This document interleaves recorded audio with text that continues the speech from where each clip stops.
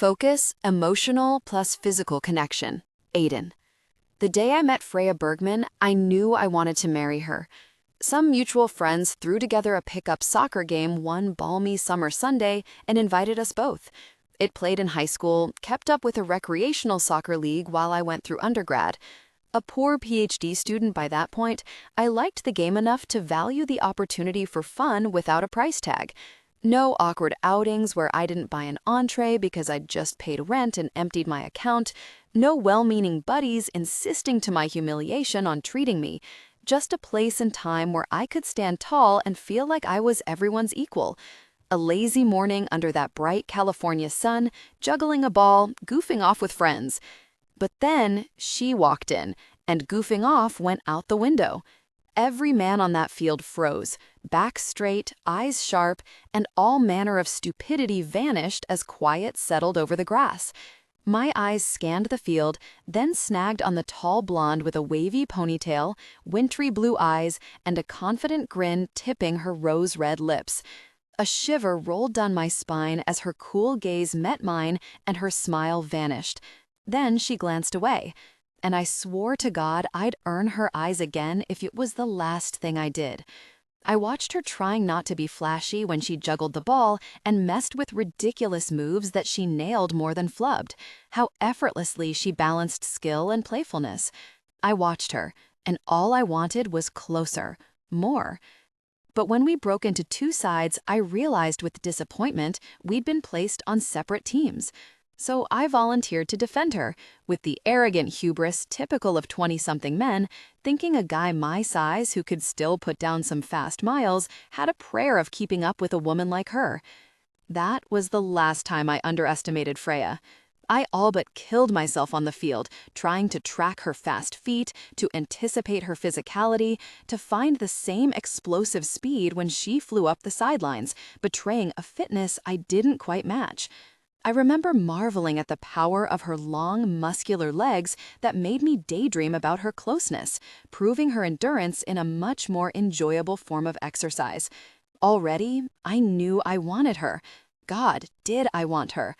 I may have been taking defense a bit more intensely than everyone else on that field. I may have stuck to her like glue. But Freya radiated the magnetism of someone who knew her worth, and in a flash of desperation, I realized I wanted her to see that I could be worthy too, that I could keep pace and stick close and never tire of her raw, captivating energy. In Freya's aura, I forgot every single thing weighing on my mind. Money, a job, money food, money, my mother. Oh, and money, of course, because there was never enough, and it was an ever-present shadow darkening moments that should be bright. Like the sun ripping a cold, solitary planet into orbit, Freya demanded my presence. Here, now. Just a few dazzling minutes in her gravitational pull, and that pervasive darkness dissolved, leaving only her. Beautiful, bright, dazzling. I was hooked. So, in my young male brilliance, I decided to show her my interest by sinking my claws into her shirt, tracking her every move like a bloodhound, and doing anything I could to annoy her. "God, you're annoying," she muttered. Faking right, she cut left past me and took off. I caught up to her, set a hand on her waist as she shielded the ball, and leaned her long body right against mine. Not romantic, but I remember exactly how it felt when her body pressed right against mine. I felt like an animal, and that was not how I worked, at least not before Freya. But she felt right, she smelled right, she was right. It was simple as that. "Don't you have someone else to bother?" she said, even as she glanced over her shoulder and those striking eyes said something entirely different. "Stay. Try. Prove me wrong." "Nah," I muttered, my grip tightening in every sense of the word, my desperation for her already too much. Grappling for possession, I met her move for move in a tangle of sweaty limbs and scrappy effort until finally I won the ball for the briefest moment and did something very stupid. I taunted her. "Besides," I said as she came after me, "I'm having fun messing with you." Fun, eh? Freya stole the ball off of me too easily, pulled back, and cracked it so hard straight at my face she snapped my glasses clean in half. As soon as I crumpled to the ground, she fell to her knees, brushing shards of the wreckage from my face. Gosh! Her hands shook, her finger tracing the bridge of my nose. I'm so sorry. I have a short fuse, and it's like you're hardwired to push every button I have. I grinned up at her, my eyes watering. I'm really sorry, she whispered, ignoring my line. You can make it up to me, I said, with as much Aiden McCormack irresistible charm as I could muster, which was challenging, given I'd just taken a point-blank shot to the face and looked like hell, but if there's one thing I am, it's determined. Freya knew exactly what I meant. Dropping back on her heels, she arched an eyebrow. I'm not going on a date with you just to make up for accidentally busting your glasses. You intentionally pulverized my glasses, and quite possibly my nose. I sat up slowly and leaned on my elbows as the breeze wafted her scent my way, fresh-cut grass and a tall glass of lemonade. I wanted to breathe her in, to feel her closeness, to experience her sweetness. Just one small kiss. I tapped the bridge of my nose, then winced at the pain where a bruised cut stung from the impact of my glasses. Right here. She palmed my forehead until I flopped back on the grass, then stepped right over me. I don't give out kisses, Four Eyes, she said over her shoulder, but I'll buy you an apology beer after this, then we'll see what I'm willing to part with. To this day, Freya swears she was trying for the goal, which was, 20 yards to the right of my head, but we both know that's not what happened. The truth is, we both learned a lesson that day. Aiden can only push so far. Freya can only take so much before something breaks. Badly. Freya. I used to sing all the time, in the shower, on road trips, painting our house, cooking with Aiden, because I'm a feeler, and music is a language of emotion. Then, 1 week ago, I crawled into bed alone again, curled up with my cats, horseradish and pickles, and realized I couldn't remember the last time I'd sung. And it just so happened to be when I realized that I was really, really fed up with my husband, that I had been, for months. So I kicked him out. And things may have devolved a bit since then. Hiccuping, I stare at Aiden's closet. You still there? My best friend May's voice echoes on speakerphone where my cell rests. Yup. Hiccup. Still drunkish, sorry. Just no operating any heavy machinery, and you're doing fine. I hiccup again. I think there's something wrong with me. I'm so pissed at him that I've fantasized about sticking chocolate pudding in his business shoes. What? She yells. Why would you do that? He'd think it's catgosh. Pickles gets diarrhea when she eats my houseplants. A pause. You're disturbing sometimes. This is true. Coming from a family of 7 children, I have some very creative ways to exact revenge. I definitely have a few wires crossed. I'm thinking about resurrecting some of my most sinister pranks, and I'm so full of longing, I'm staring at his closet, breathing in his scent. My sighs sympathetically from my phone. There's nothing wrong with you. You haven't had intimacy in how long again? I grab the bottle of wine sitting on my dresser and take a long swig. 9 weeks. 4 days. I squint one-eyed at the clock. 21 hours. She whistles. Yeah. So, too long. You're starved for intimacy. And just because you're hurt doesn't mean you can't still want him. Marriage is messier and much more complicated than anyone warned us. Focus, emotional, plus physical connection. You can want to be incredibly angry with him and miss him so bad, it feels like you can't breathe. Tears swim in my eyes. I feel like I can't breathe. But you can, Mai says gently. One breath at a time. Why don't they warn us? What? Why doesn't anyone tell you how hard marriage is going to be? Mai sighs heavily. Because I'm not sure we'd do it if they did. Stepping closer to the rack of Aiden's immaculate, wrinkle-free button-ups, I press my nose into the collar of his favorite one. Winter skies blue, Freya, the color of your eyes. I feel a twisty blend of rage and longing as I breathe him in. Ocean water and mint, the warm, familiar scent of his body.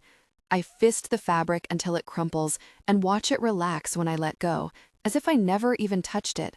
That's how I feel about my husband lately. Like he walks around our house and I could be a ghost for all it matters. Or maybe he's the ghost. Maybe we both are. Slapping a palm on the closet door and slamming it shut, I hit the wine bottle again. One last gulp, and it's on. Freya, 1. Wine, 0. Take that, alcohol, I tell the bottle, setting it on my dresser with a hollow thunk. Is he still in Washington? Mai asks, tiptoeing her way around my tipsy rambling. I stare at his empty side of the bed.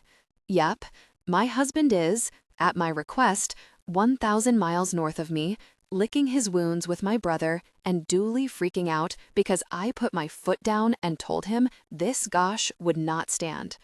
I'm home with the cats freaking out too because I miss my husband, because I want to throttle this imposter and demand the guy I married back. I want Aiden's ocean blue eyes sparkling as they settle on me. I want his long, intense hugs and no-nonsense musings on life, the kind of pragmatism born of struggle and resilience. I want his tall frame pressing me against the shower tiles, his rough hands wandering my curves. I want his sighs and groans, their intimacy filling my ears as they came together deeply. Distracted with that vivid mental image, I stub my toe on the bed frame. Oh gosh, darn it. Flopping onto the mattress, I stare up at the ceiling and try not to cry. You okay? Mai asks. I mean, I know you're not, but you know what I mean. Stubbed my toe, I squeak. Oh, let it out, Frey. Let it go, she sing-songs. You are, according to my kids, Elsa, Queen of Arendelle, after all. But with hips, we say in unison. I laugh through tears that I furiously wipe away. Crying isn't weak. I know this, rationally. But I also know the world doesn't reward tears or see emotionality as strength. I'm an empowered, no-nonsense woman who feels all her feelings and battles the cultural pressure to contain them, to have my emotional life in order. Even when all I want to do sometimes is indulge in a teary explosion of hugging my condiment-named cats while cry-singing along to my 90s emo playlist. For example, like I might have been doing earlier when I opened and started chugging the wine. In a world that says feelings like mine are too much, singing has always helped. In a house full of mostly stoics who loved my big heart but handled their feelings so differently from me, singing was an outlet for all I felt and couldn't or wouldn't hide. That's why, last week, when I realized I'd stopped singing, I got scared. Because that's when I understood how numb I'd become, how dangerously deep I was burying my pain. Freya, Mai says carefully. I'm okay, I tell her hoarsely. I wipe my eyes again. Or I will be. I just wish I knew what to do. Aiden said, whatever it was, he wanted to fix it. But how do you fix something when you don't even know what's broken? Or when it feels so broken you don't even recognize it anymore? How can he make that promise when he acts like he has no really clue why I'm feeling this way? Horseradish, ever the empath, senses my upset and jumps onto the bed, meowing loudly, then kneading my chest, which hurts. I shove him away gently until he moves to my stomach, which feels better. I have cramps like a difficult person. Pickles is slower on the uptick, but finally jumps and joins her brother, then begins licking my face. I don't know, Frey, Mai says. But what I do know is, you have to talk to him. I understand why you're hurt, why the last thing you want to do is be the initiator when he's been so withdrawn, but you're not going to get answers if you don't talk. She hesitates a beat, then says, marriage counseling would be wise to try. If you're willing, if you choose to, you'll have to decide if you want to, even if you think it's too far gone. And that's when the tears come, no matter how fast I wipe them away. Because I don't know if I have anything left to choose with. I'm scared we are too far gone. Crying so hard my throat burns, I feel each jagged sob like it's breaking open my chest. Because the past 6 months, I've witnessed the core of my marriage dissolving, and now I don't know how to build it back. Because at some point, critical damage is done, and there's no returning to what it was before. In the human body, it's called irreversible atrophy. As a physical therapist, I'm no stranger to it, even though I fight it as much as I can, working my patients until they're sweating and crying and cussing me out. It's not my favorite part of the job, when they hit their low point, shaking and exhausted and spent, but the truth is, that's good pain, pain that precedes healing. Otherwise, muscles that go unchallenged shrink, bones left untested become brittle. Use it or lose it. There are 1,000 variations on the fundamental truth of Newton's third law. For every action, there is an equal and opposite reaction. The less you demand of something, the less it gives back, the weaker it becomes, until one day it's a shadow of itself. I'm so tired of crying, I tell Mai through the lump in my throat. I know, Frey, she says softly. I'm so mad at him, I growl through the tears. 6 months of slow, silent decline. It wasn't one big, awful argument. It was 1,000 quiet moments that added up until I realized I didn't recognize him, or us, or gosh, even me. You're allowed to be, Mai says. You're hurting. And you stood up for yourself. That's important. That's big. I did. I stood up for myself. I wiped my nose. And he acted like he had no very clue what was wrong, like nothing was wrong. To be fair, a lot of guys are like this, Mai says. I mean, Pete has gotten better at carrying more of the emotional load of our marriage, but it took time and work. You remember 2 years ago when I kicked him out? Yeah, he slept on my sofa. That's right. So you're not alone. Guys do this. They mess up, and they're usually clueless at first as to how. Most men aren't taught to introspect on relationships. They're taught to drag race for the girl, then, once they have her, to hit cruise control. I mean, not all men, but enough of them that there's a precedent. Okay, fine. Most of them don't tend to introspect. But when things deteriorate like this, how are they happy? I can't say they're happy. Complacent, maybe. Complacent, I say, tasting it sour on my tongue. Really that? Oh, you know I agree. There's no way Aiden's happy with this corpse of a marriage, is he? And complacent? That's the last word I'd ever use for my husband. Aiden's determined, driven, the most dedicated and hardworking person I've ever met. He doesn't settle for anything. So why would he settle in our marriage? What happened? Is he content to come home, exchange the same 7 lines about our day, shower separately, then go to bed, just to do it all over again? Is he fulfilled by a quick peck on the cheek, satisfied that we haven't shared intimacy in months? We used to have such fire for each other, such passion. And I know that dims with time, but we went from a blazing roar to a steady, warm glow. I loved that glow. I was happy with it. And then I realized one day it was gone. I was alone, and it was so, so cold. This sucks, Mai. I blow my nose and throw the tissue nowhere in particular. Emotional plus physical connection. I almost wish Aiden were here to cringe at the mess I've turned the house into. I'd watch his left eye start twitching and derive perverse satisfaction from actually eliciting some kind of response from him. This sucks so bad. I know, honey. I wish I could fix it. I'd do anything to fix it for you. Fresh tears streak my cheeks. I know. The security system of our Culver City bungalow beeps, telling me someone entered and used the security code. May, I think he's home. I'm gonna go. Okay, hang in there, Freya. Call anytime. Sitting up, I dab my eyes. I will. Thank you. Love you. Love you too. I tap the button to end our call just as the door shuts quietly. Horseradish and pickles leak off of me, bounding out of me, and down the hall. Should have named them Benedict and Arnold, I mutter. Traitors. I'm the one who feeds you.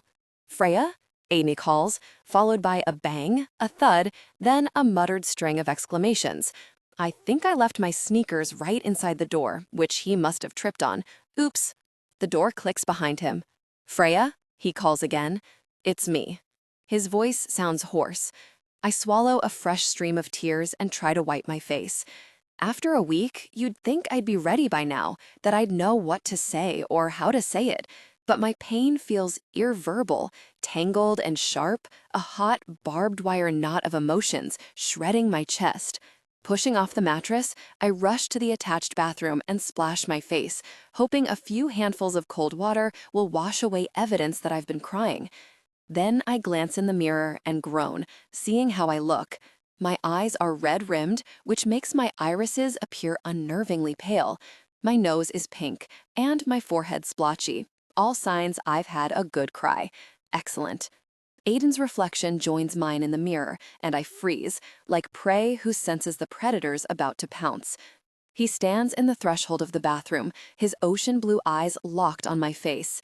He has a week-old beard, brown-black like the rest of his hair, that makes him look like a stranger. He's never had facial hair beyond stubble, and I don't know if I like it or hate it. I don't know if I'm glad he's home or miserable. Silence hangs between us, until a drop of water falls from the faucet with an echoing plink. My gaze travels his body, broad and strong. It feels like that first glimpse of home after a vacation that went just a few days too long. I realize I missed him, that my impulse to turn and throw myself in his arms, to bury my nose in his neck and breathe him in, isn't entirely erased. It's subdued, but not gone. Maybe that's a good sign. Maybe that scares me very much. Maybe I'm drunk. Gosh, my brain hurts. I'm so tired of thinking about this. I don't even know what to think about the fact that some part of me wants to be in Aiden's arms, for him to turn his head and kiss that spot behind my ear, then whisper my name as his hands span my waist, that I want that feeling of coming home. I want him to look into my eyes the way he used to, like he sees me, like he understands my heart. My voice cracks with phlegm and tears before another hiccup sneaks out. I clear my throat. You're back already. Sorry, He frowns. Are you drunk? I lift my chin. Plausibly? Possibly, you mean? His frown deepens.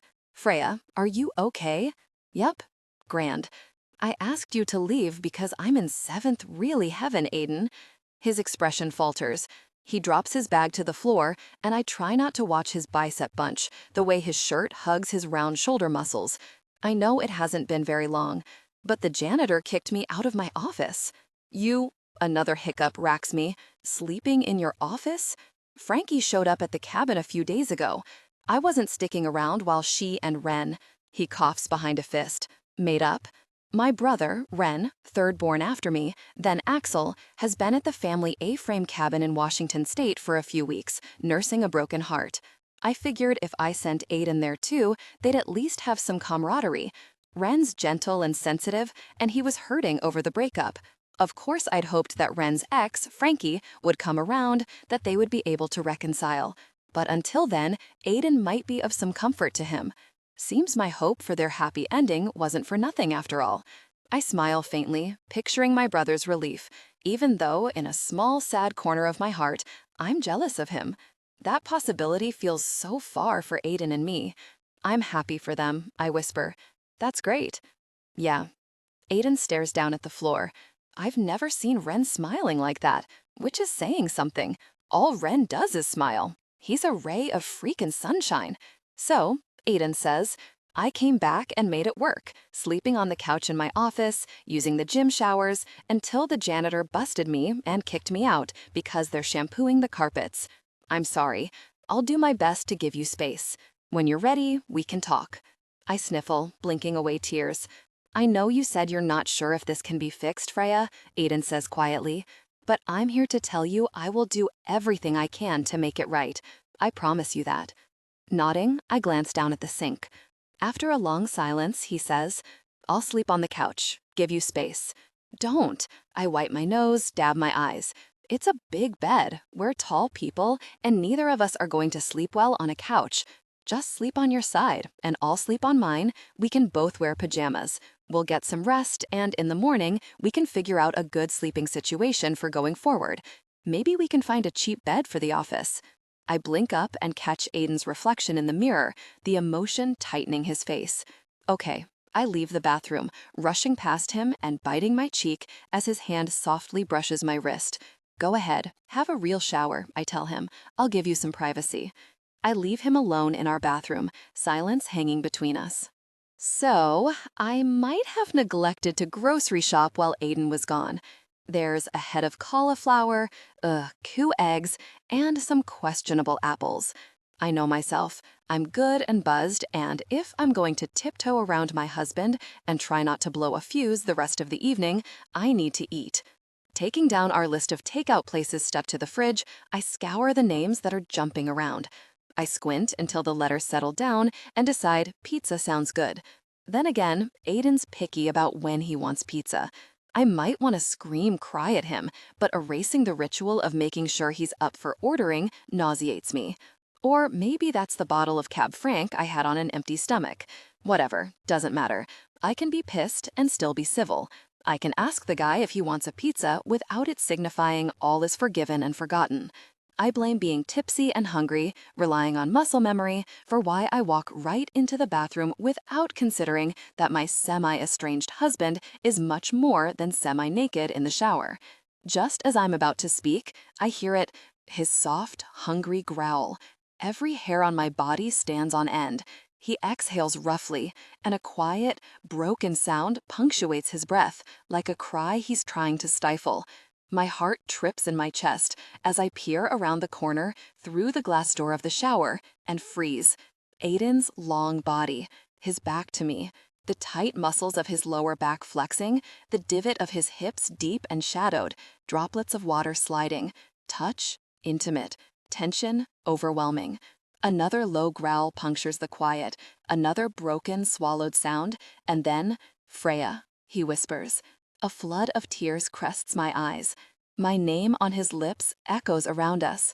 He calls my name quietly again and again, then drops his forehead to the tiles as he groans. His arm flies, the intensity of his private moment escalating.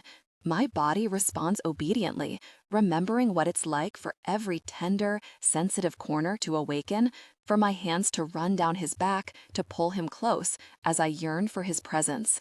Desire and resentment smash inside me, a head-on collision of oppositional emotions.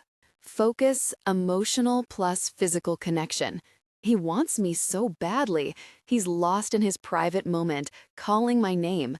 But he hasn't even tried to connect with me intimately in months. He wants to fix it, but it's on me to talk. Aiden's movement falters. A deep, wounded growl leaves him as he lifts his hand and slams it against the wall. Really? He groans. Dropping his forehead to the tiles, he starts banging it rhythmically. And then the groans become steady, jagged, sick.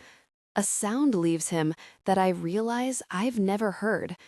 Aiden's crying. I must make some kind of sound too, because Aiden's head lifts. He's heard me. Slowly, he glances over his shoulder and meets my gaze. His ocean blue eyes are as red-rimmed as mine, his jaw hard through his dark beard. The showers turned his hair black, clumped his long lashes. He looks at me in a way he hasn't in a very long time.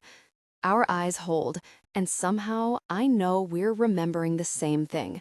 The last time we shared intimacy. Here, in the shower. How it started wildly, like we were clawing, flailing for a grip on who we'd once been, doing just what we used to, playing. We reached a peak of shared passion beneath the water, connecting deeply as I stared him down. I remember how his eyes fluttered, his arm faltered, and his mouth fell open as one last rush of air left him. How he was breathless, his eyes never leaving mine, like always. Then he dragged me out of the shower, dried me off, and knelt at my feet. We shared intimacy, eyes darkened. Afterwards, breathless.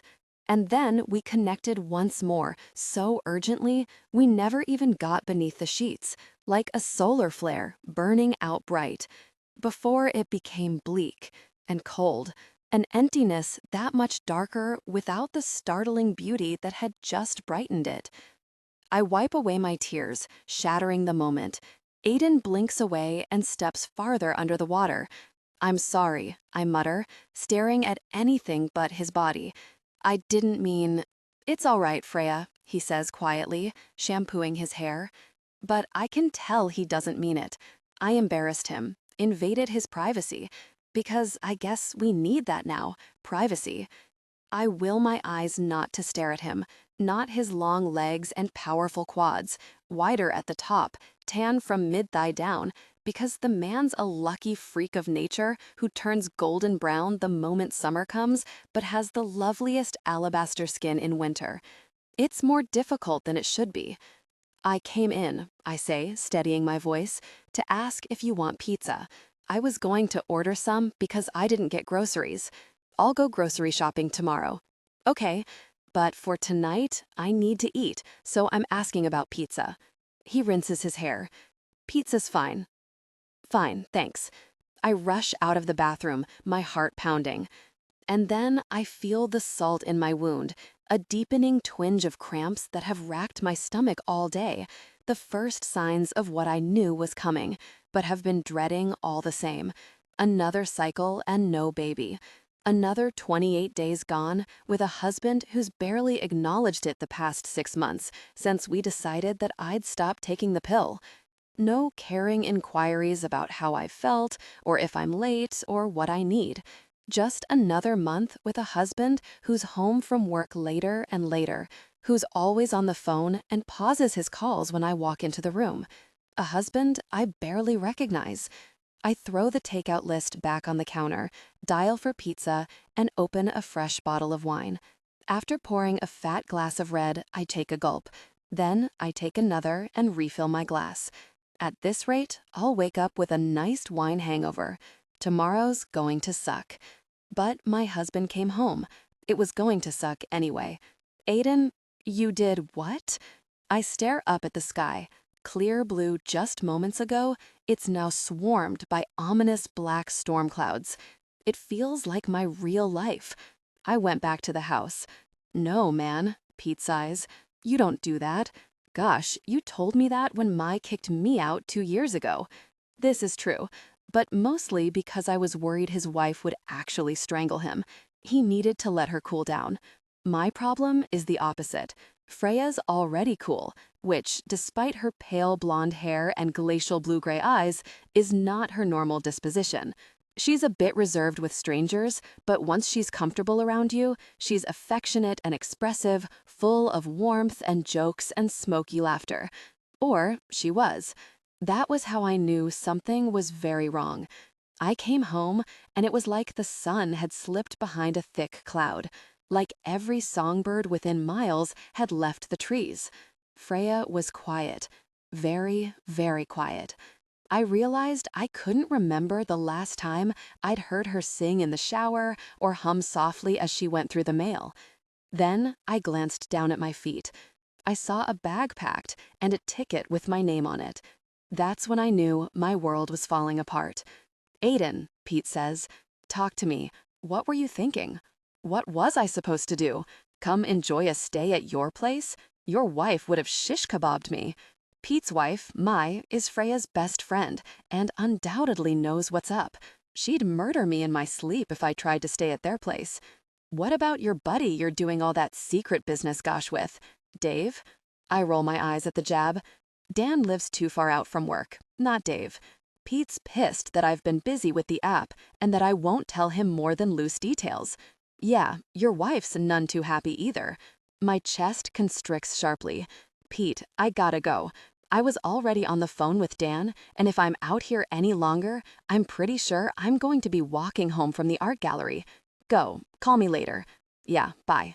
I hang up and stare inside, steeling myself for the crowd and noise, the claustrophobic press of people, when my mind's already buzzing with too many thoughts, pulsing with nervous energy that has my body begging for a run that I haven't had time for in too long.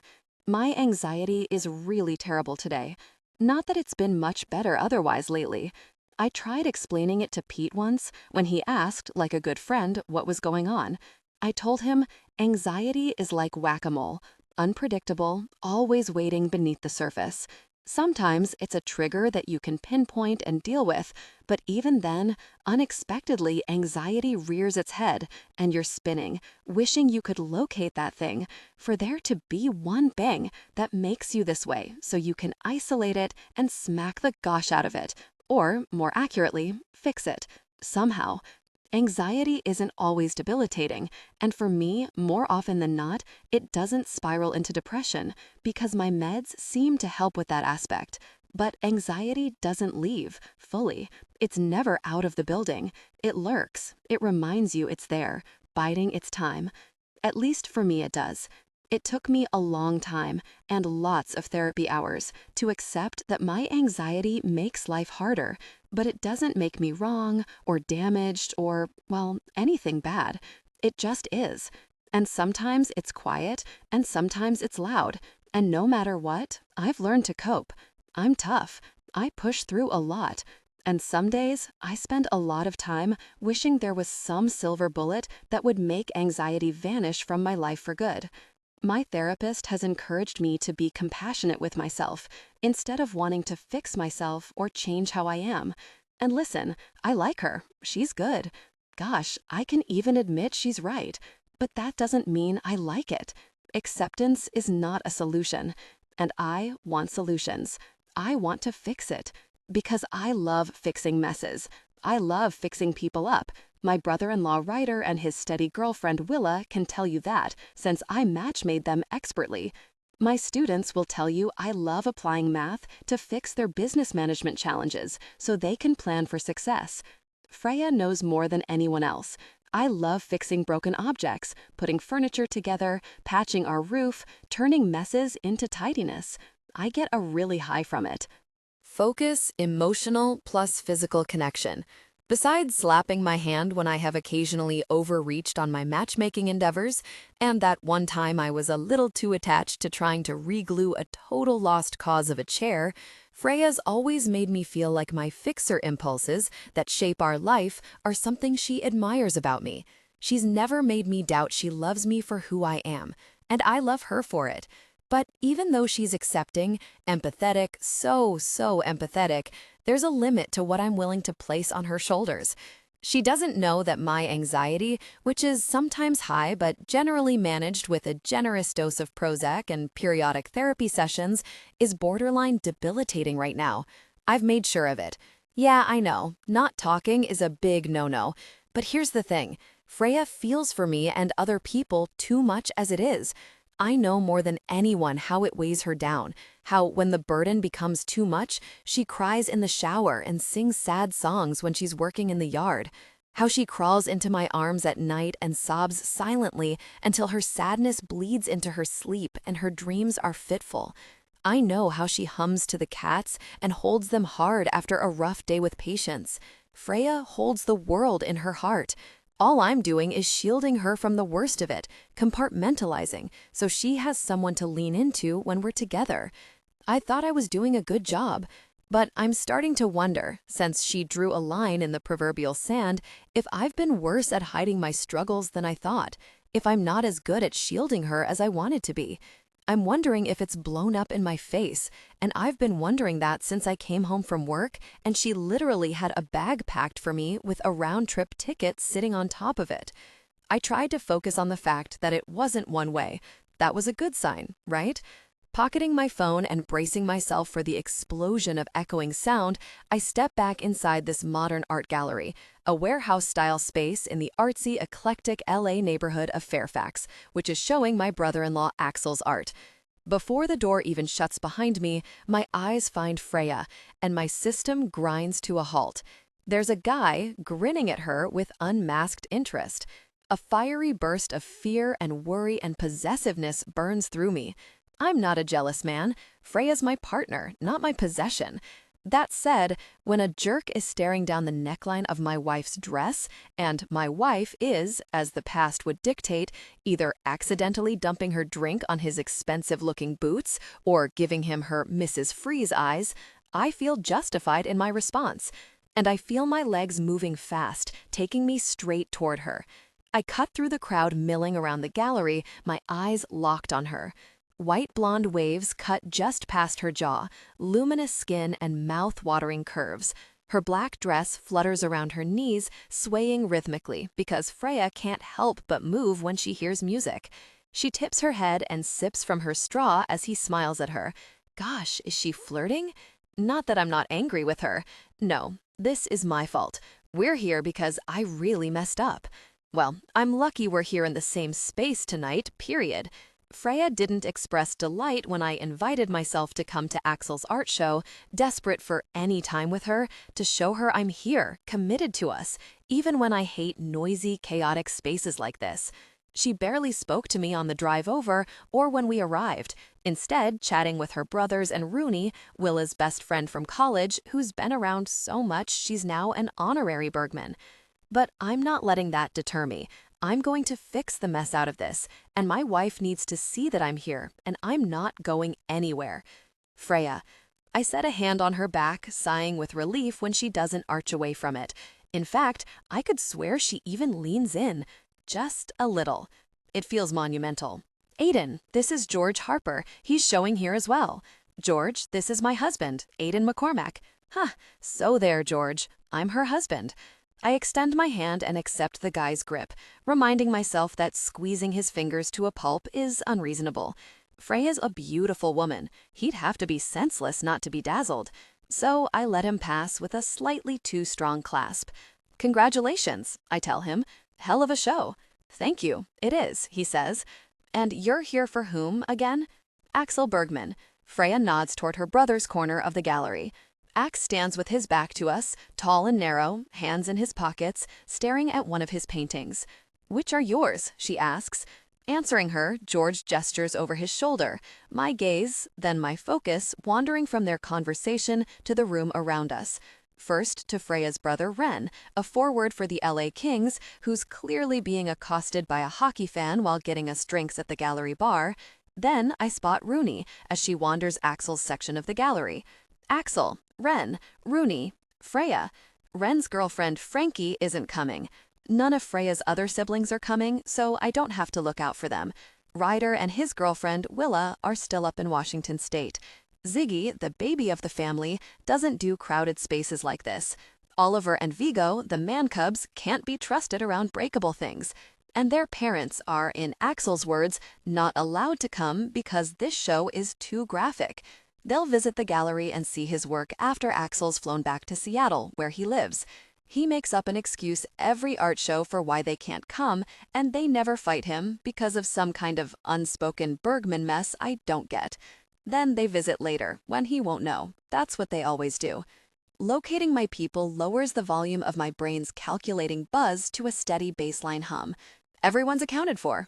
I take a deep breath and refocus on Freya and George's conversation. I've lost track of who said what, but I'm going to take a wild guess it was mostly George talking about himself. So that's my approach in a nutshell, he says. Nailed it. Freya glances between George's work and her brother's. That's interesting. Very different from Axel's. You can say that again. George glances over his shoulder at Axel, who's being tapped on the shoulder by someone with a camera around their neck and a nervous smile.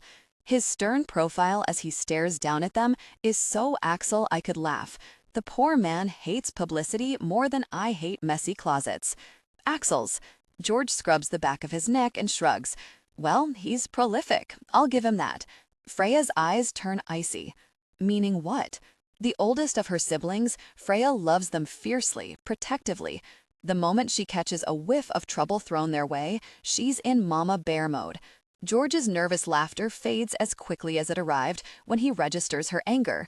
Well, he says carefully, tiptoeing through a verbal minefield, meaning he's managed to paint a lot.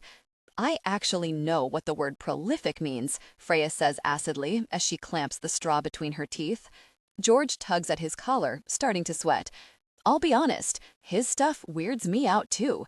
He weirds me out too. Freya grips her glass so hard I'm waiting for it to shatter in her grip.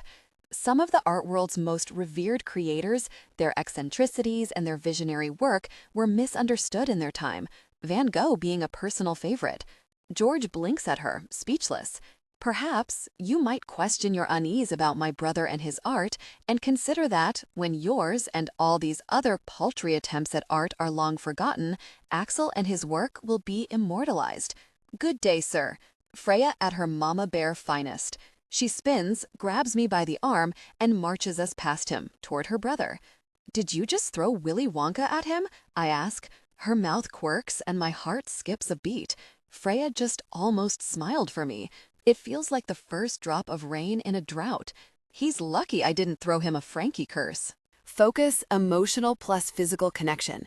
Ren's girlfriend, Frankie, has a witchy vibe and a colorful penchant for pointing her cane like a wand at offending parties and tossing hexes their way.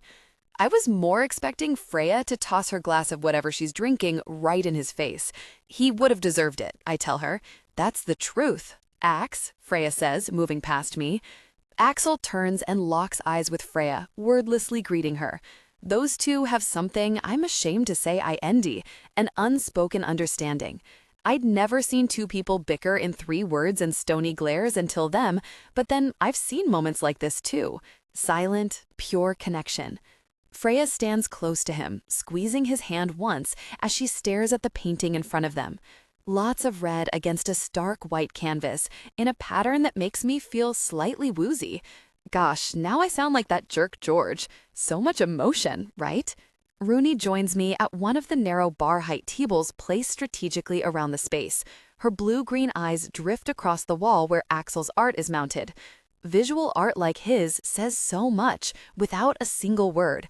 I feel like all I do is talk, and yet I never convey a smidge of what his art expresses. Her eyes dance between Freya and Axel, the same envy I feel tightening her expression. I've had a hunch about those two, Axe and Rooney. I have a good sense for chemistry, which is, of course, why I'm a good matchmaker. That's how Ryder and Willa got their start together. I made them project partners when they were students in my business mathematics class. I may have gone a little overboard on that, but the point stands. I have good intuition about these things. That's what you get with a Bergman, I tell her. They're pretty economical with their feelings, except for Freya and her dad. And me, Ren says. I startle and clasp my pounding heart. You're freakishly stealthy. I'm also jumpy as hell. Stealth is the name of the game, he says, raising a ridiculously coordinated collection of cocktails in his big hands. Take yours and pray they don't fall. Rooney laughs as she extricates her gin and tonic. I grab my Diet Coke as well as what Ren indicates is Freya's drink, which splashes on my hand. I lap it up, expecting the tang of vodka, but it's just club soda. Club soda. I nearly dropped the glass. No alcohol. Why? Why no alcohol? The other night when I came home, she was tipsy. But what if, since then, she's realized? The room rocks beneath me as my gaze lands on Freya and my heart begins to pound. I rack my brain. When's the last time I picked up tampons and pads when I ran errands? When's the last time she complained of cramps and needed the heating pad? My breathing ratchets up. Gosh. The past few months flash before my eyes, nailing me with stunning, convicting clarity.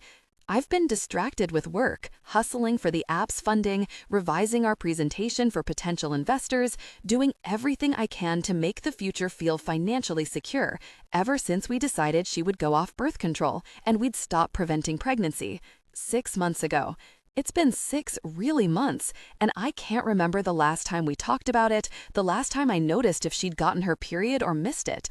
I felt the weight of our lives double with the impending promise of a baby that I want, yes, but that I feel an enormous responsibility to make sure doesn't have the childhood I had, and I've been consumed with what that entails ever since. Oh God, I have no clue how far along she is, how she feels. Why wouldn't she tell me? Because you haven't asked, jerk. Really, gosh, no wonder she kicked my ass out. There's more to it than that, and you know it. I jam that disturbing thought deep into the corners of my mind just as Ren sets a hand on my shoulder. I glance over at my brother-in-law, a gentle ginger giant, his hockey hair floppy, his beard trimmed to a neat auburn scruff now that playoffs are over. He has Freya's striking pale eyes, which scan me with concern. You okay, Aiden? You look upset.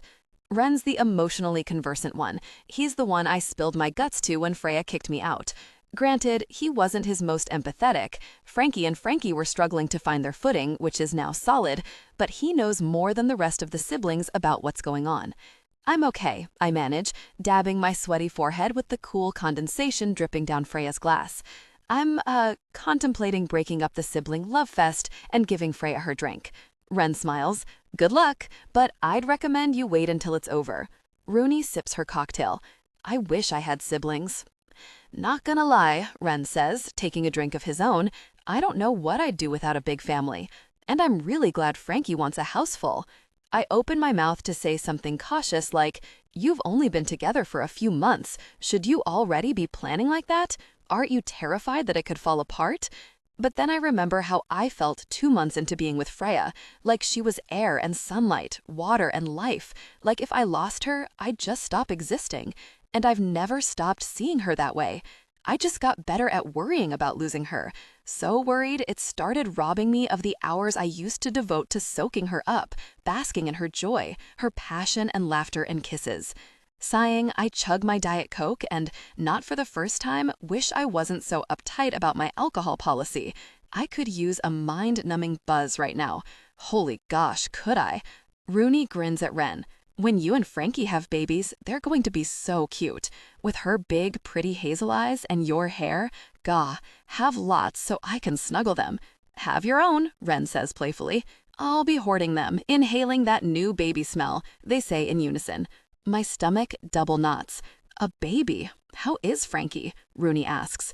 Ren smiles a lovesick grin. She's great. She just felt like tonight would be too much. Frankie, like the youngest Bergman, Ziggy, is on the autism spectrum, bright, unfiltered, and quickly overwhelmed by busy, loud spaces like the Bergman house or a bustling art gallery. My anxiety's not a huge fan of those spaces either. Smart lady, I mutter. Ren nods. Yep, so she's having a quiet night in at home. Rooney smooths back her dark blonde hair and smiles gently. Well, I'm glad she felt comfortable doing what she needed, but I miss seeing her, Ren. Ren grins again. Yeah, she's the best. Who? Freya says, inserting herself and sweeping up her drink. Ugh, brother, you're too sweet. Ren shakes his head and smiles. Who's sweet? Axel says, eyes on Rooney. This one, duh, Freya says, looping an arm around Rooney's waist.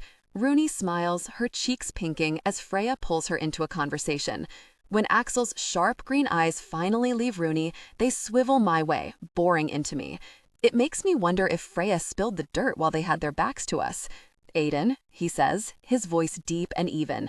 It isn't his friendliest expression, but then again, Axel often has a smooth, unreadable look on his face. I nod.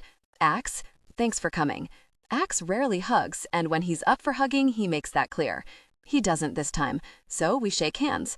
As always, well done, I say, gesturing with my glass to his wall of the gallery. This is incredible. His eyes are back on Rooney. I pause, waiting for him to give me his attention. He doesn't. He watches Rooney as she laughs with Freya as they turn and smile for someone from the gallery asking to take their photo. Ax, you're not subtle, I whisper. True, he says, still staring at her. No one's ever called my work subtle. Freya and Rooney are being photographed. Ren's on his phone, probably texting Frankie. It's just us. So I take a risk and say, you could let the matchmaker try his hand, Aiden. Ax cuts me off as his eyes meet mine again. There's the tiniest bit of red on his cheekbones. I fight a grin. Focus, emotional plus physical connection? Yes, Axel? Isn't there a proverb along the lines of people who live in glass houses shouldn't throw stones? Deal with your own life before you start trying to orchestrate mine. My smile fades, she has told him. Freya and Rooney turn back from the photographer, and our group's conversation converges into the usual Bergman family ruckus. I stand quietly and sip my drink, more than ever a stranger to myself, to people who once felt like mine. Freya. I try not to think too much, let alone get in my feelings that it's my parents' 35th wedding anniversary dinner, that they look as in love as always. Dad touching Mom whenever he can, Mom leaning into him, a smile warming her face, and my husband is running late. In the restroom, I check my phone in my purse again, waiting for the ladies to be done. One message. Sorry, running behind. Unforeseen setback at the office. Thank you, Jesus, on his birthday. Frankie's voice echoes from the bathroom stall. I finally got my period. Frankie has a flair for creative blasphemes, but not even this one can make me laugh. Because, well, I remember those years, nervously watching the calendar and praying for my period to come. Now it's the other way around. Now I hold my breath as the calendar countdown dwindles, praying the dull, aching cramps won't come, that my boobs hurt for the right reason. I'm not concerned from a fertility standpoint. I know things take time and conception is quick for some, not for others. I just want it so badly. It hurts. It's an ache that never leaves my chest. With every mom I see, whether pregnant or with children in arms or running ahead of her, the nagging question in the back of my head, when will it be me? Me too, my sister, Ziggy, says from the neighboring stall. Hey, maybe we're on the same schedule now. Isn't that a thing? I feel like I read somewhere that women who hang around each other somehow get on the same period calendar. Something to do with pheromones or hormones or something. I wish Rooney was here. This is her expertise. Rooney is an unabashed science whiz who would absolutely be hollering about the transmutability of female hormones if she were here. Even though she came to us through Willa, Ryder's girlfriend, and Willa isn't here, it wouldn't have been strange for Rooney to attend anyway. She's become so ingrained in the family, it feels weird when she doesn't come to Bergman functions.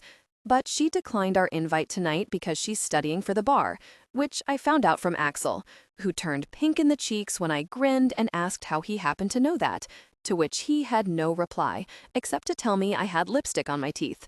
That had me scrambling for my phone's camera to check, but by the time I realized I didn't, he was on the other side of our table in conversation with Dad. Jerk. Pranks are unfortunately as common among the Bergman siblings as oxygen is in the air. Axel's love life is none of my business anyway, but Aiden's an unapologetic matchmaker, and in the decade we've been together, his tendencies have started to rub off on me. I see pairings and chemistry, couples and possibility all the time now. Unlike Aiden, though, I have the common sense to leave people alone, for the most part, to figure it out themselves. The toilets flush, then a moment later, the doors unlock. Frankie and Ziggy leave their stalls at the same time, joining me at the sink where I'm fussing with my hair that won't quite behave tonight. Our reflections are like the start of a joke, a blonde, a redhead, and a brunette. Me, then Ziggy, with her willowy body that she got from Mom, red hair like our dad's, and his vivid green eyes, which are the same color as her dress. Frankie scowls at her reflection, long, dark locks and hazel eyes, working her usual color scheme of a black dress and a gray acrylic cane, a mobility aid to help with the pain and instability arthritis has caused in her hips. I should have known it was coming, Frankie says, pointing to a small bump on her chin. The period zit. Why are you so worried about pregnancy? Ziggy asks. You take the pill, right? Frankie laughs emptily. Yes, but I'm still paranoid that by sheer force of giant ginger will, Ren is going to knock me up. He stares at babies like I stare at burgers, like there's never enough of them and they're vital to existence. The man thinks he's subtle, but he's not. Whenever I'm with a guy, Ziggy says, I'm doubling up.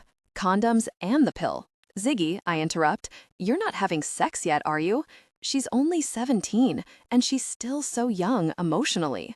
Ziggy turns bright red. Geez, Freya, no, but I do have a mom already breathing down my neck about abstinence and safe sex, okay? I try not to be hurt by how upset she seems that I asked. If we were closer, I'd hope she'd feel comfortable confiding in me, particularly as she grows out of adolescence into womanhood. But she's just a teenager. I'm almost twice her age, and because of that, we've never been close, even though I love her and couldn't get enough of her as a baby. Mom said I should try to hang out with her more, but Ziggy's always playing soccer, and I'm always working. Gelling our schedules is virtually impossible. Facing the mirror again, Ziggy shuts off the water and dries her hands. All I was trying to say was that whenever I do have sex, I'm not risking my soccer career. I want kids down the line, but not until I'm retired. So Frankie peers up at the ceiling, doing the mental math. You'll be, what, mid-30s? I get it, but I want to be done by then. Done with babies, done with working. Ziggy cocks an eyebrow. You're going to law school to be a sports agent for 8 years? Frankie cackles. Okay, fair. Maybe I'll work until 40. After that, I'm making Ren my cabana man and buying an island for all these kids we're apparently having, since the guy already has a minivan to hold them. You're all welcome anytime. Babies? A minivan? I hold a hand over my stomach, hating that I know for certain it's empty. These things take time, my mother likes to tell me in her philosophical voice. Easy for her to say. She got pregnant every time my dad looked at her. Be patient, Freya Lynn. Be patient. I'm trying to be patient. I'm really trying. But patience has never been my virtue. Frankie tosses her paper towel in the garbage and grips her cane. Let's get out there before the boys clean out the breadbasket again. I only got one roll earlier. Right. I pull open the door. We rejoin the table comprised of all the siblings, only missing Willa, who's traveling for a game, and Aiden, wherever the hell he is. I feel my brother's eyes on me, their concern and curiosity. I think most, if not all of them, know something's up with Aiden and me. I told Axel at his art show, with the understanding we'd keep Mom and Dad out of it until I could tell them myself. I expected, in his short and direct way, he'd tell my brothers too, with the same expectation of secrecy. And if there's one thing you can count on Bergman siblings for, it's to keep a very good secret from their parents when necessary. Even if Axel didn't tell them and they weren't suspicious, they are now. Aiden's as reliable for these family functions as the sun is in the sky. He's always with me. He keeps his promises and shows up. Until now, it seems. I clear my throat and smile brightly, telling my emotions to get their gosh together. Mom pats my hand and smiles at me as she asks in her soft Swedish accent, "Set nos, where's Aiden?" Running late, I mutter into my wine glass, taking a deep drink. We can order without him. Dad frowns and leans in closer, wrapping his arm around Mom. I don't want to leave Aiden out. It's okay, Daddy. He'll understand. My dad's eyebrows lift. He searches me for a moment, and I glance away. He's always read me too easily. Freya Lynn, is something the matter? My throat tightens. No, I say too brightly. I school my expression. No, you know Aiden. He's just busy with work lately. Mom turns slightly in her chair and inspects me. Freya, I peer up at her. Focus, emotional, plus physical connection. Yes, Mom? Soon, you come to the house for fika. I'd like to talk. I fake a smile and blink at her, scrambling for what to say. She's sniffed trouble. That's why she wants me to come over. And you don't say no to fika with Ellen Bergman. It's a pause in the day that's a fixture of Swedish life, integral to my mother, who only left her home country when she married my dad. Our traditions, my upbringing, many of my parents' philosophies and rituals are infused with her culture. Fika is ingrained in us. In Sweden, business pauses, life rests, and just briefly, you have coffee and a treat with friends or coworkers around you. It's about resetting and connecting, refreshing before digging back into the work of your day. And in Mom's house, gosh gets dealt with over fika. Mom, I say apologetically, I don't know when I'll have time. I have patience. You make time. That's what I've taught you. You choose what matters and the rest follows. Take a lunch break, huh? She presses, her expression almost a mirror of mine. Sometimes it's unnerving to look in your mother's face and see what time will bring. Not that I fear aging or think my mother is any less beautiful than when she looked younger. It just foregrounds the urgency of the moment, throws each minute between now and then in front of me. When will I be a mother? By the time Mom was my age, she'd had half her children. Will I be sitting next to Aiden, surrounded by a table of kids and their partners, candlelight and delicious food, celebrating my marriage not only between the two of us, but with a rousing table of family as well? I'll come to you, she presses, after I have nothing to say but silence. Friday. Ziggy has school, then goes straight to evening training, so I'm free. Okay, I sigh. If I could have everyone's attention, Viggo says as he stands and grins, tall and lean, with chocolate hair like Axel's, pale eyes like mine. I can smell the mischief wafting from him.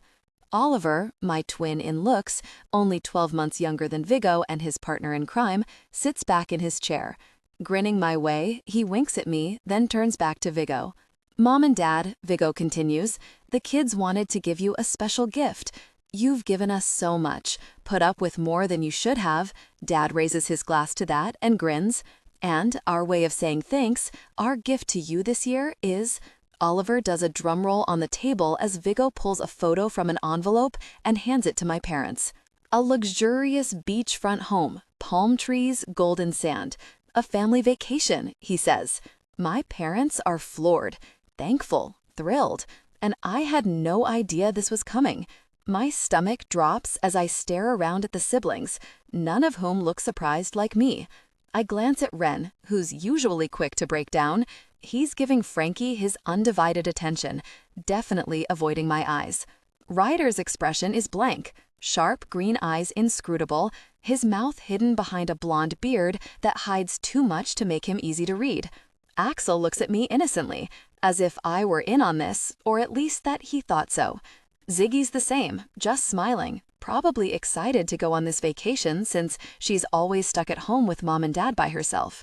I don't even try with the man cubs. They delight in antagonizing me. I turn toward Ryder and lower my voice. What is this? He leans in slightly and says, "It's an anniversary gift. We tend to give our parents one of them each year on the day of their marriage." Ryder, I elbow him, be serious. You were distracted. You've always handled it, and that's not fair to you. So the brothers took care of it. And how are we affording this? Ryder glances at Ren. I blanch. No, I mutter. He's not paying for everyone. It's decided already, Ryder says. He's a professional hockey player, Freya. This is a drop in the bucket to him. Besides, Ren's generous, and it makes him happy. The house is his teammates, and he's opening it to us for the week, free of charge. Ren's contribution, which I'll acknowledge is not small, is financing airfare when we settle on a week that everyone can do. We agreed we'll pay for our own food, drinks, and anything else once we're there. I open my mouth to disagree, but Ryder gives me a look. Freya, he says quietly, you know how blissfully happy it will make mom and dad for us all to be there. Blissfully happy. An entire week in close quarters with Aiden, and I'll have to act like everything's fine to maintain that bliss, even though he and I are falling apart. I don't know how I'll go a day, let alone a week, without losing my gosh. And if Aiden doesn't come, it will cause my parents worry and puncture their happiness, which directly defeats the point of this gift. I can't go on a family vacation right now, I whisper. I can barely tolerate sharing the same roof as my husband right now. Ryder frowns. That bad? Staring at my hands, I sigh. Yeah, pretty bad. I'm at the end of my rope, Rye. I can't do this right now. Ryder passes the breadbasket to Oliver, who's hollering for it. Well, don't come then. I can't not come, you jerk. That would hurt mom and dad. He gives me a faint grin and sips his beer. Guess you're going to Hawaii then. Aiden playlist. Gallipoli. Beirut. I'm late. Really, really late, without a clear excuse for Freya as to why. But like hell was I going to tell her I'm running massively behind because I had an accident. After that drafty Washington State visit, I got a cold, then a secondary sinus infection, and the antibiotics are trashing my stomach. My stomach was gurgling earlier in the office, and I frankly didn't have time in my day for another trip to the restroom just to have it be a resonant gas, so I gambled. And I lost. Pants and boxers trashed, showered and changed into the backups I keep at the office. Thank you, my cautious, overly prepared self. I'm now sitting in bumper-to-bumper traffic. Gosh, I slam my hands on the wheel. A text comes in from Freya. We're leaving. No, I groan, tugging at my hair. No, no, no. Dialing her number, I hook up my phone to the auxiliary system in the car. It rings, and rings, and rings, then goes to voicemail. Of course she's not answering. She doesn't want to talk to me. I don't want to talk to me either. She's probably angry. Definitely hurt. I don't blame her. Family's the heart of Freya's life. Her parents mean the world to her. Gosh, they mean the world to me. And I missed their anniversary dinner, which I've always loved because it's a family celebration, not just a celebration between the two of them. Throwing on a podcast, I try to distract myself, take the first exit I can, and turn back toward our place in Culver City. Going home's easier than making my way to the restaurant from a traffic standpoint, and soon I'm parking in our little driveway and locking the car. Lights are on inside, but not the porch light, which is Freya's hallmark. The woman's very uptight about conserving energy, and I'm very uptight about security. The front porch light is a benign battle between us. The light being off, after I turned it on when I left for work this morning, means she's home. It also means I'm bathed in darkness, my senses attuned to the sounds around me as I start along the walkway up to our house. Halfway to the front door, I feel the hair on the back of my neck stand on end. A twig snaps. Whipping around, I search for the sound I just heard. Yes, my anxiety is high, and my stress about running late, then missing dinner isn't helping lower my adrenaline levels, but someone's nearby. I'm positive of that. You don't grow up how I did without learning to look over your shoulder, knowing how to defend yourself. Suddenly, there's a scuffle, then two men are on top of me, their faces unreadable in the darkness. Instinct kicks in, and I leg swipe one of them, but the other gets me in a headlock, dragging me backward. I don't yell, because the last thing I'd want is Freya running out, getting in the middle of this. After one of the guy's large hands clamps over my mouth, I couldn't yell if I wanted to. Focus, emotional plus physical connection. The other guy's at my legs now, knocking me down, and I'm bodily hoisted across the lawn. A van door slides open before I'm shoved inside, despite trying very hard to fight against it. The door slams shut with the click of a lock, and the car accelerates rapidly. I blink, urging my eyesight to adjust so I can get my bearings. Finally, I can see, and if I weren't so very angry at them, I'd kick myself for not having anticipated something like this. Ren's driving us like heisters in his minivan. Axel's riding shotgun. Oliver sits on my lap. Ryder's in the bucket seat next to me, and Viggo pops up from the third row. "What the gosh is this?" I yell, shoving Oliver off. He lands with an oof on the van floor. "Don't answer that until you put on your seatbelt," I glare around at them. Would it have been so hard to say, "Hey, Aiden, we need to talk to you"? Ryder makes a non-committal grunt. Ren is silent, as is Axel. "Would you have come?" Viggo asks. I open my mouth to answer, and realize I can't truthfully tell him yes. "Precisely," he says. Oliver slips into the third row and buckles up, then leans in, locking eyes with me. Viggo and I may have gone a little physically overboard, but we all agreed you'd need to be strongly coerced. "A little?" I say hotly. "You scared me greatly. Gosh, guys, this isn't a Liam Neeson action movie." Viggo, "Pff, please." Ryder talked me down from my original plan. Ryder grins coldly. "Ren," I say pleadingly, "I thought I could count on you, man. What is this?" Ren's eyes meet mine in the rearview mirror, uncharacteristically cool. "I'm giving up a night with my girlfriend, I'll have you know." "Hey, I didn't ask to be abducted by my brothers-in-law. What is this even about?" "As if you don't know. This is how bad you've really messed up. The Bergman brothers are trying to save you." "Oh, how the mighty have fallen," Oliver says. "When you and Freya started dating, Dad sat us down and made something very clear. Leave Aiden out of it," Viggo says. "That's what Dad told us. None of your brotherly tricks or hazing, no sinister gang-ups, be kind to him. Most importantly, stay out of his relationship with your sister." "And?" I ask. "And that worked," Ryder snaps. "Until you started really messing things up." Gosh, I scrub my face. This is really the last thing I need. At which point, Axel says evenly, we realized an intervention was necessary. Viggo claps his hands on my shoulders and squeezes. "Welcome to your first Bergman Brothers Summit, Aiden. You're in for a wild ride." "I'm not talking about my marriage to your sister," I tell them. "Not happening." Ren eases into a chair on his back deck overlooking the Pacific. He has a beautiful home in Manhattan Beach with a breathtaking view because his genetics are made for hockey and he lives and breathes the game. I'm happy for him. No one deserves it more than Ren, who's so generous and level-headed in his success. But I can't deny I've had moments envying him and that prodigious athletic ability. Sure, I'm strong, coordinated. I can hold my own when things descend to wrestling with the Bergman brothers, but I'm nothing beyond average talent with a soccer ball, endurance for running, and some weights. I can't pretend I haven't considered what kind of life I could give Freya if I were like Ren.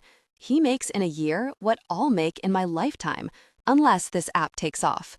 As if he knows I'm thinking about our project, Dan starts blowing up my cell. Talking myself down from anticipating something catastrophic has happened, I unearth my phone quickly and scan his rapid-fire texts as they pour in. Skimming his messages, I see it's nothing critical, and I breathe a sigh of relief. "Gimme the phone," Ryder says, hand out. "It's just my business partner." I flip it over on the table we're seated around. I'll silence it. "Listen, Aiden, believe it or not," Viggo says, "we don't want to know the details about your love life with our sister." The five of them shudder. Ren pats my shoulder. We just need the big picture. The big picture of what? I ask. Axel rubs the bridge of his nose. Of how Mr. Matchmaker Romance, who brims with confidence and knowledge in this area and has kept our sister seemingly happy for over a decade, managed to bomb it so badly. Axel, Ren says out of the side of his mouth, I thought we talked about a slightly gentler lead-in than that. Oops, Ax says flatly. Ren sighs. What Axel meant is that you strike us as a modern man with mature romantic sensibilities. A feminist guy who understands his partner, who supports her. Basically, Oliver translates, you're not being foolish. Correction, Viggo says. You struck us as such. Clearly, you're being very foolish. Or something is, because Freya seems miserable. So do you. I grip my chair until my knuckles ache. We're not talking about this. Even though we can help? Ryder asks. I don't need your help. I don't need anyone's help. They all give me a look. Yeah, Viggo says after a long, heavy silence. You definitely don't need our help. Not when you missed a family gathering, which you never miss, Oliver adds. And our sister was on the verge of tears the whole time, Axel says pointedly. Now, I more than anyone here understand being an independent soul, but there's self-sufficiency and there's stupidity. Don't let your pride get in the way of your good sense. Let us help. Help? I glare at them. I'm 36 years old. This September, I'm 10 years into marriage. Half of the Bergman brothers aren't partnered, and with the exception of Axel, they're in their 20s. What the hell could they tell me that I don't already know? What wisdom could they possibly have? How, I say tightly, do you honestly think you can help? Well, Ryder clears his throat. We could give you some pointers, seeing as we've known Freya twice as long as you, Ren says. You guys are freaking me out, I tell them, completing each other's sentences like that. Ren shrugs. We just want to support you, be here for you. And if you're screwing up stuff with her, we can point you in the right direction, Ryder says. Which would be a lot easier if you told us what happened. I sink into my chair. No, really way. If we know what's going on, Oliver says, popping cheese cubes in his mouth. Looks like he's going for filling his mouth with as many as possible, presumably in competition with Viggo, who's quietly counting cubes as he watches him. We can help get you two back on track, he says around his mouthful, especially when we're on family vacation. Cue the record scratch. Family vacation? Yeah, Viggo says, still counting Oliver's cheese cube capacity. Mom and Dad's anniversary gift. We're putting our calendars together to go to Hawaii for a week of rest and relaxation. Panic hits me at the prospect of such an out-of-the-blue expense. I can hunt for a bargain flight, but the thought of spending that kind of money right now makes my chest tighten. It's a teammate's house, Ren says quietly, as if he's read my mind. His extended family lives there, but they're traveling through Europe all summer, and he hasn't been able to stay there as much as he planned, so he's happy for us to use it rent-free. Great. I massage my temples. Flights will still cost a pretty chunk of change. Soon, Viggo says, we'll all be there, and it would be best if the brothers knew what we're dealing with when it comes to you two. I'm not discussing it, I snap. It doesn't affect you. There you're wrong, Ryder says. Anything that affects you and Freya affects us. We're family. Axel stares out at the water, drumming his fingers on the arms of his chair. Perhaps we should clarify. We aren't without knowledge. I told them what I got from Freya at the art gallery, in an email, because, really, group calls? My stomach sinks. What did she say? Can't say that you deserve my intel when you won't tell us anything, Axel says coolly. Very, Axel. His sharp green eyes pin me. You're the one holding back. Trust us. We trust you. Aiden, Oliver says, I know the Liam Neeson angle sort of undercuts this, but you can trust us. I love you. Focus, emotional plus physical connection. You're our brother. Bittersweet pain knifes through me. He has no idea how much that means to me, coming from this man who was just a boy when I met him, all white blonde hair and knobby knees and better skills with a soccer ball than me. It's strange how you can know something cognitively that the Bergman brothers love me, but how different, how powerful it can be to told, to feel, even in this warped way, how much they care. I love you. We all do. We want you and Freya to be okay, Oliver says. We just want to help. Exactly, Vigo says, around his own mouthful of cheese cubes. Do you ever stop eating? I ask him. He lobs a cheese cube at me, hitting my shoulder. I have to get 4 more to beat him. Oliver glares at him. No way you're getting 4 more in there. Try me, Vigo says thickly, looking like a deranged chipmunk. I sigh and scrub my face, surrendering what I'm willing to. I've got a lot going on professionally. I've been working more than ever. I think Freya's fed up with how busy I've been. Okay, Ren says gently. That's it? Gosh, no. It's not just cooler and quieter between us. Intimacy has broken down. And I know it's my fault, but hell if I know how to begin fixing it. Not that I'm telling them any of that. Guys, I'm not comfortable saying more. It's between Freya and me. Vigo leans to one side and extracts a small book from his back pocket. What is that? I ask. A romance novel, Vigo says, chewing thickly. Ugh, too much cheese. You owe me $20, he says to Oliver. Oliver scowls at him. A romance novel, I say incredulously. He gives me a look. You heard me. A romance novel. Not that you'd recognize one if it hit you. I'd remember anything that smacked me. In that case, Vigo says, lunging toward me, hey. Ren shoves him back into his seat. This is a non-violent home. That's right, the hockey player is a pacifist. He has yet to get in a brawl in his almost 4 years with the NHL. So, Axel says calmly while Vigo thumbs through his book, why are you working so much? I stare down at my hands, my stomach twisting as I think about when things began to change. Because it's so horribly unfair. Because I want a baby too. I want a little person to love and do right by. Even if they're only half as cute as Freya's baby pictures, squishy cheeks and wide pale eyes with a shock of white blonde chickadee hair, I know I'm going to be ruined for them. Just ruined. But that's when it all went downhill. That's when it tripped something inside me that I haven't been able to get under control. That's when work became something I couldn't stop fixating on, when preparing financially for a baby became consuming. She was cranky at Ziggy's party, Ren offers. Were things rough then? Yeah, I was a jerk that day.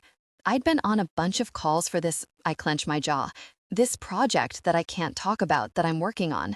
We'd hit some roadblocks on financing, and I was upset and discouraged and stuck in my head. I'm sorry, guys. I know I sound suspect as gosh, and I know you love Freya, but I just want to get home to my wife and tell her I'm really, really sorry that I was late. And by late, you mean never showed, Ryder reminds me. Oliver leans in. Why, again, were you late? I'm not divulging that either. That's a lot of secrets, Aiden, Ren says. Why are you keeping things from us? We're family. You can trust us with anything. This is what's so hard to articulate to people who haven't grown up like me. When things get difficult, I rely on myself. Because when life's taught you that you're the one person you can count on to survive, the thought of exposing yourself to other people when you're at your most vulnerable feels nearly impossible. That I've been able to do it at all throughout my marriage, admittedly not very well these days, is a testament to how much I love Freya. I stare out at the ocean, silent. Because I could try to explain it, but how can they understand? You're checking out on her emotionally, aren't you? Vigo asks. You're keeping all your gosh to yourself, stonewalling her. You know that's a relationship death sentence, right? That hits too close to home. I'm working on it, I mutter. No, I think you're working on everything but that, Vigo says. Gosh, Vigo, who are you? Dr. Phil? Undeterred, Vigo clears his throat and reads from his book. In the words of the inimitable Liese, marriage isn't the end of the story, it's the beginning, and it demands the effort of both partners to make a success of it. That's beautiful, Ren says. Who the hell is Liese? I ask. Vigo scrubs his face and sighs heavily. The gosh I put up with. She's a romance author, Aiden, and her books are dripping with wisdom that you'd benefit from absorbing. The effort of both partners, he repeats meaningfully. I'm making an effort, I fire back. But I have only so many hours, so much brain space, so much emotional bandwidth. For a short time, I've directed that to financial success and work, okay? I feel like I have to choose between supporting us so we can be ready for what Freya wants from me and giving Freya what she wants from me. One has to come before the other. Ryder leans in, elbows on his knees. What is it you think she wants from you that you're unable to give her while working on this project? My heart pounds. I rack my brain for how to say it without saying it. I, swallowing nervously, I stare down at my hands. I've realized the way I've been working in order to provide for us makes her miserable. But she wants a family, and this was necessary. I thought I could just bite that bullet and crank it out quickly, then we'd be okay. But that backfired, and I hate that, because this is all for her happiness. All I've ever wanted is to protect her happiness. And what about your happiness? Vico asks. Does working like this make you happy? Happy? Really? I'm just trying to survive. The truth lurches out of me, and God, what I'd give to wrench it back. Survive? Oliver sets his hand on my shoulder. Aiden, what do you mean? You have a great job. Freya does too. You're both healthy, with a roof over your heads. You don't get it, I say, shooting up from my chair, my lungs heaving. You don't understand the pressure, the weight of this. I didn't grow up with a dad like yours. I didn't have one. My mom cleaned houses all day. I went to school, got myself home, made myself dinner, did my homework. Mom came home, tucked me in, then went to work the late shift at the 24-hour diner. Had our neighbor across the hall keep an ear out while I slept. Oliver's eyes tighten with sadness. It makes my skin crawl. I glance around at the brothers and find some form of it in all of their gazes. I don't want your pity or your concern or your very meddling. I just need you to understand what I'm up against. I have anxiety. I am a world-class catastrophizer.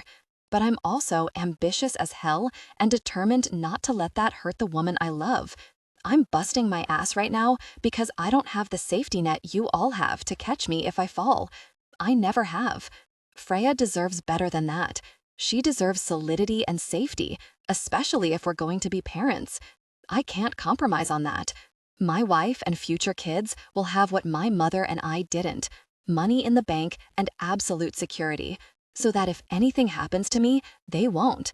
I pinch the bridge of my nose and try to collect myself. My pulse pounds in my ears. Aiden, Ren says quietly. He stands and sets a hand on my shoulder. You're right. We have no concept of what it was like to grow up how you did, no understanding of how that affects you emotionally. But Aiden, that family, that safety net, you have it already. Oliver stands too and pats me affectionately on the back. It's not the same, I mutter. No, man, don't buy that gosh, Vigo says, slapping his book on the table. This idea that you're all on your own, that your financial success or failure equals to your success or failure as a man? Focus, emotional plus physical connection.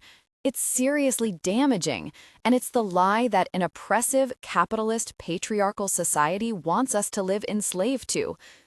All the brothers blink at him. Wow, Vigo, Ryder says. Got some fire in there, don't ya? Vigo throws up his hands. It's true.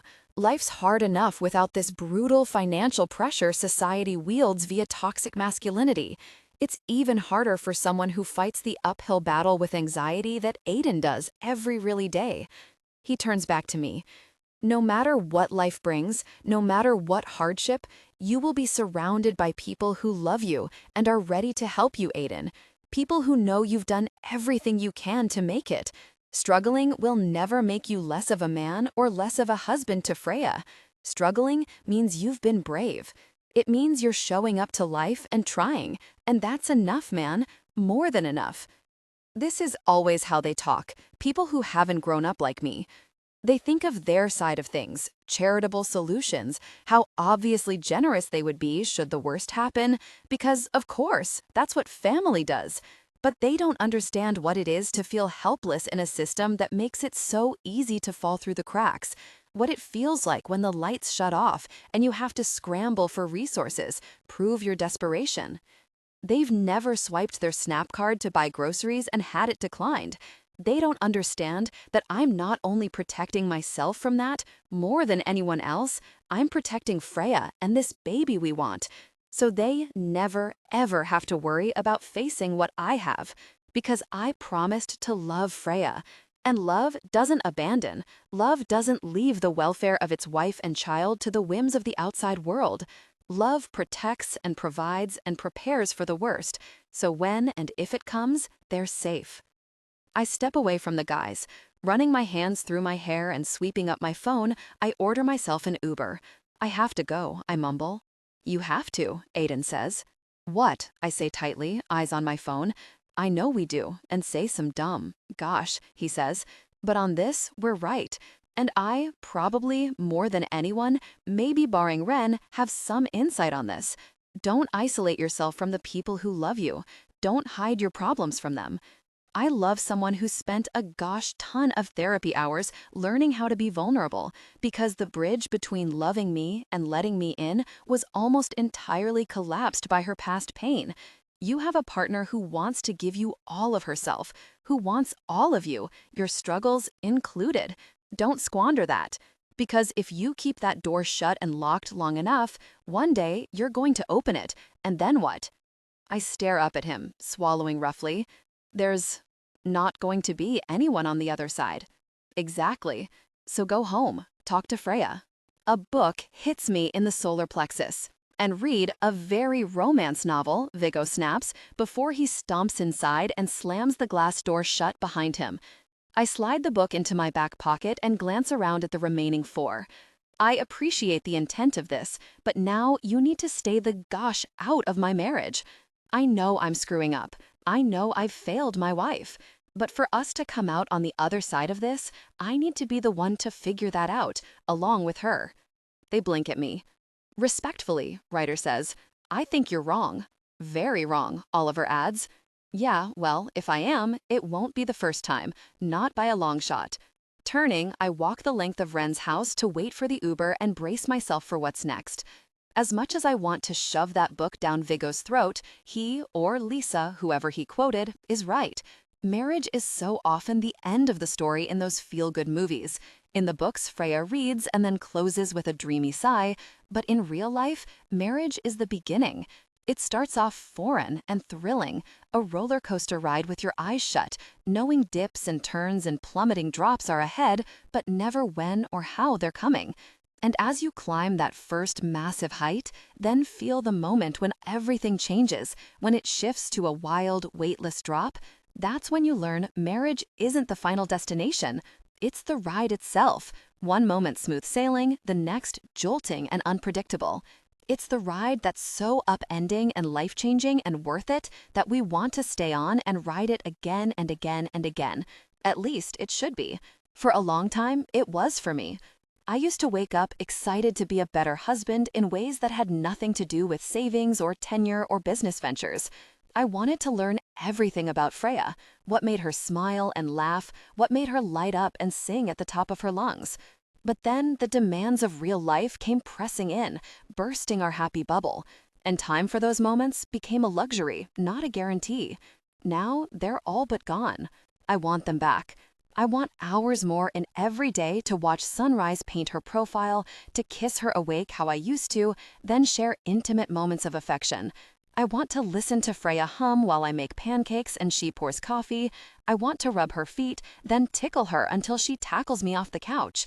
But if I do that, minutes, hours are lost time. I should be spending shoring us up, protecting us, anticipating the worst. Which is exactly what my father never did for the short time he stuck around, and my mom never recovered from that. I'm not exactly sure I did either. I'm stuck between the rock and the hard place, discouraged and defeated. I don't know how to begin repairing what's broken between us. Because this is beyond Freya's healing touch, beyond anything in my fixer-upper arsenal. Freya and I need help, professional help. Waiting for my ride, I stare at my wedding band and spin it on my finger, watching it wink in the moonlight. And that's when I realize exactly what has to come next for us to have a chance and gosh of coming back from this. Marriage counseling. Freya playlist. Something's Gotta Give. Camila Cabello. I open the bathroom door connected to our bedroom and shriek. Aiden glances up from the edge of our bed. Sorry I scared you. I tug down my shirt, wishing I was wearing a bra because right now Aiden doesn't deserve to see my nipples even through a t-shirt, especially because they're hard. because I want to wring his neck, but the man is too very hot for his own good. He sits straighter on the bed and tugs at his tie, eyes on me, the simple movement sending his ocean water scent rolling my way. I stare at the dark waves of his hair, his aqua blue eyes, and the beard he still hasn't shaved as I step closer until our toes are touching. He peers up at me and falters with his tie. It's like staring at a stranger, a really hot stranger. Shut up, brain. Where were you? I ask. He swallows roughly. Work. I was at work. Then I got roped into a meeting of sorts. I lift an eyebrow. Yeesh, Aiden, slow down. I don't think I can handle all the details. He sighs. Freya, you know what? Forget it. I spin away, because if I stand there much longer, I might do something insane, like grab him by the tie and shake him until it jostles the truth that's so clearly stuck inside, if I just rattle him hard enough. And that's my problem. I've exhausted myself trying, and nothing has come out. I'm not trying. Not anymore. I've asked, how are you? What's up? Anything on your mind? How's work? To which I got, fine, nothing, just work. Busy. I throw my dirty clothes in the hamper and accidentally encounter my list, which must have fallen from my skirt pocket. My list of feelings and thoughts I've been carrying around. My grievances, itemized, ink splotched with tears. I stare at the paper, then crumple it until it's balled so tight, I know that when I open it back up, it'll simply disintegrate in my hands. I made the list because whereas I'm a feeler, Aiden is a thinker. And I've always internalized this pressure in our relationship to handle my emotions more like him, to be reasonable when I'm upset, to be rational when we argue. Focus, emotional plus physical connection. Because I want my perspective to be taken seriously, and when I sound cerebral, Aiden seems to listen. If I sound calmer than I feel, I don't risk triggering Aiden's anxiety beyond the point that he can actually hear me out. Sure, it works, but it's a lie. It's not how I tick. The real me cries and speaks when her feelings aren't tidy, but instead a messy mix of emotions. I work out my thoughts as I talk. I'm an emotional, verbal processor who's been biting back that need for a decade, who's only given in sparingly, to the point that I feel so compressed, I'm poised to detonate. No, implode. Making a list, an itemized bullet point of hurts, confessions, and feeling words, was supposed to give me reprieve, help me feel purged and prepared when the time came to talk it out, then make amends with the man that I love. But writing the list just made me angrier and angrier, festered the hurt. The fact that I needed to make the very list made me very angry. Where's his list? Where's his discontent? Where's Aiden? Here, but not. And I'm so really sick of it. I stare at him, sitting on the edge of our bed, staring down at his feet. Dark blue tie, loose, crisp white shirt unbuttoned too. Aiden runs his hands through his hair, turning it messy, then tosses his glasses aside on the bed, rubbing at the shadows under his thick-lashed eyes. He peers up at me when his hands fall. I want to go to marriage counseling. My stomach flips. What? I said. I want to go to marriage counseling. We haven't even talked about what we need counseling for. Thus, the marriage counseling, Freya, he says, voice raw and low. I want us to talk through what's happened with someone's help, because I don't even know where to begin. Beginning with the truth is a good place, like what you were actually doing tonight. Horace Radish jumps up and meows, rubbing against Aiden. He scratches the cat absently and sighs. I had an accident at work. I got something on my clothes. I frown. What? Then I bumped into some friends who waylaid me. Now I'm home. Yeah, not much better. Aiden's eyes hold mine intensely. I know, he says quietly. I know I'm not doing a very good job at any of this right now, which is why I'm asking, will you go to marriage counseling with me? My stomach flips. What? I said. I want to go to marriage counseling. We haven't even talked about what we need counseling for. Thus, the marriage counseling, Freya, he says, voice raw and low. I want us to talk through what's happened with someone's help, because I don't even know where to begin. Beginning with the truth is a good place, Like what you were actually doing tonight. Horace Radish jumps up and meows, rubbing against Aiden. He scratches the cat absently and sighs. I had an accident at work. I got something on my clothes. I frown. What? Then I bumped into some friends who waylaid me. Now I'm home. Yeah, not much better. Aiden's eyes hold mine intensely. I know, he says quietly. I know I'm not doing a very good job at any of this right now. Which is why I'm asking, will you go to marriage counseling with me? I'm trying to tell you what I need to pull my weight here, Freya. I want to fix this.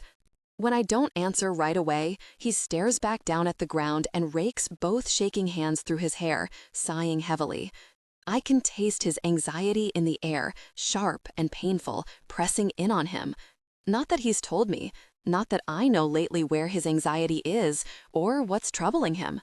The past few months, when I suspected he was having a tough time, he'd smile, falsely bright, then say he had work and disappear into our little home office, the room that's supposed to become a nursery. I wonder if things have been harder than usual, and he hasn't told me. And if so, why? If so much of what's been distant between us is because he's carrying burdens he doesn't want to share, how could I ever honestly say I love him while denying him the chance to talk through it with a counselor? A wave of empathy crests within me, soothing the scorched ache in my heart. I clear my throat, then tell him, I'll go, Bear. Gosh, the word's out before I realize I've even said it. Aiden's head snaps up and our eyes meet. Sadness tangles with nostalgia into a sharp, aching knot beneath my ribs. I haven't called him Bear in so long, haven't felt that nickname easy and warm on the tip of my tongue.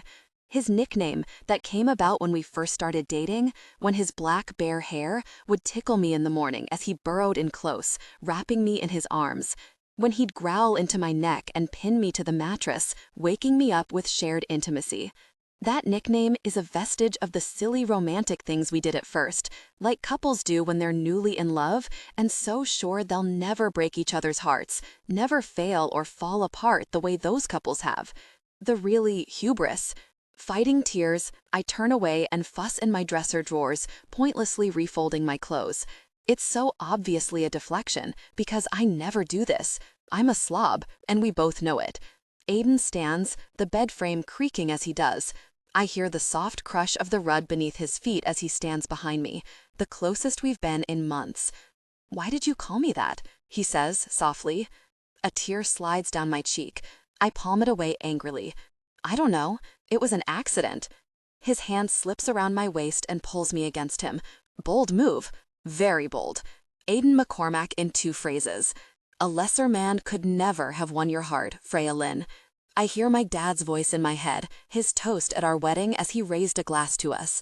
I cried when he said that, because I believed it was true. Aiden buries his nose in my hair, his other hand wrapping around me too, pinning me to his body, warm and close behind me. My head falls traitorously back on his shoulder. Talk to me, Freya, he whispers. One hot kiss right behind my ear, that spot I love, and he knows it. Tell me what's hurting you, please. I suck in a ragged breath and scrunch my eyes shut. Aiden, I don't know why I know what's wrong and you don't. Why am I hurt and you're fine? I'm not fine, he says roughly, holding me close, his hand caressing my belly. And I know we're a little distant right now. An empty laugh leaves me. A little distant? We're beyond that, Aiden. We don't talk. We don't connect. You're secretive, and you're busier than you used to be. We don't share intimacy. A fear that I've tried to banish time and again grips me by the throat and bursts out. Are you cheating on me? I whisper hoarsely. Is there someone else? Aiden's body goes deathly still. He grips my chin, turning my face to meet his expression, which darkens like a violent storm blackening the sky. How could you even ask me that? His voice cracks, and a muscle jumps in his jaw. I push out of his arms, banging into the dresser behind me. You act differently. You look different. You got fitter and hotter. Wait, gosh. I cover my face, humiliated by my slip, angry that I can be this hurt by his behavior, but I can't deny my body's burning from his touch. He raises his eyebrows. Freya, I've been horrible about working out. There's no time. I get so busy I forget to eat. I've inadvertently lost some weight. Exactly. I latch onto that, thanking my lucky really stars he didn't jump on the fact that I called him hot. You're busy, constantly, and you rush off the phone when I come in the room. It's like textbook existential crisis turned cheating signs. And you're not answering me. Because it doesn't even deserve a response, he says, dangerously quiet, hurt tinging in his voice. Of course I'm not cheating on you, Freya.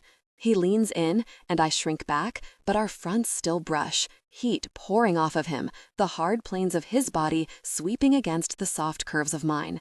You think I could ever want anyone but you? A tear slides down my cheek. I used to be able to answer that unequivocally. I don't know. His brow furrows, pain tightening his face. Freya, I love you. I want you. Only you. You're the only woman I noticed or desire. And if you think it's escaped me that we haven't shared intimacy, connecting deeply in months, you're sorely mistaken. I swallow thickly. Everything I do is for you, Freya. For us. And you think because I'm working a little more than I used to, that I'm cheating on you? I shove past him, desperate for space as countless emotions close in on me. You're doing more than working a little more. Don't downplay what's going on. Don't diminish it. You take calls and won't tell me what's up. You've been traveling more, and all you do is throw me some line about exploring a business opportunity. How am I supposed to know? I don't recognize you, Aiden. You're distracted. You're secretive. You don't tell me what's on your mind, what's on your plate. How do I know nothing else has changed? Because you trust me, Aiden says, disbelief lacing his voice. Focus, emotional, physical connection. Because you rely on the 12 years we've known each other, 11 and a half of which we've been a couple, nearly 10 of which we've spent married, and you say, I know my husband. I know he's faithful and he loves me. There must be something else going on. Anger boils inside me. You think I haven't thought that I haven't tried? Tried talking to you, touching you, connecting with you? And what do I get? Separate bedtimes and short, generic answers. How am I supposed to know this love, Aiden? Where's love when there's no intimacy, no words, no affection, no hands searching for me in the dark? He blinks away. Guilty. Where's love, I press, when you used to tell me what was weighing on you, used to ask for my ideas and support? Where's love when you don't turn toward me but instead walk down the hall and shut the door, when it's been months since we talked about getting pregnant and you never once ask about it? He flinches. I've been preoccupied with work and distracted. I own that. I'm sorry. I should have kept better track. You would have, I say through a stifled sob, if you cared about it. You have energy and attention, Aiden, for the things that matter to you. Work and work. That's not fair, he says sharply. Work is for us. Work is how I love you. He breaks off, staring at the floor. I don't mean that exactly. Work is one of the ways that I show you that I love you, by working hard, so we're protected, so we're financially secure.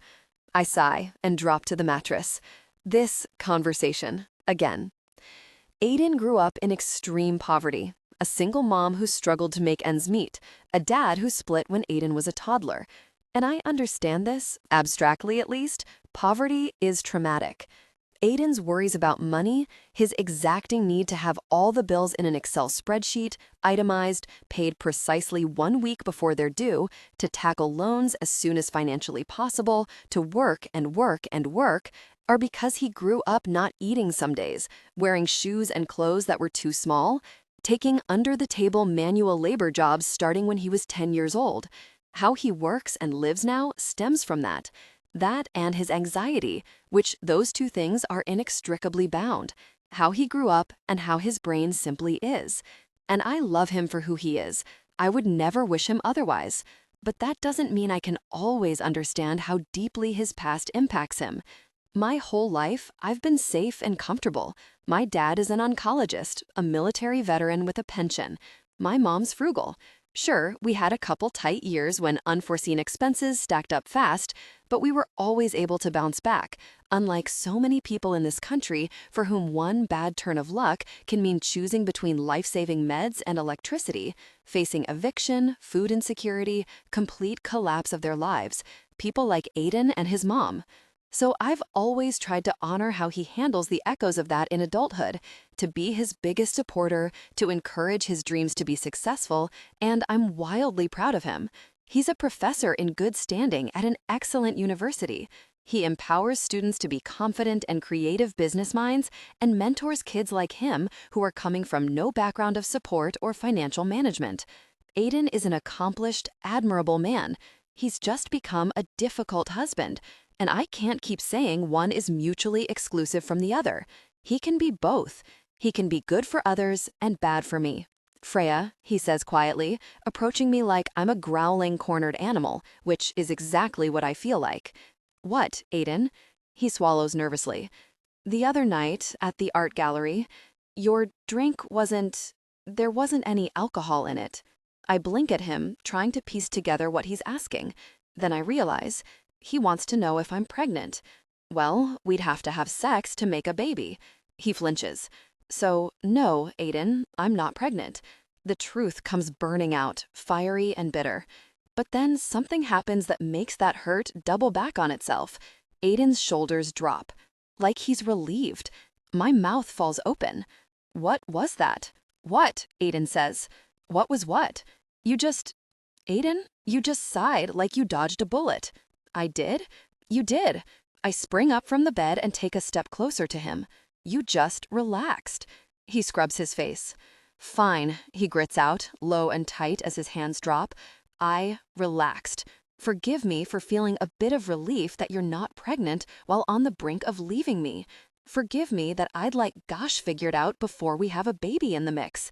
Because it always has to be figured out before, God forbid, we do something out of passion or desire or love. Really sake, Aiden. I stomp away, ripping off my shirt with my back to him. I hear him suck in a breath, feel his response to me from across the room. Forget him. I don't care. He can be frustrated for eternity. I've certainly been suffering enough the past 2 months. After tugging on a bra, I pull the shirt back over my head and stomp down the hall. Stepping into my sneakers, I grab my purse. Where are you going? Aiden asks sharply. My car. Then, in and out, where I will order a large fry and a strawberry milkshake and eat my feelings in the parking lot while cry singing along to my aptly titled All the Emotions playlist. It's going to be cathartic as really. None of your business. I sweep up my keys and charge toward the door. Freya, he calls, following me through the foyer, don't walk out on me. Stay and fight. That's what we do. That's what we've always done. I freeze, my hand hovering over the door handle. Peering over my shoulder, I meet his eyes. You're right. We used to. But then you quit. Now I'm quitting too. Freya! I drag the door shut and yell over my shoulder. Don't follow me. This isn't exactly what I had in mind for fika, Mom mutters, browsing swimsuits, seeing as that was the fastest sit-down coffee and muffin I have ever had, and we barely talked. I smile sheepishly at her. I'm sorry, it's just nuts at work right now, and I knew if I came home and had your cardamom-infused coffee, the Claude Caca cake that you know I love, I would have bawled my eyes out and told you everything. And I'm not telling her gosh, because we've set a date for this anniversary getaway vacation, the 1 week that worked with everyone's schedule, mostly to fit around Willa's soccer career and my dad's ability to get away from his patients, is a nauseating, all too soon 1 week away.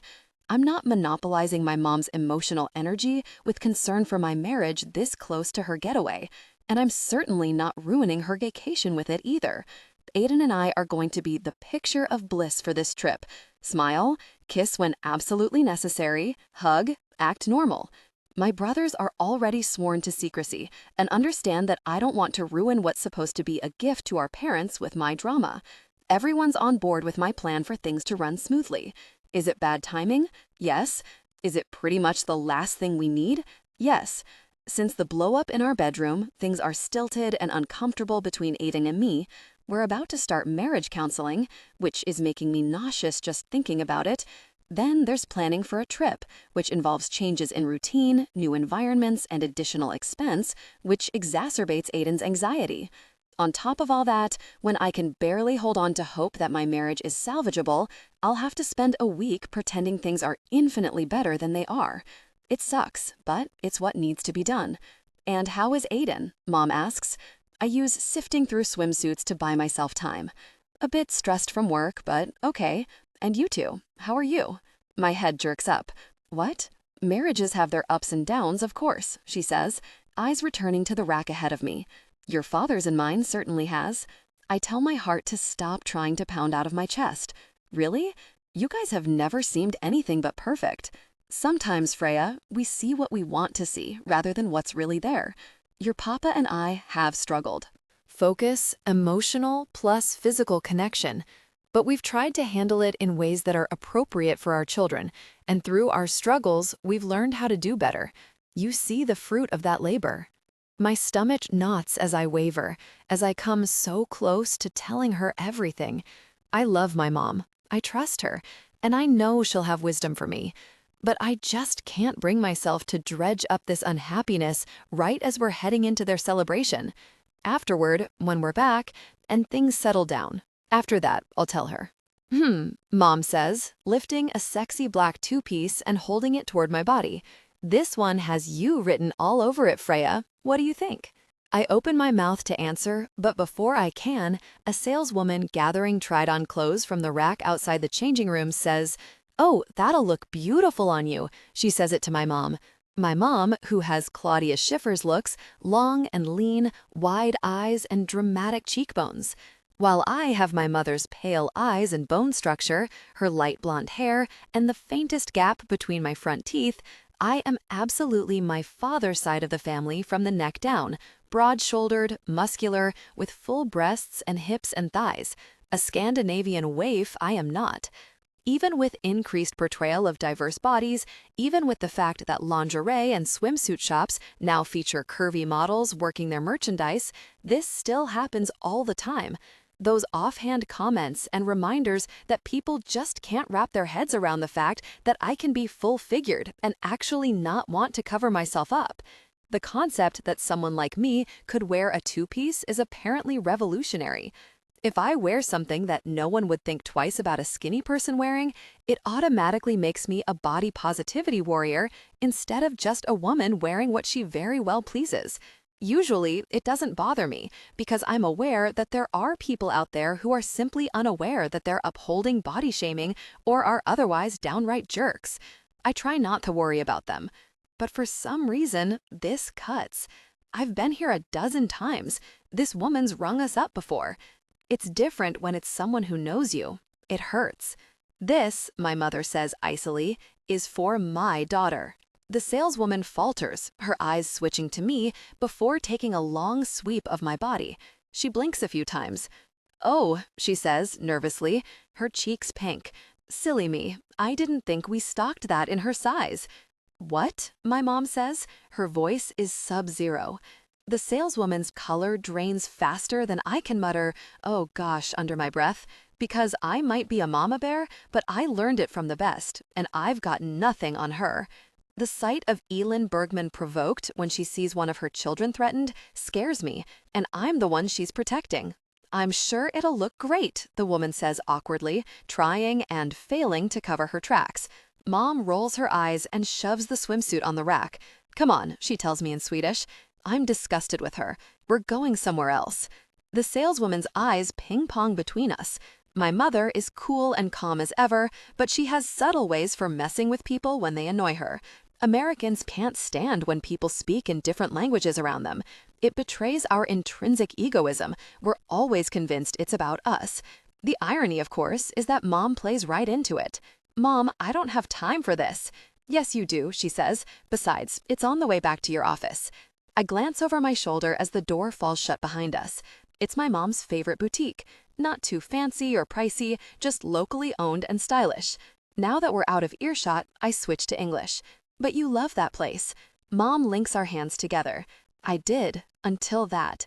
No one makes my beautiful Freya feel like she's anything less. She winks at me and squeezes her hand tight. Besides, I know just the place. Aiden, Freya's barely spoken to me since she came back from wherever she went 3 nights ago. Then again, I've been quiet myself, even though I know she's still pissed I wouldn't level with her. Yeah, no, I still haven't told her I messed myself and then her brothers abducted me. Sorry for wanting to maintain a sliver of dignity. How'd you get an appointment so quickly? Freya asks, her eyes darting around. The counselor's office building is fancy.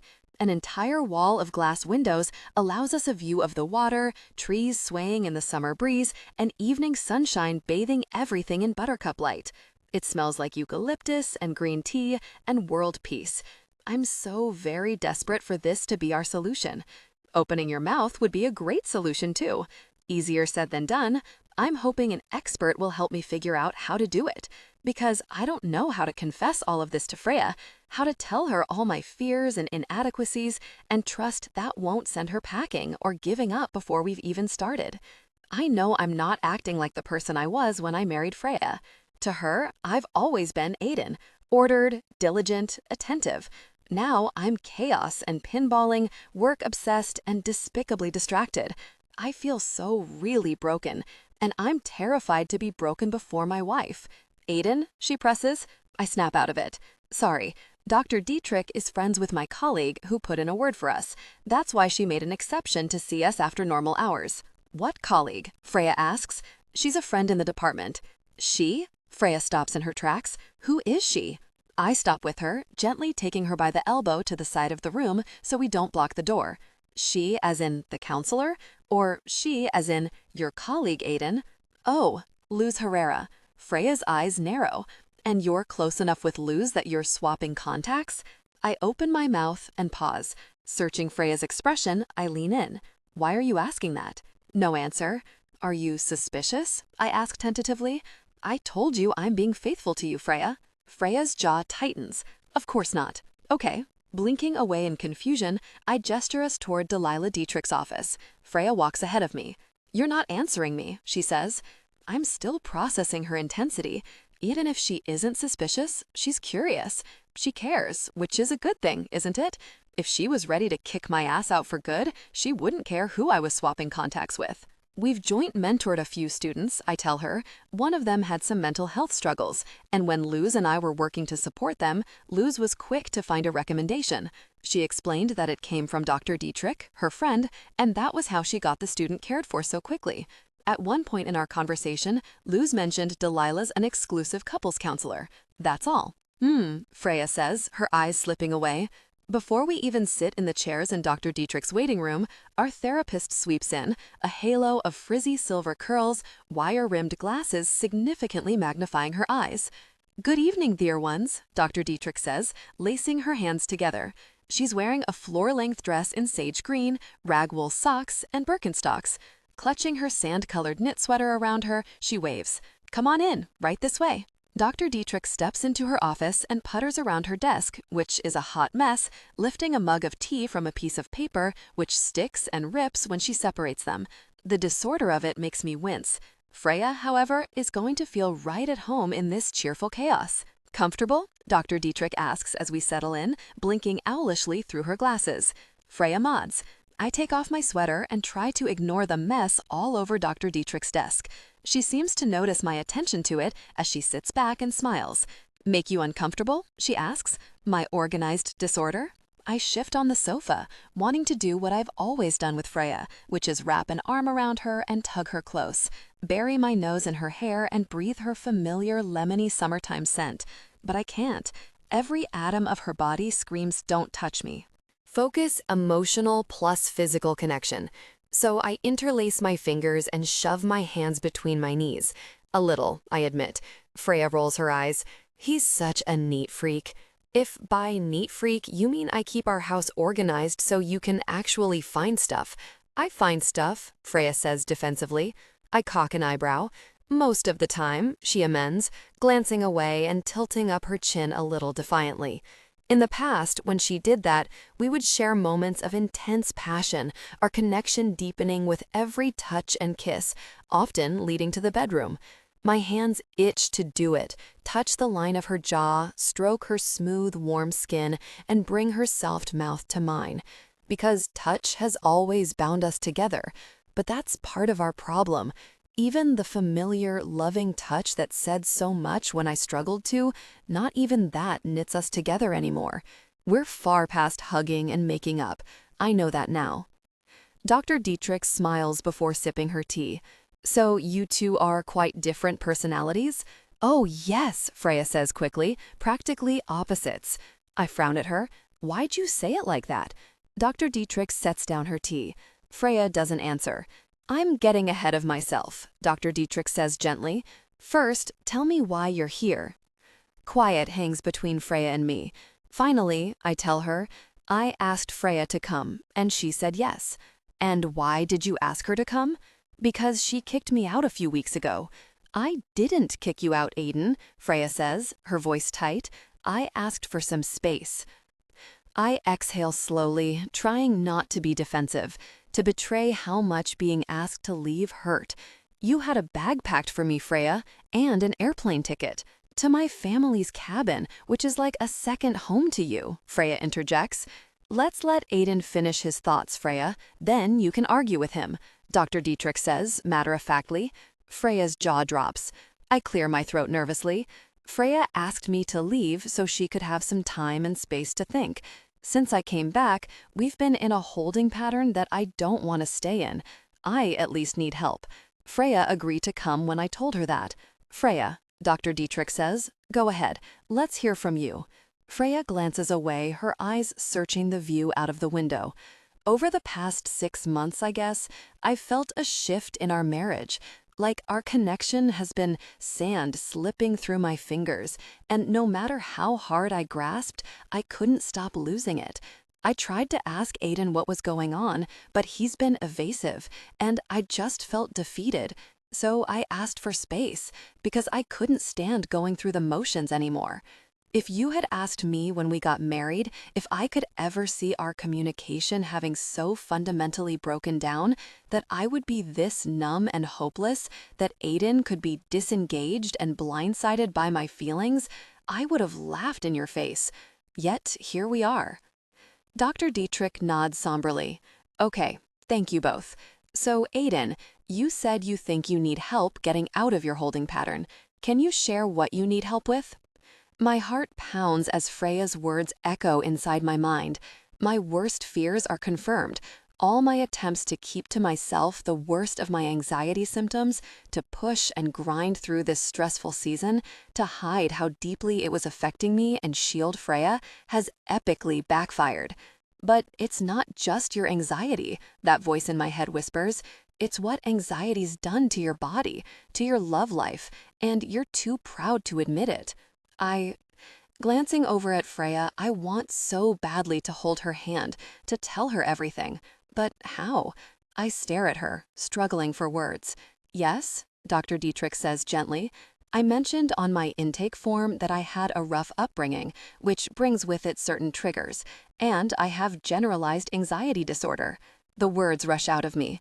Well, the past few months, while things became strained between us, my anxiety's often been high. I thought I could fix it before she noticed, before she started asking questions and pushing me for answers. I'd managed my anxiety and accompanying symptoms better in the past. I could do it again. I just had to try harder, fight it harder, work out, eat well, exercise, keep my sleep schedule, breathe deep, meditate on the drive into work. Yeah, which went so well when you had that panic attack and had to pull over. Why is that? Dr. Dietrich asks. What's been elevating your anxiety? Sweat creeps over my skin and my heart pounds harder. Well, I'm pretty driven at work, trying to solidify my place in the department, but I'm also working on developing a business opportunity that will keep us financially secure. And yes, I'm pursuing it, in part to assuage my money worries, but also because it's simply responsible. It's the right thing to do for my family. Problem is, the risks and possible failure my work presents often trigger my anxiety, so it's sort of a vicious cycle. Then, when it's this bad, makes fess up, say it, tell her.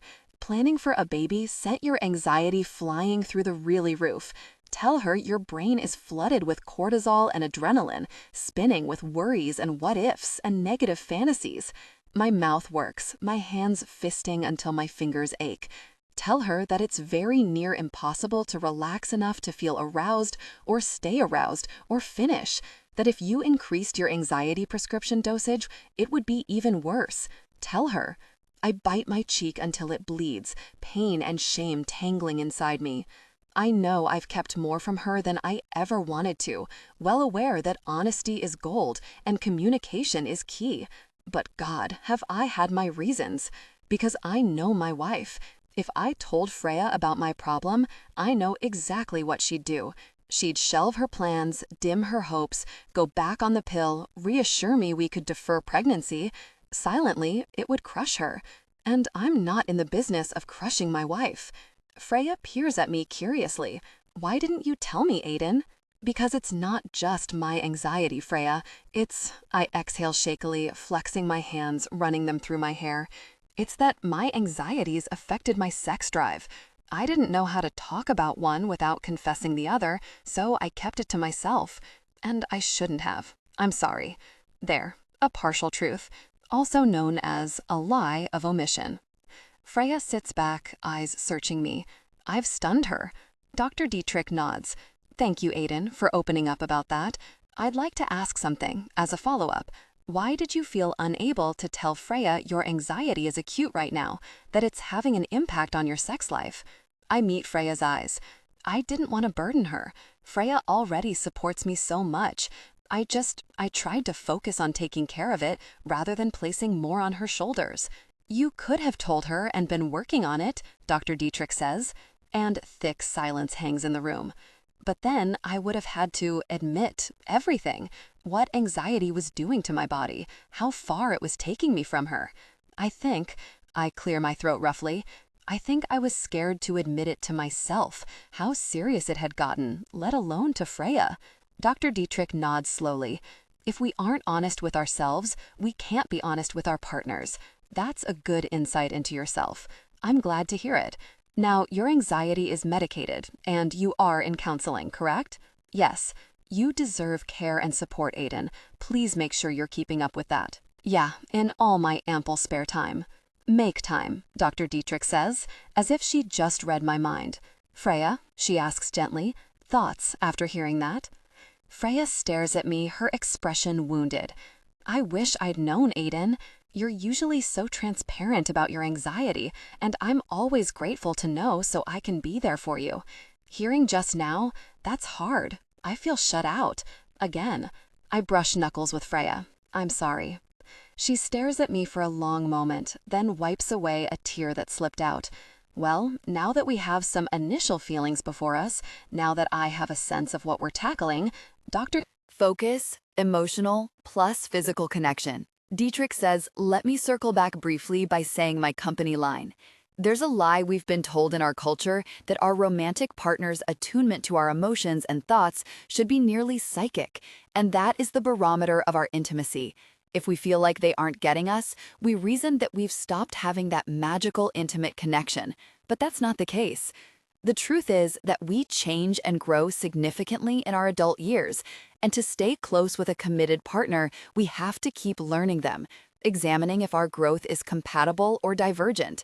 However, we can't know that until we take action to understand our partner, particularly as they change, to the point that we feel we don't recognize them.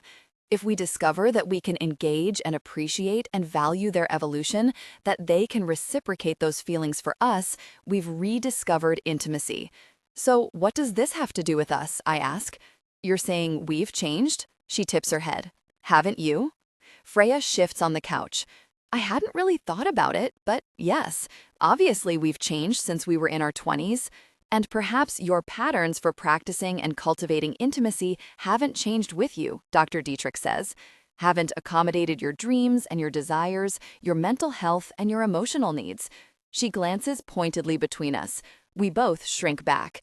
But isn't intimacy just there or not? Freya asks after a moment's silence. As long as you're still both committed to each other, it should be there, right? Oh, goodness, no. Dr. Dietrich sips her tea, then glances between us. Intimacy isn't intuition. It isn't even familiarity. Intimacy is work. Sometimes it's happy work, like picking sun-ripened apples that drop effortlessly from the tree, and other times it's like foraging for truffle mushrooms, down on your knees, messy, inefficient. It takes digging up dirt and perhaps coming up empty on your first attempt before you find the mother lode. Freya wrinkles her nose. She hates mushrooms. Dr. Dietrich seems to notice. Yes, that metaphor tends to break down with my picky eaters. But oh well, we can't be all things for all people. Silence hangs in the room. Dr. Dietrich's smile fades softly. I know this is hard, and I'm putting more in your heads than relieving you, like you think a therapist should. Unfortunately, that's how this starts. Messy and overwhelming and hard to sort out. But guess what? You chose each other today. You set aside your busy schedules, forked over hard-earned money, and said you believe in each other enough to show up and try. So pat yourselves on the back. When neither of us take her literally, she smiles again. No, really, go on. We awkwardly pat ourselves. Excellent, she says. So marriage counseling is like any new form of intense exercise. We work hard, then we ease up and give our muscles a break, a cool down. You've done a lot today, so now we're going to switch gears. I blink at her. We talked for 15 minutes. 20, actually. And what a 20 it's been, she says brightly. Freya scrubs her face. So, Dr. Dietrich says, reaching behind her. Without further ado, a box lands with a thwack on the floor. I stare at the game from my childhood. Twister? Yes, folks, we're going to limber up, assuming no one feels physically unsafe here or unable to bear touch. Your intake form said no, but I'm checking in again. Has anything changed for either of you? Freya shakes her head. No, I'm fine, she says. I nod. Me too. Great. Socks off. Oh, well, look at that. Dr. Dietrich bends and unfolds the twister mat, wiggling her socked feet inside her Birkenstocks. You're both wearing sandals without socks. Interesting. Freya glances over at me as a smile teases the corners of her lips. I smile back, and for just a moment, it's there. The spark in her eyes, the faintest thread of connection. On the floor then, Dr. Dietrich says, scooting her chair back, let the games begin. Aiden, Dr. Dietrich sips her tea, then spins the dial, left hand to red. Freya's arm slips beneath my chest, brushing my pecs. Her hair, her soft scent of lemons and cut grass, so familiar, always enticing, surrounds me. I breathe her in, feeling her exhale shakily beneath me. I have to make my move next, which brings our bodies into close contact. We're in an incredibly suggestive position, which doesn't seem to faze Dr. Dietrich. She steals another sip of tea and flicks the dial once more. Right foot to green. That's cruel, Freya mutters. I'm ruthless. Dr. Dietrich evil laughs, but it's for your own good. Freya reaches with her right foot until she's snug beneath me, in a very close position. I close my eyes and picture pressing a kiss to her neck, biting between her shoulder blades. I shift to reach my green circle, wedging my thigh between Freya's. Need tightens my body, a hot ache building low in my stomach that surprises me as much as it does her. She sucks in a breath as my weight rests against hers, my breath warm on her neck. I exhale roughly, then draw in a long, slow breath. Dr. Dietrich flicks the dial again, left foot to yellow. We move accordingly and morph from sexually tense to explicitly uncomfortable. I am not made to bend like this. Dr. Dietrich, Freya says, her voice faint, can you spin the dial again? Dr. Dietrich frowns at it. The dial doesn't seem to be working. She chucks it over her shoulder, where it lands in the haphazard pile on her desk. I suppose I'll just have to ask you a question, and once I have your answer, I'll pick somewhere new for you to go. What? Freya squeaks. Tell me one thing you love about Aiden. Besides his charm? I frown over at her. Freya, be serious. Aiden, we're playing Twister and in a more adventurous position than we've ever— Freya! She clears her throat. Sorry. Okay, I love Aiden's conviction. Oh my God, my back hurts. Dr. Dietrich does not care about spinal discomfort. Conviction for what? That's another question, Freya yelps. Too bad, Dr. Dietrich says. I happen to be the Twister captain, and I say what goes. You gave me a half answer anyway. Better hope I don't pick right foot to green next. I glance at that spot. I think Freya would snap in half. My arms are shaking, my glasses fogging up as sweat drips into my eyes. Frey, can you just answer her? Gosh, Aiden, I'm thinking. You have to think about what you admire my conviction for? Pipe down there, big guy, Dr. Dietrich says. I love his conviction, Freya blurts, about making the most of everything life gives him. He savors life's simple gifts, wrings every drop of meaning and opportunity from them. Then he brings that conviction to his students, to his work. Her voice falters. To us. At least he did. Now can you please pick a spot before I slip a disc? My heart sinks in my chest. God, how badly I've messed this up. All of this has been for her, and all I've done is made her feel like my last priority. Well done, Dr. Dietrich says. Left hand to blue. Freya immediately shifts to a comfortable downward dog. I'm so really jealous. Now you, good sir, Dr. Dietrich says, adjusting her glasses. One thing you love about your wife. She lives out her love, so you can't help but feel it. The moment I knew Freya loved me, I knew it. I didn't have to guess. We hadn't been dating too long. I came down with the flu, and she stayed with me even when I was contagious. When I was finally not delirious and begging to die, yes, I am a man-child when sick, I asked her what she was doing, risking herself and staying with me. She just smoothed back my hair and said, I wouldn't be anywhere else. I swallow roughly, glancing over to Freya. Her head hangs. She's sniffling. I looked into her eyes, and I saw love. I whisper past the knot in my throat. I felt love, and I want that back. I want to feel love with Freya again. Freya crumples to the twister mat, covering her face as she starts to cry. Before Dr. Dietrich can say anything, before it's a conscious thought, I've tugged Freya into my arms. Dr. Focus, emotional plus physical connection. Dietrich crouches down, setting her hand steady and soft on Freya's back. After a few eternal minutes of her crying that makes my heart feel like it's being sawed out of my chest, Freya sits up, wiping her eyes. Sorry, I lost it, she whispers. Let's call that a game. Have a seat, you two, Dr. Dietrich says, easing back into her chair. Freya and I stand, then drop back onto the sofa, our bodies landing a little closer than they were when we started. I try not to notice, to place weight in it. If Freya does, she doesn't show it. Dr. Dietrich says, Freya, I'm concerned that you just apologized for crying. I'm proud of you for doing that. Feeling our feelings is brave and healthy. Freya gives Dr. Dietrich a watery, faint smile, then blows her nose. What are your tears for? Dr. Dietrich asks her. What are some feeling words? Freya bites her lip. Hurt, confused, angry. Good, go on if you like. I don't understand why we're here. If Aiden wants to feel love with me, why did our communication suffer to begin with? Why did he keep it from me? His work, his anxiety, and its impact on how he felt about physical intimacy. Was it really just because he was figuring that out within himself? He couldn't tell me any of that along the way? Dr. Dietrich sways in her chair. Well, I think you should ask him. I think it's also good to ask yourself, have you withheld thoughts or feelings from Aiden that he should know too? Freya peers down at her hands, then glances up at me, a new kind of vulnerability shining in her eyes. She clears her throat. Sometimes I sort of bottle up my feelings and try to get them sorted out before I tell him. Okay, Dr. Dietrich says softly.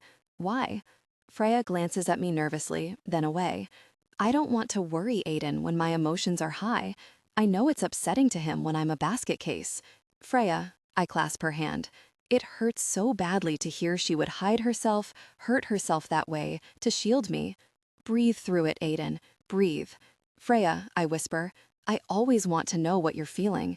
That's rich, coming from you, she says through tears. Because I'm the one with anxiety, not you.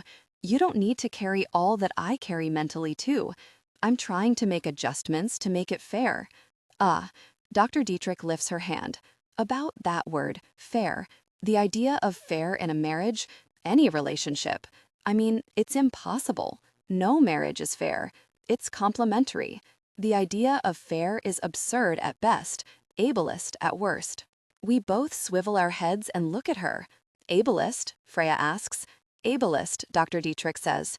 Because saying a relationship has to be fair implies only a certain balance and distribution of skills and aptitudes is valid. It upholds an arbitrary, damaging idea of normal or standard as requisite for fulfilling partnership, when in reality, all you need is two people who love what the other brings and share the work of love and life together. Dr. Dietrich smiles kindly between us. Aiden, you're trying to shield Freya from emotionally carrying more than you think she should. Freya, you're avoiding honesty about feelings and thoughts that you think might make Aiden feel more than you think he should. It's well-intentioned, both of you, but it's a terrible idea. And lots of couples do it. Even after Freya, you vowed to love all of him. And, Aiden, you vowed to give her all of yourself. Freya blinks up at me, her eyes wet. I stare at her, wanting so badly to hold her and kiss her tears away. Freya's just been trying to protect me, I tell Dr. Dietrich, my eyes not leaving Freya's. And I've been trying to protect her, too. Yes, Dr. Dietrich says, but we protect our spouses from things that cause actual harm, abuse, violence, not our inherent vulnerabilities and needs. Those are there for them to love and complement. If not, she says pointedly, it comes at the cost of our intimacy, our connection, our love. Freya's eyes search mine. That makes sense. Also, Freya, Dr. Dietrich says, this is something my female clients often realize in therapy. They hold in their feelings because our culture teaches us that we won't be taken seriously when we're emotional. But I'm going to tell you, your husband needs your feeling words. Aiden, you understand their importance, I hope. I nod. I do. But maybe I haven't made that clear to her. I want you to tell me. I'll do better at showing you that. Freya peers up at me. Okay, she says quietly. Our gazes hold, roaming each other's faces. It feels like wiping away fog from a mirror and truly seeing what's in front of me in much too long. I wonder if Freya feels that way too. So, Dr. Dietrich says, puncturing the moment, your sexual intimacy is impacted by this. Aiden has told you when his anxiety is this high, it's affected his sex drive. How are you doing, Freya, from a sexual standpoint? Freya's cheeks turn pink. I've been better. Heat floods my face too. It feels like such an ultimate failure. Dr. Dietrich lifts her eyebrows questioningly. Would you mind sharing more? Well, Freya says, it's been months. I'm not sure what came first, my sense that Aiden was working a lot more or that he didn't initiate the way he used to. So I felt rejected, like he didn't want me. And then I didn't want to have sex either. I didn't want him to be gone from me emotionally, but to think he could still have my body. That's not how I feel, I tell her. I'd never want emotionless sex with you. Dr. Dietrich glances at me, tipping her head. So, what do you feel? That having a baby is no small feat, I admit, before the words can be stopped. That raising a child in one of the most expensive cities in America with our kind of student loan debt is not insignificant. That it's going to take more than I've been doing. I got a little fixated on working to prepare us for that, and somehow it gets turned into rejecting her, wanting her body but not her heart. Gosh, that accusation hurts. Aiden, you talk about it like you've been alone in that responsibility, Freya snaps. And you're not. I'm aware of the cost of living and childcare. I happen to have friends who have children, who've had to make impossibly difficult decisions about their careers and their motherhood. I've carried that with me and molded over a lot, considering I work too, and help pay the bills. Help? Her last paycheck was bigger than mine, which meant she got that promotion she'd been gunning for after all. And once again, like a jerk, I forgot to say something. I sighed with relief and moved it over to savings, my pulse steadying as I saw that number get a little bit bigger before an email about the app swallowed up my happiness and dragged me back into the realm of never-ending to-dos. I don't mean to imply you don't, Freya, I tell her. It's just that you approach looming expenses differently, confident we'll weather them. I'm much more familiar with what can happen if you're not financially prepared, and I act accordingly. You hum happily while you open bills. I grit my teeth and do mental math about what has to happen to maintain our savings. I'm trying to strike a balance between those two positions, and that means securing extra income, setting us up for stability so that when a baby is here, I'm not working constantly. I'll have done that already. And I'll be able to focus on taking care of you both, being a present partner and parent. Yep, Freya says, folding her arms. There it is. Dr. Dietrich glances between us. What's the backstory here? And am I to understand you're trying to get pregnant? Freya nods tightly. That was the plan, yes. Dr. Dietrich glances at me. Aiden? Yes, that was the plan. And, she presses, I grew up poor, I tell Dr. Dietrich, with a dad who hit the road when I was a baby and a mom who never recovered from that. I've had to work really hard my whole life for every bit of financial gain to finally, for the first time in my life, have healthy savings. Focus, emotional, physical connection. Anticipating what having a kid costs is intimidating, so I've been pursuing financial security, and I've been working on a project, which he hasn't told me about, Freya throws out. I glance over at her. I haven't, no, but it's just been a mad rush and constantly moving parts to get where we are, to some semblance of something that might actually succeed. I wasn't going to keep it to myself forever. Why keep it to yourself at all, though? Dr. Dietrich asks. Trust and openness are fundamental in a marriage. Like I said, it was such a pipe dream at first. I just wanted to cultivate it for a while before I shared it with her, once it wasn't at risk of being a total disappointment. I turned toward Freya and tell her, as soon as I knew we had a prayer of success, I was going to share it with you. A gift, a positive step toward making a better life for our family. The day I came home and you had my bag packed for the cabin, I was ready to tell you. Freya's face tightens with hurt. Why haven't you told me since? Because we've barely talked, Freya, and I was pretty sure the last thing you wanted was to hear me talking about work. She glances down and stares at her hands. So I press on, hoping I can reassure her, reach her, at least a little bit. There's no financial risk to us. I'm not sabotaging our funds. It's nothing that it affects you, Aiden, and thus it affects me because I'm your wife, your life partner, who cares about you. Freya stands and grabs her purse. This is the gosh I can't stand. It's one thing, what we talked about earlier, how we danced around your anxiety and my feelings. I think she has a point, and I can hear that. But this gosh about money? She gestures at me, fuming as she speaks to Dr. Dietrich.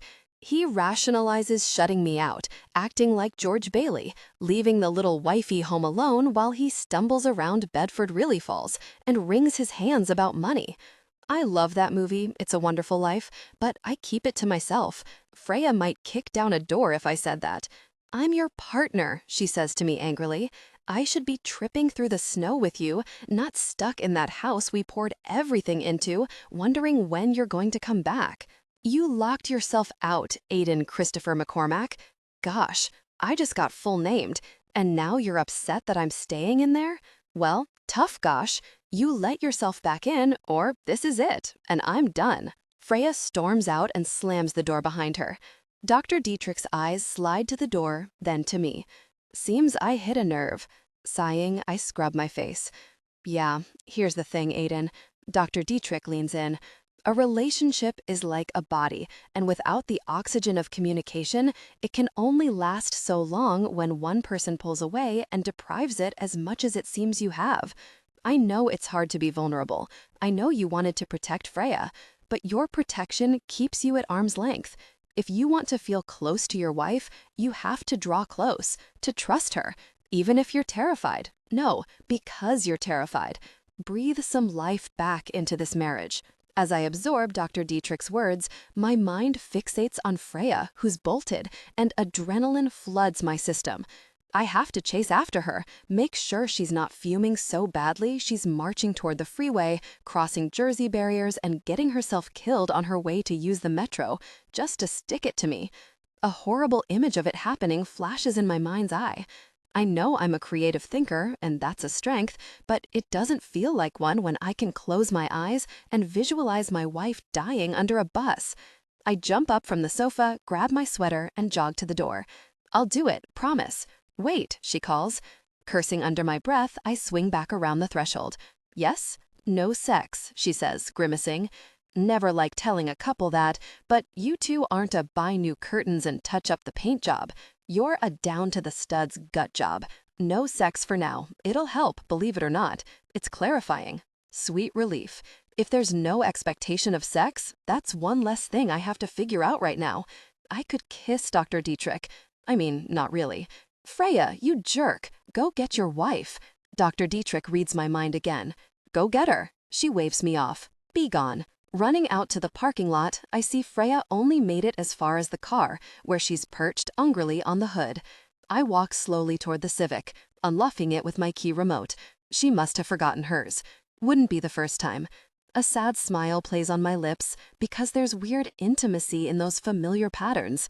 Freya loses her keys weekly, but I've privately always liked that she felt safe enough to misplace her keys in the first place.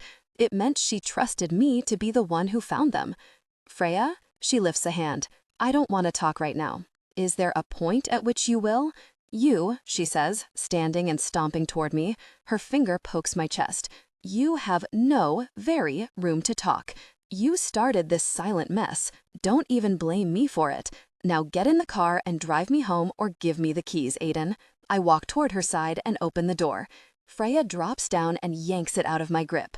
I thought things couldn't feel worse between us. I was so sure we'd hit rock bottom. I was wrong. Aiden. Playlist. Sleep on the Floor. The Lumineers. After counseling, Freya disappears into the bathroom the moment we get inside the house, the lock sliding with a loud, poignant click.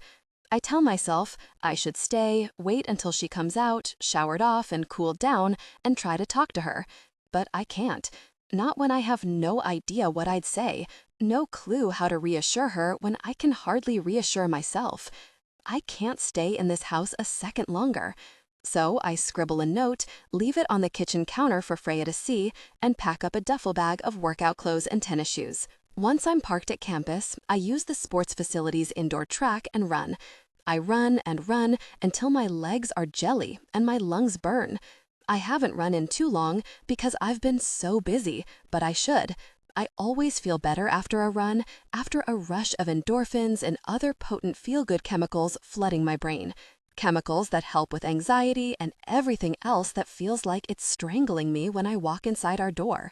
After I've run myself to exhaustion and showered in the locker room, I throw back on the clothes I wore to counseling, then hide in my office while I lose my gosh.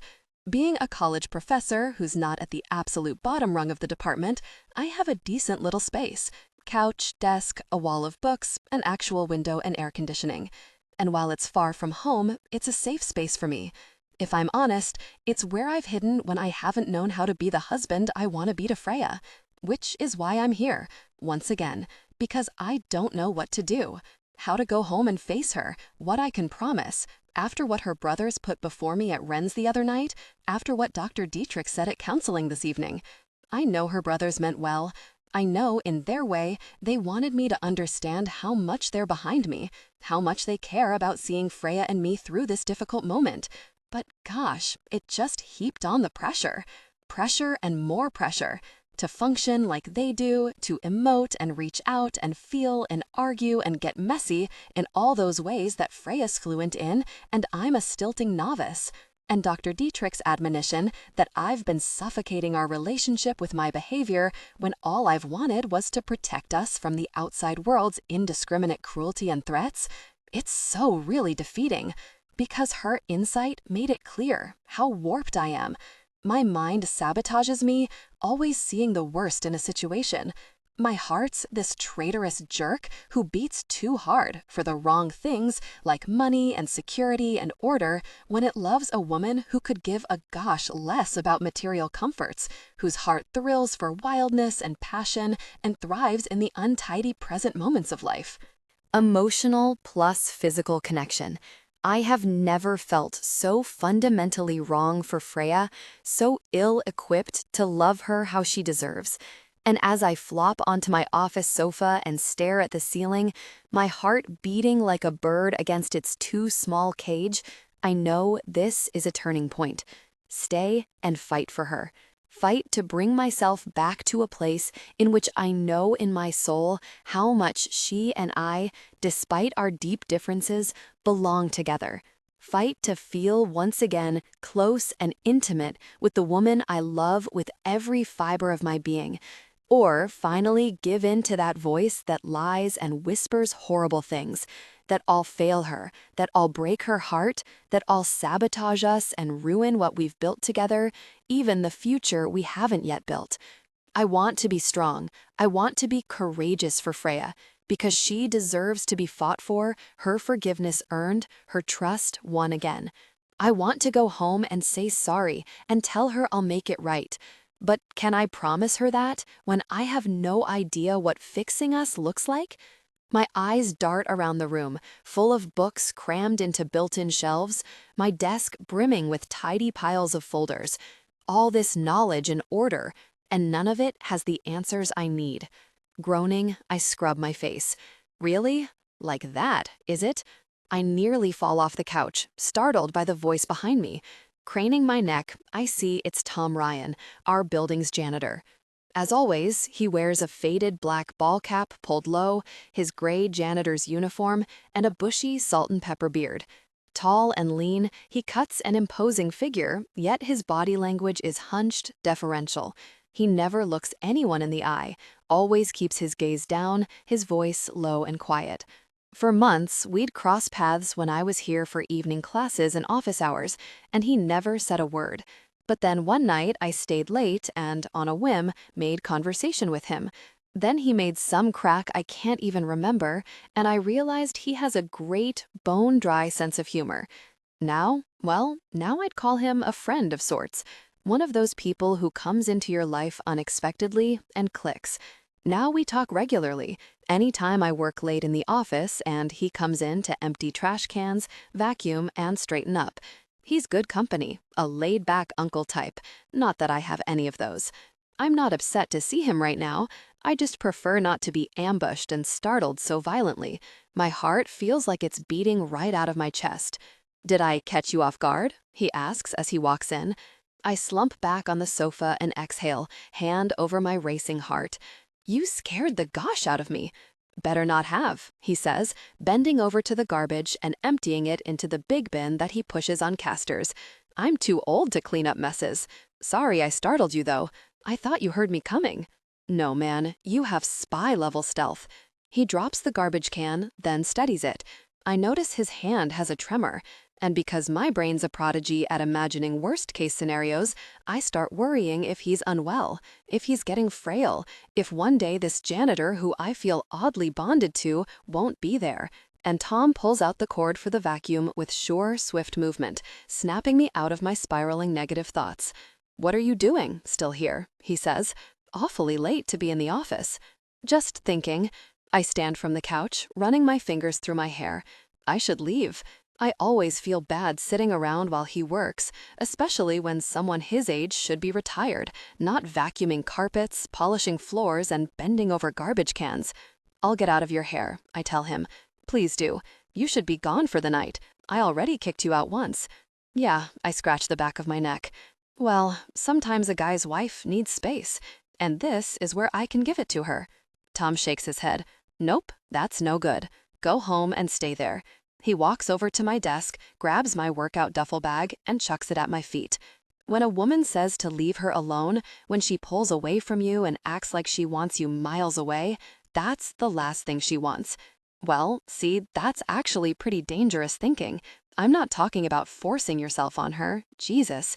I'm saying when your wife acts like she wants you to be gone, she's asking you to prove that you want her bad enough to stay and fight. I stare at the duffel bag, wordless, so really lost. Because part of me thinks Tom's right, and part of me is scared Freya truly finds my epic head-up-my-assery unforgivable, that her anger in counseling isn't going to fade, but only build and deepen. "I've been in your shoes," Tom says, and I learned it the hard way. Get home. "Tom, I appreciate it, but everyone's marriage is different." Maybe, but marriage's dangers are the same. Turning away, he lifts things off the floor, clearing it to vacuum.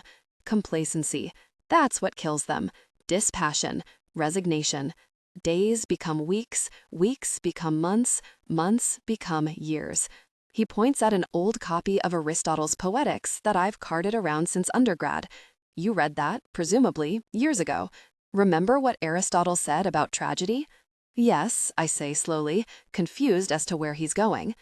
This is the moment he talks about peripeteia, the turning point, and anagnorisis, the point of recognition. When your wife tells you to go, when you finally see your relationship and her feelings in a way you hadn't before. a change from ignorance to knowledge, producing love or hate between the persons destined for good or bad fortune, he quotes. What comes next? I swallow roughly. The scene of suffering. The scene of suffering, he says. That's right, a destructive or painful action, such as death on the stage, bodily agony, wounds. Well, now I'm psyched. He sighs. Of course you're not, because you're human, and I am too. What's more human than wanting to avoid pain? I figured if I stayed away for a while, I could avoid it, let it blow over, then come back when the tension had died down. It didn't seem so dangerous, wanting to shy away from the pain of facing what had fallen apart between us. He tugs his ball cap lower and says, but it's like a drug, avoidance. And each day that goes without tension or worry or disappointment lulls you with the promise of peace and ease. You give her time, tell yourself things will quiet down, and before you know it, things have gotten too quiet. Then you have papers in your office, and not the kind you grade. Pain knifes through me at the mere thought of that. No, Freya's not divorcing me. Not yet. She can't. She has to give me a chance. She has to. Trust me, he says. When a woman tells you she's at her breaking point, she's been past it for a while. Now's your moment, like Aristotle says. Now you have to make the leap and do whatever it takes to make it better. That's the only way. You just told me. Tom, those are Aristotle's thoughts on tragedy. Exactly. At some point, every love is a tragedy. It just doesn't have to stay that way. We choose our endings. That's Aristotle's point. Tragedy is built. It has a structure. And if that's not the ending you want, then you get out of that trajectory. You change the narrative. I stand there, stunned. I've just had the best lecture of my life on Aristotle from the janitor. Not that I'm surprised. Tom's sharp, and I know more than anyone that having a low-income job is no indication of a person's intellect or wisdom. I just wasn't expecting his explanation to make so much sense. It's an epiphany that flashes like lightning against the dark backdrop of my hopelessness. Freya and I can't go back to what we were, but we can lean into this painful moment, learn from it, and become something stronger, something better together. Tragedy is built, Tom said, which means I can change course and find a way forward that doesn't keep pulling us apart, but instead brings us close again. I'm a business and numbers guy. I understand changing trajectories. I understand that when one approach doesn't work, you tweak the formula, then try another. If that's not the ending you want, then you get out of that trajectory. Focus, emotional plus physical connection. You change the narrative? Tom's words echo in my head, morphing into a whisper of hope. Hope that beyond the necessary work of counseling, I can go back home and tackle my really messed up head.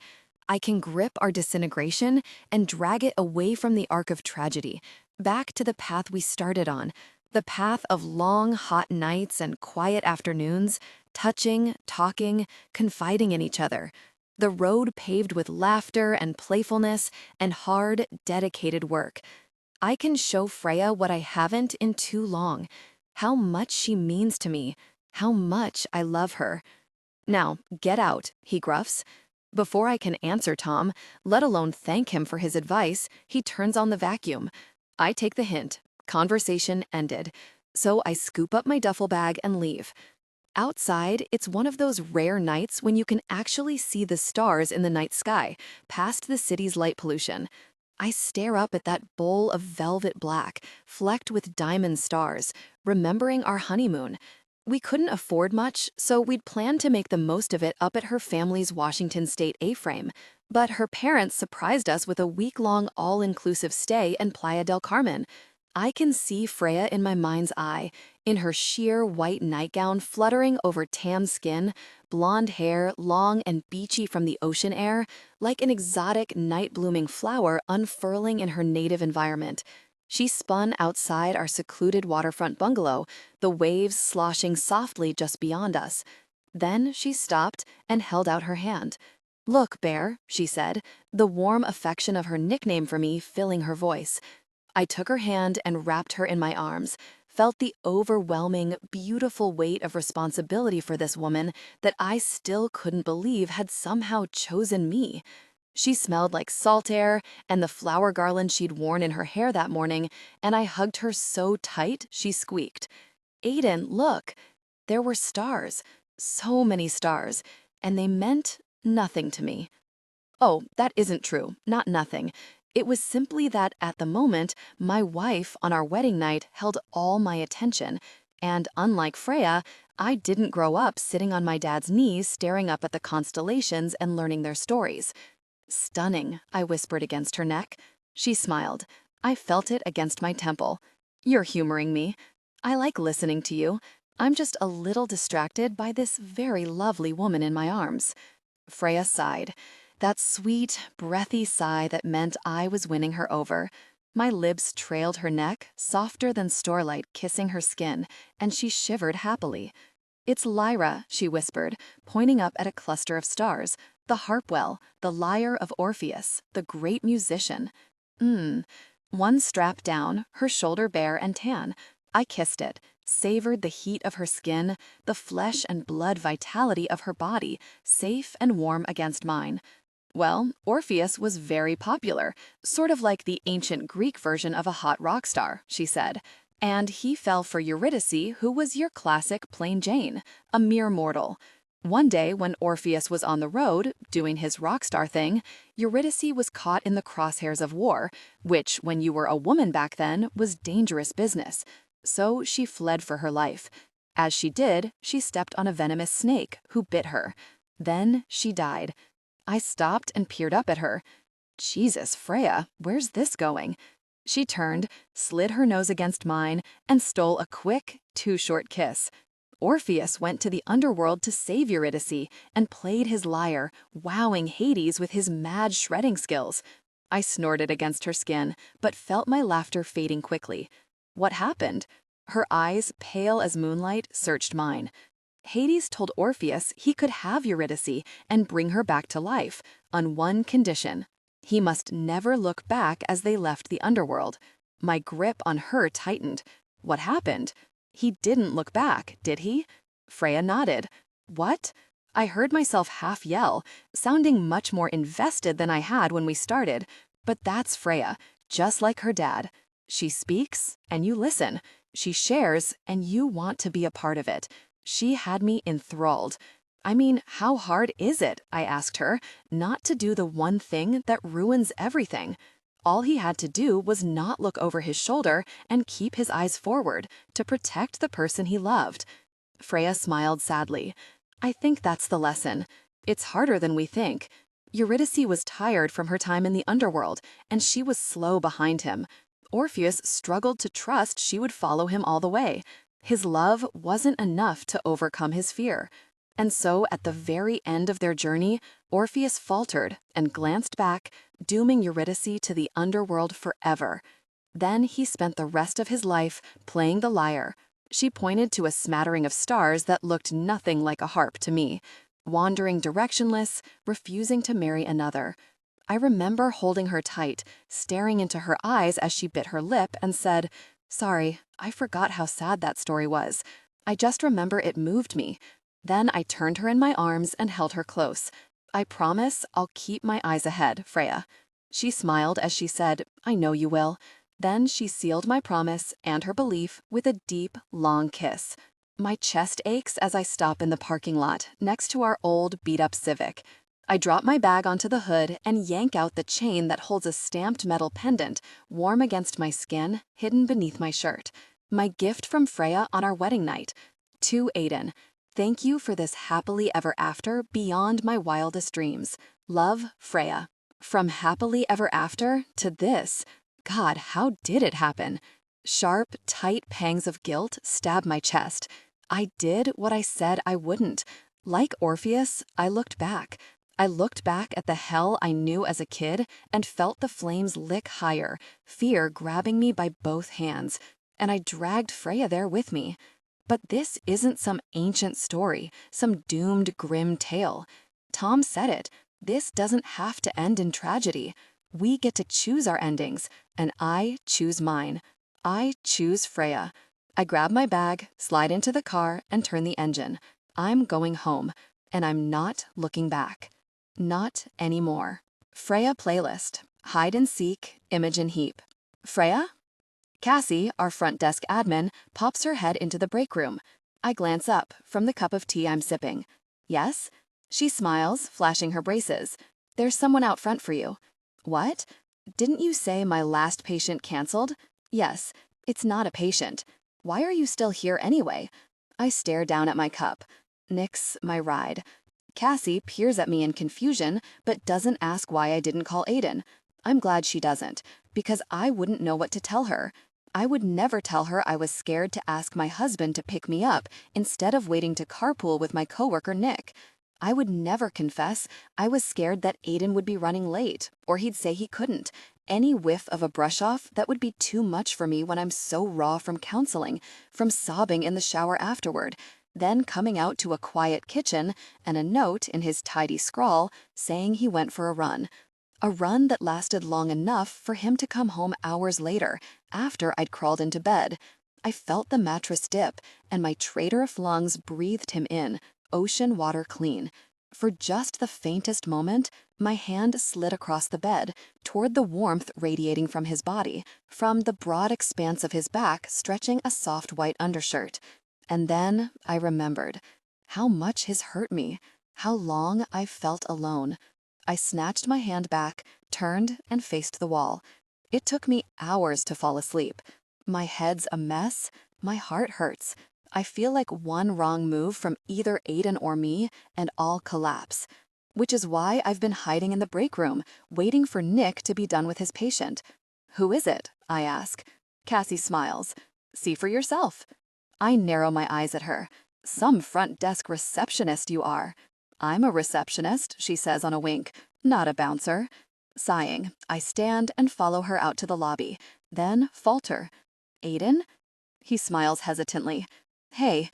Emotional plus physical connection. Gotta go check the fax machine, Cassie says. Don't mind me. I stare down at my tennis shoes, peering up when Cassie slips into the back room. Aiden sets his hands in his pockets and tips his head. Senior physical therapist. You wear it well. My heart tumbles. He saw my pay stub then. He knows I got the promotion. I hate myself for devouring that crumb, the faintest hint of considerate awareness.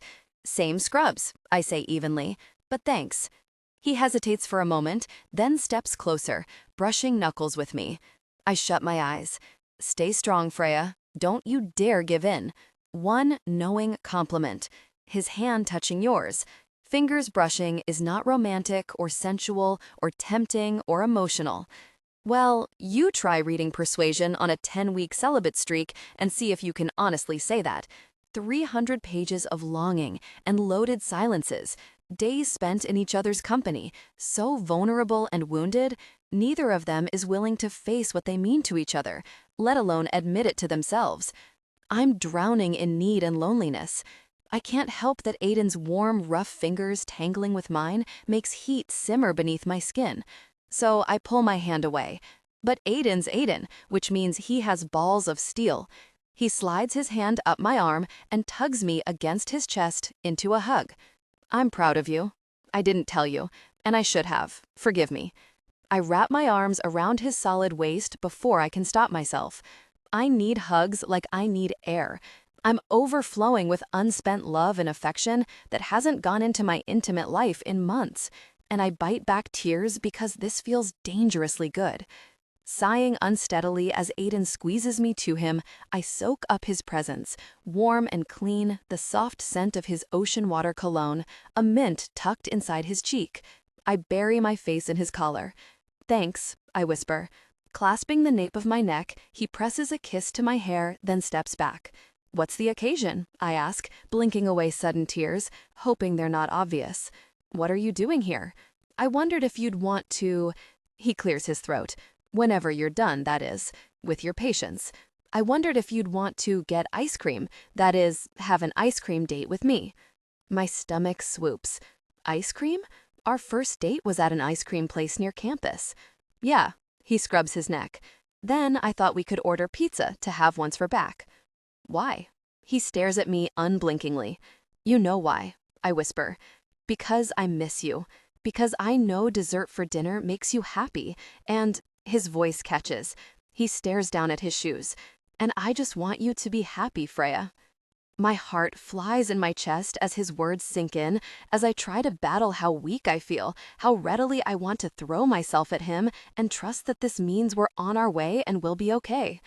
But then I remember so many late nights, quiet dinners, short answers, the loneliness that settled in, a bone-chilling ache that slowly turned to hypothermic numbness. He's trying.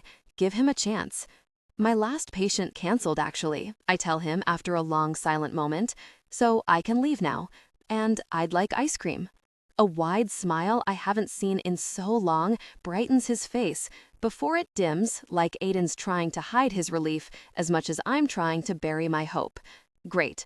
After grabbing my bag and paying a visit and back to say goodbye to a grinning Cassie, I walk with Aiden out to our car. Like always, he gets my door. Like always. That makes me pause.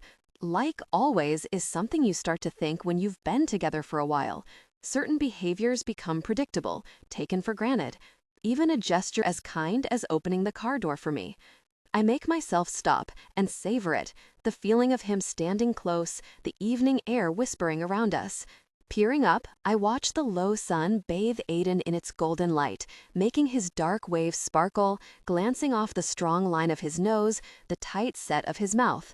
A mouth I used to slide my finger across, then kiss until it was soft and smiling. Staring at him, I recognize that familiarity dulls the shine of your partner's mystery, but it doesn't make them any less of a puzzle. We just stop seeing them that way. We stop exploring, stop wondering with the wide-eyed fascination of new lovers. I'm afraid to admit that somewhere along the way, I stopped seeing the mystery in Aiden, and I think maybe he stopped seeing the mystery in me. I wish we wouldn't have, and I wonder if we'd be here if we'd done it differently, if we hadn't decided we knew everything there was to know about each other and began to act accordingly, one predictive step ahead of each other. If we hadn't let that take us so far from the other person, from the ways that we'd changed, from the truth that we still had needs and hurts and wonders. "You okay?" Aiden asks quietly. His hand settles low on my back, the heat of his palm seeping through my scrubs. Longing unfurls inside me, a soft, deep ache for something I haven't felt with him in so long. "I'm okay," I whisper. He smiles gently. After I lower into my seat, Aiden shuts the door behind me. He strolls around the front of the car, and I watch him walk. His long, purposeful stride, the way he bites his lip in thought as he pulls out his keys, then slides into the driver's seat. With the windows halfway down, our drive's breezy and quiet, but I don't mind. We're both in our thoughts, sadly unused to time like this, time in which we're trying this consciously to be present to each other. I feel a pinch of nerves like I did on our first date. But I shove that feeling away. I can't let the past get mixed with the present. Young, 20-year-old Freya had no clue what was ahead. 32-year-old Freya knows all too well, and she'd do well not to forget. We pull up to the ice cream shop, which is in its lull after the post-dinner rush. Once Aiden throws the car into park, I let myself out and Aiden comes around. Shutting the door behind me, he sets his hand gently on my back as he hits the P fob to lock up. I stare at the massive ice cream menu, frowning. Aiden crosses his arms and frowns at it too. I glance over at him, and my stomach does a somersault as I read the tentative playfulness in his expression. Making fun of me, are we? I would never. He gives me a quick sideways glance before refocusing on the menu. I'm just doing some mental math. What kind of mental math? He leans in slightly, his shoulder brushing mine. He's flirting with me. Aiden is despicably good at flirting. He wears his charm like he wears his clothes, with a genetically predetermined comfort and grace. And when he leans close and drops his voice, when his sea blue eyes glitter and a dark, rakish lock of hair falls onto his forehead, he turns me into a big, gooey, doe-eyed puddle. Always has. I try to straighten my spine and snap out of it, but it's so very genuine, and he's so clearly feeling bashful, a splash of pink warming his cheekbones. When the wind picks up and bathes me in his scent, I have to stop myself from shoving my nose into his solid arm, breathing him in. His eyes dip to my mouth. The mental math? I remind him, curling my fingers to a fist until crescent moon indents sting my palms. Well, he leans even closer, his mouth a warm whisper away from my ear. Goosebumps dance across my skin.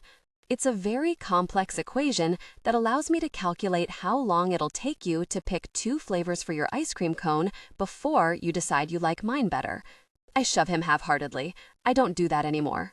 A huff of laughter leaves him as he guides me forward when the line moves up. I peer at the menu again and sigh heavily. There are too many choices, I mutter. Aiden bites his lip. Stop laughing at me, I tell him. He lifts his eyebrows and looks at me.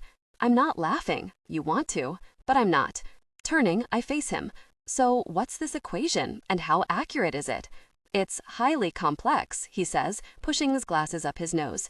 Let's just say if I could monetize it, I would. It's very accurate. Focus, emotional, plus physical connection. I stare up at him, fighting a smile. You're such a nerd. He grins. You are too, though. Not like you. I'm just overly competitive at Trivial Pursuit. You? Overly competitive? He shakes his head. No way. Never noticed. The line moves, making us next to order after the group in front of us. Stop flirting with me. I need to pick my flavors. There's a pause before Aiden's knuckles brush mine. That's what you said on our first date. I glance up at him quickly. I did? How do you even remember that? His eyes hold mine. I remember everything about that date, Freya. You wore a strapless yellow sundress and gold sandals, and your toes were painted hot pink. Your hair was down in these sexy beachy waves before you threw it up in a bun because it was sweltering hot. And you were so really pretty, I could barely remember my own name, let alone order ice cream. So I got 2 scoops of vanilla, I whisper. You said you liked vanilla. It's fine, he says, as his eyes travel my face. What I liked was what happened when I got vanilla. A blush stains my cheeks. I ate it, licked it. He bites back a smile. While your chocolate peanut butter swirl and salted caramel melted in your hands. So we switched, he nods. And then we shared, and it felt so intimate. I was out with you, Freya Bergman, this knockout of a woman who was radiant, passion, and vitality, lighting you up from a place so deep within that I wanted desperately to know. A woman who painted her toes electric pink and sang along to music blasting from the outdoor speakers and stole my vanilla ice cream. His eyes search mine. You felt like the missing part of my life. Tears sting my eyes. What? He clears his throat. What do you remember from that night? I stare at him, warring with myself as his fingers dance along my palms, coaxing them to clasp his. Finally, I slide my hand inside Aiden's. His grip clamps around mine like a vice. I don't remember what you wore or the precise date. I just remember standing next to you, looking into your eyes, and knowing I was exactly where I was supposed to be. Our gazes hold as our fingers lock together. What can I get ya? The server behind the glass says, startling us apart. I blink up at the menu, indecision swarming me. I glance over at Aiden helplessly. He smiles, then turns toward the cashier and says, 2 scoops of vanilla in a cup, please, then chocolate peanut butter swirl and salted caramel on a waffle cone. Our fingers thread tighter as he says, soft enough for only me to hear, for old time's sake, Freya. Back at home, Aiden thanks the pizza guy. I find myself staring at the wave in his dark hair, the taper from his strong shoulders to his waist, and that round, solid rear. My chest feels like a blender, a sharp, whirring mash of emotions, desire, sadness, longing, fear, observing this man who remembers what ice cream I got and what I was wearing on our first date, yet holds a part of himself in such profound secrecy. I had no idea it was suffering until our foundation was crumbling beneath us. I want to run out of the house, just as much as I want to throw myself on his lap and kiss him senseless. I feel like I'm fraying at the edges. Food in hand, Aiden shuts the door with his foot and nearly trips over my shoes. On a hop and spin, he saves it, then straightens out and gives me that, I can't believe I live with a slob like you look, that's so habitual, it sends a pang of bittersweetness tearing through me. Gosh, Freya, my life insurance policy isn't that good. It actually makes me laugh. All part of my grand plan to become a wealthy widowed cat lady. That makes him laugh too. As Aiden sets down the pizza box, I pour myself a glass of red wine without offering him any. Aiden rarely joins me, and if he wants to, he tells me. He barely drinks, and when he does, it's typically in social settings, something low ABV that he seldom finishes. He says it's because it clashes with his anxiety meds and makes him incredibly sleepy, but even before he was on Prozac, he never drank. I've always had a hunch it's equally because his dad was an alcoholic. At least that's what his mom says. Aiden doesn't remember anything about his dad. He just knows enough to never want to be like him. A few times we've shared a bottle of wine, got a little buzzed, and felt a strong connection together. And I loved sharing wine in your veins, intimate moments on the couch. But it's been a long time, which is why I nearly drop the bottle when Aiden gets himself a glass and sets it in front of me. "Half a glass, please," he says, focused on serving us food. I pour carefully as Aiden selects 2 artichoke and olive slices for me, scoops some tossed salad from the bowl, sets it on my plate, then slides it my way. He lifts his wine, I lift mine. Our glasses clang quietly in the kitchen. When he takes a sip, Aiden's eyes don't leave mine. The kitchen feels warm, and when I set down my glass, my hand's trembling. "Hold still," Aiden says, his hand gently cradling my jaw. His thumb slides along the corner of my mouth, catching a drip of wine. He brings it to his lips and sucks with a soft pop. Gosh, it's hot in here. Blinking away, I scoop up the pizza and take a bite. "Thanks for this. It smells great." "Course," he says quietly. "Congratulations again on your promotion, Freya. You should be proud." I peer up at him, swallowing the pizza that lodged in my throat. "Thank you, I am." He nods. "Good." Just as I'm about to have another bite of pizza, he blurts, "I'm working on an app." Horseradish and Pickles choose this moment to start tangling beneath our feet, meowing loudly because I've raised monsters who expect cheese from my favorite artisanal wood-fired pizzeria. "I'm sorry?" He runs an unsteady hand through his hair, ignoring Pickles, who puts her paws on his knee and meows. He clears his throat. "It's an app. It's hopefully going to help equalize the higher learning experience for business and economics students." Halfway through her meow, I pick up Pickles and set her in my lap. I need something to hold and ground me, because the world feels like it's tipping sideways. What? How? We've recorded tutorials on initial high-level topics, started beta testing, creating an app interface. If it does well, if we can secure a major investor, we'll reach out to more academics to record tutorials. The brightest business minds out there, experts on every business economics and management concept out there, available to any kid who can afford $10 a month, not just those who can pay for an Ivy League education. The hardest part has been up to this point, Freya. We've begun pitching to prospective angel investors. Once we have one, I'm free. Well, I'll be freer, much freer, able to relax. I blink at him in complete shock, and Aiden presses on. "I'm working on selling prospective investors on apportioning funding so people without financial means can apply for relief when months are short. It could change everything. For us, for students like I was, struggling so much to get the opportunities they deserve." So that's what the private phone calls have been. "I'm sorry I worried you, that I weirded you out with being so secretive." An app? He's designed an app to help kids kick college's challenges and get where they dream of going in business, regardless of their backgrounds or resources. I almost want to laugh with relief, but hurt chases my surprise and swallows it up whole. "Why wouldn't you talk to me about this, Aiden?" Becoming a bit of a refrain, that question, isn't it? Because, like I said in counseling, I was trying to keep one more thing off of your plate. It was an idea, a dream, and I had no idea if it was going to amount to anything. He holds my eyes intensely. "What if I put it on your mind, showed you how invested I was? Then I failed? Then you'd have pursued a dream, and tried, and failed, and learned something, and I'd be there for you." "Watching me fail?" he mutters. "Burdened by that?" I roll my eyes. "Aiden, come on. You failed at gosh before." Focus, emotional plus physical connection. It hasn't scared me off or worn me out, has it?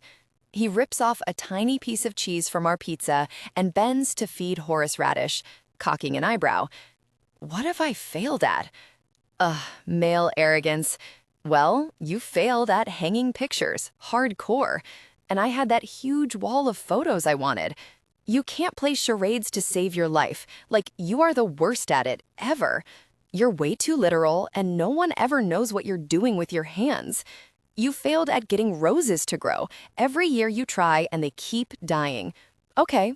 He throws back his water like he wishes it was, instead, the wine he's been responsibly sipping. Thank you for enumerating my random personal flaws. I meant big stuff, work stuff, provision stuff. Ah, this is about your job. His face blanks. Silence rings in the kitchen. What? I ask, picking up my pizza and stealing a bite. Pickles stares at it longingly. That comment reduces my job to being about my ego, Freya. Like, I've got something to prove, don't you? He exhales roughly, like I punched him. Aiden, it was a joke, which, like most jokes that sting, is a little too close to the truth. Men's ego in their work has frequently struck me as poisoned with the need for masculine validation. Yeah, I get it, Freya. His voice is flat. I just didn't find it funny. You know what work means for me. Oh, do I ever, honey? It's been the third member of this marriage since day, really, one. His jaw ticks. I know I take work too seriously. I know I fixate, okay? I feel like gosh about it as it is. I don't need anyone else making me feel worse. I throw my arms up, making Pickles startle and jump off my lap. Gee, wonder why we haven't been talking. The moment I open my mouth, I make you feel like, gosh. He shuts his eyes and breathes deeply. Okay, I'm sorry. Let's just table jokes about work and about my sensitivity. And yes, I'll acknowledge I'm sensitive about them. I take a viciously large bite of pizza, chew, and swallow. Aiden opens the box, serving himself another slice and then a scoop of salad. And our recent companion, Stilted Silence, is with us once again. After a few more bites of food, my ears no longer ringing with defensive anger, I can see I didn't help us with that jab. Groaning, I rub my forehead. Aiden, I'm sorry, I was out of line. I felt replaced by your work, and I dug at you about that. It's been hard not to take it personally. Like you want to work instead of wanting me? Aiden stares at me for a long moment, then drops his fork. I need you to understand this. He steps between the gap in my legs and tilts my head so I'm looking at him, my face held firmly in his hands. How I've gone about work lately has made you feel like you're less than the center of my world. That's wrong, and that's what I'm going to fix. Because you have to know, Freya, that everything I do is for you. I want to give you everything you deserve.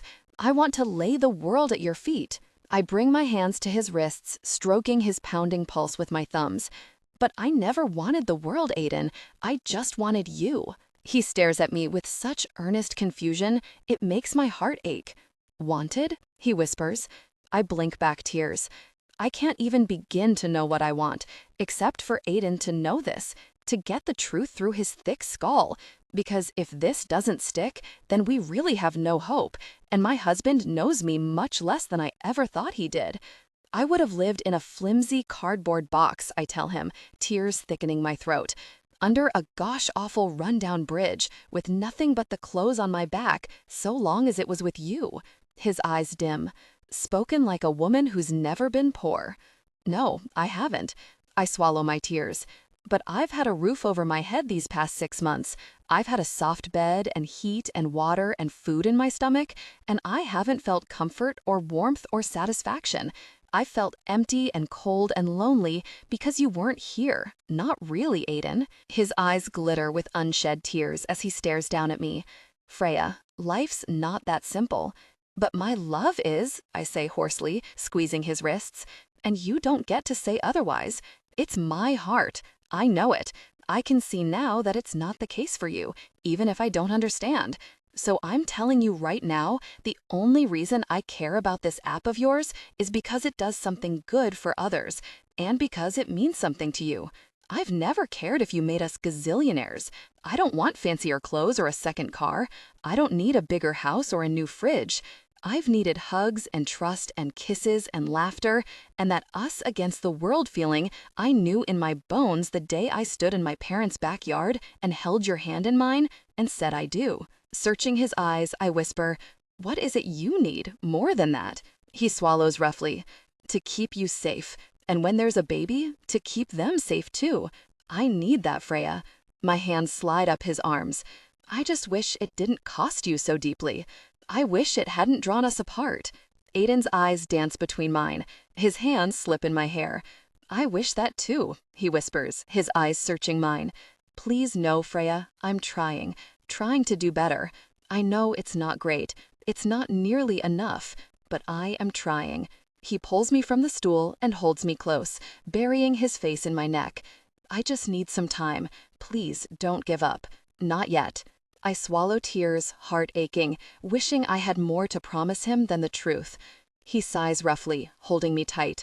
I press my nose to his hair and breathe him in, cool and crisp as the ocean, a whisper of mint because he brushes his teeth 3 times a day without fail after breakfast, lunch, and dinner. Because his mom taught him to as a kid, since they couldn't afford the dentist, and it's a habit he says he can't quit for the life of him. I still remember the first time I stayed over at his apartment for the weekend, and I caught him brushing after lunch. He blushed and glanced down at the sink as he told me why. I wrapped my arms around his waist, hugged him hard. Then I picked up my toothbrush and brushed with him. My hands slide up his chest and freeze. I feel it beneath my fingers, warm and smooth, the rounded rectangle. My fingers drift higher, tracing the chain beneath his shirt, the pendant I gave him on our wedding night. Tears burn my eyes as I remember his gift, a gift that told me how deeply he knew me, a song he wrote and sang softly in my ear as we danced under moonlight. A song that he couldn't play on the guitar like he'd planned because Mom and Dad sprung a destination honeymoon on us, and all our cool weather Washington State clothes and his guitar were left in place of haphazardly packed shorts and tank tops that never got worn. Because we never even left our tiny little bungalow on the water. "You're still wearing it," I whisper through tears. Aiden's hand rests over mine. I never took it off. I peer up as he bends closer, and our noses brush, then our lips. A shower of sparks dances beneath my skin as Aiden holds me in his arms, as his grip tightens around me and he lets out a slow, ragged breath. I lean in and feel him, so solid and heavy and warm. Cupping his face, I smooth his cheeks with my thumbs, and then he kisses me. Our kiss sings in my body, from my lips, through the hum of my throat, to the tender ache that builds in my heart and soars through my veins. Slow down. Be careful. I don't want to. I'm lost in his touch, his taste, in the strength of being held and the thrill of being wanted. Our kiss feels like magic, like shooting stars and blue moons and meteor showers, and I'm enthralled by its power, its rare, blinding beauty. I close my eyes, weightless, lost to something so precious in its familiarity and so exciting because somehow it's new. He tastes like Aiden, and I sigh when he does what he always has, pushes that little bit. A faint, teasing touch that floods my body with warmth. Aiden groans into my mouth as I drag his bottom lip softly between my teeth. Focus, emotional plus physical connection. My hands slide over his shoulders, his strong, thick arms, the breadth of his chest, and his heavy muscles tightening as he holds me close. He feels like the man who climbed up on our roof and patched it for years, when a new roof would have wiped out our savings. He feels like the man who rescued pickles from the filthy attic even though he hates small, dark spaces, who drove a sick horseradish to the 24-hour emergency vet clinic like a Formula One racer, even though he's a firm believer in observing the speed limit. He feels like the man I painted walls with, muscles flexing, shoulders rolling as he worked next to me, then went back and neatly cut in with a hand brush because I was too impatient, too messy to do it well. Touching him reminds me of the man I married, the man I love. I feel like he's really here, kissing me, wanting me, and I'm delirious with the satisfaction of it. "Freya," he says against my lips. I'm moving closer to him, my body ignoring my brain that's blaring, "Pump the brakes." I'm getting ahead of myself, and I don't care. I want this. I want him. "Baby, slow down," he whispers. He wraps his arms tight around me, spins, and with my hop, lifts me onto the counter. God, I want you, but we can't. Why? I'm overcome with desire, tugging at his shirt, trying to get it over his head. Because Dr. Dietrich said we can't. What? I freeze, dropping my hands and his shirt. That Birkenstock-wearing twister sadist is preventing me from being intimate? Aiden drops his forehead to mine, exhaling slowly. "That's what she said after you left the office. She told me we're an overhaul, not a redecoration." His words sink in, dragging me back to reality from my lust-soaked fugue. I clutch my arms around my waist and fight a shiver. Embarrassment heats my cheeks, and Aiden sees it immediately. He steps closer. "Freya, He cups my face, forcing my eyes to meet his. "Freya, I want you. Please don't doubt that." "No," I whisper, as tears slip down my cheeks. Why would I ever doubt that? I've felt so wanted. Aiden's eyes fall shut as he presses his forehead to mine again. "I want to show you. I want you to know, but I don't want to do something that hurts us right now." "I understand," I whisper. "You're fine. You're not. I can tell." He wraps his arms around my waist before his touch drifts down, cupping my hips and hoisting me closer. "I hate when you're sad," he whispers. "It feels like I'm being gutted. All I want to do is take that sadness away, Freya, for you to smile and sing and be happy." Aiden slides his nose along mine, gives me a faint, worshipful kiss. My hands fist his shirt reflexively, tugging him close, before they drift beneath the soft cotton of his t-shirt. Dancing along his stomach, my touch deepened the intimacy. His breath hitches, then he groans softly and leans closer. His breathing is rough and fast as his mouth claims mine. One kiss. Another. His body pressed closer, and our mouths open, sharing air and soft, hungry sounds. But then he pulls back and kisses the corner of my mouth, scrunching his eyes shut. Desire looms, thick and crackling between us, like ozone filling the air before a storm. "Some couples therapist," I mutter, burying my face in the crook of his neck and shoulder, hiding my messy emotions, my fear of what comes next, telling us not to be intimate. Aiden laughs softly. "I think she's concerned that intimacy might do more damage than good. Maybe it's like with your therapy clients. Walking too soon on a broken bone could set back healing. And sometimes it's that first painful step that helps them remember that healing is painful, and that's okay," I counter, trailing my lips down his throat. He smiles softly as his head tips back, dark lashes fanned and casting shadows across his cheekbones. "You could have been a lawyer," he whispers. Tension broke. They gave in to desire, connecting deeply. The blare of Aiden's phone shatters the moment. No, that's not quite right. It's not the phone that shatters it. It's the immediacy with which Aiden pulls away and dives for his phone in his pocket. Humiliation burns through me, red hot and staggeringly painful. I sit up slowly and tug down my shirt as he stares at his screen, his fingers flying as he answers whatever message he got. "I'm sorry about this," he mutters to his phone. He can't even look at me and apologize. And every faint, delicate, good thing I felt this evening, the tiny flame of hope that flickered to life as he swept me away with ice cream and pizza, as he told me he loves me and confided in me about his dreams, his fears, is snuffed out. A new creeping desolation settles beneath my skin as I stare at him. Even if Aiden and I survive this, even if he opens up to me the way he used to, will it really be better, knowing what he's working on, if he's still married to his work instead of me? Or will it only be a different kind of pain, a new way of feeling alone, second best, runner-up to the god of his smartphone and professional success, calling him away from me? I don't dignify his actions with a response, and Aiden doesn't seem to notice. Slipping off the counter, I grab my pizza, snag a bottle of wine, and call the cats, who run and follow me to the bedroom. At least someone still finds me worth chasing after. Aiden, it's one of those days when the weight of my anxiety is a vice grip around my ribs, when I can hear my pulse pounding in my ears and my heart feels like one big palpitation. There's nothing to pinpoint, no particular reason, except that you were 2 seconds away from being intimate with your wife in the kitchen, then Dan texted you, and you jumped off of her like her skin had caught fire. Really, really. I just keep replaying it, like many things I've messed up throughout my life. Moments I made a jerk of myself or felt embarrassed. When my clothes were worn out or too small. When I was so tired from the landscaping work I did on the weekends in middle school that I fell asleep during homeroom, then woke up with drool on my desk and a drawing on my face that someone drew with Sharpie, which I noticed in the bathroom mirror during 5th period. It plays on a loop in my brain. Sometimes it keeps me from sleep.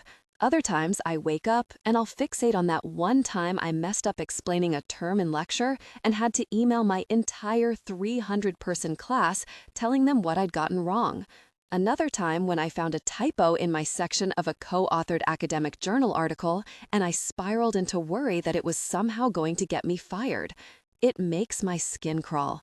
Sometimes it gets me on the verge of throwing up. And today is one of those days. Mess-ups front and center in my brain, on the razor's edge of a panic attack. I can't lie, I feel the tug of despair, that choking, tear-out-my-hair anger that I'm stuck, that anxiety is managing my life instead of me managing it. So, when I have a break between classes that doesn't involve office hours, I walk, trying to breathe and distract and steady myself. Squeezing my hands, then flexing my fingers, breathing through my nose, out of my mouth. There's a small, less trafficked bit of green space outside my building that I walk like a track, probably looking like any professor around here, strolling while working out an idea. On my way back from another lap, I slow as I spot Tom sitting on a nearby bench. Ready for work in his gray janitor's uniform, he sets down a small igloo cooler, probably packed with his dinner, and sips from a thermos. When my path takes me a few yards from his bench, he peers up through dark sunglasses beneath his usual faded black ball cap and waves politely. I slow to a stop. "Hey, Tom." "Afternoon," he says, lifting his thermos. "Doing all right?" My expression falters. "Sorry?" He sips from his thermos, then sets it between his legs. "You look like you're trying to win the power walking Olympics. Thought maybe you're stressed. But I could be projecting. I walk when I'm worked up." "Oh. Well, yeah, with anxiety, sometimes walking helps." That it does. Focus, emotional plus physical connection. He says it like he gets it. I wonder if he does. If maybe that's why he puts me at ease. Because he's unfazed by me. Because we're a little more alike than I thought. "Well, I don't want to keep you if you need to keep walking," he says. Actually, I find myself eyeing the spot on the bench next to him. "Mind if I?" "Please," he says, scooting down to give me ample room. Once I sit, my legs start bouncing, and it makes me miss Freya. She never sets her hands on my thigh or tries to make me stop. Her fingers simply slip through mine, followed by a hard, reassuring squeeze. Gosh, I love her. I scrub my face and sigh. Sorry, I'm in my head today. Doesn't bother me. Tom rolls his shoulders back and folds his arms across his chest. I catch the faint whiff of menthol cigarettes on him now that we're this close. "You smoke?" He nods. "Yup, not on campus, of course. I like getting my paycheck." I knot my hands tightly between my knees, breathing against the tightness in my chest. "You shouldn't." He shifts on the bench. "I'm aware. I've been doing it since I was 13, though, so it's a little late to clean up the act." "What? How'd you get that past your parents?" He half glances my way before staring straight ahead again and saying, "Well, they weren't around much. And when they were, they reckoned I was trouble, and there was no changing me. Stubborn?" My legs bounced steadily, but my heart started slowing down. I suck in another breath through my nose and focus on listening to Tom. "Yep," he says. "I was and am incorrigibly stubborn. Well, until I met a girl who made me straighten things out. She was the first person I ever wanted to bend my life around, and I did. But, of course, eventually I screwed that up real bad." "How?" I ask, shutting my eyes, focusing on my breathing. He shifts on the bench and coughs wetly, then says, I drank. I was addicted, and I chose it over her, over everything. Those words send a chill over my skin. I chose it over her, over everything. But, for the past 3 years, I've been sober, he says. So that's something I try to celebrate. Well, he laughs, husky and thick. I can hear the tar coating his lungs. Celebrate might be a stretch. I remind myself when I walk by the bar I used to get lit in every night that I don't actually want that drink. My brain just wants the calm that alcohol gave me. And then I go home and read instead. He sips from his thermos. That's when I celebrate. Maybe it's because he looks about the same age I imagine my dad would be. Maybe it's because my mom says dad was one of those people who was brimming with potential, but who could never slip out from under addiction's thumb pinning him down. But it makes me grateful that I get to see someone who did, someone who made it. Sorry, he says, scratching his beard, for dumping my sobriety story on you. I don't mind hearing it at all. It's something to be proud of. He shrugs and tugs at his ear, hurtling me into whatever place that is where we experience déjà vu. I do that too when I'm feeling self-conscious. Tom's hand drops from his ear and I'm yanked back to the present. Mind my asking how you ended up in academics, he says, picking at his work-hardened hands. He catches a cuticle and tears it sharply. A thin streak of blood wells to the surface. Blinking away, I ease back on the bench and draw in a deep breath. I was good at math in school, and I was pretty much obsessed with how successful businesses operated, how people got rich, and how wealth worked. Why was that? I grew up without much. When I learned there were formulas to apply, logical steps I could take so I wouldn't have to live how I'd grown up, it appealed to me for obvious reasons. And then I realized I could teach people, help them learn about it too. I shrug, just sort of went from there. So you didn't have much growing up, yet you got here. How? Classic underdog story. Hustled, took under-the-table jobs, worked my ass off, had enough smarts to snag some scholarships, met a woman way out of my league who, for some reason, wanted me, who believed in my goals and supported every one of them. And now, here I am, on the cusp of huge success, with all my baggage about to drag me down and pull us apart before I can even share it with her. Well, that last bit wasn't supposed to come out. Tom frowns. Your baggage? You mean your past? I've always been really fixated on work and climbing the ladder here. People can say I'm just living as a slave to my past, that I'm caught up in some toxic capitalist lie that you're nothing if you don't earn, but those people can kiss my ass because they have not known what I've known, and neither has my wife, and it's going to stay that way. Tom clears his throat. He peers over at me, then away. I'm sorry. I'm sorry it was hard when you were young, that it's bled into your adult life. He scrubs his beard. That's very unfair. Self-consciousness tugs at me. I just verbally vomited on the janitor. I just cornered him on a bench while I was brimming with anxiety, then blabbed about my childhood. I stare down at my fingers, tugging and knotting them between my knees. That's okay. No, he says firmly. It's not. But you can't change it. You can just move forward as best you can and tell yourself you'll give your kid better. After a beat, he says, You got any kids? Not yet. Do I remember right? I shake my head. We've been trying, but I've been having a tough time. Christ, I almost said it. What is wrong with me? Even though I didn't finish my sentence, it shouldn't be difficult for Tom to intuit what I meant. A flush of embarrassment heats my cheeks. Tom tips his head, and as the sun jumps out from behind the heavy clouds, I see the faint outline of his eyes through his dark lenses. But before I can process what they look like, he peers down. After a quiet moment, Tom says, You talked to your wife about it? Freya? I shake my head. Hell no. Tom laughs faintly. Can't say I blame you. But, sorry, if this is overstepping, it's more common than you think. It's just part of life. So maybe she should...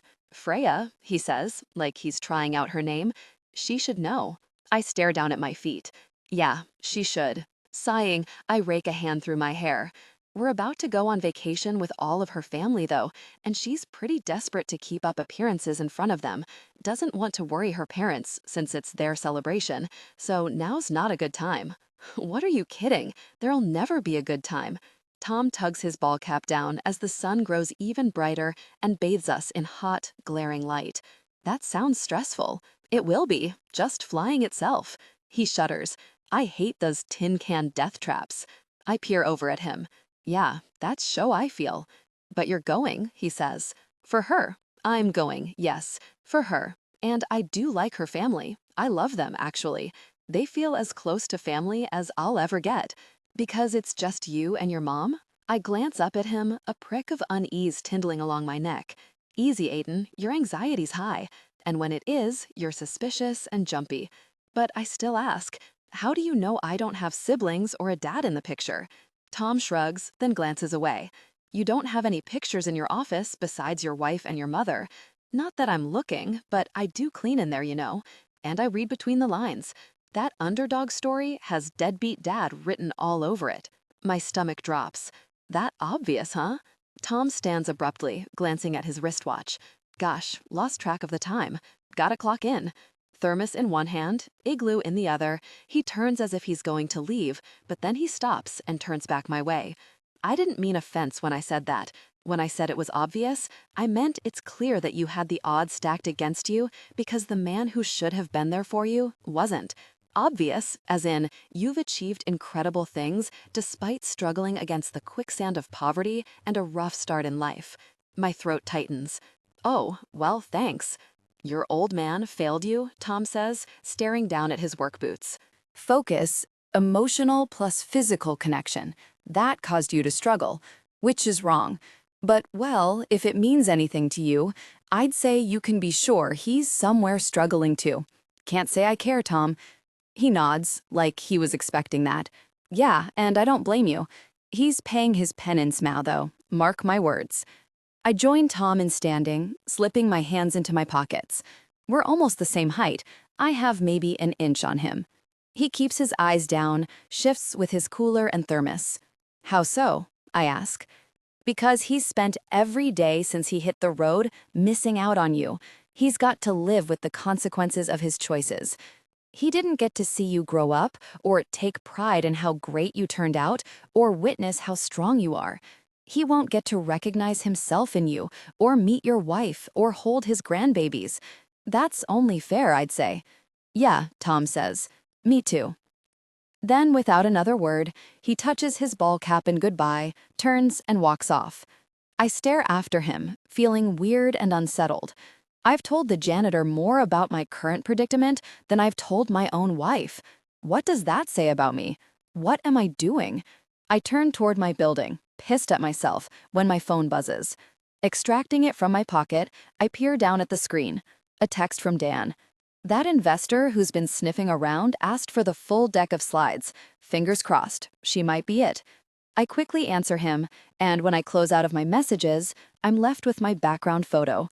Freya, head tipped to the sun, wide smile, her wavy blonde hair wild in the breeze. I grasp my phone and the sight of my once happy wife. I hold it over the pendant beneath my shirt, a promise and hope clutched to my chest. Jesus, keep me strong. First my mother in my house, then hurtling 3,000 miles in an airborne tin can over the fathomless depths of the Pacific Ocean. I barely slept last night, thinking about it. I'm going to need the world's longest nap when we touch down. So where's the cat food again? Mom says. She frowns between horseradish and pickles, who meow and twine around her legs. Hi, babies. She bends and scratches pickles. Relish. Aren't you cute? Freya smiles like she's not remotely concerned my mom can't remember these cats' names to save her life. I'll show you, Marie, she says. I went too fast through everything. I'm sorry. Mom tugs her sweater tighter as she straightens. That's okay. A second walkthrough sounds good, though. Thanks, Frey, I say distractedly, rechecking our suitcases. Freya's hand lands softly on Mom's shoulder, guiding my mother ahead of her. Right, Maurice, so here's the list of the daily routine, and here are our neighbors Mark and Jim's number if you have any problems.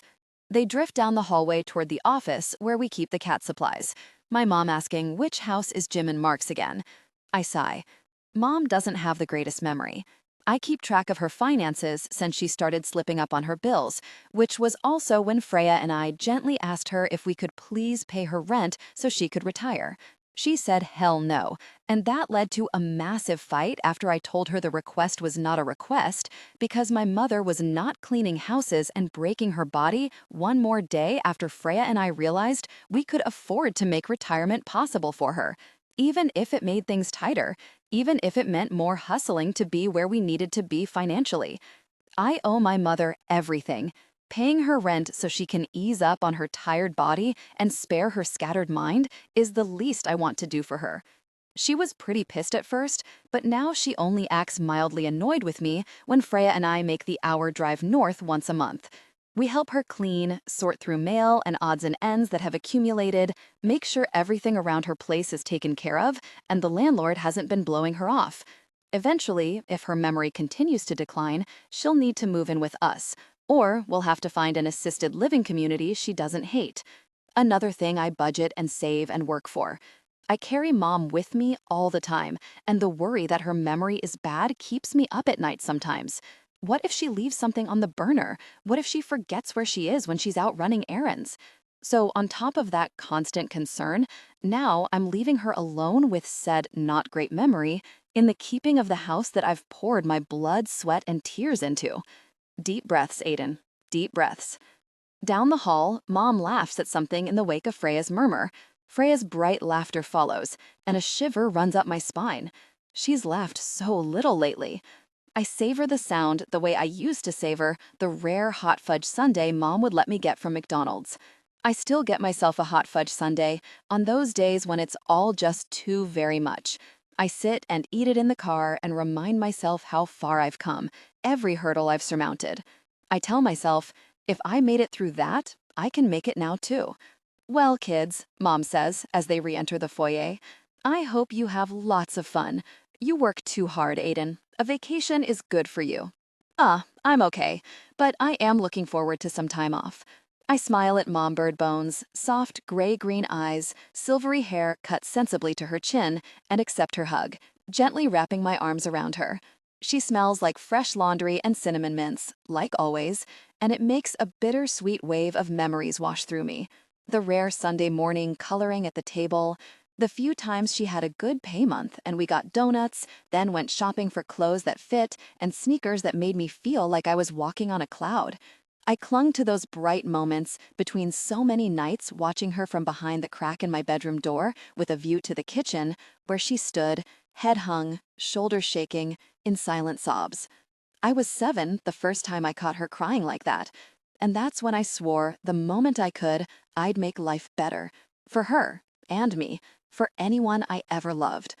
You two go on, Mom says, shooing us. Get out of here. Mustard and Relish and I will hold down the fort. Freya smiles as she lifts the handle of her suitcase. Right kind of food, Marie, but they're horseradish and pickles. Whatever, Mom waves her hand. Cats are dumb as doornails. They'll know I'm defeating them and scooping their mess. I massage the bridge of my nose. Thanks again, Freya says, hugging her goodbye. Remember, the list is on the fridge, and there's a copy in our room. Fresh sheets are on the bed, and please help yourself to any and everything. Mom nods. Great. I've got the male strippers coming at 10, and I'll make sure to buy lots of on-demand entertainment. My hand drops. Mother! She laughs and slaps her knee. Just trying to loosen you up. Bringing her hands to my shoulders, she squeezes them as her eyes search mine. Her fingers drift up to my face and comb through my beard that, for some reason, I still haven't gotten rid of since Washington. What is it? I ask. She shakes her head. You look like him with this, she says quietly. Disgust rolls through me. I hate that I've already deduced I look like him. I look nothing like my mom. But still, I never want to hear that there's anything like my dad in me. As usual, she reads between the lines. I said you look like him. That's all, Aiden. He was very handsome. You think I would have gone for anything less than a hunk? I was hot stuff in my day. Freya's eyes crinkle with a deep smile. You still are. I have no idea why you don't date Marie. Mom doesn't answer her as she stares at me, hands cupping my face, until she says, Love you. Be safe. I bring a hand to rest over hers. I will. Love you too. Pulling her close, I hug my mom hard until she starts grumbling and pushes away. When I let go, she dabs her eyes and shoos us out. Freya, of course, hugs and kisses the cats goodbye too, before we're off, bags in the car, windows down, a mellow playlist she made meeting the breeze. Focus, emotional plus physical connection. Not needing to save face in front of my mom, Freya's warmth fades like the sun behind thick gray clouds. She leans against the car door, staring out the window in chilly silence. I grip the wheel harder, take a deep breath, and drive. It's beautiful here, so beautiful it almost justifies nearly dying for 5 hours on a plane. Okay, I wasn't actually nearly dying, but I could have been for how miserable I was. I'm way too well read in plane crash statistics and mortality rates, which pretty much takes the fun out of flying first class. I triple-checked Freya's seatbelt, made sure all our emergency necessities were identified, and asked her if she was okay upwards of 5 times. But Freya knows me. Even still clearly pissed, she answered me patiently every time, even humored me with a detailed breakdown of what to do in case of an emergency so I could be confident we wouldn't be that couple who didn't know our floatie's location when the plane started nosediving into the Pacific. She also packed a book, which she extracted and disappeared behind. I shoved one of those donut pillows around my neck, tugged my sunglasses down, and told myself to try to sleep, which I didn't, of course. I closed my eyes and visualized calming things for about 4 seconds before I thought about that one part of the app's interface that felt glitchy and I didn't tell Dan about. Gosh. After a quiet deplaning and ride to the house, I stand, showering off the plane ride because I'm me and I'm a germaphobe, enjoying a beachfront view of this breathtaking place from our bathroom. Swaying palms, turquoise waves, pale golden sand, and a sapphire blue sky that stretches low and rich against the ocean. I take a deep breath, only to feel it rush out of me when Freya walks into the bathroom. She's wearing a red cover-up that pops against her lightly tanned skin. It's short enough to earn my immediate interest, but opaque enough to drive my mind wild with possibilities of what's beneath. I want to slip that flimsy fabric down her shoulders and watch it travel her decadent curves. I want to embrace her soft, round form and feel her near, reminding Freya of the intense connection we share, how deeply I desire her. But I can't, because I'm terrified that as soon as I get underway, the swarm of thoughts and worries will crowd my brain, draining my body of that hungry edge that makes me reach for her, that makes my body intensely desirous. And even if I wanted to, Dr. Dietrich said no sex. There are other ways to bring your wife to intense pleasure, Aiden. Oh, there are. And I want to use every single one of them. But nothing about Freya's body says, seduce me right now. It says, touch me and you'll face consequences. My gaze drifts up her body and freezes. She must have put it in before we left, but it's the first that I've noticed. She's wearing her septum ring again. She took it out a few weeks ago, mumbling something about being taken seriously for the promotion she was up for. I mourned it, because with that delicate silver nose ring, her short, messy waves, and gorgeous face, she looked hot and badass and beautiful. She looked like Freya. And when she slipped it off, it felt like she was setting aside the part of herself that made her happiest, the free-spirited, karaoke-belting, no-nonsense woman inside her. Now the ring's back in. And I wonder if that part of her she's felt she had to subdue is back too. I hope so. Freya finishes rubbing in sunblock across her face and notices me staring at her. Our eyes meet in the mirror. "See you out there," she says shortly. Then she's gone. I drop my forehead to the shower stall and turn the water ice cold. Dried off and in swim trunks, I head down the stairs and take in the place. I was single-mindedly focused on getting clean when we got here and didn't absorb too much about the house, but now I can see it's stunning. Expansive yet homey, open windows and a cross breeze. Cool white walls, dark-stained wood beams and floors, fabrics and paintings in warm and inviting earth tones, mid-century furniture, bursting with luscious plants that have vibrant petals and glossy deep green leaves. I eye the massive caramel-colored L sofa longingly and soak up the quiet in here. I want a nap, but I should go be social on the shore, and I can always nap in the sun. As I finish my inspection of the living room, I turn toward the open-concept dining room and kitchen area, starting to make my way when a long, cat-calling whistle pierces the air. I freeze, then slowly glance over my shoulder. There's a parrot in a dark corner at the far end of the living room that I somehow missed, dancing side to side on its bar. A big green parrot that cocks its head sharply and stares at me. I glance around, waiting for one of the Bergmans to jump out and laugh at their funny prank. Haha, let's freak out Aiden with the cat-calling parrot. This bird doesn't really come with the house, does it? If it does, I feel like someone should have told me an oversized, objectifying parrot lives here. Dat, it squawks. My eyebrows shoot up. Excuse me? Swiveling its head, the parrot lays down a beat, then says, "Look at that, look at that." Holy gosh. I start toward it, not sure exactly what I can do as it just keeps going. It continued with a string of inappropriate phrases. I clap my hands at it. You can't say that here. This is a family vacation. The parrot does not care. It continued with a string of inappropriate phrases. Hey, I'm close enough that the parrot startles at my next clap, then cocks its head before giving me another long whistle. I set my hands on my hips. Honestly, hey, hot stuff, it squawks. Hey yourself, I say. No more of whatever that was, okay? The parrot ruffles its wings, then spins on the bar so its back is to me. At least it's quiet. Turning, I head toward the side of the house that leads to the beach. I'm almost at the door when the parrot says, "Go on then," followed by a cackle. I take the moral high ground and shut the door behind me. All Hawaii's beaches are public property, making this luxury around me feel somewhat less overwhelming. As I walk toward the Bergmans, I see kids playing nearby in the surf, another family not too far off laughing and building a sandcastle, and the Bergmans fit right into that domestic picture. Ziggy reads under an umbrella she's sharing with Axel, both of them stretched out on chases and wearing t-shirts and shorts. Ran's behind Frankie, rubbing sunscreen on her back and saying something in her ear that makes her laugh. My in-laws wave from over their shoulders, chairs wedged into the soft sand as the waves lap at their legs. I wave back. A few chairs are vacant, so I wander down and drape my towel over one of them. "Has anyone else talked to the parrot?" I ask. They all glance up at me. Ziggy smiles and lowers her book. "Yep, she was so cutie, said hi-a-toots." "Really? Huh." Dropping into the chair, I crack open my water bottle and take a long drink. Ren tips his head. "Esmeralda was pretty quiet when I was in the kitchen earlier. Tyler said she's on the old side and tends to sleep a lot. I called him because I was concerned she'd fly away with the windows open, but he said we don't have to worry, she's a homebody." "My kind of gal," Frankie says. Ren rubs in her sunblock and squeezes her shoulders affectionately. "Why do you ask? Did she say something funny?"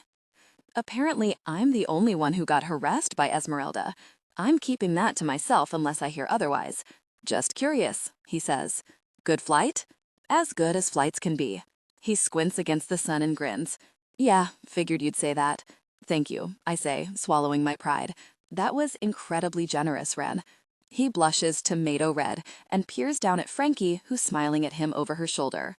"Ah," she says, "you made Zenzero blush." Zenzero is Italian for ginger and Frankie's nickname for him, given Ren's copper hair. Focus, emotional, physical connection. Playfully glaring at her, Ren blushes deeper, then clears his throat before he directs himself to me. "You're welcome. I honestly think what professional athletes make is unconscionable. Paying for flights made my bank account feel less offensive." Frankie snorts and pats his thigh. "I don't get it. Load me up. Call me Scrooge." Then again, I grew up in a shoebox in Queens, wearing hand-me-downs and extreme couponing. Something eases inside me hearing that, knowing I'm not the only one who grew up without much. Frankie gives me a sharp stare. "I get a very Alexander Hamilton vibe from you, Aiden." "Don't you dare start singing it," Ren says. "Not until Oliver's here. It would crush him." Frankie laughs. "I would never. That kid's more obsessed than me. Now's not the time anyway.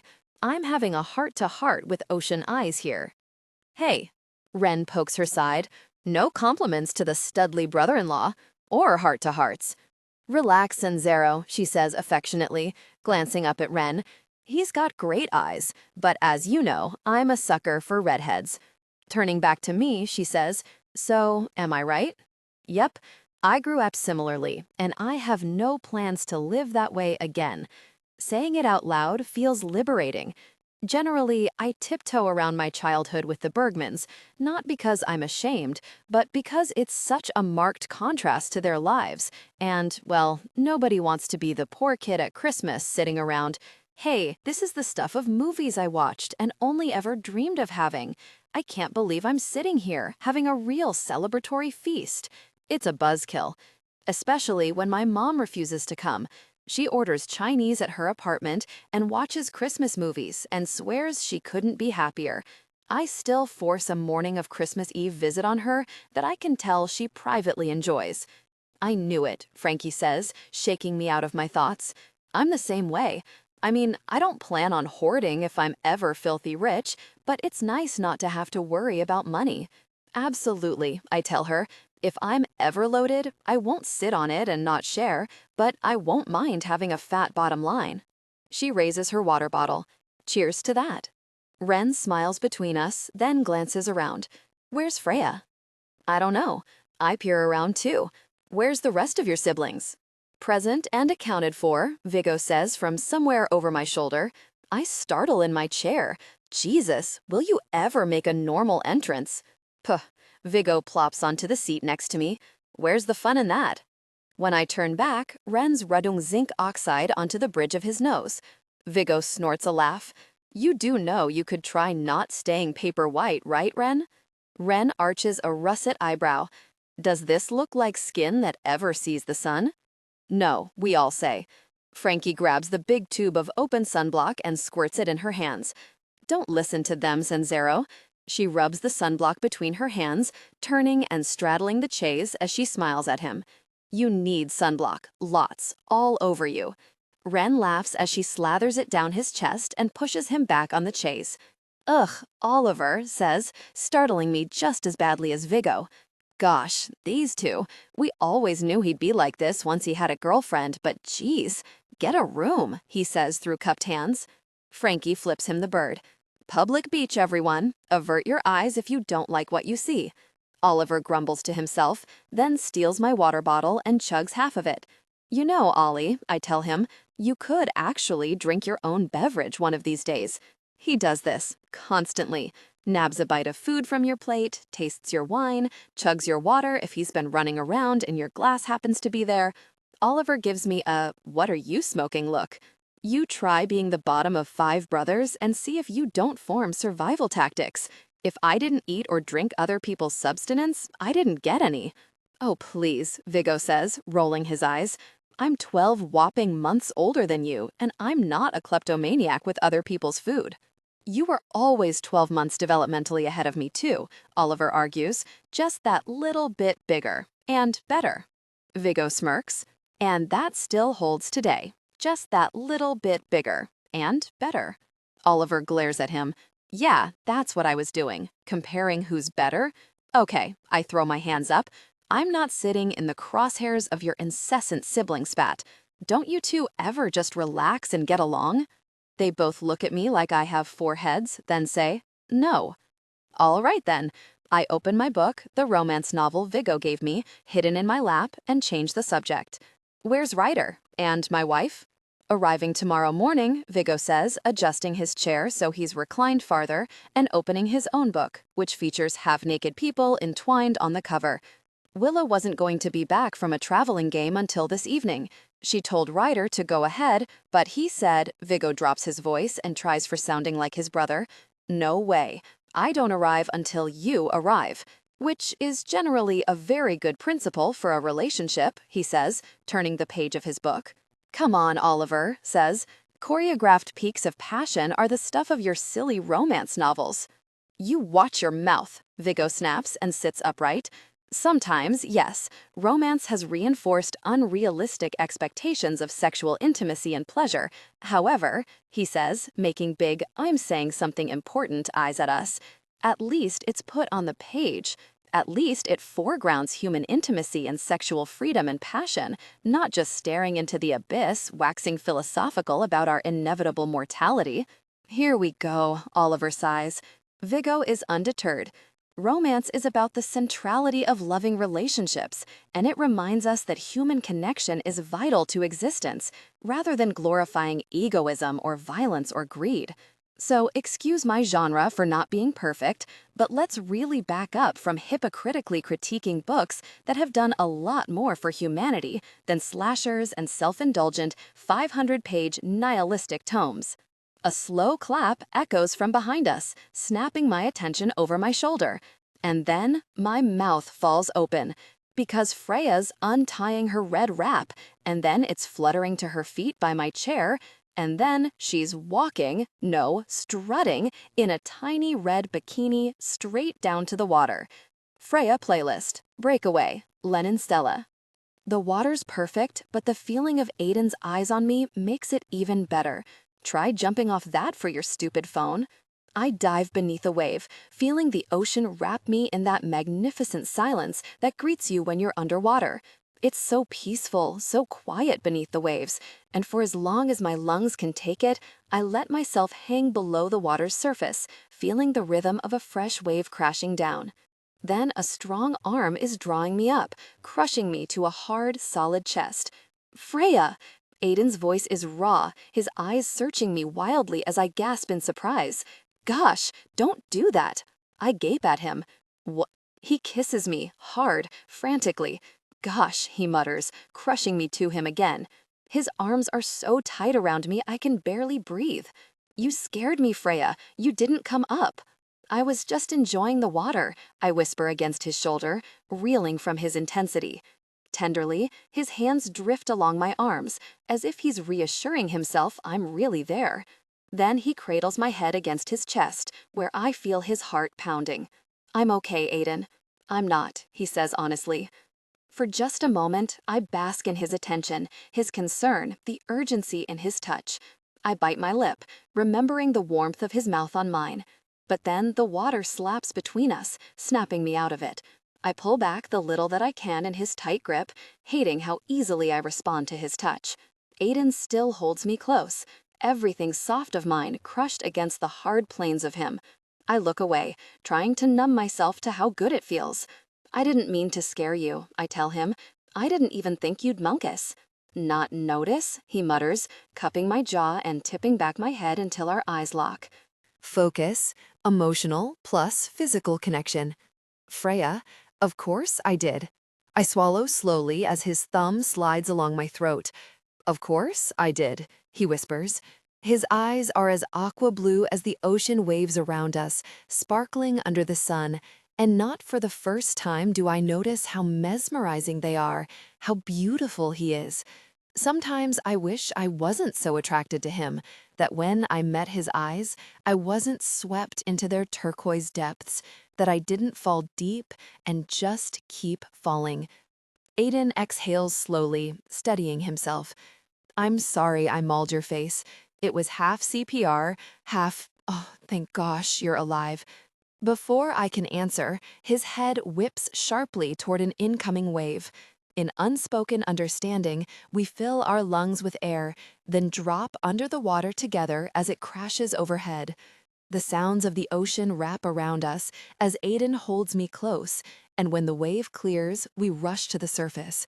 Our chests bump, then our noses, as we're both thrown off balance and clasping each other to steady ourselves. Steady again, I squint against the sun and the salt water on my lashes as Aiden peers down at me. His thumbs wipe beneath my eyes gently, his body warm against mine. I start to pull away again, but he stops me, hands wrapping around my shoulders. Freya? Aiden? He swallows roughly. I'm sorry. The other night, when I answered my phone, I feel terrible. I'm sorry. Pushing off the sand, we swim through a building wave and let it roll past us to shore. So you've said, but clearly you're still angry. And hurt. Embarrassed. Humiliated. Well, Aiden, You took a call when my shirt was halfway off and I was about to reach a peak of intimacy on the kitchen counter, so yeah, not great for self-esteem. Freya, I said I was sorry, and I meant it. That had nothing to do with your desirability. I laugh emptily. Okay, except your actions didn't say that. They haven't for months. It's one thing to tell me that your sex drive is affected, but does your sex drive include hugs, Aiden? A real warm hug? A kiss goodnight? Just a little bit of affection and honesty? That's all I wanted. I didn't need to be ravished, but I don't think the most basic sense of being the woman you want was too much to ask for. He sighs, running his hand over his mouth and beard. I stare at him, this man who somehow looks everything and nothing like the person I married. How does this happen? How do you swear your life to someone knowing you'll both change? How do you promise each other till death do us part and happily ever after, knowing that more marriages end than survive? You tell yourself you're different. We're different, but we're not. We're just Freya and Aiden floating in the Pacific with no very clue how our story will end. And I hate it. I hate not knowing. I hate wanting him and fearing what will happen if I give in. I'm so tired down to my bones, tired of hurting and existing in this ambiguous, gosh, marital purgatory. As if he senses my readiness to bolt, Aiden gently tugs me through the water until it's deeper, and the waves are rolling instead of crashing toward the shore. His eyes search mine. Freya, I messed up. Work got away from me. I let it suck me in too far. I admit that. And I have a knee-jerk response to my phone going off because I worry I'll miss something time-sensitive from Dan for the app. It was not at all about not wanting you. Though I hear you, I understand what you're saying, that my behavior didn't demonstrate that it hasn't in too long, and I'm sorry. I roll onto my back and float gently now that we're in a calmer part of the water. Aiden's eyes dart down my body, and he swallows roughly. I barely bite back a smile of vengeful satisfaction. I already accepted your apology, but I'm still suffering the consequences. God, men really don't get it sometimes.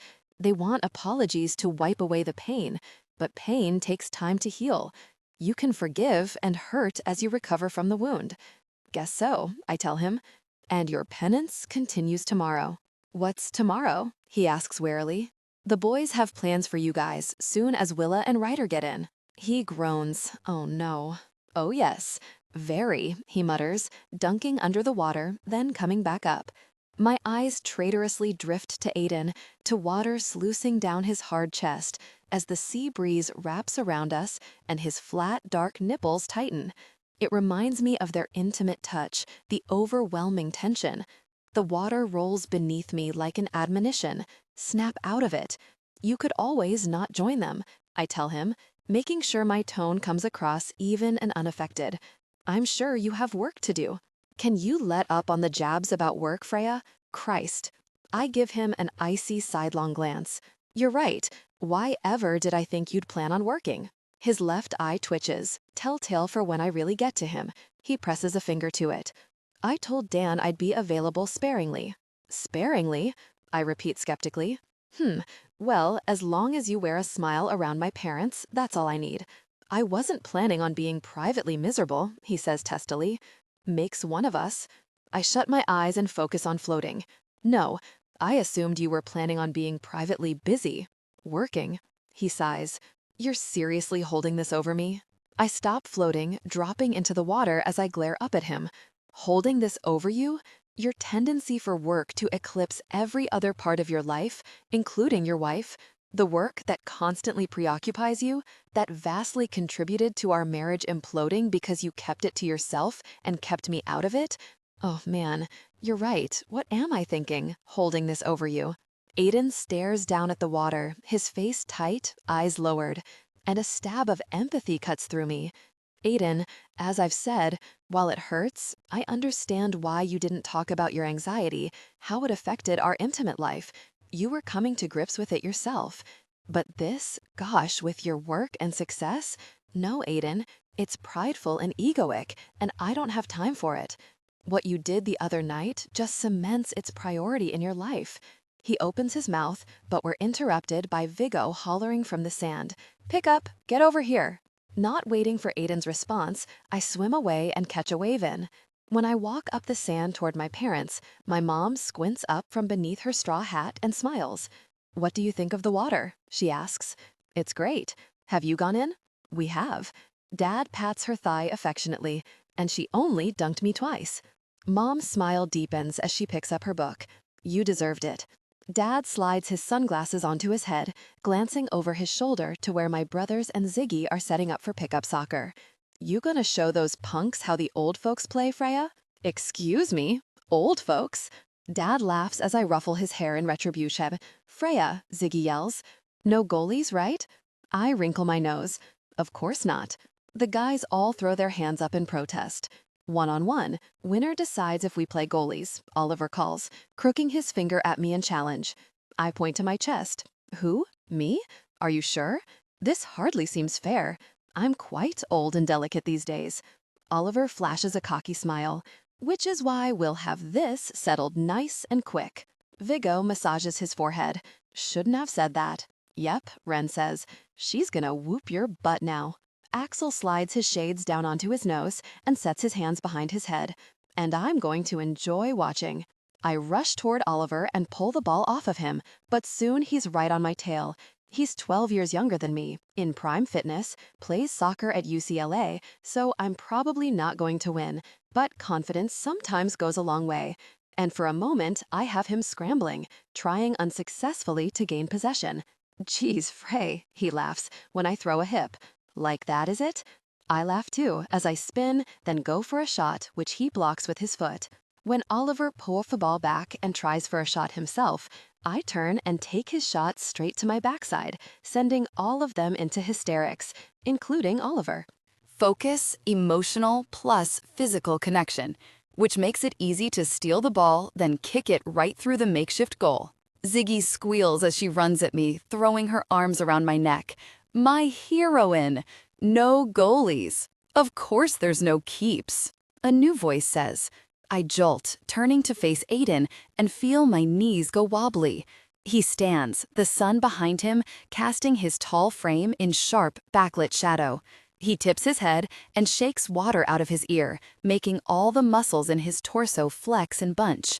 I barely swallow a hum as my eyes trail his body. Strong, but not shredded. Solid and heavy and hard, round shoulders, big pecs, water glistening down his taut stomach and dark hair arrowing beneath his swim shorts waistband. A rush of air leaves me as my eyes wander down, drawn to his powerful physique, his wet swim trunks plastered to his muscular thighs. Very. I'm angry at him, and I am on the longest no-sex streak I've been on for the better part of a decade. It is not a nice combination. Aiden's eyes meet mine and flicker like he knows what I'm thinking. I shut my eyes as he walks right by me toward my brothers. I will not look over my shoulder and check him out. I will not look over my shoulder, and I look and bite my lip as I stare. Aiden says he's hardly had time for working out, but it's very obvious he hasn't been skipping deadlifts. At all. Ziggy clears her throat. "What?" I blurt. She smiles. "I didn't say anything." "Right. Okay, come on, Ziggs. Let's show those boys how to play." I glance over at Aiden, my stomach twisting when he smiles at something Ren says. It jars my memory, reminding me of when we used to play on a co-ed soccer team, when Aiden and I would make a date out of it. Riding in the car, we'd sing along to each other's playlists. Then, when we were there, we'd watch each other in a sea of other people, high on that fizzy delight of observing your person out in the wild, realizing how much you liked them and wanted them, how special they were to you, how much you knew about them that no one else did. I'd watch his bright smile, the deep groove of a dimple bracketing his mouth, as he offered someone that easy charm that lights up a room. I'd notice as he shifted his weight and his big thighs flexed. My eyes would travel and settle on his bright blue eyes and the kindness in his face. And I'd want him so deeply from the core of my body to my fingertips. I'd want him with my heart and my body and this inexplicable thing I still can't name, except belonging. Undeniable, soul-deep belonging. That same fierce sensation coils inside me as I watch him chugging water, giving Viggo gosh about the width of the makeshift goals. And my stomach does this unsettling flip-flop like it did the first time I saw him, staring at me across the field. He was tall and lanky and beautiful, almost too beautiful. An angular face that I felt like I could stare at for lifetimes and still not fully appreciate. Dark, thick lashes, those vivid blue eyes pinning me. It felt like a strike of lightning, straight down my spine. And I looked away, terrified. No one had ever made me feel that, just how he did 12 years ago. Aiden glances my way and holds my gaze for a long moment. Electricity zips through me as his eyes flick down my body once, hungrily, like he can't help himself, before he turns back to the guys, tossing his water bottle aside. "Look at you, Muscles," Oliver says, poking Aiden's round bicep. "What's Freya been feeding you?" Aiden grabs his towel and brings it to his hair, rubbing it fiercely. "Feeding me?" he says, running his hands through his hair to fix it as he tosses the towel aside. "I cook most nights. Freya's the breadwinner now." Surprise jolts me. The last thing I expected in all his "I must work to provide" urgency would be for him to announce that I now make more than him, especially in front of my father and brothers. Our eyes lock. His smile is tentative yet brimming with pride. My heart twists sharply. "Freya Lynn!" Dad yells from his chair. "Why didn't I know this?" I blush and drag my foot through the sand. "I don't know. It's no big deal." "It's a big deal," Mom says, beaming at me. "Congratulations, Freya. Champagne with dinner tonight, to celebrate." "Thanks, Mom." Turning back to my brothers, I say, "Now can I kick your asses at soccer?" Ziggy scoops up the ball and juggles before sending it to Viggo. "I'm with Frey. Let's play ball." Decades of playing, for most of us, has us splitting intuitively across our sandy field. Viggo joining Ziggy and me against Ren, Aiden, and Oliver, which is pretty fair. Axel sets himself in the middle. He'll play a central position and switch to offense with whatever team has possession, to even it up. Frankie presses a button on her phone, making a whistle noise for kickoff. And it becomes clear very quickly that Aiden's either feeling extra sporty or he's looking for a brawl, because immediately he's there, hands on my waist, fighting me for possession. His intensity, the heat of his body hard on mine, feels like coming full circle. Just like the first time we met, he's right behind me, literally. And now I'm reminded how much he can piss me off when we're playing on opposite teams. We're much, much better when we're on the same side, going after the same goal. "You're awfully handsy," I tell him. "It's called defense," he says, reaching for the ball. "Some of us manage to play defense without touching others inappropriately," I mutter. "Kissing me like that in the ocean? Now this? I should break your glasses again." Spinning, I try to cut around him. But Aiden's faster than he once was. Or maybe he's stronger. Or maybe I'm slower. Or maybe we're just so connected in that odd way long-term couples are that he anticipates my every move. His hands grip my waist, and for just a moment, I want to lean into him, to feel every bit of his big body snug against mine. "It was a habit," he grunts, when I pushed back against him. "Sorry, I'm used to kissing my wife." "Because we've been kissing so much lately?" I say sarcastically. Aiden grips my hip harder. "I've been working. Trust me, I remember." His breath falls on my sweat-soaked skin, and the fiery snap of desire floods my body. I pass Ziggy the ball and take off, trying to get open for a give and go, but Aiden's still on me. "Very. Freya, I don't want to do this." Makes two of us. The ball comes back my way, but Aiden steps in and takes it, dribbling along the sand. When I catch up with him and reach for the ball, Aiden passes it to Oliver before I can stop him. Time slows as Aiden's eyes widen, and he grips me roughly. I watch fear play across his face, a hard determination in his eyes, before the world lurches forward at warp speed and he throws me behind him. And then I watch my husband take a close-range power strike straight to his lower body. Aiden playlist, Varieties of Exile, Beirut, Holy God, my sensitive area. "Aiden!" Freya drops next to me. At least I think it's Freya, based on the sound of her voice and the familiar summertime scent of her skin. I can't see for gosh. Having my sensitive area murdered by a soccer ball has blinded me. Very. "Aiden." "That's Oliver. I'm so sorry, man." He sounds 0% sorry. I was in beast mode and got all turned around. I wasn't even shooting at the goal. I'm just glad I didn't hurt Freya. Thankfully, you protected her. I crack open an eye, glaring at him, before my gaze travels over the brothers, and suspicion dawns. They didn't do it on purpose, did they? But then I think back to the moment that Viggo interrupted us when Freya and I were in the ocean, when I was about to lose my cool and dig myself deeper in our argument. Now this, gosh, they're meddling again. Or, as I'm sure they think of it, helping crush my sensitive area.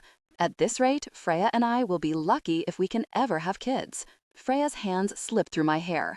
You stepped in front of me. You sound surprised, I wheeze as my eyes lock on hers.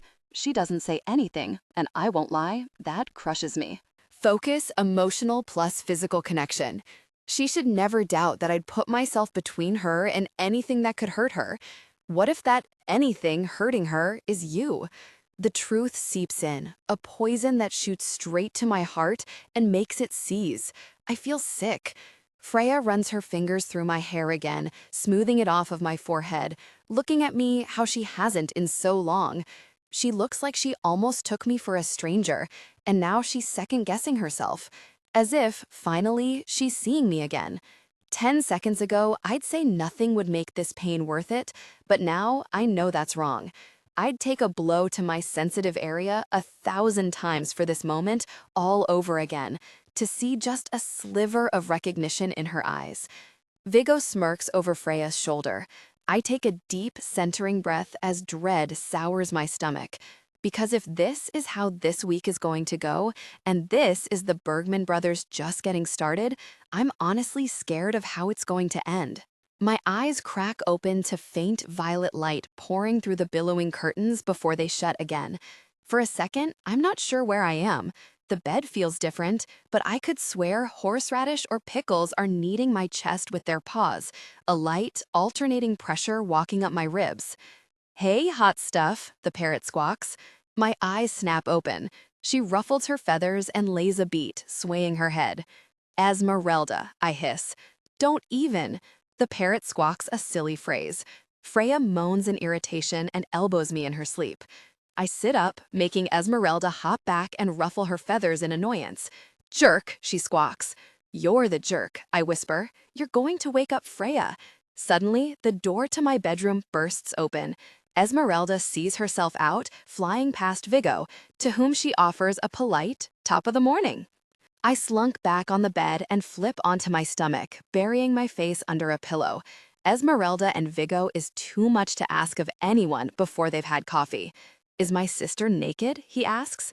Knock twice on the headboard if I can open my eyes. Before I can answer, my face drops to the mattress. I hear the thump of a pillow connecting with a human body. "Oof," Viggo says. Peering up, I see Freya's now burrowed under her pillow and blankets. Based on the bare space where my pillow was, she hit Viggo with my pillow. How nice. A second later, Freya starts snoring. Viggo's eyes widen. Is she snoring? She's snored for years, since the last time she broke her nose at Sunday pickup soccer. If you even think about teasing her, I'll twist your nipple until you cry. She's self-conscious. "Look at you," he says. "Very husbandly of you to defend her." "Viggo," I muttered tiredly, "what are you doing here, and what the hell are you wearing?" He flashes a smile and strikes a model pose, then another. "Bike shorts, spandex, you like? I bought them right before the trip and I'm obsessed. Breathable, flexible, they're like a second skin." I shudder as I shut my eyes. I really didn't want to know that much about your anatomy. I understand if you're jealous. "Bergmans are notoriously—" "Viggo," I groan, "shut up and go away." "I'm not going anywhere. This is your wake-up call for Brother Bonding Day. Let's go. Mush mush, up you get." I glare at him. I don't remember agreeing to this. "You did," he says. "Nope, definitely didn't." "In spirit, you did." He claps his hands quietly, rightly wary of waking Freya, who continues to snore beneath the blankets. Come on, the women have their own plans. Ryder and Willa got in about an hour ago, so Willa's sleeping, but Ryder's wide awake and grumpy as ever, so best not keep the mountain man waiting. "I'm wide awake and grumpy too," I mutter, scrubbing my face. The pillow connects with my head. I drop my hands and death stare at Viggo. There better be coffee. He grins. There is. Report to the kitchen in 5. Coffee and granola bars provided. Then he's gone, and I'm very tempted to flop back and burrow under the covers. But I don't, because I'm sure Viggo would pull some retributive prank if I played hooky. And maybe, even more than that, I'm curious to see what these Bergman brothers have cooked up. Easing out of bed, I pull on clothes quietly, then slip downstairs. And 20 minutes later, I'm in a very uncomfortable position on the deck, feeling very positive this was not worth waking up for. Ow, my leg is not supposed to bend like that. Makanui, our visiting yoga instructor, heartily disagrees. Breathe, he reminds me, like it's not an automatic process. Can't really help but keep doing that, I mutter, trying not to groan in pain. Oliver glares at me, mid-chaturanga. Aiden, I don't feel like you're invested in this. You're not the only one who would have liked to sleep in this morning, but you don't see me being a smartass, now do you? Makanui smiles at me calmly and pushes my leg farther. Your pelvis is very tight, he says. Breathe from your pelvis. I stare up at this guy. What? I think what he's inviting you to do, Ren offers, looking annoyingly serene, is to connect your awareness of that part of your body to your breath. Often, it helps us release tension and welcome our bodies into deeper openness and receptivity. Flexibility isn't just in the body, Aiden, it's in the soul. What the actual really? Makanui nods. Exactly. I know Ren and Frankie do their own yoga routine every morning, but come on, flexibility is in the soul?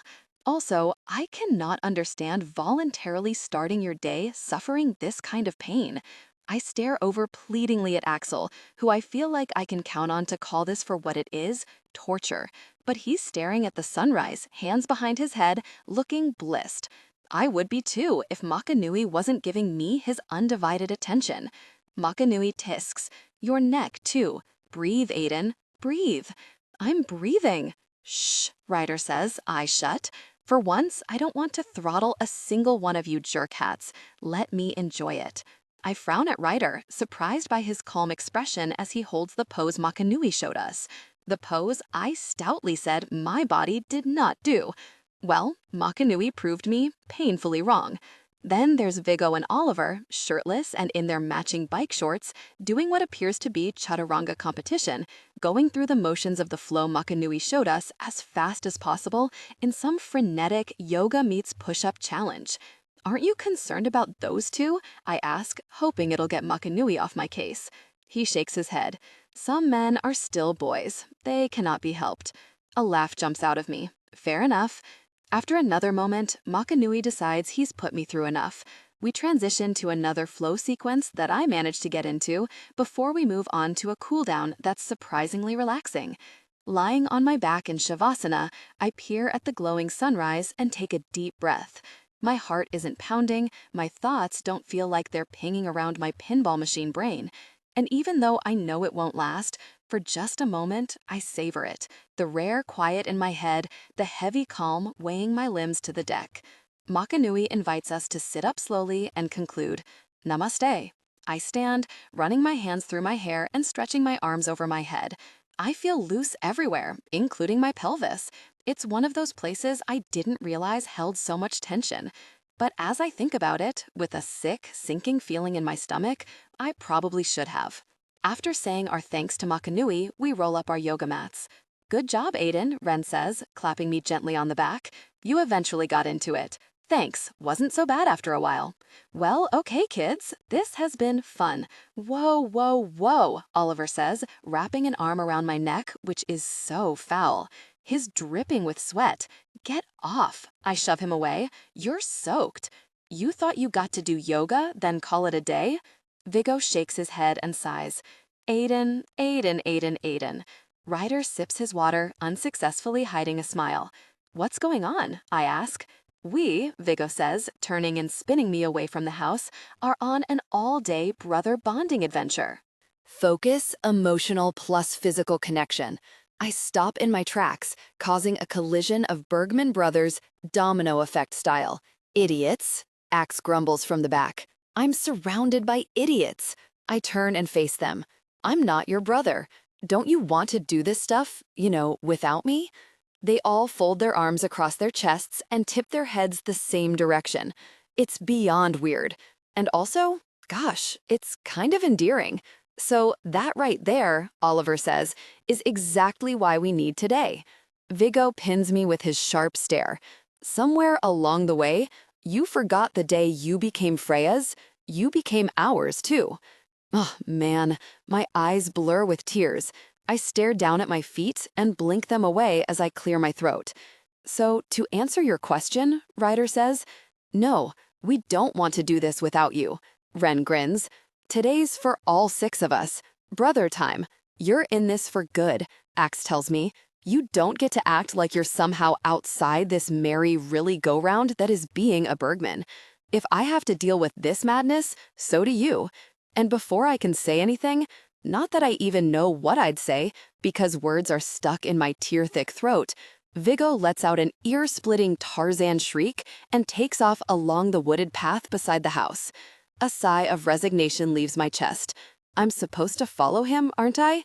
Yep, they all say. After a moment's pause, I suck in a breath, and as my own Tarzan bellow leaves my lungs, I take off after him. Aiden playlist. Olympians, Andrew Bird, everything hurts, Oliver whines. Now you understand how I've been feeling since Makanui went at my groin like a drill sergeant. I throw a marshmallow at Oliver. It bounces off of his chest, but he catches it and pops it in his mouth. Chewing, then swallowing, Oliver cranes his neck and stares up as daylight fades, a watercolor sky painted in streaks of forget-me-not blue, tangerine, and lavender. Sometimes hurting, like very, is worth it though, he says, if it's the right kind of hurt, like conditioning. That blows, but I wouldn't be game ready, I wouldn't get better at soccer if I didn't do sprints until I puke and lift weights regularly, which I will always hate. True that. Ryder lifts his thermos. Well, except I like weights, and running. But to your point, yes, pain can have a purpose. The flames pop and snap, drawing us close to the fire pit, huddled against the impending darkness. As a sea breeze whips around us, I glance among the Bergman brothers. Axel, pensively staring into the fire, Ren, smiling as he crunches on a s'more, Ryder, lost in thought, poking the fire, Oliver, searching the sky, and Viggo, whose pale Bergman eyes are locked on me. "How are you doing, Aiden?" he asks. I ease back in my chair, propping one foot on my knee. Sore as very.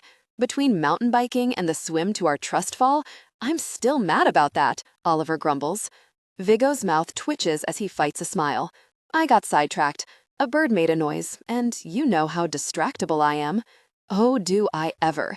So does my bruised ass from dropping like a sack of potatoes to the ground instead of being caught. Oliver scowls. I can't believe I entrusted this priceless body of soccer glory to you. Ryder coughs a laugh into his arm, then straightens his expression. Sorry, I'm sorry. Viggo, that was... Gosh, Viggo's not paying attention. I want to hear from Aiden. One by one, their eyes fix on me. I told you, I'm sore. Otherwise, I'm fine. And, I glance away and swallow the unexpected emotion tightening my throat. This has been a good day. So, yeah, thanks. Ren leans forward and pats my knee. Good, we love you, Aiden. A brotherly echo of that wraps around me, making it impossible not to smile back at them. Ryder claps me on the back as Oliver spins in his chair, then sets his feet in my lap. Gross, man. I shove them off. Too far.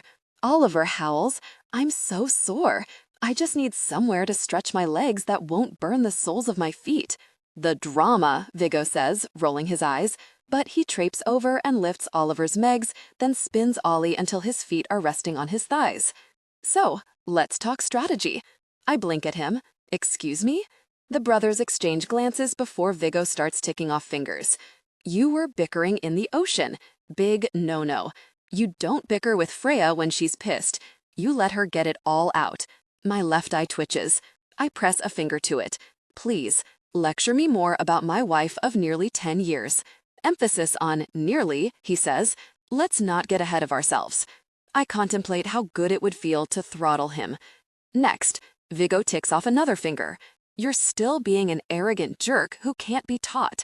Has it ever occurred to you that maybe just because Freya put up with a certain dynamic for 9 years, she was never thrilled about it? Maybe she just wants you to shut your yap and listen to her. Like a tea kettle, Oliver says, as if imparting some deep wisdom. Instead of making it whistle, just lift the lid and let it steam. Ryder snorts.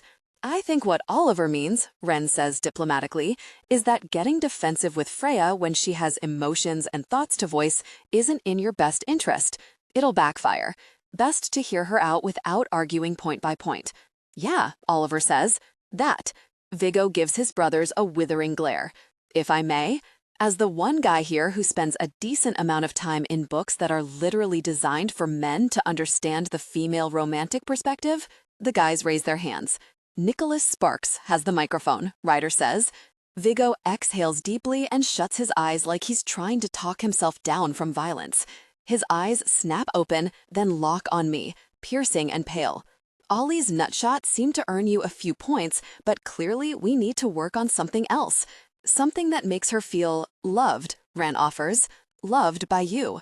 Is there something special she doesn't get to do very often? Something meaningful that she hasn't done in a while that you could offer as a gesture? It shows her you're thinking about her and what makes her feel loved, not your idea of showing love. I drum my fingers on the armchair. I took her on an ice cream date, just like our first date. She liked that. Viggo nods. Good, that's smart. Drawing parallels to when you fell in love. Great. So, how'd it go? I deflate. Oh, well, started off strong, ended really badly. Viggo sighs and buries his hands. Okay, then it's too soon for another date, Ryder says. She needs a buffer, something to mentally wipe her ram. Karaoke? I offer. She hasn't sung in a while. They all suck in their breaths. Gosh, Ryder exhales. That's bad. Definitely bad, Axel says.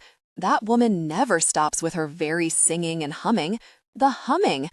Clearly, this is a grievance from childhood that I don't understand, because Axel looks like he's reliving torture. If she's not singing, this is serious. You guys are not helping me feel better, I mutter. Viggo shakes his head. Not our job. Our job is to help you not botch this any more than you have. Let's circle back. I need to know where you are mentally. How's the book reading going? I swallow nervously. You mean the one you gave me? Yes, he says, sounding like he's calling on the patience of a saint. The book I gave you. The one where the guy's really up epically by compartmentalizing his feelings and expecting his wife's intimacy in return. Feeling my cheeks heat slightly, I glance around. It's good, so far. Viggo nods. Go on. What is this, a book report? Easy, Ryder says. He's just trying to help. True, but the pressure and expectation that weighed me down the night Viggo hurled the book my way suddenly feels like it's collapsing my chest. Of all people, Axel breaks in at the most unexpected time and buys me reprieve. I'm reading another one of hers, actually. Viggo blinks at Axel like he's short-circuiting. I'm sorry, you're what? You actually read it? You keep shoving them in my suitcase every time I visit. What else am I supposed to do? Open a romance bookshop in Seattle? Axe sniffs and picks at his nails. I started one about a guy who's a workaholic. Focus, emotional plus physical connection. Aiden should read that one. I narrow my eyes. Thanks for the brotherly love. Just saying, you'd probably pick up some tips. So far, I've learned he believes himself incapable of love, but the author's begun foreshadowing that he says he's incapable of love because he actually faced a previous painful rejection and thus heads off anyone else having the opportunity to make him feel unlovable again. Well, gosh. My chest tightens as I try to take a deep breath. Axel's words bring back the cutting pain I felt when Freya told me to leave, the panic that gripped me when she stormed out of the house not long ago. Isn't that what everyone feels? Fear of being left? Unloved? Not everyone's father left them. Not everyone's questioned how lovable they are if their own flesh and blood couldn't be bothered to stick around. Maybe I will read that book Axel has, after I survive the one I'm reading currently. Ryder sips from his thermos and frowns in thought. So, how does he learn his lesson? How does he grow? That's the point of a story, right? how the character evolves? I haven't read it, but knowing it's a romance, I'd guess that he learns his lesson as he falls in love, Ren says, handing Ryder a s'more. Hey, Oliver pouts, I want a s'more too. Ren smiles. I'm coming, Ollie. So, Ryder ludges Axel. What Ren said, is that what happens? I haven't gotten that far, Ax says, but I imagine it'll have something to do with a woman showing up and infiltrating his brain until all he does is think about her, worry about her, draw her, dream about her, until he's miserable and his tidy plans to enjoy a long, uneventful bachelorhood are completely upended. Axel stares into the fire and mutters darkly. In other words, rampant chaos ensues. A thick, heavy silence hangs between the brothers as they trade glances around Axel, until Ren cheerily says, but at least it's rampant romantic chaos. Viggo blinks at his oldest brother in bewilderment. Axel, I'm so proud of you. I'm chucking that book in the fire, Ax grumbles. Excuse me, Viggo bellows. No, Axel says, more to himself than anyone else. I'll give it to Aiden. That's a better call. He needs it. Sounds like you need it, Ryder mutters. Axel says nothing as he stares into the fire. Then Viggo's attention is back on me. Well, we got all the emotion Ax is willing to part with for the month. So, back to you, Aiden. I'm going to be honest, I'm not too far in. Read, Viggo says, because so far you're not inspiring my optimism. Oliver crunches on his fresh s'more. Freya's. Low. Like, really low. What'd you do before you guys left? She's worse than she was at the restaurant. Shame slithers through my veins. I rub my forehead. I really... Up? No, gosh, Ryder says around his own s'more. But how? For the love of God, no graphic details, Axel warns. I don't know if it's because I'm exhausted from how active we've been for the past 12 hours, being forced into weird bonding gosh all day with them, or because after talking to this many people this long, my filters simply shot, but I blurt the truth. We were sharing an intimate moment. Then my phone blew up, and I took the message. Their jaws drop. Oliver squirms. Oh, I don't want to picture that. Oh. Viggo smacks him upside the head. Get out of middle school, Oliver, Jesus. You took a phone call, Ren says, horror painting his face, while you were... Christ, Aiden, that's horrible, Ryder says, blinking at me in disbelief. Axel shakes his head, his mouth a grim slash of disapproval. I said I was sorry, I mutter miserably. Many times. Yeah, Viggo sighs, rubbing his temples. So, sorry isn't going to fix that one, and you know it. Women need to be shown they're desirable. You made her feel like second best, you put her in an incredibly vulnerable position, and then you abandon her. I didn't abandon her, I say defensively. Freya knows I find her desirable. How? Ren asks. Not by what you did, and that's what counts. He's right. I just have no idea what else to do except not do it again. Seriously? Viggo says, snapping me out of my thoughts. Why are we telling you this when you literally helped me plan my first date? When you gave Ren the courage to ask his high school crush to senior prom? What happened to you? You're 36 years old. You've given all of us insight into romantic gestures and dating. Not me, Axel points out, like this is a badge of honor. I glare at him. Aiden's expertise is charm, Ryder explains. He could persuade anyone. That's what he taught us. Groveling, however, is not in his repertoire. Viggo rounds on me, eyes narrowing. Wait, he leans in. Holy gosh, you've never groveled? My cheeks heat. How? Oliver asks. How have you never groveled?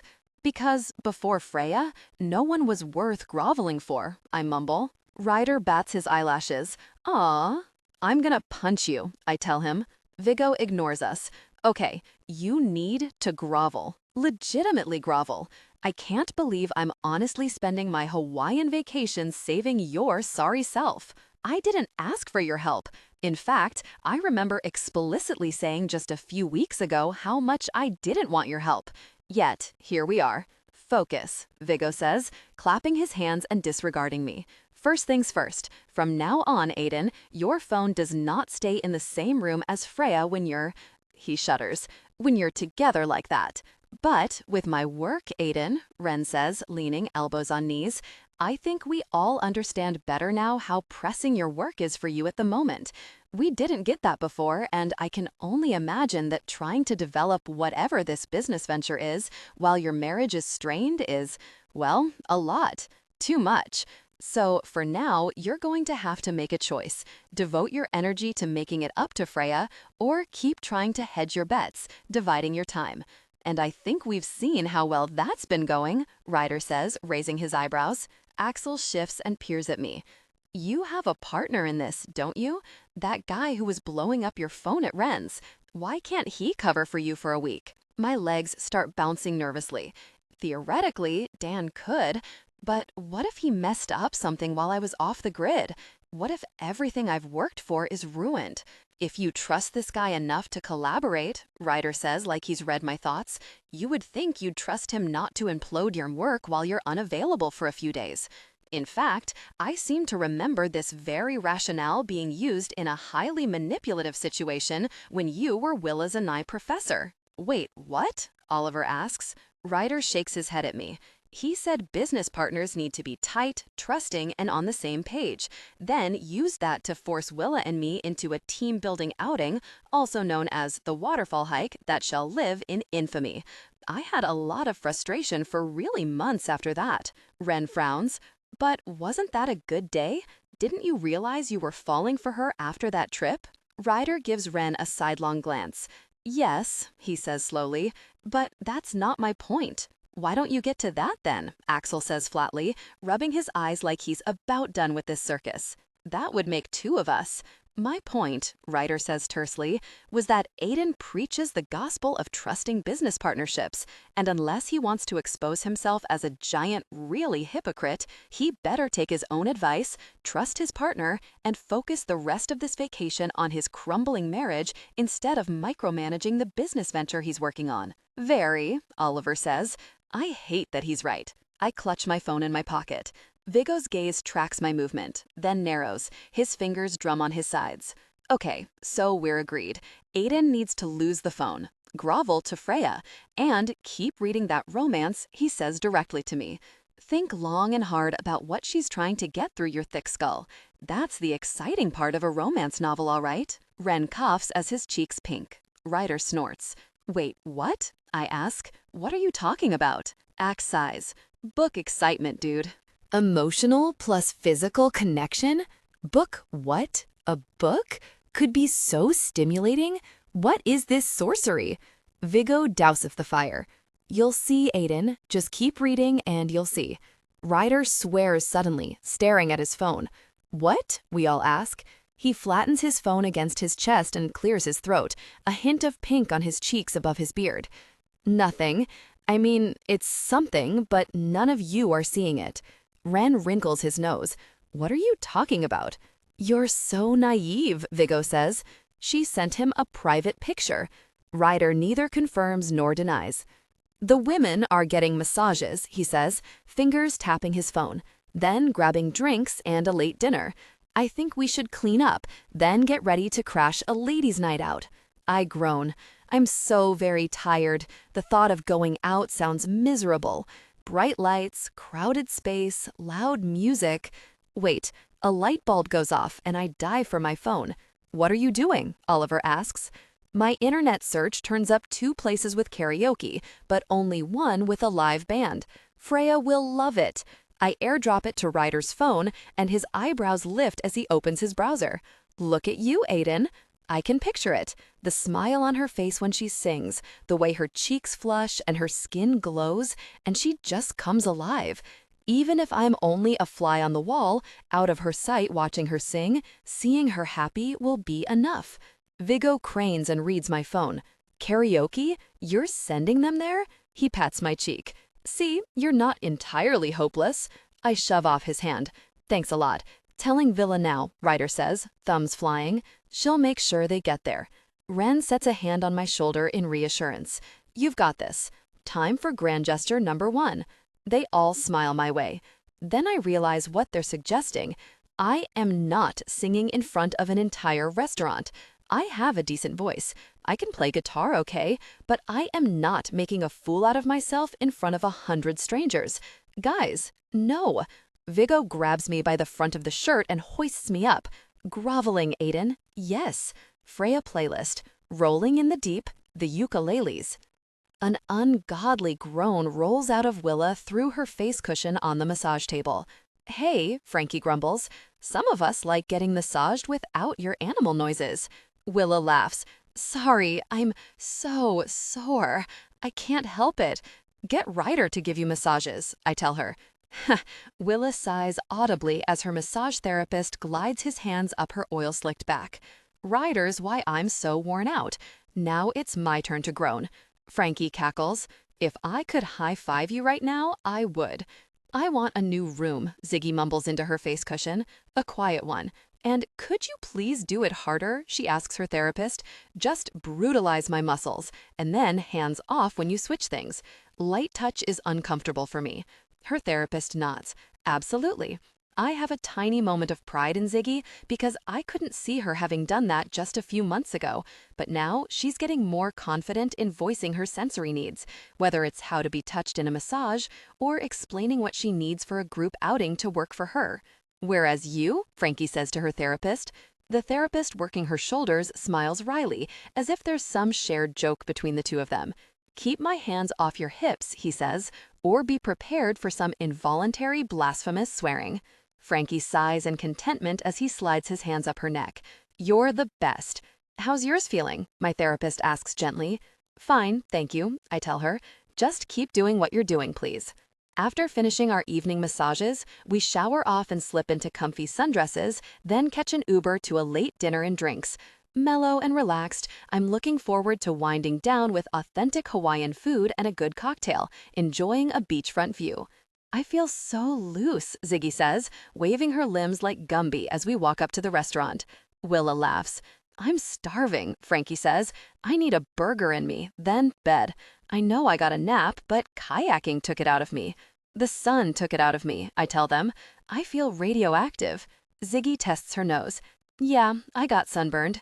We went for a kayak and snorkel trip this morning because it was something we were all interested in and wasn't too hard on Frankie's body. Then we came back, napped, well, everyone else napped. I read more Persuasion and soaked up the late afternoon sun before we packed bags for our evening massages and girls' night out.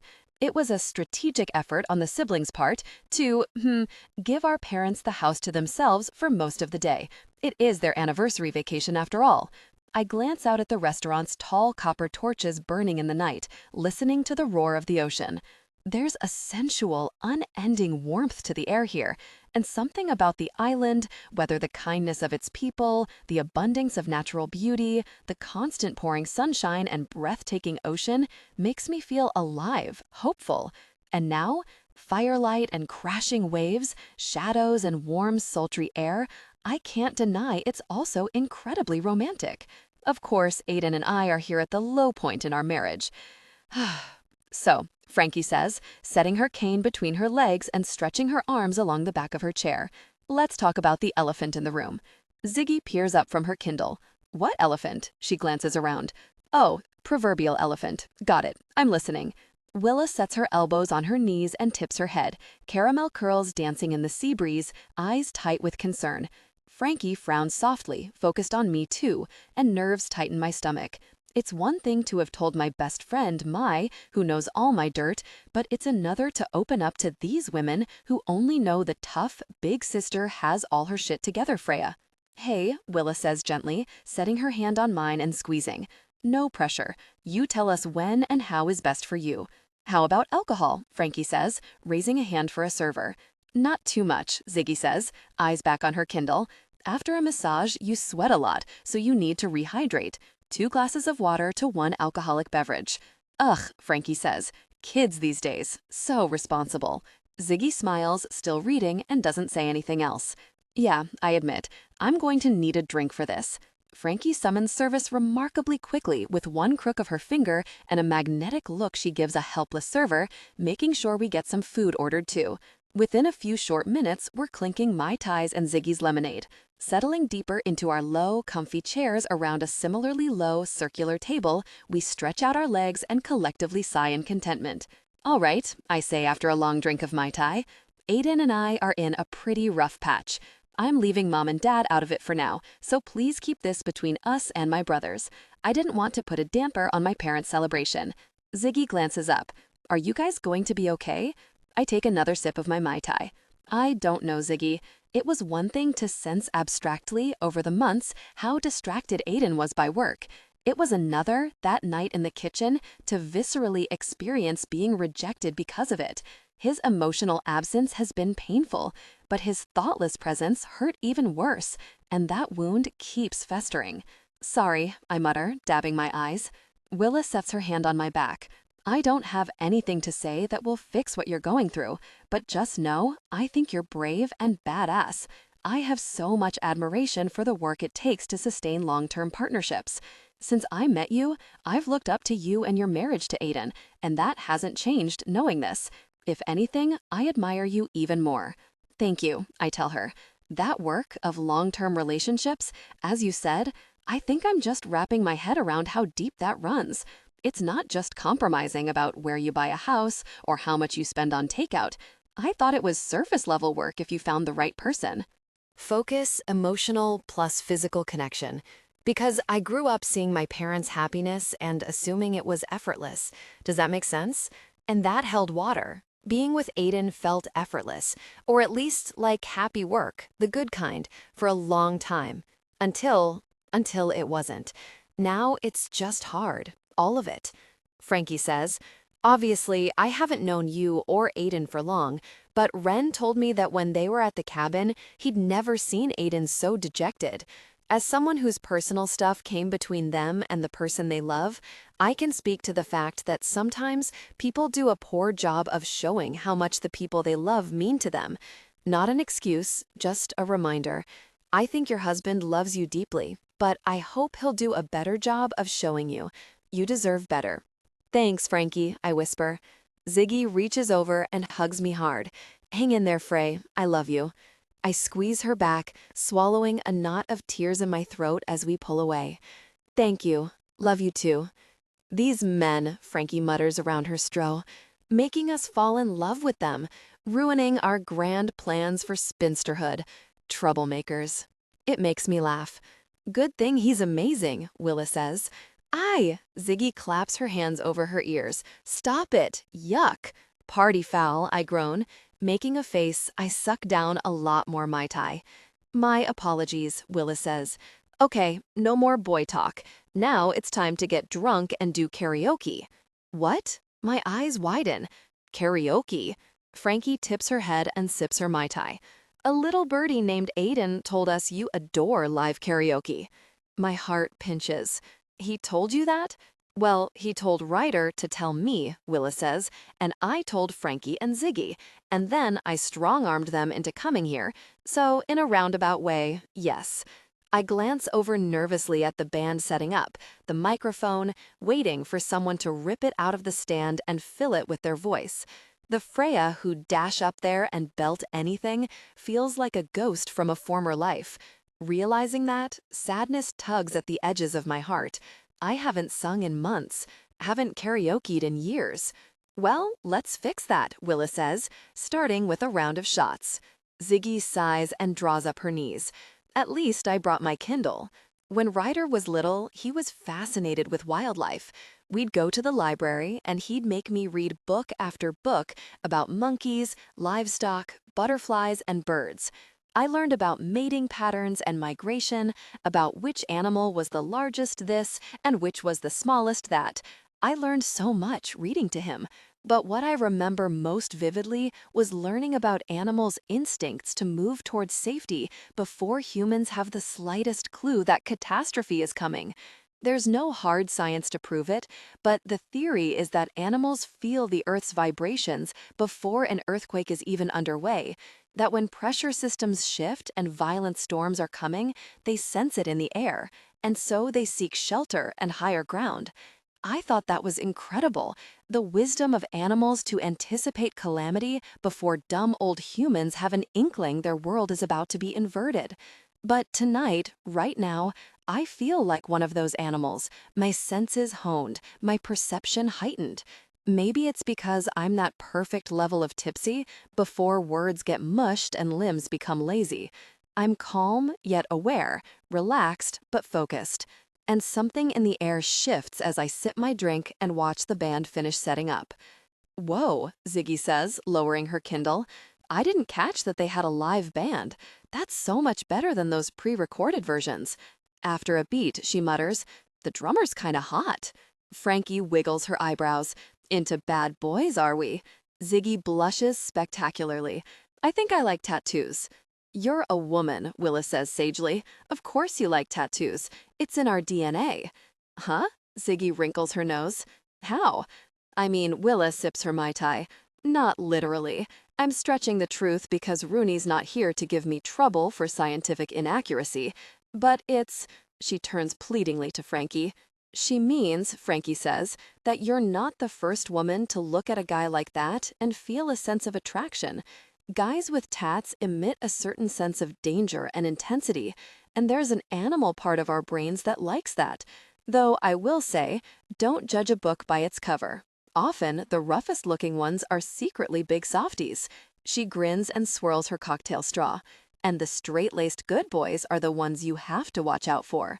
I bite my lip to swallow my emphatic agreement. I don't want to scar Ziggy. But I vividly remembered the first time Aiden and I were intimate, how shocked I was as this impeccably polite, not a wrinkle in his clothes PhD nerd revealed a passionate side I hadn't anticipated, whispering things that surprised me. It was an incredibly intense experience. After that, there was no looking back. Ziggy narrows her eyes. Are we talking about... Frankie's sinister grin deepens. Oh my gosh. Ziggy sinks lower in her chair and lifts her Kindle. I'm gonna puke. Harsh, Frankie, Willa says. What? I was subtle. You're the one who talked about her brother. Ziggy stands and drops the Kindle on her chair. I'm going to the restroom to splash off my face, which is on fire because you two somehow have less of a filter than me. And when I come back, no further inappropriate references will be made to my brothers. Not anymore. Sorry, Ziggy, Willa says, trying to hold back a laugh. Frankie salutes her. Aye, aye, Captain. My awareness of Willis and Frankie's conversation fades as my gaze travels the open restaurant. Nighttime turns the world magical, with glowing lights and copper-domed tiki torches. The air feels warmer, sweeter, full of heat and night-blooming flowers. And when the bassist strikes an experimental chord, a frisson of excitement rolls up my spine. It's loud, and the thread of feedback whistles through the speakers briefly before it cuts out. The bassist glances up and smiles apologetically. Sorry about that, folks. He looks around the space as he sets down his bass and switches over to a ukulele that he tests too, before his eyes stop on me. Another jolt of awareness travels my body. An echo of something I haven't felt directed my way in months. Pure animal interest. Hi, he mouths. I give him a closed-mouth, polite smile back before I glance away and focus on my poke bowl. Someone brave enough to come help us check the balance against a voice? He asks in the mic. Willa nails me with her knee. He's staring at you. Go on, go for it. I sip my Mai Tai. No. Why not? Frankie asks. That guy's staring at me like I'm dinner. I don't feel like being the main meal. Ah, he's harmless, Willa says. You said yourself you haven't sung or done karaoke in so long. Singing makes you happy, Freya. So, get that joy, ignore the flirt, and open the set. The guy strikes a sultry chord. No one, he says, not even a pretty blonde in a blood-red sundress. Heat floods my cheeks. I tuck a hand over my forehead like a visor, shielding me. I told you this dress was a bad idea. Willa wiggles her eyebrows. And I told you that dress was the best idea. Red is sinful on you. It's the neckline, Frankie says, making a chef's kiss. Magnifique. I'm murdering you both after this, I mutter, before I drop my hand and meet the guy's eyes again. He grins triumphantly, changing his strum to a well-known love song. Men. The subtlety of a bull in a china shop. "There she is," he says. I stand and sweep up my cocktail, then wend my way to the front. When I'm close, the guy steps around the mic and smiles at me. He's about my height, and closer up, I have to admit he's handsome. Eyebrow piercing, sharp hazel eyes, deep bronze skin, and dark hair spun into a bun at the nape of his neck, tats winding up his right arm. I set my Mai Tai on the closest table with my left hand. My ring catches the light, drawing his eye. He sighs. The good ones are always hitched. A smile leaves me, now that I know we're in more comfortable territory. Focus, emotional plus physical connection. Was I badgered up here for my marital status, or did I give you a she's got pipes vibe? He laughs. I was hopeful on the first count and confident on the second. Name's Mark. Hi, Mark. Freya. What's it gonna be? What do you sing? He asks, strumming and taking a step back. Anything, really. He bites his lip. Your voice is smoky. Alto? Not trying to brag, but my voice goes where I want, so don't worry about me. He laughs, throwing his head back. Gosh, I'm in trouble. Okay, Adele, he says, winking at me as he takes the ukulele into a fast strun. You ready? Yep. As he kicks up his volume and repeats the intro, I grab the mic, fill my lungs, and hit the first note, warm and rich as sunlight pouring from my throat. Tears prick my eyes as I feel the power in my voice. It's an earthquake in my chest, a warning that shakes me from the core of my body outward. Never forget me like this again. How did I let it slip away? How did I become so numb that I buried this need to sing, like the need to breathe, the need to feel? I know, in some corner of my mind, that I numbed my feelings when I numbed my pain. Because you can't pick which emotions you feel. You're in touch with them and you experience them, or you're not and you don't. And I chose numbness to survive the pain of my marriage. Not anymore. My heart, its depth and wildness, isn't meant to be buried. It's meant to power my life, to fuel my work, my relationships, my pursuit of joy. And I reclaim that power as each note punches through my lungs and carries through the space around me. I make myself a promise. I won't abandon myself like this again. I will never again deny a vital part of who I am. As Mark ramps up the tempo, then joins me in a harmony, the rest of the band comes in. I close my eyes and belt out the chorus. For the first time in too long, I feel alive. Wildly, beautifully alive. Freya playlist. Whole wide world, unpeeled, Cage the elephant. Buzzing with adrenaline, I plop back into my chair, breathless and sweaty. I feel like the pilot light inside me is burning once again, hot and incandescent, as I sigh with relief. That was incredible, Willa says, sliding a fresh cocktail my way. I pluck the hibiscus flower from it, licking the stem clean before I nestle it behind my ear. Thank you. It felt incredible. You killed it, sis. Recognizing my youngest brother's voice, I automatically reply, thanks, Ollie. Then I do a double take to the long-limbed blonde standing next to me. Ollie? My head snaps up, my focus widening like a panoramic zoom as I take in two broad figures leaning against the column next to our table. Ryder, Ren. I glance behind me. Axel. To my right, Viggo. He grins. Hi, sis. Hi, I say carefully, peering between all of them. What are you guys doing here? Oliver leans past me and nabs a bite of smoked pork. Heard there was live band karaoke, so we figured we'd pop by, Viggo says. I glance at Ren. Pure of heart, terrible at lying. But he's in a stare down with Frankie, whose tongue is doing things to her Mai Tai straw that make even me blush. Ryder's impossible to read. Axel, too. Very. Where's Aiden? I ask. Axe lifts a hand from his pocket and points toward the karaoke band. There. My head snaps to the front so fast, something in my neck pops, then burns. Holy gosh. Aiden's caking an electric guitar from Mark, torchlight painting his dark hair with flecks of gold, slipping down his strong profile. Short-sleeved button-ups have never, ever looked good on a single soul, except for him.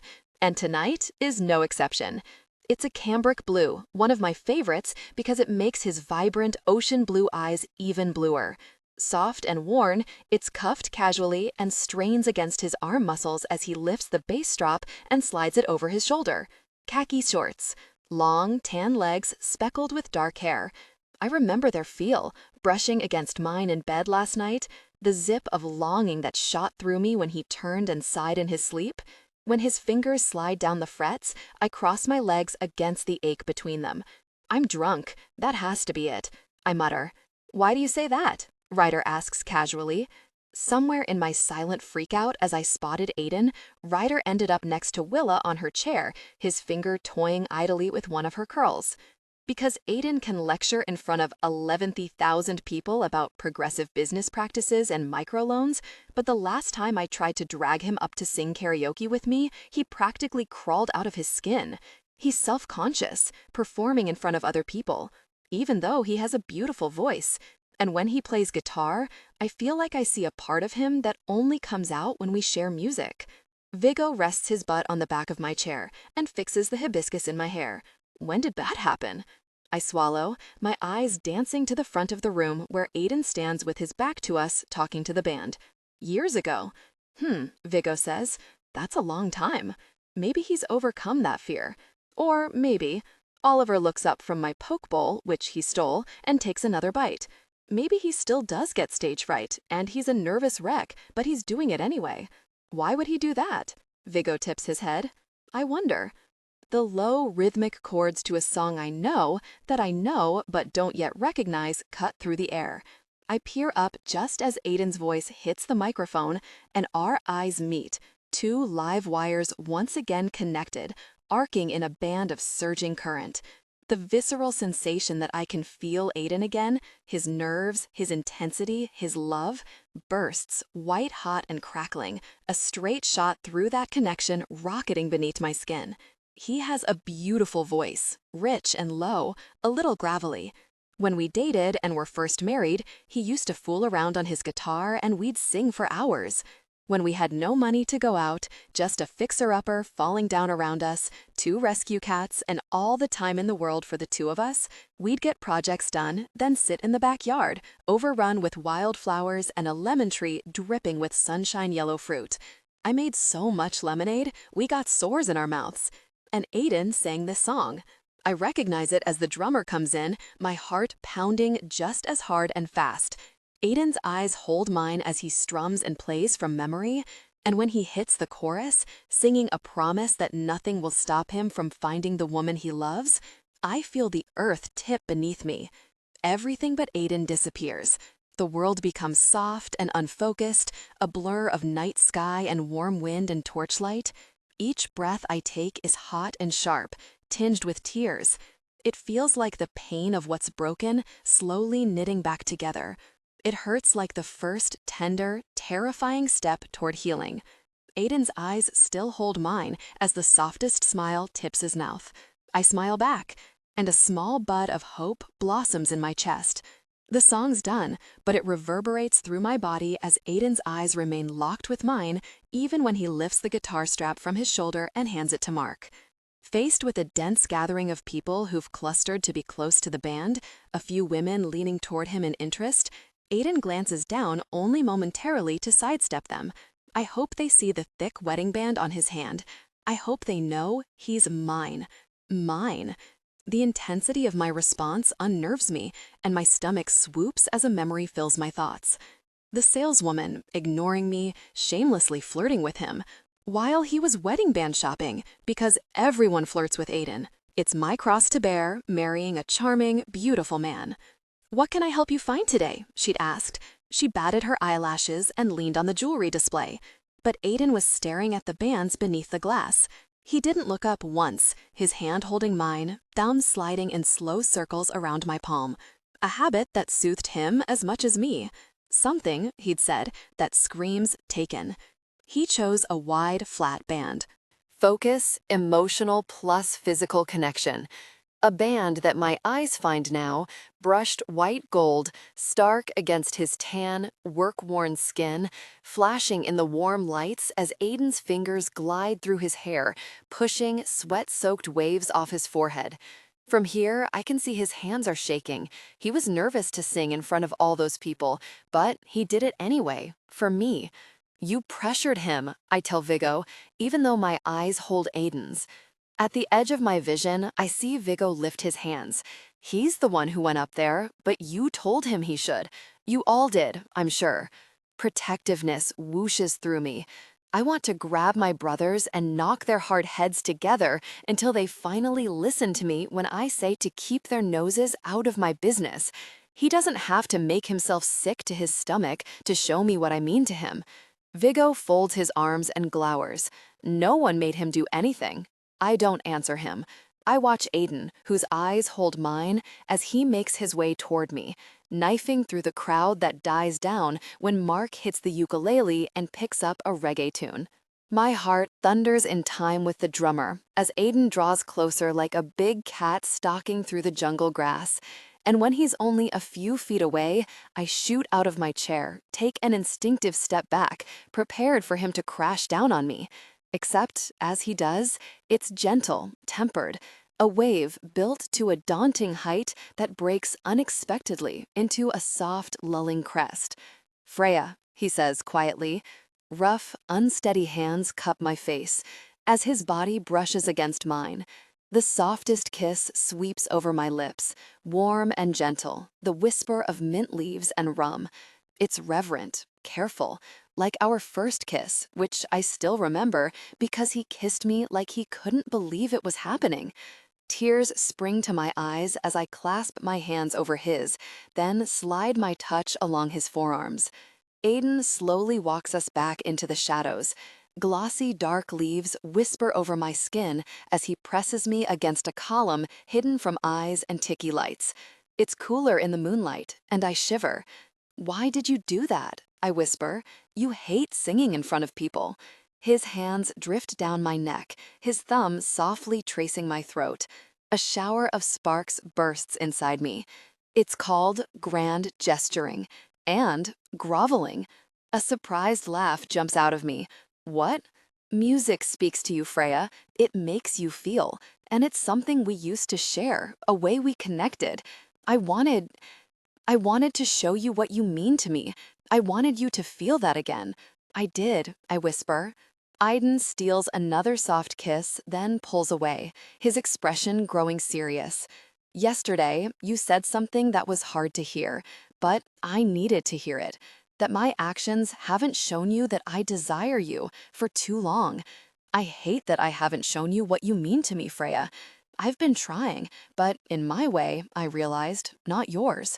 All my work has been for us, but it came at the cost of doing what makes you feel loved. I'm sorry it's taken me so long to get that. I want to fix it, to do better. Hot tears blur my eyes. Then what, Aiden? His face tightens in confusion. What do you mean? You'll reel me in with your way that you know you have, and I'll fall for it. And then I'll want it from you, Aiden.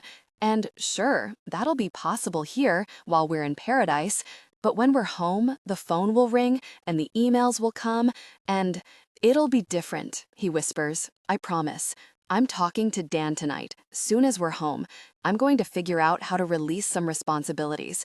And yeah, that'll stress me out at first. And no, it won't be an overnight success. I'm sure I'll screw up again somehow. But I get it now, Freya. I'm committed to changing it. Tears blur my eyes. God, it's every word I wanted. Everything I hoped I'd hear. But how can I know? How can I trust that he won't hurt me again? I search his eyes and bite back tears. My stomach's in knots. I'm so scared as I teeter on the edge of free-falling. Because that's what trust is. A free fall of belief that your faith is not misplaced, that the rope you're relying on will catch you, and the precipitous drop won't crush you, but instead end in a rush of relief, a stronger capacity to be brave and fearless. I have to see past what Aiden's done and believe what he says he will do. I have to choose him, to take a risk, not because of what the recent past dictates, but because of who I believe Aiden is, truly, at his core, his best self. I stare up at him, moonlight painting the angular beauty of his face, his eyes glowing a fathomless starlit blue. and my heart thunders against my ribs. Aiden's eyes search mine and read me too well. Please, Freya. I can't explain why I do it. What makes me brave enough to wade into waters that already nearly drowned me once? Except that I look into his eyes, and there's a glimpse of the man I married, as much as the promise of a man who's grown and changed, who I've barely begun to understand. Our vows echo inside me, and I clutch them tightly for courage. I promise to hope all things, believe all things. Yes, I whisper. Air rushes out of Aiden as he carefully wraps me in his arms. His mouth is soft, his words punctuated with caressing kisses.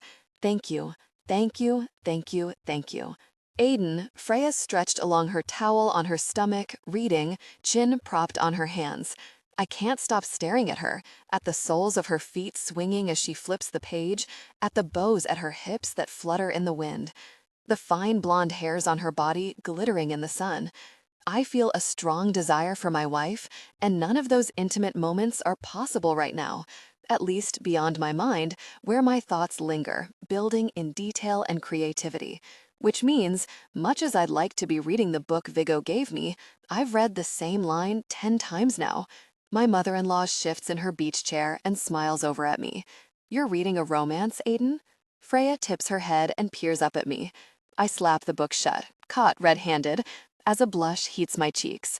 Yep, Viggo lent it to me. Alex, my father-in-law, glances up from his book too and squints at the cover. Ah, Clypus, she's good. My eyebrows lift in surprise. You've read her? He grins. I read romance to Ellen every night. She smacks his arm. You'll scar them. What? He says. I said I read to you, not that I. Alexander, Ellen says, clasping his jaw and kissing him. You need a swim. You're being naughty. Am I? He asks, leaning in for another kiss. Freya drops her head to her book and groans. It makes them both laugh as Alex stands and drags Ellen to her feet. And not for the first time, I marvel at them. 7 kids, a life-changing injury, 3 decades together, and they still look at each other like they hung the moon. I swallow the acrid taste of disappointment crawling up my throat, because I feel that way about Freya, and when I think about growing old with her, having built a life, I imagine still wanting her, desiring her, treasuring her like that. Yet somehow, a rough bout of high anxiety, the pressure of planning a family, and I nearly ruined our marriage for good. I kick that defeatist line of thought to the curb. I can't even let it make a pit stop in my brain. Freya's giving me a chance to make it right. She told me so. I have to hold on to that. I need the restroom, Alex, Ellen says, gently stepping out of his arms. I'll swim later. Aiden, my father-in-law says briskly. I fumble with my book. Yes. Come on, son, he smiles warmly. Let's have a swim. I couldn't say no to him when he calls me son if I tried, and he knows it. Standing, I set down my book and join him, watching his careful steps on the soft sand as we approach the water. Alex has a cutting-edge, water-friendly prosthetic for his left leg, which was amputated just above the knee back when Freya was little and he was an active military field physician. I watch him walk, spine straight, the slight lag in his left leg as he negotiates the sand, praying he doesn't trip. I'm all right, Aiden, he says. My gaze snaps up. I'm sorry. Focus, emotional plus physical connection. I didn't mean to make it seem like I thought otherwise. His sharp green eyes search me for a moment, the sea breeze rustling his copper hair that he gave Wren and Ziggy, streaked with luminous white, the color of crisp paper pressed over a fresh penny. He sets a hand on my shoulder and squeezes. Your worries run deep because you love deeply, Aiden. I don't mind your concern. I just wanted to reassure you. I appreciate that. My throat feels thick as I swallow, but I'm aware it can get overbearing. So can a plant that hasn't been pruned.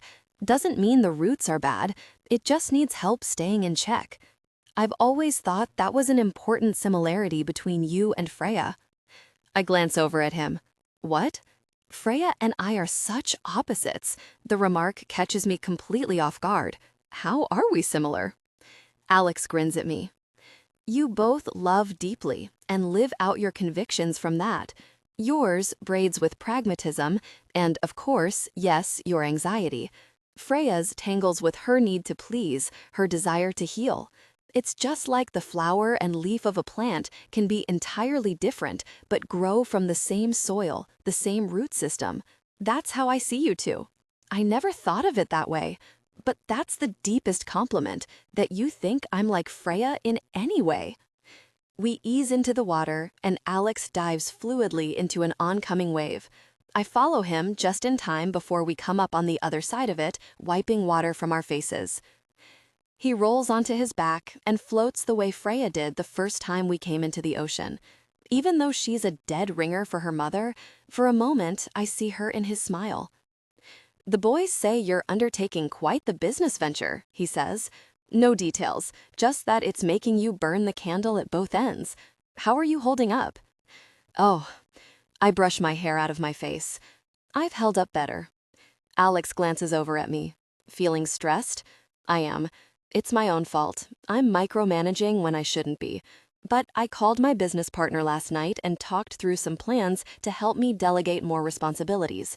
And he also updated me on our financing. If all things go well within the next few weeks, we'll have an angel investor secured, and then I'll be able to really relax.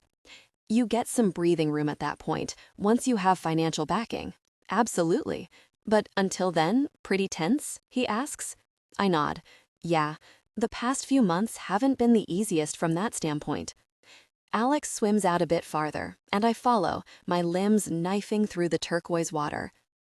After my surgery, he nods to his left leg and the black prosthesis pointing up in the water. I went through a tough time. It was all I could do to keep my head above water for months. I was transitioning to civilian life, being home with 2 children, a newborn no less, who came not 3 months after my surgery. Then Ellen had a bout of postpartum depression. Did you know that?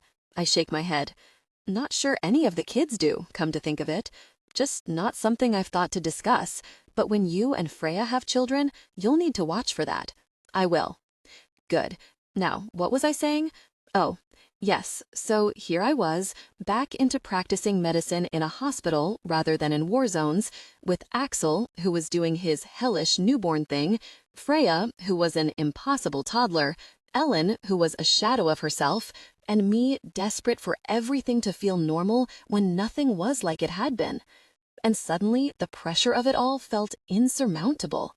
I woke up one morning feeling like I was drowning. What did you do? Alex peers over at me and squints against the sun. I accepted help. My stomach knots. From who? Friends. My mother, therapists. Mom took Freya 2 mornings a week to give Ellen a break. Ellen started on antidepressants and went to counseling. I came clean with my supervisor at the hospital that I'd bitten off more than I could chew, so we reduced my hours. And then I made sure I protected time for my family, cut out what was too much for us, and slowly built back from there. Even then, it wasn't an easy time. It was rough. And when Ellen asked about a 3rd baby, I told her she was barking up the wrong tree. I grin. How long did that last? Oh, I held her off for a good while. Told her we needed time to catch our breath. That's why Freya and Axel are so close in age, and there's a bigger gap until Ren. I have a theory that's why he was such a peaceful kid. He was born into peace. We were rested and balanced, in a good place when he was born. What explains Ryder's grumpiness? Alex's laugh booms across the water. Oh, that's just Ryder. Grumpy and stubborn as an ox, born when and how he wanted, which was inconveniently 3 weeks early and at the Washington cabin. Very on brand for Mr. Woodsman. And then Chaos 1 and 2 came along in the quest for another girl. He scans the shore and spots Ziggy, his twin in looks, with her striking green eyes and copper hair. She sits, knees up, a Kindle obscuring her face. And then, we got her, he says softly. And that's when I told Ellen that even though a big family had been my grand idea, she was the one who fell in love with it. And if she so much as looked at me like she wanted more, I'd go hiking in the woods and not come back. A laugh jumps out of me as my gaze catches Freya, eased back on her hands, watching us. Life's hard, Aiden, he says. Kids make it incredibly beautiful, but they don't make it any easier. Make sure you're both ready for that before you dive into parenthood. There's no shame in taking your time and taking care of you first. I nod and swallow roughly, trying to hold in what I want to say because I know how much Freya wants her parents shielded from our mess, my mess, the one I made for us. But if I could ask him, I think I would. How do you do it? How do you love so openly? How do you do it without fear tainting everything? How do you work so hard and love so hard and juggle it all? How did you learn to do that? Can I? Alex drops from floating in the water and closes the gap between us, breaking me from my thoughts. He clasps my shoulders and holds my eyes, then says, "It sounds like you're carrying a lot, Aiden, but you don't have to carry it alone. I'm always here. While I know I'm not your father, I love you like you're my own. I'm proud to call you son."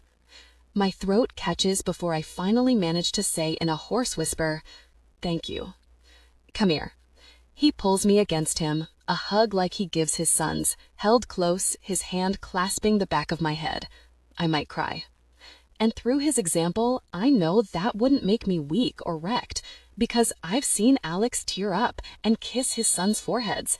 He's shown me strength lies in how openly you bare your heart, not how deeply you guard it. I just never thought that I could do it, that I was capable of such vulnerability. I'm starting to realize I am, and that hiding from that vulnerability cost not only me, but Freya, and our marriage. I can't fix how much work there is to do, or how many dollars aren't yet in the bank, but I can fix this, how much I bear of myself, how much I entrust to her. A hot tear slips down my cheek as Alex pats my back, then gently pulls us apart, still holding my shoulders. I palm away a tear and clear my throat. "There's one more thing I forgot to mention," he says quietly, "that I relied on very much in those difficult months." "What was that?" His eyes creases at the corners as he grins. Laughter. In unspoken understanding, we both disappear under the water one more time before surfacing, then catching a wave in. Alex starts up the packed sand, earning everyone's attention when he says something I can't hear because I'm knocking water out of my ear. And then he yells as he trips and face plants right in the sand. I rush onto the shore, instinct driving me to help, to cover him and shield him from embarrassment, but I'm not even halfway to Alex when his booming laughter rings in the air. He pushes up on his elbows, turns, then flops onto his back as Ellen eats me to him and drops down. Focus, emotional plus physical connection. When I get closer, I see she's laughing too, not just laughing, howling. In fact, when I glance around, I realize they're all laughing. Well, except Axel, who just stares over his sketchbook, one eyebrow arched. "What the heck is wrong with you people?" I ask. Alex lifts his head and catches my eyes, a grin widening his face. Tears glisten at the corners of his eyes before he laughs even harder. Ellen takes his hands as he tries to stand, but he just keeps laughing and yanks her down until she flops on top of him in the sand. Gently, she cradles his face in her hands, kissing him between bursts of laughter. Before I can turn to Freya and ask for an explanation, not that I'd get one because she's laughing so hard, Oliver pops up beside me out of thin air, like a creepy blonde poltergeist. "Hey, Aiden," he says. He sets a pointer finger at each corner of my mouth and drags up until I'm smiling unnaturally. "Why so serious?" I ask. Alex lifts his head and catches my eyes, a grin widening his face. Tears glisten at the corners of his eyes before he laughs even harder. Ellen takes his hands as he tries to stand, but he just keeps laughing and yanks her down until she flops on top of him in the sand. Gently, she cradles his face in her hands, kissing him between bursts of laughter. Before I can turn to Freya and ask for an explanation, not that I'd get one because she's laughing so hard, she's crying. Oliver pops up beside me out of thin air, like a creepy blonde poltergeist. "Hey, Aiden," he says. He sets a pointer finger at each corner of my mouth and drags up until I'm smiling unnaturally. "Why so serious?" I ask. I swat his hands away. "Your dad just humiliated himself, and you all laughed at him." Oliver frowns and blinks at me in confusion before his expression clears. But it's a joke. He does this every time we're on a beach vacation. He lives to do it. How do you not know this by now? What? I sputter. He purposefully eats sand? Oliver laughs. Yeah. Why? I'm starting to think I'm the most reasonable person in this family. That's a very scary thought. Because, Oliver shrugs, it's funny. Well, and it has a history. It started when he actually didn't mean to biff it, but he did. This was back when we were little. No, actually, I was only a twinkle in my dad's eye, and prosthetics weren't what they are today. He had some clunker that didn't work well on the sand, but what was he going to do? I think Ryder was a baby, so there were 4 of them by then, and just like any other dad, he was going to get their stuff down to the shore and play with his kids. I guess he was pulling one of those wagons with the older kids in it, and he just ate it, epically. Freya laughed so hard she threw up her ice cream. It makes my heart twist fondly. Sounds like Freya. And Dad said he learned a lesson that day. Well, 2. 1, don't fall in front of Freya because she will laugh in your face. I glance over at Freya and catch her eyes as she fights another fit of laughter. True. And 2, we can choose how to live. Miserable about what we've lost or grateful for what we still have. Dad chooses gratitude. And now he commemorates that with an epic sand biff every family vacation and never at the same point in the trip, so it keeps us guessing. My favorite was the year he did it right before we got on the road to go home. Mom was pissed because he was covered in sand and there was no outdoor shower. I loved it because he had us all convinced it wasn't going to happen, then he surprised us, and it made it that much better. When I glance up, Alex is walking steadily across the sand, his hand tight with Ellen's until she stops him, cups his neck, and brings him in for a kiss. And that's when something clicks inside me. This is what Freya grew up seeing. This is what she expects from the man she loves. Someone like her dad, who's figured out how to struggle and surpass feelings of inadequacy. A man who's learned to love fearlessly, or perhaps more accurately, to love and be loved even when he's afraid. Dr. Dietrich's words ring in my head. If you want to feel close to your wife, you have to draw close, to trust her, even if you're terrified. No, because you're terrified. Breathe some life back into this marriage. As if she's heard my thoughts, Freya glances my way. I walk toward her and jerk my head toward the water. Racia. Her face transforms from guarded curiosity to interest. Then she bursts out of her chair and flies past me toward the water. Freya. I beat him. Handily. And when he bursts from the ocean, Aiden has the nerve to look like a swimsuit model, running his hands through his dark hair, his aqua blue eyes sparkling as he gives me a knowing grin. Like what you see, Bergman. I splash him. You're well aware there isn't a woman on this beach who hasn't noticed you and liked what she's seen. I don't care who noticed me, he says, yanking me by the ankle across the water and into his arms. Unless it's my wife. My cheeks heat as Aiden stares at me intensely, his hand gentling my back. Don't make plans tomorrow night. I frown. What? I have something for us to do, just the 2 of us. I try to swallow the happiness bubbling up inside me. Honestly, Freya, all excited for one measly date? Your first in months, besides the ice cream date, and we all know how badly that ended. Aiden seems to read my mind. That is, if you want that. I shift in the water and my leg brushes his, making both of us jolt, then lean in that little bit closer. Does it involve food? What do you take me for? He smooths back my hair. Seafood? Of course. Yes, I whisper as he draws me in tight. Aiden searches my eyes, then presses one gentle kiss to my forehead. His hand cups my cheek tenderly as more kisses feather across my face, before finally his lips meet mine.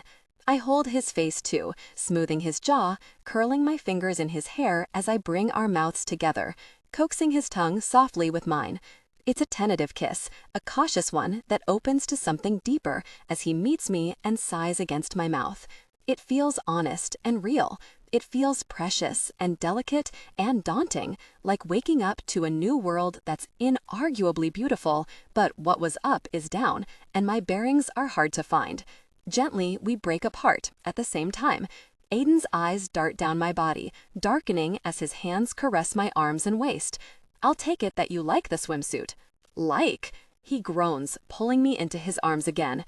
When you wore it the first day we were here, my jaw dropped. You're so beautiful.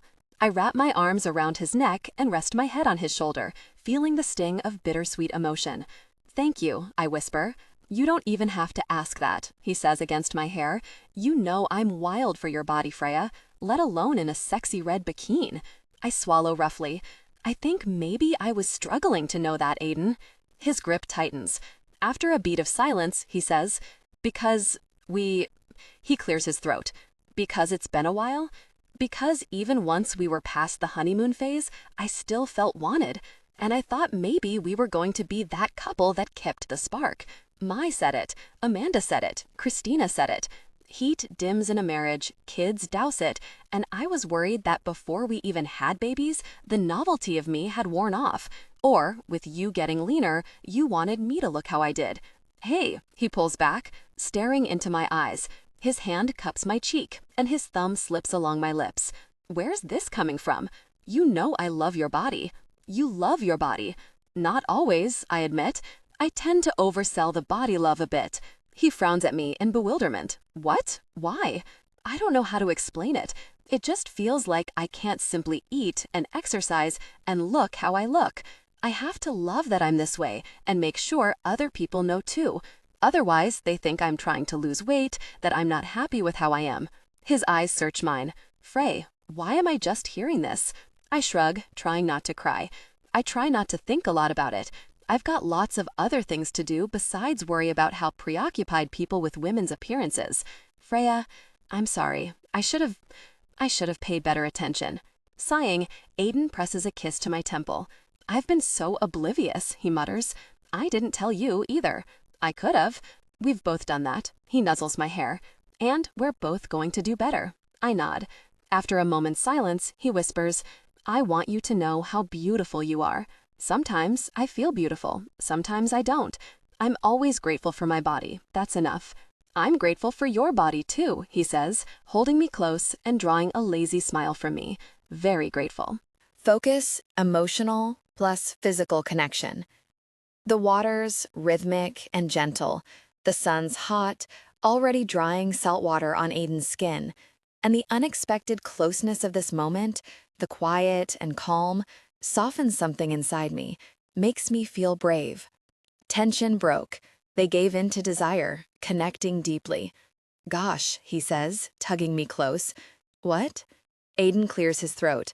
Ziggy's coming. I sigh. Ziggy waves, lanky limbs and skin as pale as Wren's, wearing a sensible one-piece Speedo and stubborn streaks of sunblock on her face. Pulling apart from Aiden, I wave back. And just like that, our moment's gone. Aiden glances away, wipes his face. I'm going to head out and read, give you two some time. Before I can even say okay, he plunges under the water. Hi, Freya, Ziggy says, teeth chattering as she gets closer. Hey, Ziggs. Ziggy clears her throat. Sorry if I crashed the party. I got too hot, and the sand bugs me, and I'm trying not to be rude and sit inside the whole time reading. It makes me smile. No one would blame you. Probably not, she admits. But Mom and Dad, I don't want them to worry about me. Ziggy went through a rough season before her autism diagnosis made sense of what she was struggling with. My parents have stuck to her like glue since then, and I think it's been extra intense for her since Oliver left for UCLA and she became the last kid home. Even though our situations are very different, I empathize with her desire not to worry them. Yeah, I get that. She tips her head. You do? You know what's going on with Aiden and me, and I'm shielding them from that, just like you're out here freezing terribly to avoid going inside. We all want to please Mom and Dad in our way. I guess I just thought you always do. Ziggy, I'm far from perfect, and Mom and Dad know that. Yeah, except you aren't home hearing when Freya was your age and Freya always used to. She says it kindly, but I can hear an uneasy pitch hiding beneath the surface. I think all parents are guilty of that. I'm no better than you or any of our brothers, Ziggy. I just came first. Her eyes meet mine, revealing her doubt. And then I feel guilty. Really guilty that I haven't made more time for my only sister, the other bookend girl in a house of wild boys. I'm sorry I haven't been around more, I tell her quietly. You're grown up, she says. There's 15 years between us. I never expected you to be. Yeah, but I should have been better. I should have known when you were hurting. Ziggy splays her hands over the water, seeming to revel in the surface tension. Sometimes, Freya, no matter how hard you try, you won't know how much a person you love is hurting because that person doesn't want to hurt the people who love them, but they shouldn't hide that pain. Easy for you to say, she mutters. It's hard to be brave and say you're not okay when you grow up struggling to explain your feelings, when it feels like mental health issues are a shameful thing to own up to. I stand there, stunned. Bobbing under the water, then rushing up, Ziggy gasps for air. Her eyes meet mine as she rubs the water from her eyes. Sorry, that was blunt, wasn't it? No, I mean, yes, but it's okay. You make a good point. My eyes drift to Aiden leaving the water. He runs his hands through his dark hair, down his beard, then turns and squints into the sun, his eyes finding me. Then he lifts his hand tentatively. I smile at him, despite the threat of tears, and lift my hand too. As I turn over Ziggy's confession, as I watch Aiden settle into his chair, my heart aches. Aches for the people I can't shield the way I want to, whose pain I can't erase by loving them as deeply as possible. I want love to heal all wounds, but I'm starting to understand just how much it doesn't. Sometimes love is a splint, an arm to take, a shoulder to cry on. Helpful, but not the healer itself. That's when it hits me, how much I've wanted loving Aiden to work my way, rather than the way he needs. I've wanted him to tell me everything, to own his pain and fear, because in my mind, love's all you need to feel safe to do that. But it's not that easy for Aiden. It's harder. Maybe it wasn't once, when the stakes were lower and pressures were fewer, when we were younger and less rested on his shoulders. But that changed along the way, and my understanding, my expectations, didn't. Regret knots my stomach. But before I can even start to think about swimming toward shore, telling him, Viggo and Oliver burst up from the water, startling us. Oliver yells. Ziggy squeals. Yes, I call. Fine by me, Oliver says. He jumps onto my back, then scrambles up my shoulders, lean and wiry in that 20-year-old way. Let's take them down, Frey. I grab my brother's legs and roll my eyes. One game, then I'm going in. Ziggy smiles as she crawls onto Viggo, who's crouched in the water. Deal. Freya. Ollie clasps my face and peers at me, upside down from my vantage point. What could possibly be more important than playing endless rounds of chicken? My eyes find Aiden, reading his book, and my heart skips a beat. So much, Ollie. So much. Dinner's how it always is when the Bergmans are together. Loud, messy, and delicious. Up to my elbows in soapy water, because the guys cooked, so the women are cleaning up. I wipe my forehead, warm from doing dishes and taking some sun. My brothers fill the deck behind me, sprawling, long-limbed, beers in hand, everyone a little sun-pink, except Aiden, whose golden skin glows. His linen shirt's unbuttoned one more than usual, his hair's extra wavy from the saltwater air, and when he brings his one beer for the night to his lips and takes a long pull, the outdoor lights flash off of his wedding ring. Longing floods me, molten hot. I drop a plate clumsily in the water, splashing Willa, Ziggy, Frankie, and me. Sorry, I mutter. Ugh, Ziggy says. I can't stand half-wet clothes. Be right back. Don't worry about it, Ziggs, Frankie says. We'll take it from here. Ziggy shrugs. Don't have to tell me twice. I have a book calling my name. Turning back to the water, I focus on the dishes, rinsing them, then handing them to Willa. When I glance up, she's smiling at me, drying a bowl. But she doesn't say anything. Well, Mom asks, coming back from the bathroom. Can I help? Get out of here, I tell her, as Frankie hands me another plate, scraped clean of food. Mom smiles as she presses a kiss to my cheek. Then she wanders out to the porch and slips onto Dad's lap. I turn back to the dishes, my thoughts wandering. But then the door shuts again behind us, and I glance over my shoulder. Aiden, I say quietly. He smiles, setting his beer on the counter. Ladies, go ahead and relax. I'll finish these up. Willa and Frankie make noises of protest until Aiden all but shoos them out. demonstrating the quiet yet intimidating way he has that I've seen on the rare times I could sneak in and watch him lecture. Soon they're outside, joining the growing noise of my family, and we're left alone in the quiet. That is, until the parrot cat calls him. He glares at her over his shoulder. Behave yourself. Esmeralda ruffles her feathers, then turns away on her stand. I bite my lip. You're the only one she does it to. Tell me something I don't know, he mutters, wiping down the counter, which is covered with water. That's not all she says either. Really? His cheeks pink. She's got a mouth on her, let's leave it at that. Setting the towel aside, Aiden steps up next to me, heat pouring off of him. He smells even more ocean water wonderful than normal. I squeeze the sponge beneath the dishwater to rein myself in, so I don't bury my nose in his shirt and huff him. When I told them to go relax, I meant you too, he says quietly, peering down at me. I meet his eyes, so vivid blue against the tan of his skin. I feel about to fall into them and never surface. I know, I nudge his hip. You shouldn't be here. You helped cook. I needed a break, he says, rolling his sleeves higher. I love your brothers, but can they talk? Lord. The sleeve rolling, the forearms, veins, tendons. Focus, emotional, plus physical connection. It's all my catnip. I shut my eyes so I don't get any more flustered than I am. Freya, I think the plate is clean. My eyes snap open. Yep, right. Aiden smiles softly. You okay? Totally, I nod. I'm so far from okay. I'm a tup, whirring with so many emotional facets, they're one wild blur. I feel dizzy and hot, about to spin out of control. Here, Aiden's hands wrap around my waist, making air rush out of me. Gently, he guides me to the right. I'll take a turn washing. You dry, okay? Okay, I whisper. Quietly, we stand, side by side, washing dishes. Our elbows bump. Aiden's hands brush mine when he hands me each plate. On the last platter, we almost drop it between us, but Aiden catches it, steadying it in my grip. Sorry, he says, meeting my eyes. I was distracted. That's okay, I tell him hoarsely. Me too. Aiden stares down at the water, pulling the plug. Did you know you were humming?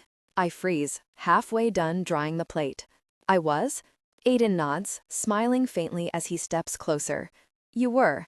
And somehow, I know we both know what it means. This tiny thing that I've always done, that drifted away when we were at our lowest, has found its way back. I realize, to him, to me, it's not just humming, it's hope. Forgot these, Vigo says, bounding in with a fresh pile of glasses and dessert plates, then dumping them in the half-drained sink. Man, that sucks that someone forgot to run the dishwasher earlier. Happy washing! I give Vigo the stink eye as he strolls out, whistling cheerfully. Aiden turns on the water again and adds more soap. Personally, I'm not too broken up about staying in here with you, enjoying the quiet, but you can go out if you want. No, I shake my head. I'll stay. Peering up at him, I feel us lean, closer, closer. Aiden's eyes flick to my mouth, and then he closes the distance and presses one deep kiss to my lips. When he pulls away, we both turn back to our task, side by side. The water runs. Aiden scrubs. Quietly, I rinse and dry. Then my hum returns, steadier, louder. As Aiden wipes down the sink and the water drains in a slow, lazy spiral, it dawns on me. Somewhere along the way, he started humming too.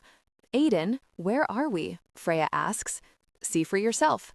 I uncover her eyes, watching them widen and adjust to the darkness. She peers around, quiet, taking in our surroundings. What is this? Dinner, I tell her. Freya glances up at me. This is not just dinner. I smile and shrug. Well, no. She narrows her eyes playfully. Is this more grand gesturing and groveling? Is it working? Turning toward the picnic spread on the sand, tiny tea lights in lanterns circling it, and hibiscus flowers strewn across the blanket, she sighs dreamily. Yes, good. Then, yes, I am an unabashed grand gesturing groveler. Her laugh is bright, and the sound makes every hair on my body stand on end. I set my hand on her back, guiding her toward the blanket. Why did we drive here? She asks. Couldn't we have just done this outside the house? I give her a look. You honestly think we would have had a moment's peace there? Your brothers would have built suggestive sand sculptures, then serenaded us with every Disney song that precedes the couple's first kiss. Freya laughs so hard she snorts. It's like you know them or something. Oh, do I? More than I ever thought I would after brother bonding day. Freya smiles up at me as she lowers to the blanket and stretches out her legs.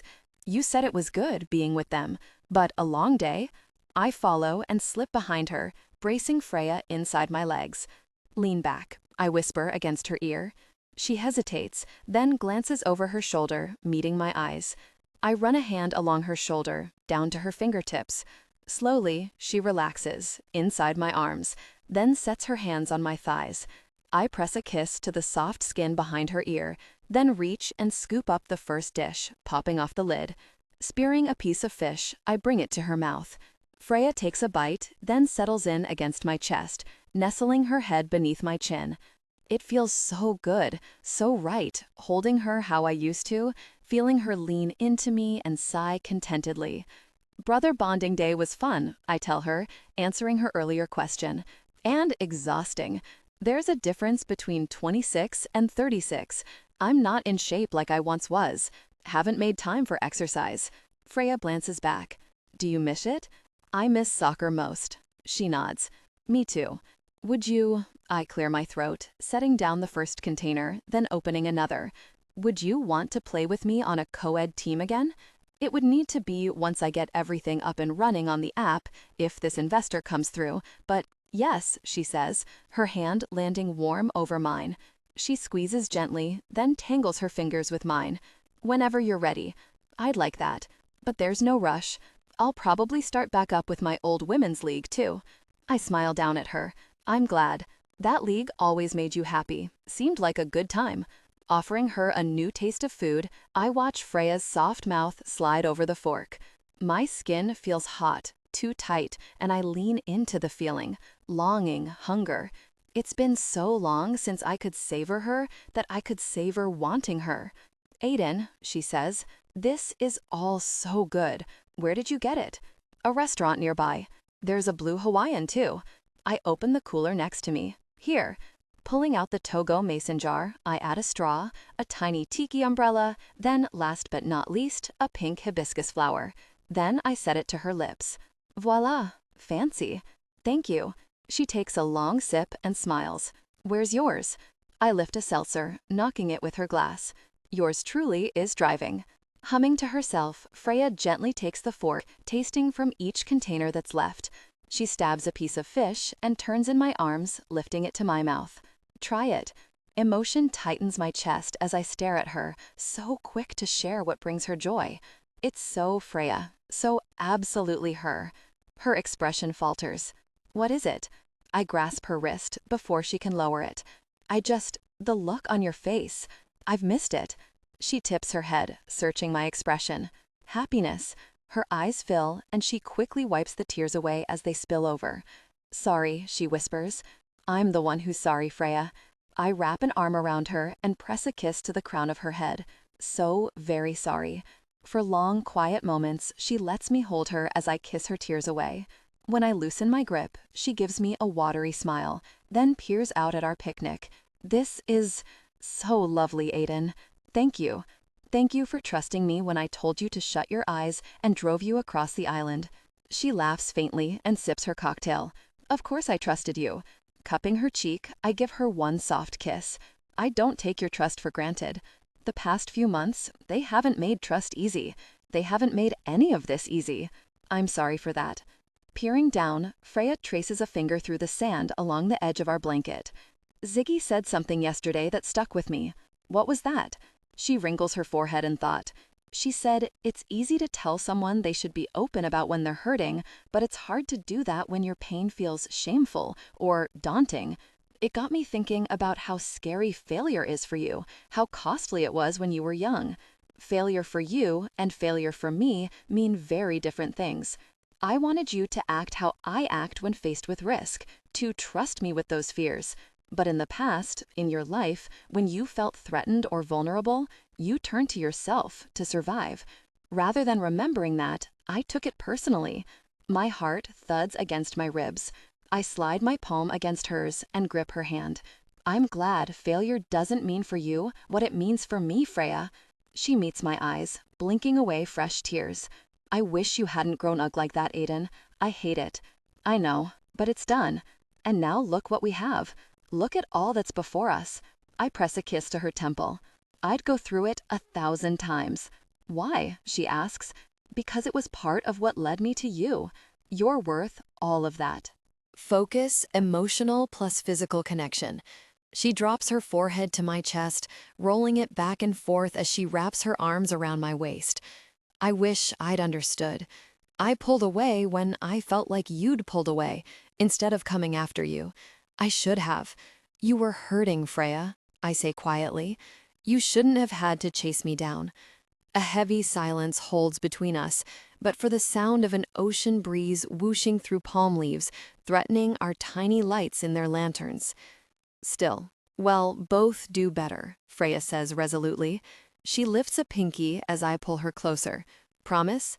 I curve my pinky around hers and kiss where our fingers meet. Promise. I'm so full, I groan. Freya sighs contentedly. Me too. That was incredible.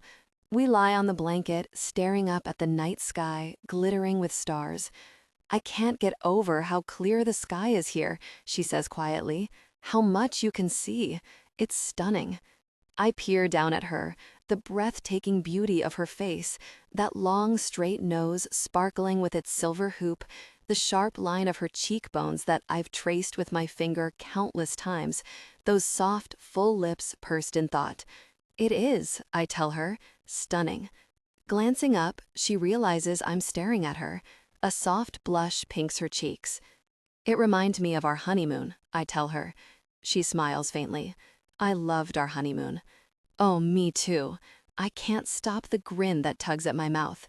Freya swats me half-heartedly on the stomach and wraps her arm tighter around my waist.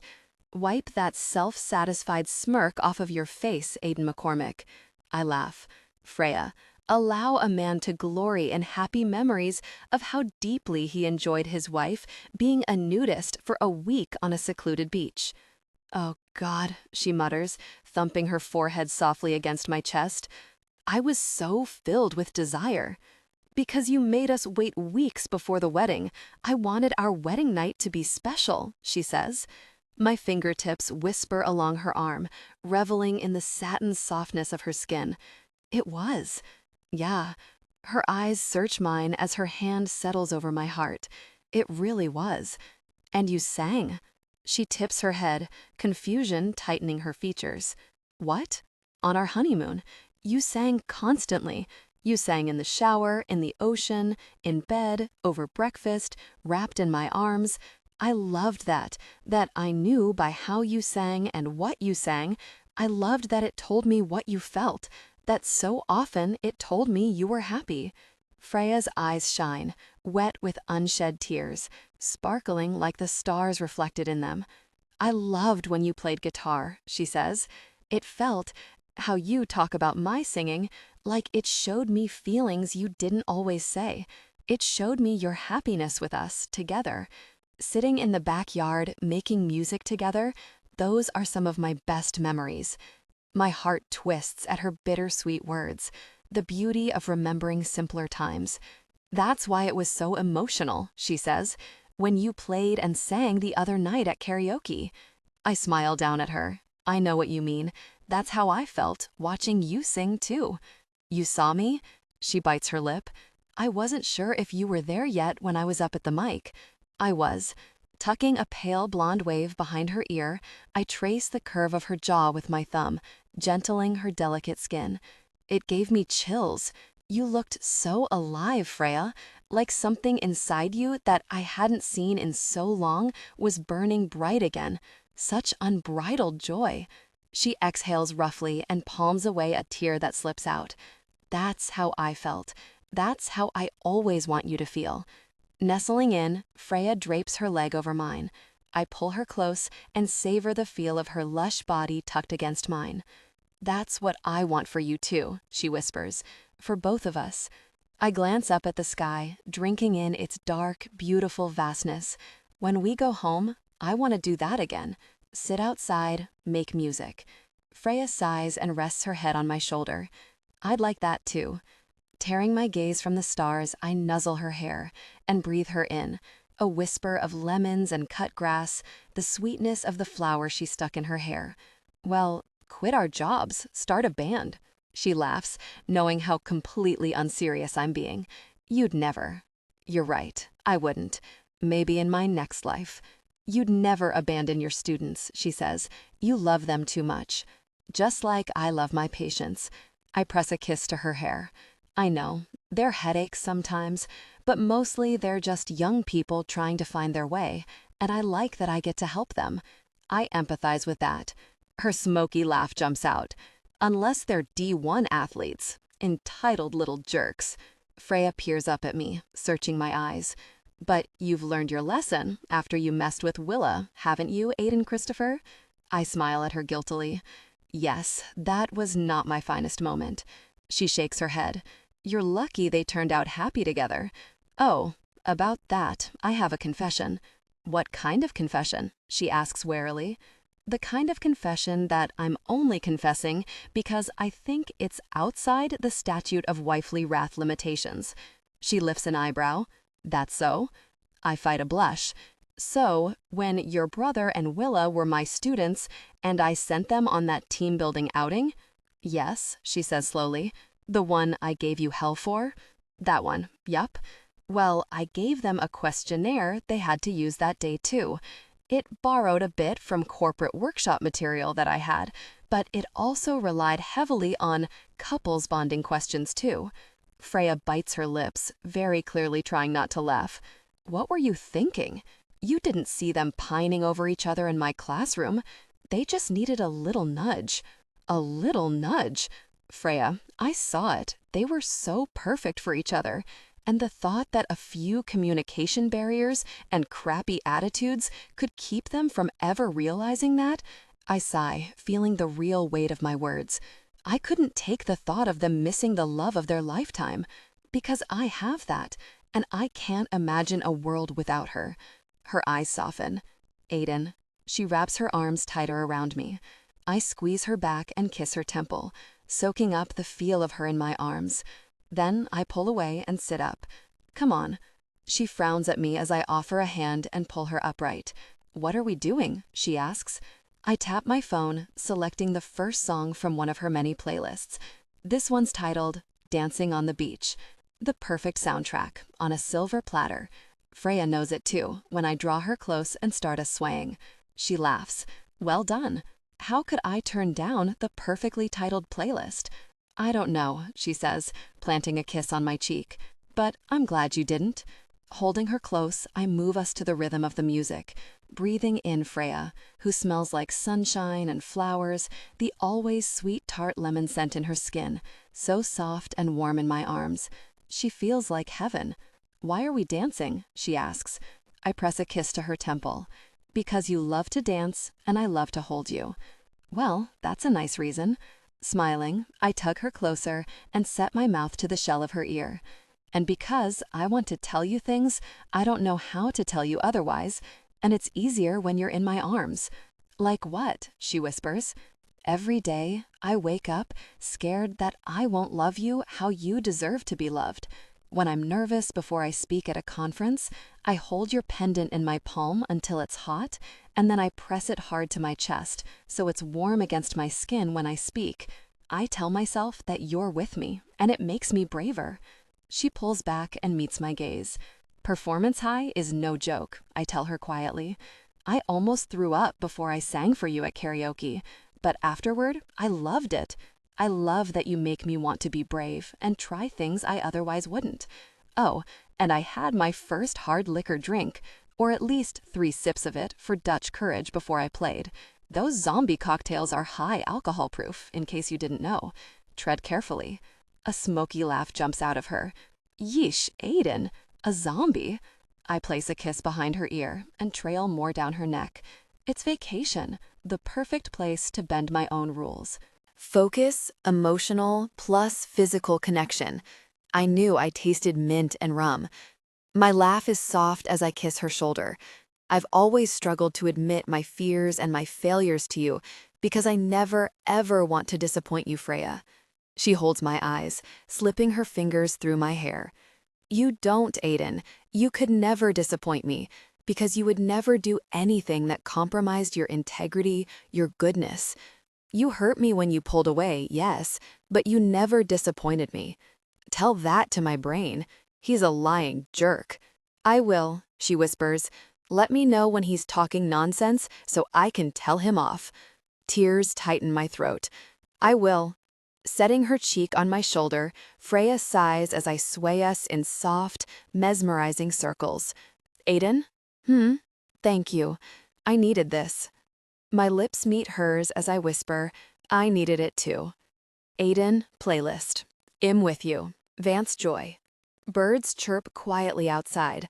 Sunlight spills through our sliding glass door and paints Freya's profile in shades of gold and bronze, slipping down the line of her nose to her lips, pursed in sleep.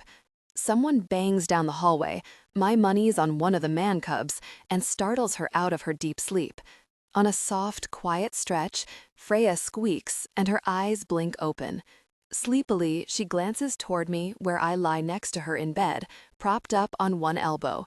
I smile at her, and she smiles back, warmer than the sunshine brightening her face. Morning, she says quietly. Morning, I whisper. Staring at her, I brush my hand against hers. She slides her palm tentatively along mine until I tangle our fingers tight. Her eyes dance between mine, and her smile deepens. Your hair's wild. I know. I slip my thumb along her palm, soothing myself how I have countless times, touching her this way. I need a haircut. I've just been too busy. Too busy. God, Aiden. Very wrong thing to say. Her expression falters as she glances down to our hands. What time is it? Early. How early? I shrug. Don't know. She frowns. Can't you check your phone? I don't have it. Her eyes widen comically. What? I'd be offended by how shocked she is, but I have practically had the thing glued to me for months. It was hard not to worry I'd miss something, but I did it, left my phone downstairs for the second night in a row, and I still haven't checked it. Instead, I woke up early and did some of Makanyui's yoga flow on our small private deck. Much as I resented the guy for almost dislocating my groin the other day, what he taught us helps me breathe deeper and loosen up my body from all the points that it holds tension. It's in the kitchen charging, I tell her quietly, feathering my fingers along the inside of her arm. Color me surprised, she whispers. Speaking of the kitchen, I should get up, she murmurs, glancing past me at the bright morning sky. If I don't make breakfast, Mom does. Ran and Axel are handling it today. She tips her head. They are? The guys made a calendar for the rest of the week so it wouldn't all fall to you. And I glance past her shoulder at the tray I have waiting. Your breakfast is here, today. She peers over her shoulder, then meets my eyes, biting back a smile. Wow. I smile at her. Come on, before your coffee gets cold, and Ryder finds out where his Yeti thermos got to. Oh, you'll be a dead man for stealing that. That's why he's not going to know, wife. I give her a look. What he doesn't know doesn't hurt him, or me. Freya laughs softly as she scooches up in bed, and I set the Aller cut. All those two do is eat. Oliver starts past Ryder toward the front door. Yeah, snacks. Ryder grabs his bag, stopping Oliver in his tracks, then spinning him around. Now do we have everyone going on the hike? Everyone has their water and some food to tide them over? To a chorus of affirmatives, Ryder turns and opens the front door, ushering us out. Frankie wiggles deeper into the couch cushions with her blanket and flashes a self-satisfied grin. The couch and the TV, all to myself. I playfully narrow my eyes at her. No gloating. Some of us got strong-armed into this. That's your problem, Frankie says, brandishing the remote at me.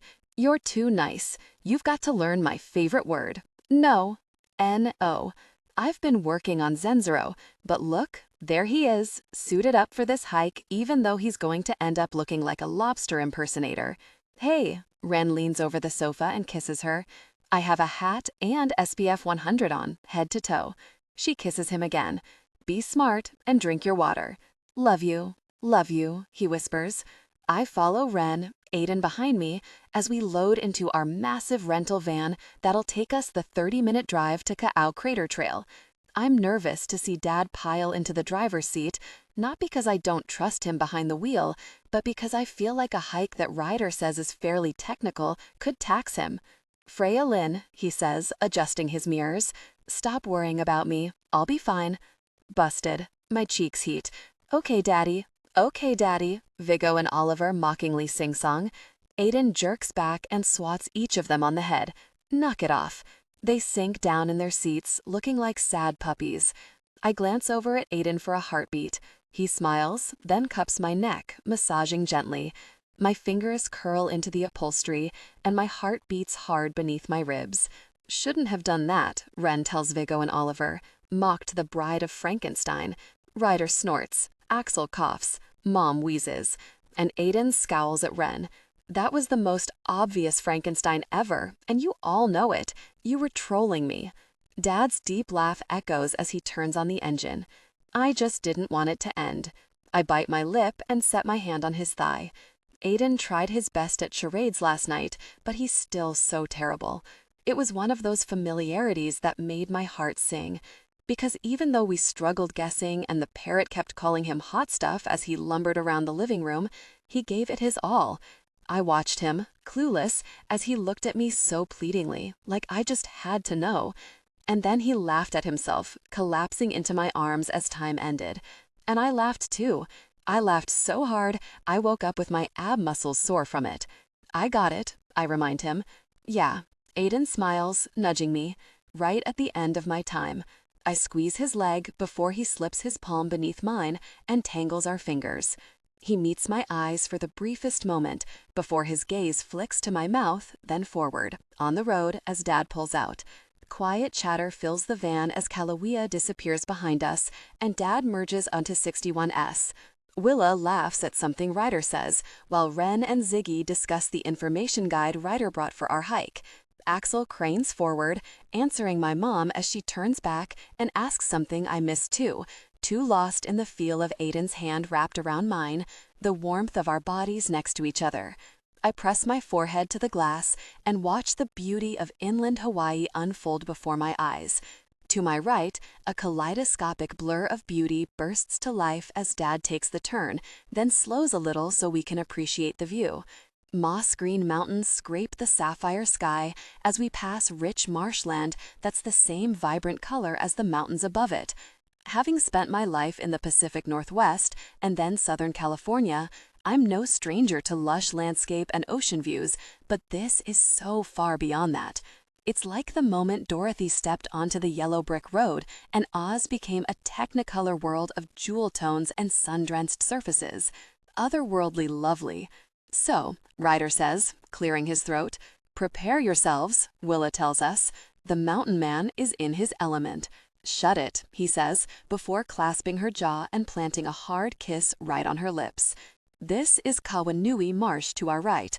Kawanui means the big water, likely because once long ago, this was one big estuary. God bless you, Oliver deadpans. Ryder throws him a death glare. An estuary is a partially closed-off coastal body of brackish water with at least one freshwater source, as well as a connection to the open ocean. Thanks, says tartly, not that I asked. Focus, emotional plus physical connection. No, Ryder concedes, you didn't. You made a crack about it instead of saying what you really wanted, which was to know what I was talking about. Consider yourself educated in spite of your overblown pride. Burn, Viggo says. Oliver elbows him sharply, and to no one's surprise, they start pummeling each other in the back row, where, wisely, no one else joined them. Anyways, Willa says, go on, lumberjack. Ryder clears his throat. So, Kawanui was most likely an estuarian body of water at the time when the area was first settled. Nowadays, the marsh is floating on water, or possibly growing on a mat of peat floating on water, which is super cool. And in the higher up parts of the marsh, it's essentially a soggy meadow. Ren snaps a photo with his phone, then starts typing. I bet anything he's texting it to Frankie. It's beautiful. Why aren't we hiking there? Because the views will be much better on the Ka'au Crater Trail, Ryder tells him. Multiple waterfalls, killer views of Kaneohe, Kailua, which is where our house is, Diamond Head, and, of course, the Ka'au Crater. Dad says, as Ryder told us, it's a pretty tough trail, and there's no pressure to do all of it. We'll check in with each other periodically, and if someone's getting tired, we're experienced enough hikers that we can break into groups. Anyone who's ready to go home will head back with me and Mom, and I'll drive them, while Ryder takes the rest of you for the full hike. It's only a 30-minute trip to the house, and I'm happy to be shuttle driver. Mom cups his neck and smiles at him as Dad sets his hand on her thigh. A lump forms in my throat as I realize each day that passes here, my hope grows. But my question is still, will we have that? Will we make it? I glance away, out the window, taking a slow, deep breath. Aiden's hand squeezes mine, and I could swear I hear his voice, soft as a whisper. Yes. Well, if I doubted whether or not I was in shape, this hike confirms it. I am a badass with muscles of steel. I mean, I know my job's physically demanding, but even I'm surprising myself with how well I'm making my way through this. Ahead of everyone, except Ryder, who leads, I grip a stabilizing rope when I hit a slippery patch, bumping into yet another guava on the trail. Viggo's already eaten two. The sounds of wildlife, the vitality of the jungle all around us is breathtaking. Our hike is also breathtaking, as in taking our breath. Except for me, because I'm a beast. Very, Frey, Ryder puffs, glancing over his shoulder. You're pushing my pace. I wipe my forehead, which is dripping with sweat. It's in the mid-80s, but with the humidity, it feels well into the 90s. My clothes are soaked with sweat. I smell like a barn animal. It's really glorious. She always was an endorphin chaser, Dad huffs, his momentum starting to wane. We all glance back and subtly drop pace too, until we come to a natural stop at a wide stretch of the trail. When she was 3, she'd make me time her doing sprints across the yard and count her push-ups. I'd do my physical therapy routine, and she did them right with me, saying, "Come on, Papa, don't give up." Dad laughs quietly as he dabs his forehead. I couldn't skip my PT exercises if I wanted to. I feel myself blushing. And that's how Freya fell in love with physical therapy, Aiden says quietly, brushing his knuckles against mine. Ugh, Willa groans. What's happened to me? I just teared up. She turns to Ryder. Am I officially a softie now? Ryder grins and strokes her cheek. You have been for a while. Gosh, she gripes. Mom smiles and sets her hands on her hips, taking deep tugs of air. She'd say, I want to be strong, just like Papa. He was very fit then. Dad frowns. Excuse me, wife. Was? Mom laughs, her smoky voice like mine, popping against the quiet of the trail. I'm so sorry. Was, is, always will be. That's more like it. Dad unscrews his water lid and hands the canteen to her, watching her drink, signaling to keep going. More, Ellen. She rolls her eyes and gulps more. Lowering the bottle, Mom dabs her mouth and sighs. Well, your father is up to this hike, but that prosthesis isn't, and I'm getting tired. Ready to go back, Alex? Dad smiles. Sure, sweetheart. Anyone else who's ready to go back? Axel's eyes leave the tree canopy that he's been watching in silence. Yeah, I am. Same here, Ren says, hand inside his pocket around his phone. I'm out of cell reception, and it's making me antsy. I want to get back to Frankie. Mom blows all of us a kiss. I love you, every one of you. Be safe, she says to us, before she and Dad turn and start down the path. After they're on their way down the trail, Willa turns and says, Okay, keep it moving. This is fun and all, but I've got a beach calling my name. Ryder holds out his hand, which she takes. Come on, sunshine. As I turn to join in too, my foot slips. Before I can even shriek or grab the stabilizing rope, Aiden's hands are on my waist, clutching me hard and steadying me. Okay? He asks quietly. Heat soars through my skin at his hard grip. I swallow thickly. Yes. Ziggy jogs past us, before Oliver and Viggo follow her, bickering about something as usual. I'm on a knife's edge of longing, because after charades went on for hours and we all got a little tipsy, Aiden and I blearily brushed our teeth and fell asleep kissing, tangled close in bed. And then I woke up, very much expecting to pick up where we left off, but no, Ryder was banging on doors, telling people to get up and get going so we weren't hiking in primetime heat. "You seem distracted," he says. "What's wrong?" "Nothing hiking with my brothers will cure," I mutter. Aiden coughs behind a fist. "I can't believe we fell asleep last night." "Right? How old are we?" "Well, you have no excuse. I, however, am in my late 30s, he says. "Oh, please, 36 is not late 30s. Pretty sure math is my wheelhouse, Bergman." He softly swats my butt and walks by, giving me a dazzling smile. 36 rounds up to 40. I jog to catch him. "I hate when you do that." He leans in and drops his voice. "Generally not what you say afterward." "Aiden," I hiss, jerking my head toward Ziggy, who's not far in front of us. "What?" I was quiet. Not that quiet. Aiden suddenly yanks me by the elbow and pins me against a tree, its wet bark digging into my back, dark leaves making a secret canopy around us. His mouth was warm on mine, firm and hungry. I threaded my fingers through his hair, the waves so tight from Hawaii's humidity they're almost curls. He groaned and pulled me close, our bodies pressed together in a moment of intense connection. "We're going to lose them," Aiden mutters. "It's a well-marked path," I say between kisses, tugging him even closer. "We're stopping at the first waterfall. We'll be fine." Aiden's hands sank into my hair as our kisses grew hotter, slower. He shuddered and pulled back to press a kiss to my temple, then down my cheek. His tongue darted out, tasting the sweat of my skin, and Aiden groaned, desire growing between us. I was exactly 7 seconds away from dragging us behind this tree and telling Dr. Dietrich her no-sex rule could go take a hike instead of us.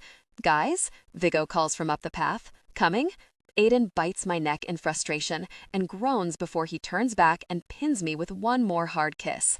Emerging from beneath the tree, we catch up quickly to Viggo, who's peeling another guava fruit. He cocks an eyebrow. "Behaving yourself, children?" "I hope you choke," Aiden mutters, dragging us past him. Viggo smirks and falls into step behind me as we make a turn in the path. A prickling sensation crawls up my spine as we turn the bend. Ziggy's leaning against a tree, long legs crossed at the ankles as she stares at the guidebook. "Where are Willa and Ryder?" Aiden asks. Ziggy glances up. I'm not the most astute observer of human behavior, but even I could tell they wanted a little alone time. I let them go ahead a bit. Aiden grins and peers down at me. See, hikes are sentimental for them. Focus, emotional plus physical connection. Because yours truly meddled and set them on the path to bliss? I roll my eyes. I'd almost find it tolerable if you didn't gloat about it. His smile deepens as he laughs, making so many moments from our early years flash through my mind. When we were young, even with so little, somehow so much happier and closer. I try to push away my worries about when we're home and life's busy and our professional demands drag us a dozen different directions. I try to stay in the here and now, grateful for what this week has given us. Because I know that getting away forced us to face each other in a way that being home never would have. And yet part of me is scared that going home will shake what we've tentatively begun, isolated from the outside world and its countless pressures. As if he senses my spiraling thoughts, Aiden's thumb circles my palm. "Watch your footing, Frey," he says gently. When I glance up and focus on the trail, I realize we aren't just missing Willa and Ryder either. Where's Oliver? Viggo tosses the guava peel and pockets the Swiss Army knife he lifted from the house. Oliver? I say tightly. 12 months younger than you? Looks like you, but with blonde hair and an even worse penchant for mischief? Ringing any bells? "Oh," Viggo says casually, glancing around. "I'm sure he's up ahead harassing Willa and Ryder." Ziggy pockets her guidebook and pushes off the tree. He said he had to pee. Ah, I peer around. Shouldn't take that long, though. Aiden releases my hand and quickens his pace. I'll poke around up ahead on the trail. Wait, Aiden. I jog after him, feeling uneasy about something, but not knowing what. He peers over his shoulder and frowns. Freya, stay back and keep an eye on Ziggy and Viggo. Ziggy is a fair point, but Viggo is 21 years of hellish trouble. He'll handle himself. I turn back and call for Ziggy. Come on, Ziggs. She lengthens her stride, giving me a long-suffering look. Yes, mother. I gently tweak her long lead braid. Don't sass me. We're in the jungle, and I care about you. Smiling, she falls into step with me. Well, when you put it that way. We find ourselves in a dip in the trail that has us rushing down a small hill, then climbing its other side, toward a blind turn along a narrow point in the path that overlooks a steep drop. I hug closer to the wooded edge and drag Ziggy with me, so she's tucked safely away from the ledge. Halfway up the hill, Aiden catches his foot and swears under his breath. Dropping to one knee, he ties his unlaced boot. Go ahead, he says. I'm coming. Ziggy and I jog up the last of the hill, huffing and puffing as we turn the bend, then come face to face with the last thing I'd ever expect in the middle of a Hawaiian jungle: a tall man in full-on circus gear, complete with a horrific clown face. It scares the ever-living gosh out of me. Shrieking in tandem, we startle violently, but while Ziggy falls safely toward the trees, where I purposefully set her, I stumble toward the ledge, tripping over a root, and then I'm hurtling backward with nothing but the terrifying silence of falling whirling around me. Aiden. My head snaps up the moment I hear Freya scream. Then I realize Ziggy is screaming too. And then my heart lurches as a guy in clown gear flies toward Freya, desperately trying to catch her. Freya, who's falling, stumbling toward the edge of a drop whose height I have no time to calculate, but only know I can't risk. I can't explain it, how in the blink of an eye, I explode up the last of the hill, lunging toward Freya as her arms pinwheel and she starts to pitch off the ledge. The clown catches her hand enough to slow her fall before I grasp a solid fistful of her shirt and use all my strength to hurl her toward me, throwing myself forward as a counterweight. I hear Freya's body connect with the earth, a collective gasp of relief around us, and then the piercing sound of my wife screaming as I fly into the air. They say falling happens in an instant, but for me, it happens in merciful slow motion. My head jerks back as I realize there's another ledge below me, maybe 20 feet. I can land there and not careen further into the jungle below. Hopefully. It's instinctive, my muscles calling to mind what I've learned, because I'm that guy who has actually studied how to fall safely. You never know when you'll have to jump out of a multi-story building and try not to die. I know to bend my legs and hold them together to prepare for impact so that I won't fracture my spine or split my head. You bet your ass I've made sure I'm prepared. Even though the ledge is approaching, it's narrow, and there's a chance I'll flip off of it and fall to, well, my death probably. I have to slow myself down, decrease momentum, so I reach out, clawing for anything I can, and find a sapling that my hand somehow catches. Freya screams again. I hear it, far off, yet close. I want to yell back that I'm okay, tell her she doesn't have to worry, but as I grab the sapling with my other hand and the weak branch starts to bend, then snap, I realize I shouldn't make promises I can't keep. That's when my grip fails and I drop, for a terrifying moment, inverted, until I tuck myself so I can land feet first. And I do, with a sickening crack that sends white-hot pain burning up my left arm. Vigo yells something overhead, but I can't process it. All I know is that I landed and I'm safe, for now. Voices blend, a wild mix of urgent speech that I still can't make sense of. My body's flooded with adrenaline, my ears ringing. I can't catch a breath, whether it's panic or the wind was knocked out of me, or both. I got you, Aiden! Ryder yells, landing beside me with a complex arrangement of rope linked to his waist, anchored in his grip. Hey, can you feel your hands and feet? Unfortunately, I wheeze. My left arm. Don't touch it. Ryder exhales roughly. Okay, I'm going to chance moving you. Hold on with your right arm, locked around me. Vigo's voice follows him. Go slow. Somehow, we're hoisted up along the ledge, Ryder holding my not-busted arm hard over his shoulder, coaching me to walk my way up the path's steep face as he anchors us with rope, until more hands than I can count are dragging me onto the trail. Aiden, Freya mutters. Her voice is thin and fragile, like glass blown too far. Mo, I mumble thickly. My eyes are slammed shut, my heart flying out of my chest. I'm not entirely sure I'm not dead. My head hurts, my back hurts, my arm really hurts. With my good hand, I wander the earth until I feel her. "Are you all right?" I ask. A sob jumps out of Freya. "Aiden, I'm fine. You nearly killed yourself." "You or me," I mutter. Easy choice. My hand wanders my body as I try to orient myself, and that's when I feel its absence from my neck. "My chain!" I yell hoarsely. My eyes snap open as I visually search the ground. "Aiden, easy." Freya sets her hand on my chest, calming me. It's gone. "No!" My heart pounds. "That chain, I can't lose it." She searches my eyes. "It means that much to you?" I stare at her, wounded fury tinging my expression. "Of course it does, Freya. I told you, I've never taken it off. I touch it every day. It means really a lot to me." "What is he talking about?" Ryder asks. Freya shakes her head. It was my wedding gift to him. It was just a pendant with a little inscription." "It wasn't just a pendant," I tell Ryder. "Can you look? See if it's there?" Ryder stands. "I'll try, Aiden." My head flops back to the earth, throbbing painfully. "I lost it," I whisper. "What do we do?" Ziggy's voice cuts through, shaky and quiet. "Should I call Dad?" "No, not yet," Freya says. "Just give me a second to think and figure out his injuries." Her hands are warm against my face, and I sigh.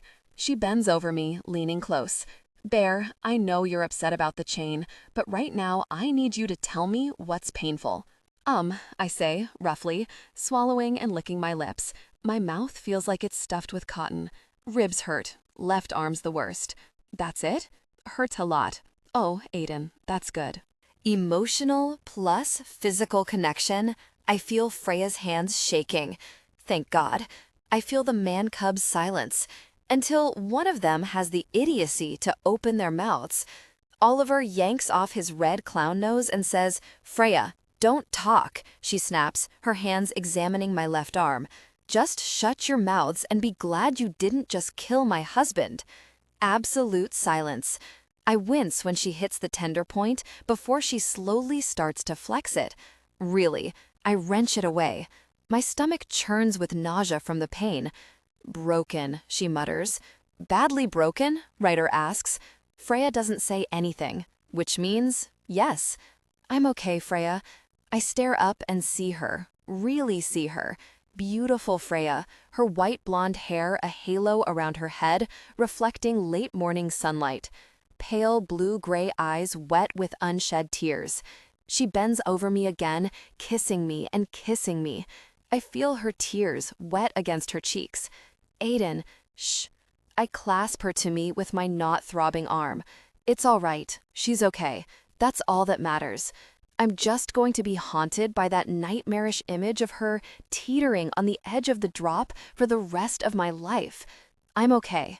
Slowly, I sit up to prove to everyone, including myself, that I'm not wrecked. Pain slices through my ribs and left arm. Just kidding. Might vomit. Ryder crouches next to me and sets a hand on my back. "Take some slow breaths.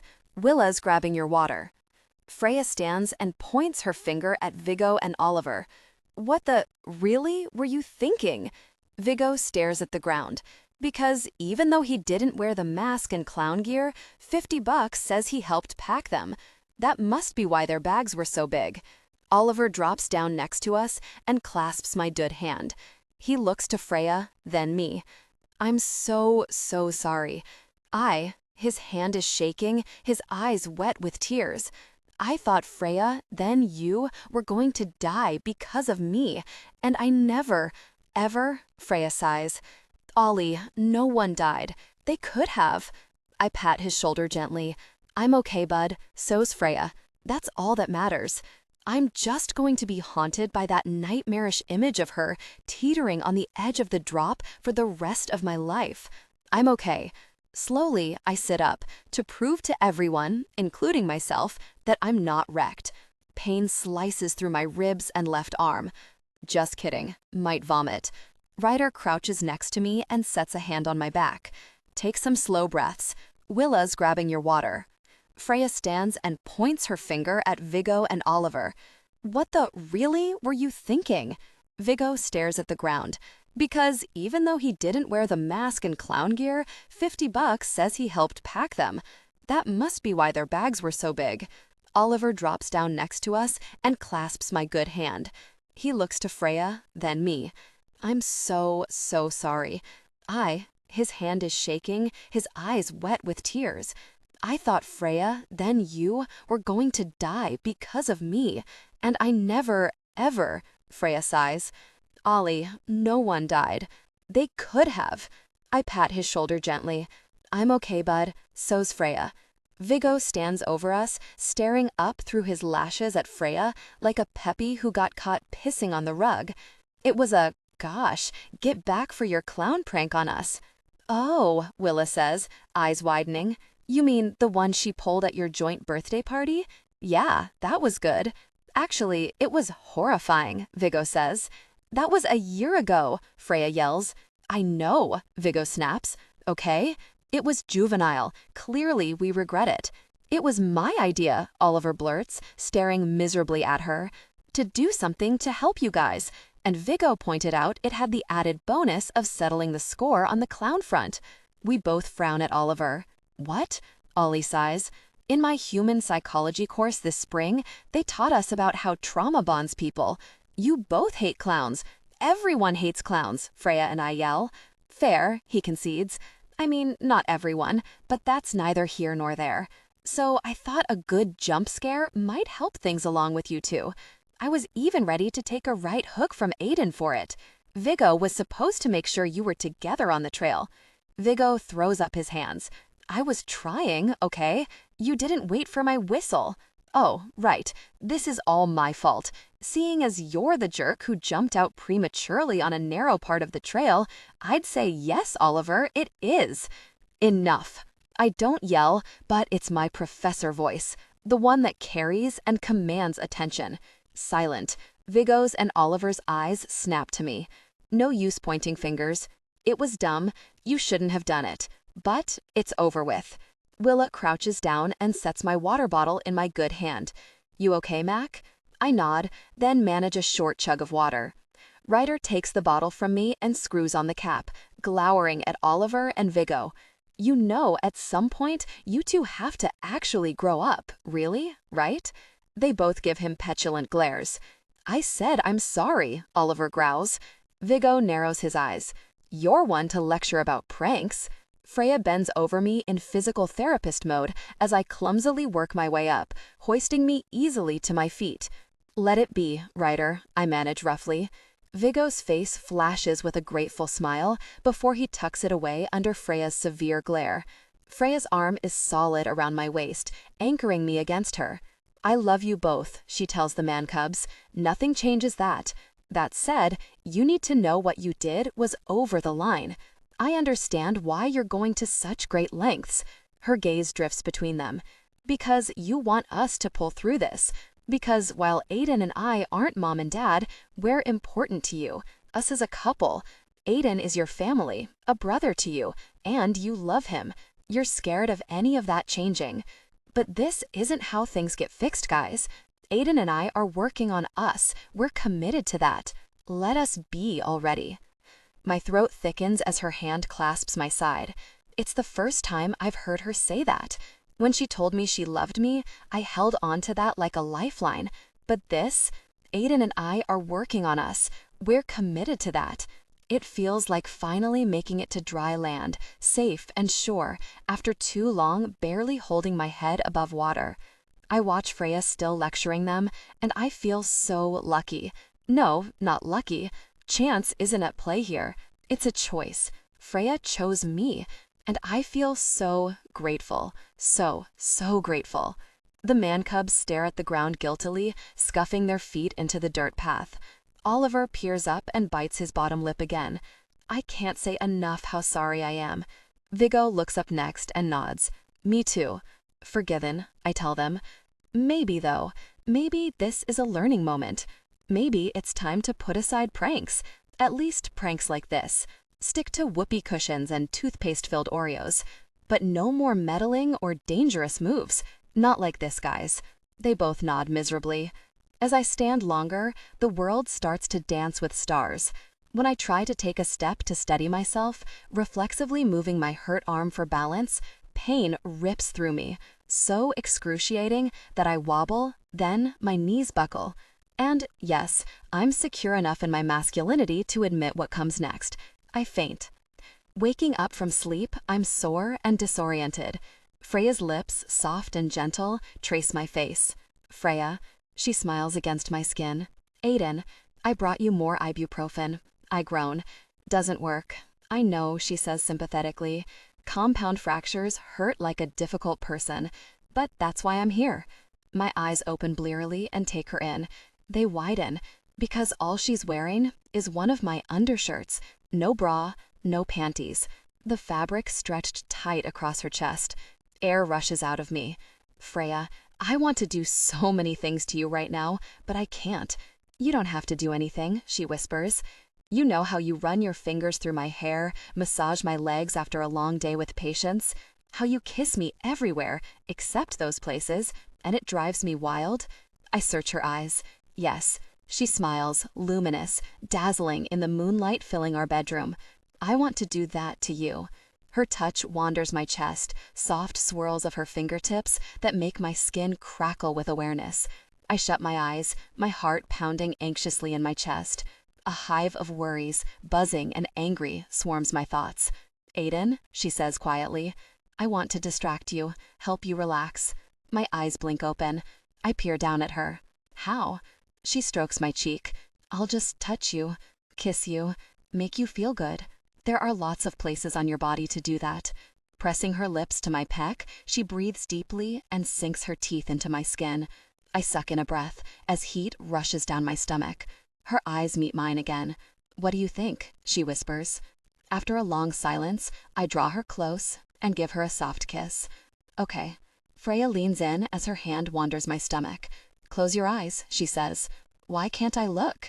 She leans closer, her taut form brushing my chest through her shirt. I groan as she kisses me. Because I said so. Now, close your eyes. I listen to her, shutting my eyes. The world becomes dark and quiet. The only sound, Freya shifting off the bed. A drawer opens, then shuts, before she crawls across the mattress and straddles me again. Focus. Emotional plus physical connection.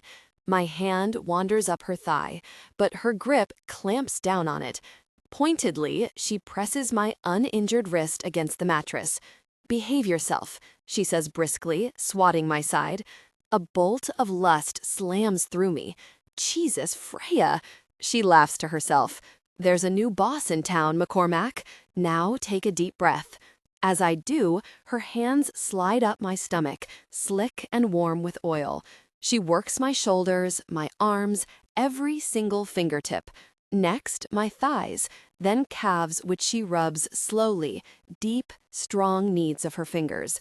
I feel the strength in her touch, the power in her body, and I feel her love. If anything hurts or you're just tired of it, she says, tell me, okay? We can stop whenever. I shake my head. My body is heavy, my mind blank. It feels like Shavasana on the deck the other morning. Feels great. Good. I hear the smile in her voice. Her touch moves to my feet, kneading my arches, stretching my toes, until she moves back up my legs. She stops at my hips, her palms rubbing in deep circles. I tense against them at first, so self-consciously aware of that part of my body, how frustrated I've become with it. But Freya's touch melts that tension away, and my hips respond instinctively, pushing up against her, a familiar sensation building. Even so, I don't think about it beyond a fleeting observation. I'm not fixated on whether I'm ready for her, not preoccupied with performing, anticipating how to make it good for us. I'm just feeling. Next, her palms flatten, sliding up my chest. Her thumbs circle my nipples, but it's not a teasing glance. They stay there, circling hypnotically, building sensation I had no idea I could feel. You like that? She asks quietly. I nod. So much. Slowly, Freya straddles higher on my stomach, her hands never leaving me. She bends over me, her touch and presence building sensation. She's relentless, as minutes tick by and she does things to my chest and nipples I've never felt before. A moan rolls out of me. I'm hot and agitated, hungry for something I can't even name, except more, harder, longer. Her hands sweep down my waist, which feels like it's lit up with 1,000 more points of sensation than it ever has. My skin is electric, my breathing taut. And when her touch wanders lower, I realize I'm rocking beneath her, the familiar build of sensation close, lightning bright, hot, and urgent.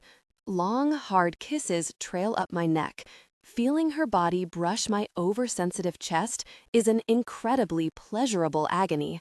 Freya! I draw my knees up, desperate, chasing the peak of sensation. Yes, Aiden, she whispers. Tension broke. Gave in to desire, connecting deeply. Freya's touch soothed me as she murmured softly against my neck and plants one last kiss. Panting, I drop my head to the pillow. Freya smiles and brushes my hair off my face. See? Distracted you, didn't I? I stare at her in wonder. What was that? I ask hoarsely. Freya and I are fairly adventurous, but this is a first. I've never reached such a peak without direct stimulation. She kisses me again. You'd think for how often you like to do it to me, you'd know. Her eyes search mine as her smile deepens. You just experienced a new kind of peak, my friend. Welcome. It's a wonderful world, isn't it? Dazed, thrilled, relieved, I draw her close to me. I don't know for sure, I whisper, dragging the shirt up her body and giving her a tender kiss. Better corroborate the evidence with you too. Freya. Hot, relaxed, I lie with my face to the sun, soaking up Aiden's voice as he reads Persuasion. No British accent party pooper, but deep and warm. Goosebumps dance on my skin as he reads Wentworth's letter to Anne. His delivery is urgent and moving, his voice soft for only my ears. Tears prick my eyes. I can listen no longer in silence. I must speak to you by such means as are within my reach. You pierce my soul. I am half agony, half hope. Tell me not that I am too late, that such precious feelings are gone forever. When Aiden pauses, I crack open my eyes. He bites his lip. Gosh, he mutters, pinching the bridge of his nose. She's wrecking me. I squeeze his hand, then run my hand along his forearm.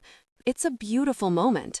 If by beautiful you mean ripping my heart to shreds and making me cry on a public beach, then yes. A laugh jumps out of me. Bear. I bring his hand to my mouth and kiss it. Aiden clears his throat and adjusts his sunglasses. Okay, he says, continuing. I offer myself to you again with a heart even more your own than when you almost broke it, 8 years and a half ago. Dare not say that man forgets sooner than woman, that his love has an earlier death. I have loved none but you. Unjust I may have been, weak and resentful I have been, but never inconstant. As Aiden finishes Wentworth's letter, I stare at him, seeing a glimpse of what we're becoming, individually, together. Something newer, paradoxically softer after all that we've sustained and weathered. I never knew I could love him differently, that something that felt total and complete the day I married him could evolve into a deeper, more complex expression. But I realize, as he shuts my book and presses a kiss to my lips, I do. Now, he says, pulling out his own reading. Back to my book, which so far has not made me cry. Thank you very much. I lean in and steal one more kiss. How is it? Aiden peers at me, dark sunglasses shielding his eyes as he wiggles his eyebrows. Good. I think they're finally about to connect intimately. Our gazes tangle. My grip on my beach chair nearly crushes the handles. The past few nights have been the kind of torture I only remember from the 2 weeks leading up to our wedding, when I had this brilliant idea for us to be celibate and wipe our sexual ram. I wanted Aiden to look at me in a different way when he peeled off my dress. I wanted there to be an edge of need and longing that I'd already felt shifting as we'd settled into living together, establishing a routine that mellowed our desperation. Our wedding night was explosive, and just like the night of my rehearsal dinner, I feel like I'm about to detonate. Slow, deep kisses. touch wandering each other's body, teasing, coaxing sensation, and desire from parts of me I've forgotten could be so exquisitely sensitive. Well, I clear my throat and sip from my water bottle. Good. At least someone's finding intimacy. Aiden huffs a laugh and sets his hand over mine, sliding our fingers together. Home tomorrow, and we have a marriage counseling appointment the next day with Dr. Dietrich, who just might give us the green light for intimacy again. Yeah, I whisper. He lifts my hand to his mouth and kisses my nipples softly, one by one. Lowering his hand, he slips his finger over my ring, spinning it and revealing the tan line I've earned after a week in the Hawaiian sun. Impressive, he murmurs. Well, not all of us can have a beard tan. His eyes widen. Gosh, I didn't even think about that. Man, now I'm committed. Hardly. You could shave it, spend one afternoon working in the yard, and it would be evened out. I look him over, practically bronze now, sweat glistening on his skin, and swallow a sigh. Not that I'll be doing any of that, he says, returning to his book. That's right, you'll have the man cubs to delegate to. Viggo's and Oliver's penance for their prank gone wrong is doing our yard work until Aiden's fractured arm has healed. Aiden grins evilly and flips the page of his book. That's going to be so gratifying. A laugh jumps out of me, but quickly fades when Viggo walks by, searing my retinas. He's wearing a Speedo, and gosh, I wish I'd never seen that. Gosh, Viggo, Axel mutters, shaking his head. The lengths people will go for attention. Ziggy slaps a hand over her eyes. I can't unsee it, she groans. Everyone else in the family is either doing their own thing elsewhere or blissfully preoccupied. Lucky them. Oliver hoots and scrambles for his phone as Viggo struts down to the water, glorying in our horrified reactions. Just as he gets to the water's edge, Oliver's phone starts blasting. Focus, emotional plus physical connection. Viggo spins, faces us, and starts busting surprisingly good moves that I'm too scared to watch any longer in case the Speedo doesn't hold up to his energetic movements. Aiden's laugh bursts beside me like a firework in the night sky, so bright and rich that it stuns me. I knew it, he says. Oh man, that kid is dead meat. Oliver, he barks. Ollie peers over his shoulder, looking wary. What's up, Aiden? You and the parrot haven't, by chance, been spending any time together, have you? Particularly on the first day when you and your parents arrived bright and early, before everyone else? Oliver's cheeks pink. Why would you ask that? Oh, I don't know, Aiden says casually, slipping the bookmark in his book. She seems to have quite the vocabulary. In fact, verbatim the vocabulary of that song you're playing. What are you talking about? I ask him. Aiden narrows his eyes at Oliver. The parrot keeps harassing me with explicit lyrics. I frown at him. Esmeralda? The polite old lady parrot that says top of the morning and hiya toots? To you, she says that. Aiden drums his fingers on his chair. You've heard her call me hot stuff. I mean, she's not wrong. He gives me a look. She's not saying it because she actually thinks that about me. She's saying it because someone taught her. I frown at him. Is that possible? Seems so. Aiden throws down his book and stands, as Oliver scrambles upright. I might only have one good arm, Oliver Abram, but I know your weakness. Oliver blances. No tickling, Aiden. You know I can't take that stuff. Should have thought of that before you sicked the Lil Wayne of parrots on me for a week straight. You know how disturbing it is to shower with a giant green parrot sitting on the counter nearby telling you explicit lyrics? As Aiden stalks toward him, Oliver backs away, hands up. It was just some harmless fun. Harmless? Aiden's mouth twitches, suppressing a smile. Possibly. But was it also aggravating, bizarre, uncalled for? Absolutely. Oliver stumbles over a beach chair, glancing over his shoulder. Aiden, your arm, he says pleadingly. You shouldn't run. You need to be cautious of it. Unfortunately for you, Aiden says, throwing his sunglasses onto his chair behind him, I'm experiencing an uncharacteristically reckless moment. Realizing he's screwed, Oliver takes off down the shore, Aiden streaking after him. And when my troublemaking brother gets tackled to the sand, his screaming laugh is swept up in the sun-warmed wind. Well, Dr. Dietrich smiles at us over her glasses. That sounds like quite the trip. Aiden squeezes my hand gently, his thumbs circling my palm. I squeeze back. It was, he tells her.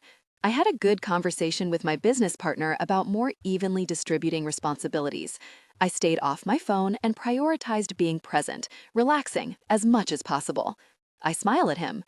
Aiden planned an incredibly romantic date, and we had lots of good downtime together. It felt like we made some strides, talking and reconnecting. And how did that come about? Dr. Dietrich asks. Aiden peers over at me, vivid blue eyes holding mine. We had honest conversations. We talked a good bit about what you said before, about how we've changed and how we want to better understand what that means for loving each other. I squeeze his hand again. How do you feel being home now? Dr. Dietrich asks. My smile falters slightly as I meet her eyes. I'm a bit nervous to be back in the real world, with its pressures bearing down on us again, but I feel hopeful. I feel excited, too, like there's so much to figure out and learn together. Aiden's grip tightens. I'm nervous, too. I don't want to get sucked into work the way I was, but I feel like we're in a better place, that it's less likely to be something that comes between us. Freya knows all there is to know about the project. There are no secrets. Dr. Dietrich smiles between us. Well, dare I say, I was apprehensive about you two disappearing on me so early into our work together, and I'm certainly not saying you're done with therapy, but this time away served you. Aiden turns toward her. How do you think?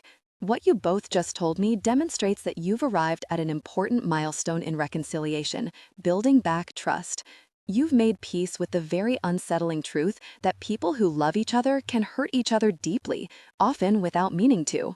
It's like knocking over a lamp. One rogue elbow when you weren't looking, and the glass is shattered, the shade irrevocably bent. It's so easy to break something and so paradoxically hard to put it back together.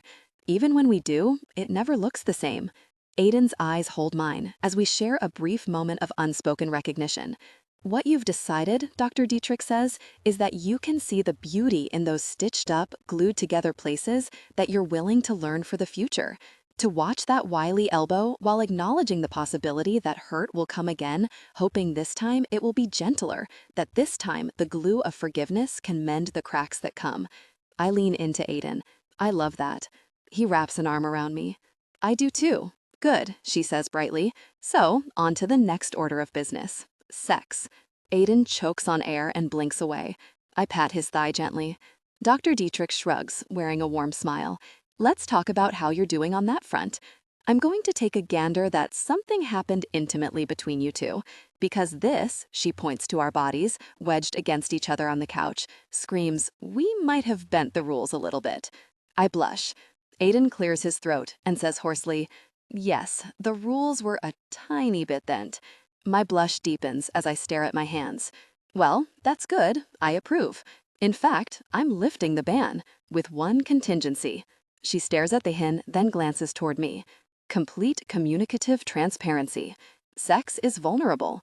If you're ready for that intimacy, I want the conversation and dialogue flowing honestly and trustingly. When you're hitting a roadblock, back up, regroup, talk, then reattempt physical intimacy, okay? Aiden's face is grim, his eyes tight, which I have no idea what to make of that. I'd guess it's a matter of his anxiety and how it's impacted his sex drive, but it seems like that was obsolete in Hawaii. If it's not that, what is it? Okay, I tell her. Yes, he whispers. Okay, great, Dr. Dietrich says, spinning in her chair and scooping up a remote from the pile of papers that even I can say I find disturbingly messy. Now the fun part. She presses a button, startling us both when a screen pops up from the thin side table next to her desk. Riffling through one of her desk drawers, she pulls out 2 controllers and tosses them our way. Time to kill some zombies. Aiden frowns at her. Are you actually telling us to play video games? Dr. Dietrich sighs. It's the pedagogist in you, constantly questioning my methods. Aiden blushes. Sorry. I set the remote in my hand and peer over at Aiden. He broke his arm, Dr. Dietrich. That gives me an unfair advantage. She grins. Good thing you're playing together. You two against the world. How's that sound? Aiden's thigh nudges mine as he holds my eyes. His smile is dazzling. I like the sound of that a lot. Freya, do you think it's weird that my mom wasn't here when we got back? Aiden asks. I shut the tea drawer with my hip and drop the sachet in my mug. It hadn't struck me as weird, no. I mean, she knew we'd be home shortly, and she said she had a brunch she'd forgotten about. Seems like a good reason not to stick around to give us the report on how many times horseradish tried to eat your shoelaces. Aiden drums his fingers on his laptop, with his back to me. I can't see his face, but I notice the tense set of his shoulders. Are you worried about her? I ask him. I can't quite put my finger on it. I just had a feeling something was up. He shakes his head. I'm overanalyzing. You could text her, ask her if everything's okay. Maybe she'll tell you if something's going on. Focus, emotional plus physical connection? Aiden snorts, his fingers back to typing. Yeah, 'cause mom's an open book. I know she can be hard to get to open up. Understatement of the year. Then again, who am I to talk? Aiden, don't shortchange yourself. Adding a spoonful of honey to my mug, I screw on the lid and stare at the back of his sweet, stubborn head. You've been in talk therapy since I've known you. You are a hell of a lot better at articulating your emotions than almost all men I know, barring my brothers, and God, do I wish they articulated less. He laughs dryly. Yeah, but I still have a ways to go. And you're working on that. We both are. Aiden glances over his shoulder and meets my eyes. Yeah, we are. The kettle starts to whistle. I grab it off the heat before it screeches. Need anything while I'm in here? Narrowing his eyes playfully, Aiden says, I need to recover from the fact that all these years we haven't played video games because my wife said, and I quote, I'm not that into them, and then here you went and slayed the zombie game at counseling. I grin from behind the counter, pouring hot water into my mug. I didn't say I wasn't good at them, just that I'm not that into them, because I'm not. It was something Axe and Ren and I did sometimes, and I got good at it. He shakes his head. I'm not even sure if I really know you anymore. A warm laugh leaves me as I cross back into the living room and plop on the other end of the sofa. Sipping my tea, I peer at Aiden over my mug, watching him struggle with typing given the cast. His fingers can still move fine, but he's clearly hurting. Do you want to dictate to me? I ask. He glances my way. Sorry? I offer to let you dictate. I nod toward his computer. Looks like typing hurts. I can help you crank out some emails more efficiently, get you caught up, and then you don't have to be uncomfortable. His expression is unreadable as our eyes hold each other's. Finally, he blinks away. Yeah, that would be great. Thank you. Carefully, he lifts the laptop with one hand and sets it on my lap. I spin it around, then stash my mug on the coffee table. Ready when you are. Aiden props a pillow under his cast arm, but then grabs my feet and sets them on his lap. Slowly, he drags his thumb up my arch. Okay, he says. I nod. Dictate away. Wait, let me savor you saying that for a moment. Kicking him gently, I earn his oof, followed by a laugh. The only place you get to boss me is in that room at the end of the hall, and it's staying that way. Our eyes meet. Aiden swallows roughly. His touch became more intimate, and a palpable tension filled the air. My toes curled against the sofa cushion. Aiden's eyes searched mine. Gripping the laptop, he lifts it away, then sets it on the coffee table. Ready when you are. Aiden props a pillow under his cast arm, but then grabs my feet and sets them on his lap. Slowly, he drags his thumb up my arch. Okay, he says. I nod. Dictate away. Wait, let me savor you saying that for a moment. Kicking him gently, I earn his oof, followed by a laugh. The only place you get to boss me is in that room at the end of the hall, and it's staying that way. Our eyes meet. Aiden swallows roughly. His touch became more intimate, and a palpable tension filled the air. My toes curled against the sofa cushion. Aiden's eyes searched mine. Gripping the laptop, he lifts it away, then sets it on the coffee table. What are you doing? I ask quietly. Work can wait. It can? He smiles softly and clasps my hand, tugging me until we're side by side, my legs bent over his lap, his good arm wrapped around my waist. One soft kiss to my lips before he pulls away and meets my eyes. Come with me? He asks. I tip my head, curious. Okay. Slowly, he stands from the sofa and tugs me along with him. Horseradish and pickles scamper along with us, tripping me up, so I bump into Aiden. He catches me on a laugh and lands with his back to the wall, my body tucked against his. Spinning, he leans into me and plants another gentle kiss to my lips, before dragging me the rest of the way into our bedroom. What are we doing? I ask. His expression dims, careful, guarded. Shower with me? He frowns, lifting his cast. I'm tired of baths, and I miss showering with you. A lump catches in my throat. As I step closer, I cradle his face and press a kiss to his cheek. You have to wrap it. Very. I thought I could just lean dashingly half out of the shower and protect my arm. I laugh. I'll grab some plastic wrap and tape. You'll still make it very dashing. Have no worries. When I come back, Aiden's sitting on the edge of the bed, staring down at his feet. I walk toward him until we're toe-to-toe. He doesn't look up. Aiden? Suddenly, he wraps his arm around me and tugs me close, his head resting against my stomach. Stunned, I blink down at him, then carefully slip my fingers through his hair, hoping I can soothe whatever's troubling him. What is it? He sighs heavily, pressing a kiss to my stomach and resting his head against me, squeezing me to him tighter. I have something I need to tell you. My pulse starts pounding as apprehension washes through me. He sounds so dejected. What could it possibly be? I'm listening, I tell him. I'm going to tell you this way, he says, still clutching me, head pressed to my stomach, because it's easier for me. Okay, Bear. I said at marriage counseling that my anxiety was affecting my sex drive. I tip my head and stare down at the crown of his head, willing myself to stay calm, to hear him and not imagine the worst. Not that I can even imagine what that would be. I remember. I said that after you pointed out the physical distance between us, that I'd stopped initiating. I swallow the thread of tears. Yes, that was true. He exhales slowly. But it wasn't all of the truth. My grip on him tightens as I wait for him to find the words. It's more than that, he whispers. It has been. And it's not you, not about you at all, he says roughly. It's me. It's... Scrunching his eyes shut, he presses his forehead to my hip, thumping it there softly. It's my really brain, Freya. My anxiety's been so very bad that it messed with my ability to respond to you, and I felt broken and ashamed. And I didn't know how to tell you without dashing your hopes for a baby. So I kept it to myself, because I hoped I could fix it before you noticed, before I'd have to try to explain everything that was going so wrong. All the ways I felt I was failing you, our dreams, our plans.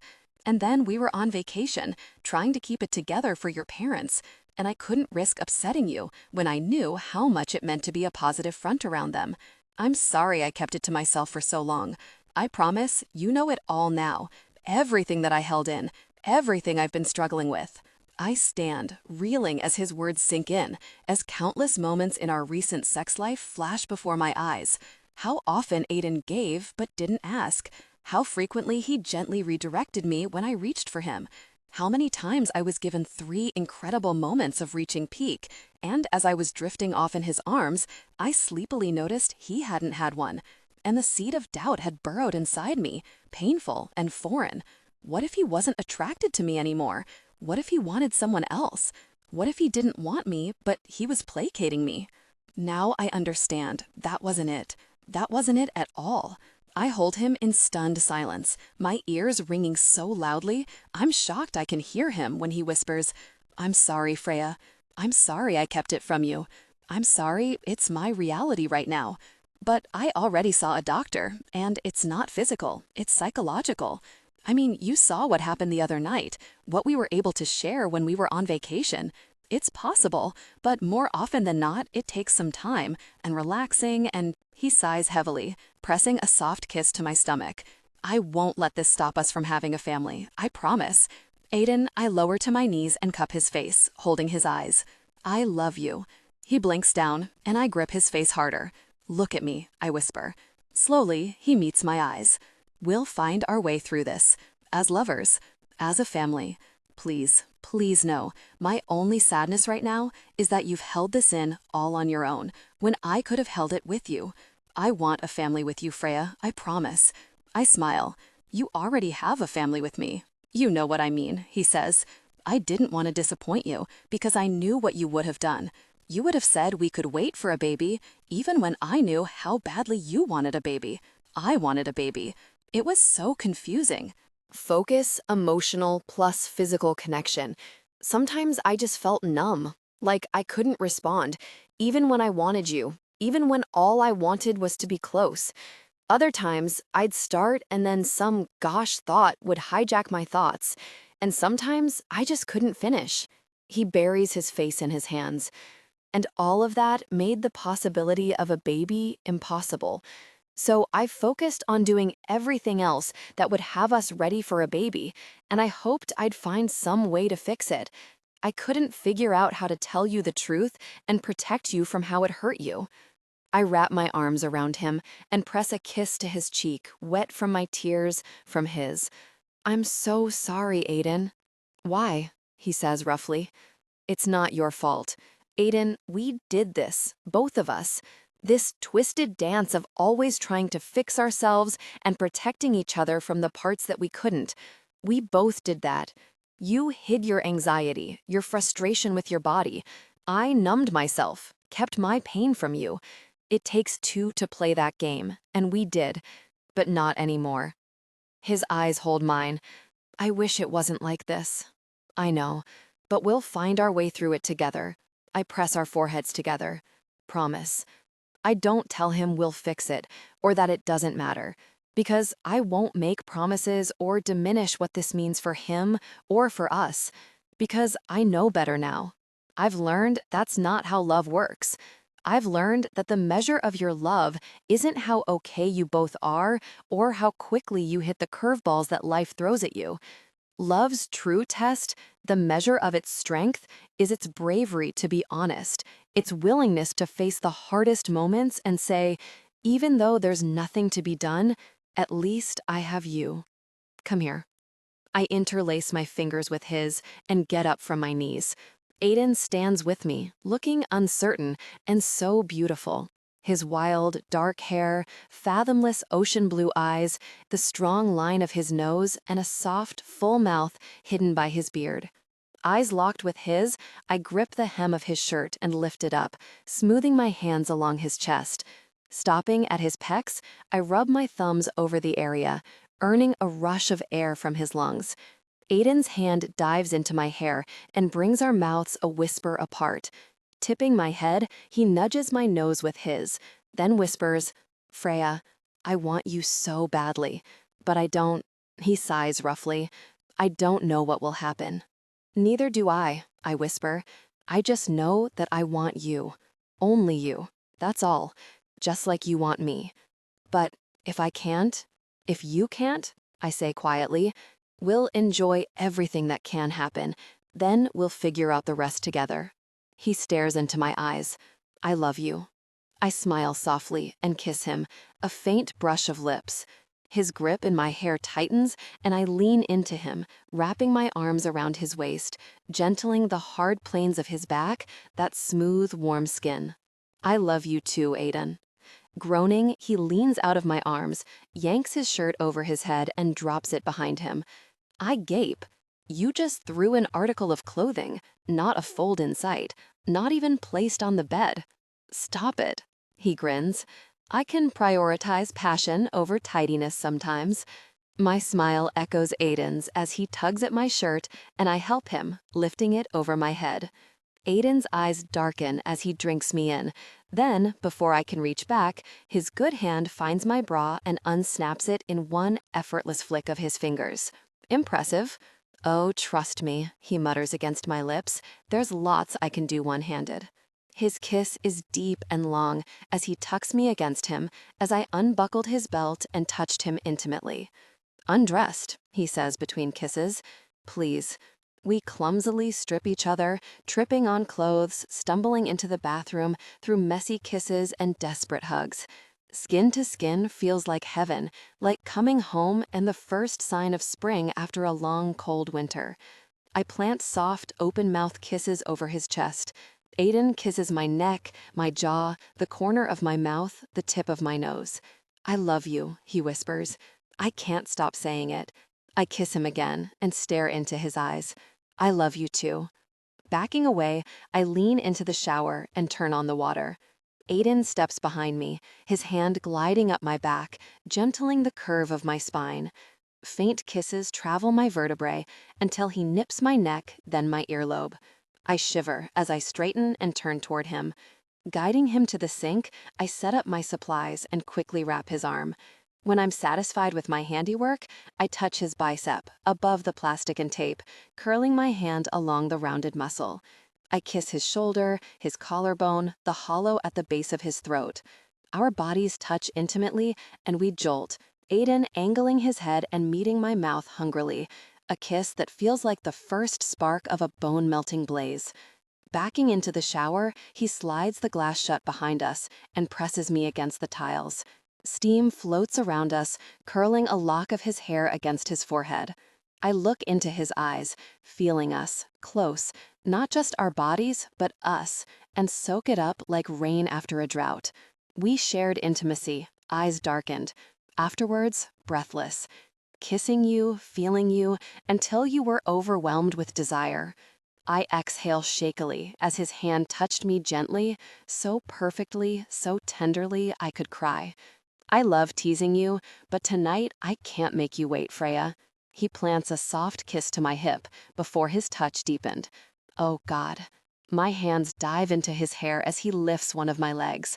I was deeply aware of his presence as his kisses brand my skin, trailing up and down my thigh, everywhere except where I'm dying for him as his touch intensified. Aiden peers up, eyes hooded, breath coming in jagged pulls of air. I miss this so much. I missed you. Then his kisses deepened, decadent sweeps and swirls that make me gasp and rock against him. There are men who engage intimately with a woman because they know it brings her pleasure. Then there are men who approach intimacy like it's worship, like every single moment of closeness is their idea of heaven. Aiden is like that, and he's always made me feel like a goddess when he does this. I watch him, the soft rhythmic movement of his head, his hand gentling my body, slipping around my hip and caressing my every curve. He traces the stretch marks at my hips, the dimples of my thighs, his grip tightening, betraying his desperation just as much as his visible arousal shows me how much he loves bringing me pleasure this way. My heel digs into his back, my hands clutching his hair as I pant, barely able to breathe against the overwhelming desire. Molten heat smolders through my limbs and breasts, pooling deep inside my body as Aiden groans against me. I close my eyes, lost to the expert intimacy, the growing desperation building inside me. Suddenly, he stamps and crushes my mouth with a kiss. I felt the intensity of our connection as my arms wrap around him and my knees nearly buckle. Freya, touch me, please. He grabs my hand and guides it to his arousal, which was prominent. I touched him, velvet soft, every hot, firm inch pulsing under my hand. I want you, he says, low and quiet against my ear. I want you, overwhelmed with desire and seeking closeness. I want you intimately connected with me. His words unfurl a new depth of need, a hot desperation to be as close to him as I can. Freya, he whispers. With the grip of his uninjured hand, he lifts my leg and sets it on the built-in bench, his body pressing close to mine. Tell me, I gasp, my hands whispering down his chest, his body earning his breathless groan. Take it then, he says, as they came together, painstakingly slow. I claw at his shoulders, tortured, so ready for all of him. Air rushes out of me as he draws back, then deepened their connection. As he lowered his head to my breasts, Aiden gave them tender, singular focus, making my nipples peak and become sensitive. He was so aroused, and I'm so desperately close already. I slipped my hand down my stomach, feeling the first whisper of impending climax. I feel you, he whispers. God, I feel you, Freya. Reach your peak, baby. Focus, emotional plus physical connection, let go completely. Our mouths crashed together, deep, slow kisses that kept pace with the steady rhythm of their bodies. I pant against his mouth. My toes curl. My veins simmer, liquid gold, dazzling. The intensity built, hot and weighty, an ache so sweet and harsh, I hear myself crying out, echoing around us as I beg him for everything. Everything, I gasp. You have it, Freya. As Aiden holds my eyes and their connection deepened, I reached my peak on a gasping sob, a sob that doesn't end with one pent-up cry of emotion.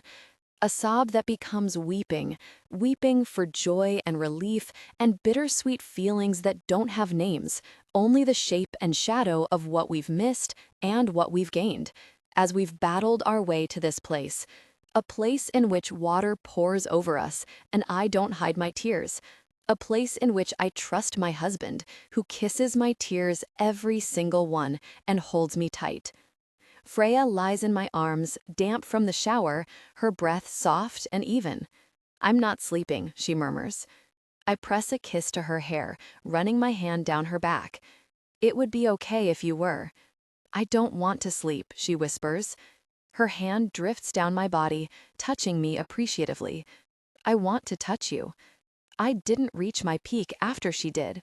I didn't hide it. Part of it was because she was sobbing, and there's always something about Freya crying that sends adrenaline flooding my body. At first, I was afraid, for just a moment, that somehow I'd hurt her or upset her, but I realized she was just feeling. And I loved that the woman who'd walked in on me in that shower just a month ago, eyes cold, body closed off, 1,000 unspoken words between us, felt safe to cry in my arms, simply because she needed to. After that, my body's intense physical reaction subsided. Freya kissed me, whispered she loved me. Then we washed each other, stole kisses, and held each other until the hot water ran out. I knew this might happen, that we'd climb into bed and she'd try to pick up where we left off. As I contemplated that, the fears and worries of what might go wrong grew loud and noisier in my head. As her hand touched me intimately, I don't know what to do. I just know that a cold wave of anxiety washes through me, like our second morning in Hawaii when I forgot the #1 rule, never stand with your back to the ocean, and got slammed to the sand. And like swimming against a riptide, each second I try to fight the building power of my thoughts, my panic just pulls me farther from her. Freya's touch shifts, roaming lovingly across my body, but the crush of defeat drags me down, a vicious undertow I can't escape. She bends over me and presses soft kisses to my mouth. "Stay with me." I scrunch my eyes shut. I'm trying. "Aiden." Slowly, I open my eyes and meet hers. "You know how sometimes I don't reach my peak?" she whispers. I narrow my eyes, hating where she's going with this. "Yes." She smiles softly.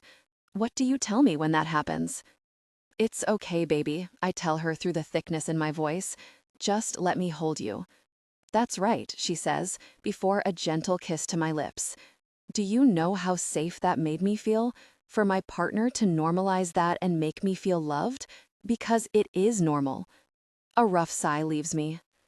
Yes, Freya tucks herself tight against my body, her thigh draped over mine, and wanders her hand along my stomach and chest.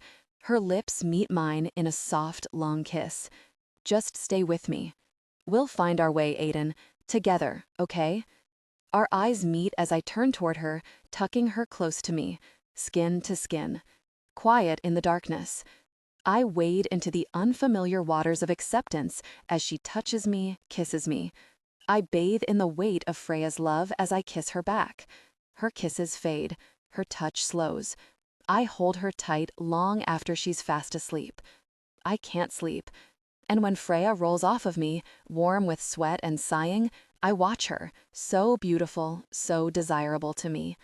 Tired but wide awake in that awful way adrenaline has of really messing with my brain, I pick up the romance from Vigo that I've been working through. I haven't read since we got back from Hawaii, and things were about to get intense. Could be a nice way to make my eyes tired. A quiet, optimistic voice inside me whispers, or get really aroused by the book. Yeah, not getting my hopes up after that train wreck earlier. I open to where I was, locating the small clip-on booklight I've had for years. Freya's one of those heavy sleepers for whom light isn't a problem, a gift I wish I had. The plus is that it's made my insomniac bouts less of a wedge between us. I've always just read in bed, listening to the comforting sounds of her breathing. I flick on the tiny lamp, settling in beneath the sheets and the coziness of our room, dark but for the light's faint yellow glow. The story gets intense, fast. The guy finally bares his soul to her, and gosh, it's explosive. Intimacy, connection, passion, desire, heat. It's a sea of words that builds to a sensual tsunami, each line a concerted step towards such an incredibly subtle yet powerful peak in every sense of the word, that when it ends, my hand is white-knuckling the page, my breath tight and ragged. I close my eyes, clumsily shutting off the light and setting it on the nightstand. I stare up at the ceiling, stunned. This is madness, really very magical madness.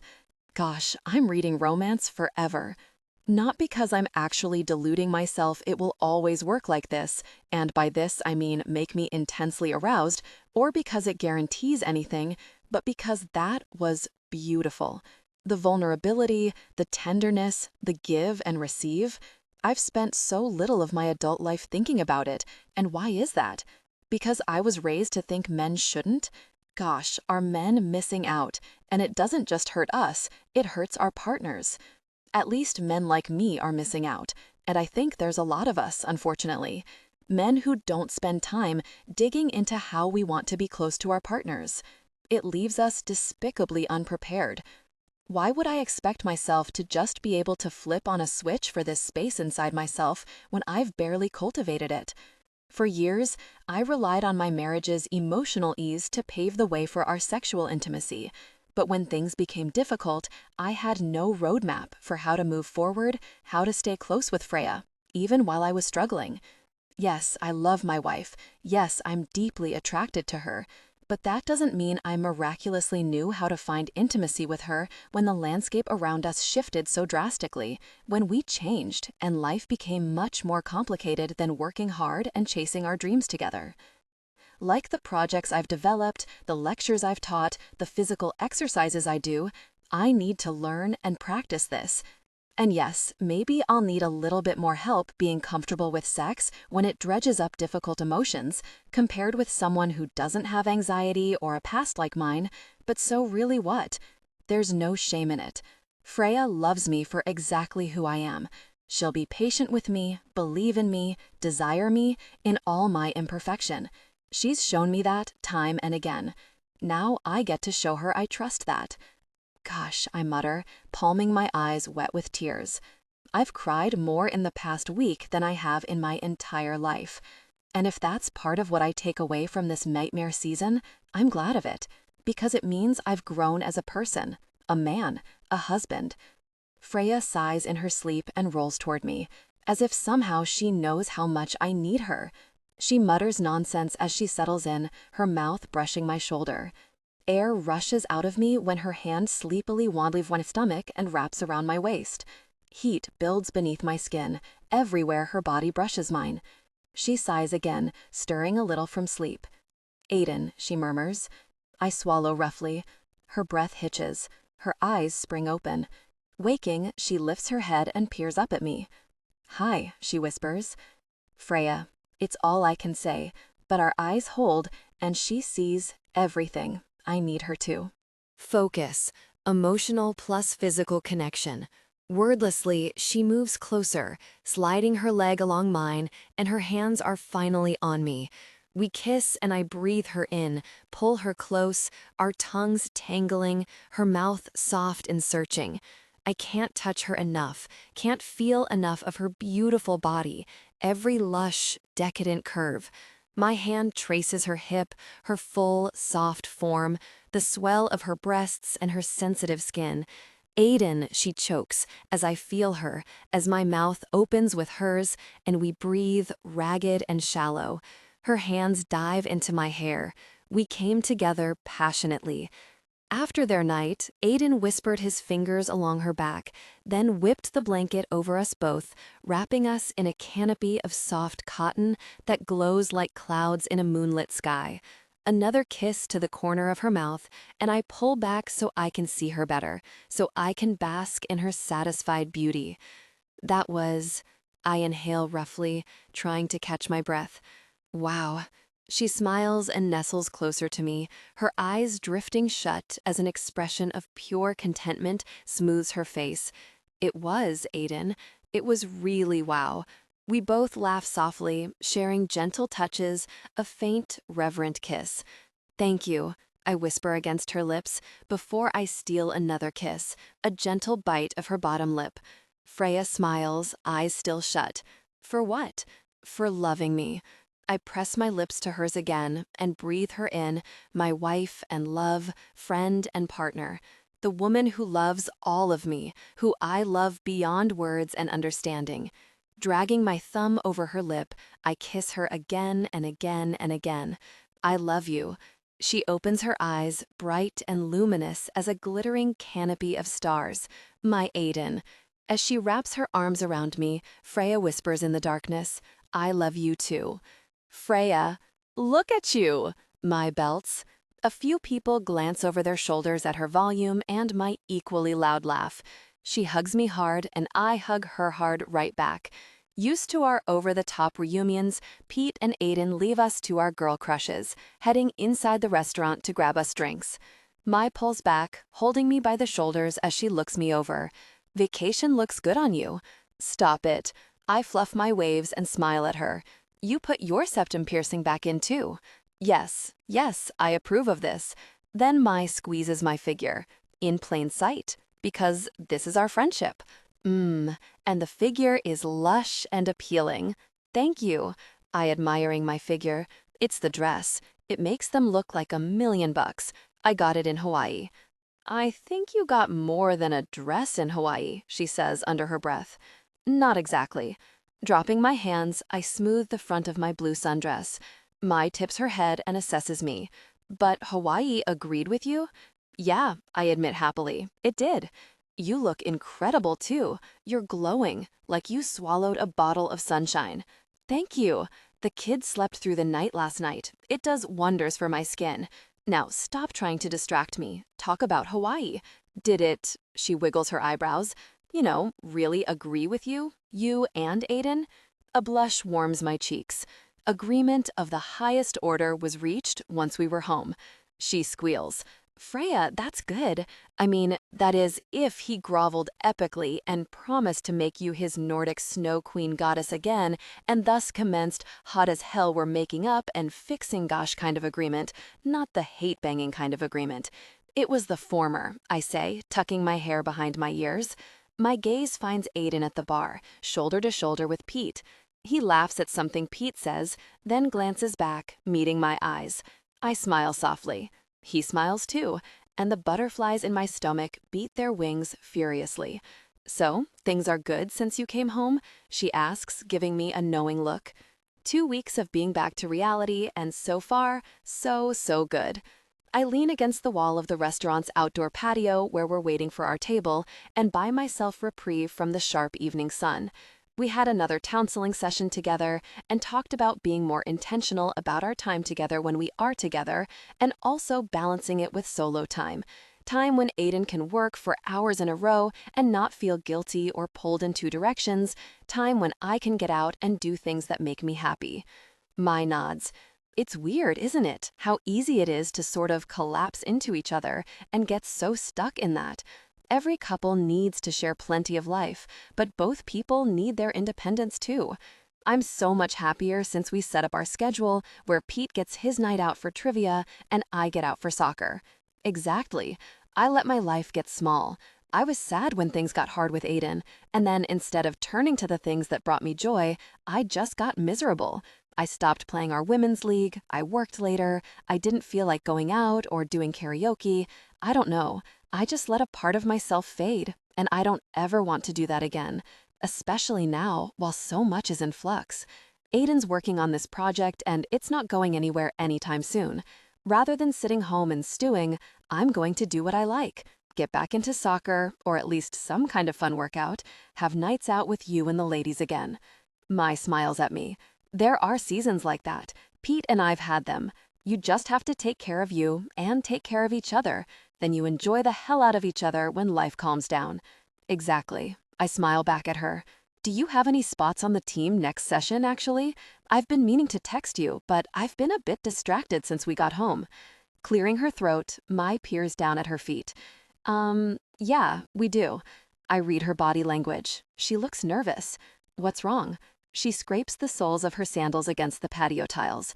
Well, we're going to need another person on the team because someone's pregnant again. The pain in my chest isn't as sharp as it once was, but it's still there. Yes, I'm grateful I didn't go through this marriage crisis with Aiden while in the throes of hormonal overhaul and growing a baby, but it's bittersweet, especially since my period came 2 days ago. And I surprised myself by feeling relief, massive relief. Who is it? I ask, unless they're keeping it under wraps. I don't want to pry. Mai sighs and meets my eyes, pain tightening her face. It's me. My throat knots. Oh, I blink at her, biting my lip against the impulse to cry. Oh my God, Mai, I'm so happy for you. I wrap my arms around her, my friend who's tall and curvy and strong like me, so that her chin easily sits on my shoulder. I feel like, gosh, she says hoarsely, I wanted us to share this, and I know how much you've wanted a baby. Now I'm hurting you, and you're the last person I want to hurt. I swear it was an accident, Freya Mai. I pull back and hold her eyes. Stop it right now. This is such good news. Only good news. A baby. She searches my eyes. You sure? You're okay? I nod. Yeah, I am. I actually started back up on the pill. Mai's eyes widen. What? Shh. I glance over, seeing Aiden and Pete sweep our drinks from the bar. I haven't told Aiden. You what? She lifts an eyebrow. Freya, are you trying to really mess things up, just when it got good? I fidget under her intense stare. Mai, listen, I just want to have a little time with him before things get complicated by a baby because it got good. Then why haven't you told him? Because I'm nervous about how he'll take it. Planning for a baby and our marriage problems had a lot of overlap, and I just want to be thoughtful about how I approach it with him. It's only been 2 days. She gives me a skeptical look. 2 days is 2 days too long, my friend. Mai, I groan. He feels guilty that we haven't gotten pregnant yet, and I don't want to hurt him. I'm going to tell him tonight, I swear. It's hard, okay? I've been struggling to find the right words. You better find them fast, lady, she says, shaking her head. I do not approve. The guys throw open the door, and I yank her to me in a hug. Focus. Emotional plus physical connection. Please don't say anything, I whisper, squeezing Mai's arms as I smile over her shoulder at Aiden and Pete, hoping I've saved face. Congrats, I tell her again. I get to cuddle another of your beautiful babies and drink for you. Oh, haha, so funny, she says, taking from Pete what I now know is a virgin cocktail. Hey, Pete says to us, I meant to text, can you watch the kids for us 2 weeks from now? Her brother's getting married at his fiance's childhood home in Sacramento, and it's no kids. He just told us that. Mai rolls her eyes. You don't have to watch them. In fact, I forbid you. You watch them way too much for us as it is. Aiden joins us, kissing me softly behind my ear. He hands me my seltzer with lime, then sets his hand on my back. We haven't watched them in weeks. We don't mind. Says the guy who brings his laptop, Mai says pointedly. Your wife's the one who wrangles the rugrats to bed. Excuse me. Aiden levels her with an indignant look. I am the one who makes a mean grilled cheese and reads to them. Your son says my dad tiger voice is better than Pete's. Pete scowls. Ungrateful spawn. Mai laughs. Fine, I take that back. You still don't have to watch them, though. I can find a sitter for the day. Seriously. But they've only ever done overnights with us, I tell her. How are you going to go up to Sacramento for a wedding and not stay over? You'll be exhausted. It's only a 5-hour drive, or a quick flight, that you would be catching late in the evening, after the wedding, Aiden says. We'd figure something out, Mai mutters, poking her straw around her drink. But it would be tiring, I remind her, and you just need to take care of yourself. Pete wraps an arm around Mai. You told her? Yeah. She meets my eyes and smiles faintly. Yes, I tell Pete. Yes, she did. And I'm so happy for you both. Aiden peers between Pete and Mai. Told who what? Why are we happy? You're going to be an honorary uncle, thrice now, I say, beaming at my friend. May's pregnant. What? Congratulations! Aiden hugs Mai and Pete, then glances back at me, his smile deepening. And I have the unsettling sensation that Aiden thinks soon Mai won't be the only one. Halfway through dinner, Aiden reaches into his pocket and extracts his phone. I swear to God I'm going to kill him. Kill who? Pete asks. Aiden sighs as he unlocks his phone screen. Dan. Dan, Pete says darkly. Mai elbows him. You are so jealous of him. He's his business partner. He's butting into my bromance. Pete meets my eyes sympathetically. You're not the only one he's too busy for. Pete, Mai hisses, elbowing him sharply again. Sorry, he mutters into his glass. Aiden glares up at him. Remind me to spit in your beer after I take this call. He turns toward me. Sorry, Frey. Can I sneak out? Dan's messaged me a bunch. I glance at his phone, seeing a voicemail pop up. You've got a voicemail too. A number I don't recognize. Probably spam, but I'll check it when I give Dan a call back real quick. He's flying solo for the first time with our investor. I blink at him in shock. Aiden, are you sure you shouldn't be there? Yes, he says, evenly, typing back to Dan, then pocketing his phone. I needed to get out with our friends, and Dan needs to fly the nest. I've done my part. I sold our investor on this, answered her every email. I wrote the very presentation. Dan is more than capable of pulling his weight on a follow-up meeting. I trust him. But is it stressing you out? I ask.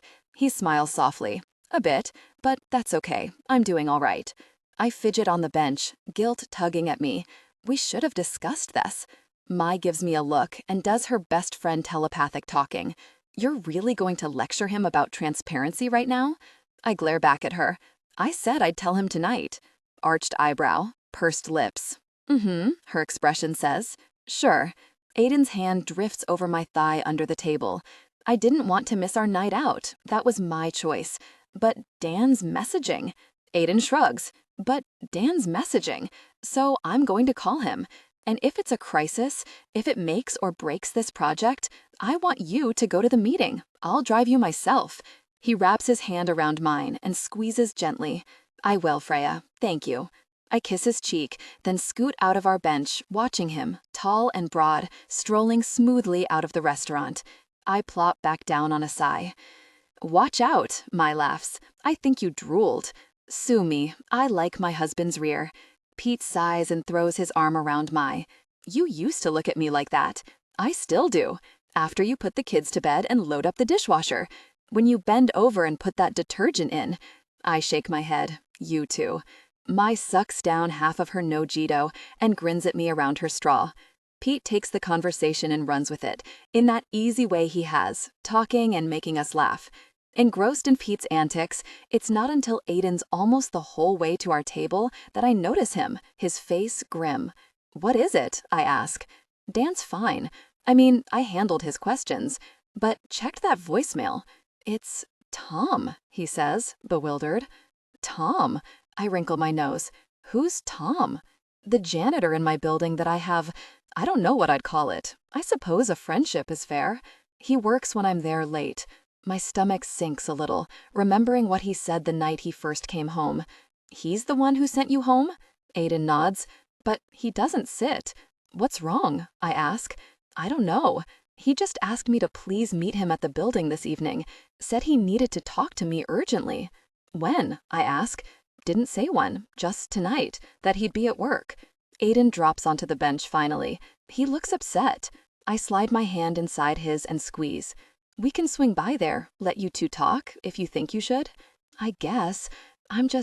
He shakes his head. Sorry, forget it for now. Did we order dessert? Pete and Mai glance up from their own conversation. No. Should we? Pete says to Mai and me, the sweet tooths. Mai glances toward me. I'm nauseous, so your call. I search Aiden's eyes. No, I'm okay. We wrap up our meal, signing checks and hugging goodbye, and when we're in the car, Aiden slips behind the wheel, exhaling heavily. What are you thinking? I tell him. Aiden sighs. I don't know. I think I need to go see what he wants to talk about. It feels so out of left field. The only thing I can think of is that he's in trouble and he needs a friend. I don't want to cut our night short, but he's your friend. I slide my hand along his arm. Let's go. Aiden grips the steering wheel until his knuckles are white. His jaw ticks beneath his beard. He trimmed it, neat and close, not quite the scruff he's had for years, but shorter than it was in Hawaii. I can see the tight set of his mouth, the tension he's holding. Nice deep breath, Bear. He exhales heavily and turns the engine. Right, you're right. As we pull onto the highway, I plug in my phone and set a quiet acoustic playlist running. Gently, I rub Aiden's neck. I'll catch an Uber back, he says, so you can drive home. At least you can go home and relax. I don't want you waiting in the car for me. Who knows what he needs or for how long? I set my hand on his thigh. I don't mind waiting, Aiden. It's just, he sighs. I had this whole night planned. I know, I whisper, crossing the console and giving him a kiss to the cheek. And that's the gift to me. I feel loved and thought of. Now let's go. The sooner you talk to him, the sooner you're home for snuggles and my favorite flourless chocolate torte that you hid in the fridge. Aiden narrows his eyes but keeps them on the road. It's hard to hide a cake. You're supposed to pretend like you didn't see that giant white box behind the kale. Oops, I smile. Come on, get driving. Aiden playlist. River, Leon Bridges. After I see Freya safely into the driver's side and shut her door, I enter my building, taking the steps like always, because really, elevators, also known as office building death traps, up to my floor. When I push open the door from the stairwell, I pull up short. Tom sits in a chair in the floor's common area, elbows on his knees. Focus, emotional plus physical connection. Without his regular ball cap, I wouldn't recognize him. He's not in his janitor's uniform, instead wearing a crisp blue button-up rolled up to his elbows, betraying tattoos I've never seen before, dark jeans and boots. He stands, eyes on the ground as always, scrubbing his neck. Thank you for coming. The door thuds shut behind me. Of course, your message sounded urgent. He nods. Yeah, it is. And, he clears his throat roughly. You mind if we speak in your office? It's private. The hairs on the back of my neck stand up. I stare at the brim of his cap as he coughs discreetly into his arm. Another wet smoker's cough. Sure, I finally answer, stepping past him toward the hallway that leads to my office. Once I'm at the door, I pull out my keys, unlock it, and let us in. Tom wanders in behind me, stepping aside so I can shut the door behind us. Please, I tell him, gesturing to the sofa, make yourself comfortable. Tossing my keys onto the small plate I keep next to Freya's and my wedding photo, I stare at her picture, her beautiful, smiling profile, as she stares up at me like I hung the really moon. I feel what a gift she is, and not for the first time lately, my thoughts circle back to the exciting, terrifying, incredible possibility that soon we could be expecting a new gift. A little person who's part of Freya, part of me, and entirely part of our love. A baby. I'm going to try to be direct, he says roughly, clearing his throat and drawing me back to attention. But that's not really my strength. I'll do my best. I just ask that you let me finish. I lean on the edge of my desk, ready to hear him, a posture I've assumed thousands of times for office hours, students, friends. Okay, I'm listening. On my 2-year anniversary of sobriety, I felt confident enough that it was going to stick. He adjusts his ball cap and interlaces his hands again. It was the longest I'd lasted, ever. It felt like a lifetime, in the best way. So I called the only woman I'd ever loved, and I asked her for another chance, just to see her, to talk. I had no hope for anything else, much as I wanted more. I shift my weight, leaning further on my desk and folding my arms. She said no at first, but he laughs hoarsely. Well, I'm a persistent kind of man, and as I told you before, I've learned the hard way what backing down cost us last time. I failed her when she and I were young, and I wanted to prove to her that I was better than that now. So I wrote her letters, tried to tell her how I felt, what I'd done and gone through to be where I was. She finally agreed to meet me for a cup of coffee. Sorry, he says. I'm trying to be quick. I promise I'm getting there. That's all right, I tell him. So we met for coffee, and then she started having me over for dinner on Sunday.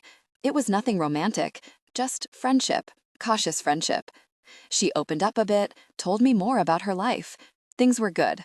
He sniffs as his hand disappears under the brim of his cap, as if he's pinching the bridge of his nose, pressing against his eyes. And then I betrayed her trust. Air gusts out of me, and disappointment sinks, heavy in my chest. I bite my cheek to keep quiet so I won't push or ask how or why. I wait, and the silence grows. She told me about her son. She trusted me with that knowledge, believing me a changed enough person to be happy for him without asking anything else from the person I'd failed so horribly when he was... His voice breaks, and he takes a long, steadying breath. When he was just a baby. Our baby. A cold sweat breaks out over my skin. My arms drop, my good hand gripping the desk for stability. "But I was so desperate to see him," he whispers, "just a glimpse. So I did something I shouldn't have. I got a job where he worked that was only supposed to be a temporary fill-in. I swore to myself it would just be for those few weeks, that I'd never let him see me, that I'd be a shadow who kept his distance. I'd get my glimpse, a small, precious chance to see who he'd become. I swore to myself that I'd never speak to him, never do something so dishonest as try to know him without telling him who I really was. My ears ring, air sawing in and out of my lungs. But then, the man I'd filled in for just got sicker. He wasn't coming back to work, and I had a choice to make. The night before I had to commit to a permanent position or bow out, he croaks, burying his face. I finally saw him up close, heard his voice. And it was incredible, realizing who he was and what he knew and how he worked, just in a single encounter. I couldn't give that up. So I stayed, and I did the cowardly thing. I talked to him, got to know him in this way that I could, never telling him who I really was. The world swims. I was afraid, he whispers, and weak. I took the easiest way to him, and like the addict I am, I was hooked. I couldn't stand the thought of losing him. Finally, he peers up. The thought of losing you. I stare at him blankly, shock turning my hands cold, my body far and distant. Observing every minute detail, I see Tom fully for the first time. The shape of his neat salt and pepper beard, the deep lines at his eyes, etched into leathery tan skin. A strong, sharp nose, and the last thing I thought I'd ever see, a pair of blue eyes, as vivid and striking as mine. The world tips. "Who are you?" I whisper. His eyes are red-rimmed, wet. Thomas Ryan McCormick, but to everyone here, Tom Ryan. A man who doesn't deserve to call himself what he is to you. I stare at him, this man who said, without saying, "He's my dad." Tom Ryan? I can't process it. It can't be him, but it is. I know it's him, searching his face, seeing so much of myself. It makes my stomach roil, and as if he senses my absolute revulsion, he blinks away. I can't tell you how much I regret this, how sorry I am. "I took the coward's way," he says, almost as if to himself. "Rather than ask you for another chance to know you, I stole it. Because every time I tried to work up the courage, His voice breaks. "I admired you so much. I knew I'd disappoint you. And you spoke to me like you saw me as your equal, not some nobody like so many people around here do, putting on airs. You spoke to me like you saw something in me, like you respected me, and I couldn't lose that." Finally, I find my voice, a surge of anger bursting inside me. "That's some twisted gosh, Tom. Infiltrating my workplace, dropping your paternal advice, being a friend to me, seeing me at my... That day I sat beside him on the bench outside, drowning in my anxiety, flashes through my mind. I swallow roughly and take a slow, steadying breath. At my really worst, you took away my choice, I tell him, through a clenched jaw, tears thickening my throat. You lied to me. I know, he whispers. It was wrong. You had no right to do that. I push off the desk, standing to my full height. You didn't earn that privilege to know me. You left, and you lost that. He blinks up at me, his expression the portrait of miserable regret. I know. Then why the gosh did you do it? I ask hoarsely. And why did you have to show up now when I'm finally not ripping at the seams? When I'm trying to build a family of my own? When I finally have a prayer of not being an absolute mess like you were? He makes a low, pained noise and buries his face. I'm sorry. I wish I'd never done it. Never meant to hurt you. I walk toward Tom, where he's still seated on the couch. You abandoned your family. I bite back the break in my voice. And now you have the balls to show up and try to claim something you never earned, the chance to know me. You broke my mom's heart. You made my life so really hard. Do you have any idea? A tear slips out of his eye. You made our lives. She broke herself, exhausted herself, cried every very night for years, I whisper angrily. Because of you. You think I don't know? He says finally, standing up and meeting my eyes. Focus, emotional plus physical connection. You think I didn't hate myself day after day for what I did? How I failed you both? I meant what I said that night when I told you how much I regretted not fighting my demons harder, failing to do whatever it took to earn your mother's trust and a place in our family. You think I don't hate myself for screwing up again? I don't give a really what you feel, I tell him, right in his face. I learned not to care about you a long time ago. And still, it managed to nearly rip apart my marriage, to punish the woman I have only ever wanted to protect, to poison the one good thing I've ever had. I slam my fist over my heart. You shouldn't have that power. You don't deserve it. I'm sorry, he says. I can't tell you how sorry I am. Aiden? Hearing him use my name cuts like a knife through my heart. I pull back. I don't want to hear another word. No more of your empty words. No more lies. He blinks away, staring at his feet. I understand. A long, heavy silence holds between us. I need you to know something, he mutters. Jesus, I groan, dropping to my desk. What? I quit. I won't be here anymore, so I'll be out of your life. As much as I'd give anything for the chance to try to earn your forgiveness, to have anything with you, however little you were willing to give me, I know I don't deserve it. My heart aches, a hot, sharp pang in a place so old and hidden. I set a hand on my chest, where it hurts so deep I can barely breathe. But I do breathe.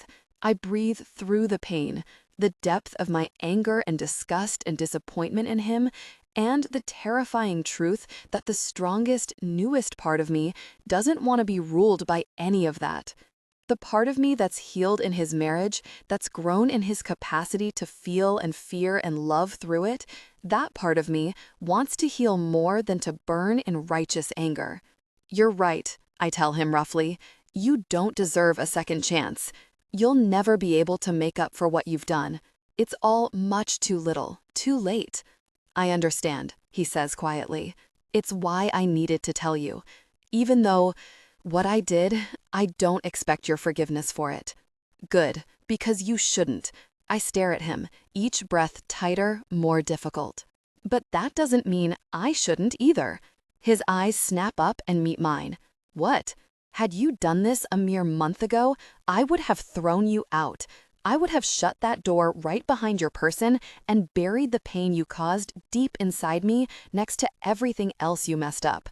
Tom's expression, so much a reflection of mine, searches my face. But I lift a shaking hand to my throat where Freya's chain used to sit, warm against my skin. My courage, my reminder of her love. But I know now I don't need a chain to have her with me. Her love's with me, in me, always. It's changed me from the foundation of who I am, so that now I can look Tom in the eye and honestly say, but I love someone who's shown me that love doesn't give second chances because we've earned them. Love gives second chances because it believes the best in who we are.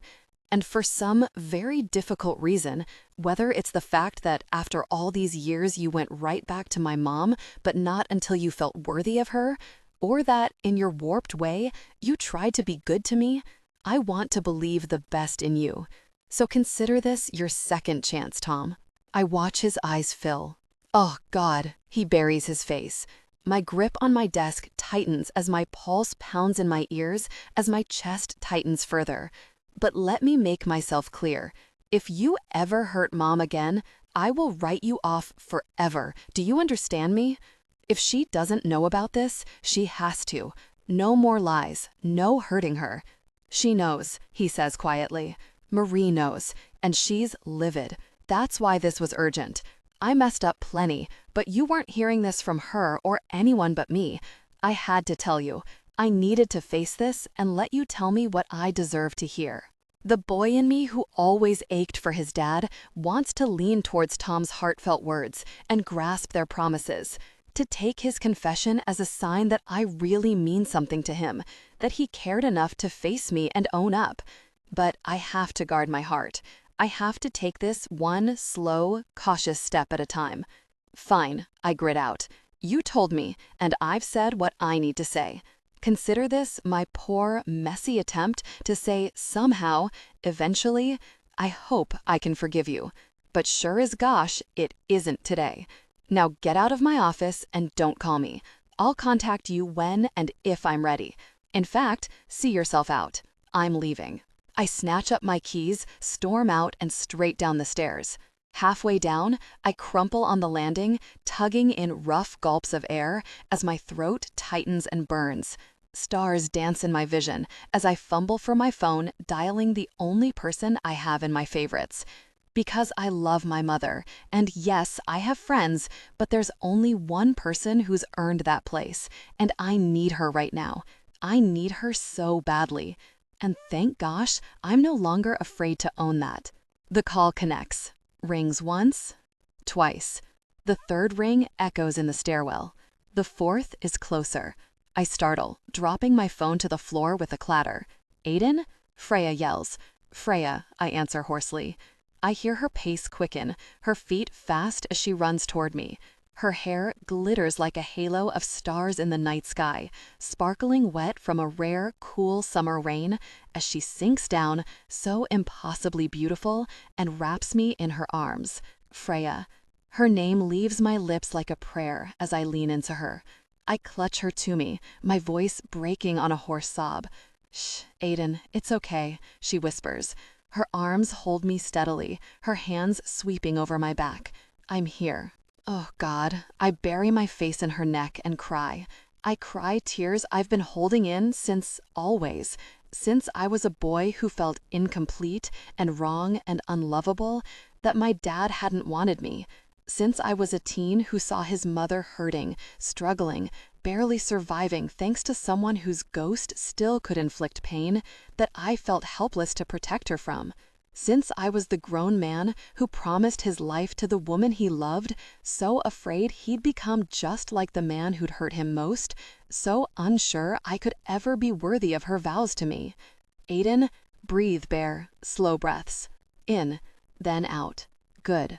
Freya presses a soft kiss to my temple and holds me tight. I'm here. Whatever it is, I'm here. I'm not going anywhere.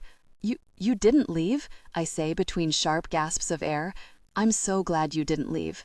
Me too, she whispers. Her hand cups the nape of my neck as she presses another kiss to my face and breathes me in. Me too, Aiden. I walk into the house, dazed, exhausted. So much for recovering our date night. Freaking hell. I turn towards Freya and catch her watching me carefully, like she's waiting for me to explode. She sets her keys on the key hook for the first time in the history of the world. You know something's up if she does that. Do you want to talk about it? She asks. I shake my head. No. We can put on the movie, have some cake. Aiden, Freya says gently. I think we should call it a day. Dinner was wonderful, and we can have cake with coffee in the morning. No. I throw open the fridge, knowing I'm pushing and I shouldn't. But I feel like Mom's in my old clunker, Herbie, we called him. Sometimes Mom joked she was nervous to turn him off because then she wasn't sure he'd start up again for her. If I stop, I don't know what's going to happen. Whatever it is, I don't want to do it right now. I can't handle anything else. I need Freya in my arms. I need to close my eyes and smell her lemon sunshine sweetness, the sharp, clean scent of fresh-cut grass. I want to picture summertime in our backyard and disappear from this place that hurts so freaking badly. Bear, please, she says softly. Let's just... He's my dad, I blurt, setting down the cake. My hands are shaking and my knees nearly give out as I brace myself on the counter. What? She asks disbelievingly. Who, Aiden? Tom. He got the job to see me. He's my freaking dad. Focus, emotional, plus physical connection. Freya's eyes widen as she sinks onto a stool at the kitchen counter. Oh my God, Aiden! A wash of cold nausea rolls through me as my shock begins to dissipate, as the truth sinks in. I'm going to puke. Turning, I rush down the hall, through our bedroom to the comfort of our bathroom. I make it just in time, emptying my stomach, wave after wave. At some point, my eyes are wet not just from vomiting, but with tears. Gosh, tears. Freya, close behind me, dropping to her knees. She presses a cool washcloth to my face, like she always has when I've thrown up. More tears come as I rake my hands through my hair and tug. Gosh, Freya. I dry heave, then spit, feeling the nausea finally start to fade. Her hand travels my back softly. One breath at a time, Aiden. One breath at a time. Dropping the lid, I fall back against the sink cabinet and sigh heavily. I'm sorry, I whisper, my eyes blinking open and meeting hers. Why? She says quietly. Why would you be sorry? Crawling up to the sink, I turn on the water and splash my face, rinse my mouth. It's just a mess, Freya. After all we've dealt with the past few months... My voice dies off as I stare at something my mind refuses to admit my eyes are actually seeing. Freya's makeup bag sits, a chaotic, colorful jumble of containers and brushes, spilling out onto the bathroom counter. And inside the open bag, a shiny foil eye pick catches the overhead lights. Birth control. 2 pills popped out. Gone. I blink, stunned. Freya, what is that? Freya rises to her feet, stepping behind me and following my line of sight. Her body goes unnaturally still. Aiden, it's not what you think. Then what is it? I glance up at the mirror, pinning her eyes. I take in her stricken expression, the guilt filling her gaze. The second person in the last hour who's looked at me that way. Answer me, I say quietly. Birth control, she whispers, palming away a tear. It's so sharp and painful hearing her say it, understanding not only is there no baby, but she doesn't want one either. When? Why? How did so much change? Why didn't you tell me? I grit out. She swallows nervously. I was going to, tonight. I just didn't want to hurt you. And you thought keeping it from me wouldn't hurt? Tears spill over and slide down her cheeks. I was trying to find the right words. I was worried you'd think the worst. And that would be? She wipes away her tears. I thought you'd be worried that I was second-guessing us, or you'd blame yourself somehow. But I just want time with you. Finally, after these messy months, we're close again, reconnecting. When my period came, I was shocked when I realized I was relieved, so relieved, because all I could think was that we were doing so well. And now we'd have some time to enjoy that. If I got pregnant right away, that time would get cut short before a baby turned us on our heads. You did it behind my back. Freya bites her lip. It's only been 2 days. I was going to tell you tonight. Tonight? Really, Freya? Yes, I swear. This whole really fiasco started because of how miserable you were, how cut off you felt when I didn't tell you every single thing rattling around in my brain, and this is what you do? You can't tell me you don't want a baby anymore? No, she says quickly, her eyes meeting mine. She steps closer, but I move away, my back thudding against the wall, desperate not to be touched. Freya seems to sense it and steps away, giving me space. Just not right now. I want a baby with you, Aiden, so much. And if we'd gotten pregnant, of course I would have been happy. But I just realized, once we're parents, that's it, forever, no turning back. I grew up with a big family. I know that gosh is hard. It seemed like it could be so good for us to have a little more time before a baby happened. But you couldn't tell me. You couldn't ask how I felt and talk to me? Her shoulders slump. Aiden, I didn't want to hurt you. Her voice is weak, her explanation weaker. Can't you understand? Oh yes, I understand it very well. It's the exact same motivation you gave me hell for. I push off the wall and stalk toward her. What do you think I've been doing the past 6 months? Harboring difficult truths for gosh and giggles? I lean in until our noses nearly brush, and my voice becomes a harsh, unsteady whisper. Welcome to my side of things, Freya. Take in the view. You understand now, don't you? How easy it is to convince yourself that lies of omission are worth it to protect the person you love, to bide your time until you find the right words, until you can get it just so, when really all it is fear, pure, unadulterated fear. Another tear slips down her cheek. Yes, I do. But that's not what we promised each other. In Hawaii, at counseling, we made these grand vows of vulnerability and honesty. Then this is what happens? 2 weeks later, you can't trust me to hear you, to handle a tough truth? 2 days, Aiden, she yells hoarsely, wiping her eyes. You lied to me for 6 months. And you lied too, I yell back. You were really miserable. We both were, she says through tears. And now we were finally happy, and you didn't trust that I could handle the first test of that happiness without really it all up? I search her eyes. What do you think of me? More tears track down her cheeks. Aiden, that's not what... Her eyes slip shut. I screwed up, okay? I should have told you, right away. We should have talked about it together. I called you, crying in a really stairwell tonight, because my alcoholic absent father just admitted to stalking me at my work. Do you know how humiliating that is? No, she whispers. More tears. So many tears. I'm building momentum, like a hurricane at sea, raw, unbridled energy churning it wider and wilder. I want to stop. I want to shut up and let her apologize and let us talk, but all I am is hurt, one big bruise from my heart out. And I needed her, just now, tonight of all nights, not to be someone who added to that. I called you because I needed you, I say through the painful well of tears in my throat.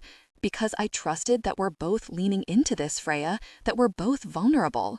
And you hide it? Why? Because you don't really think I've grown or changed, do you?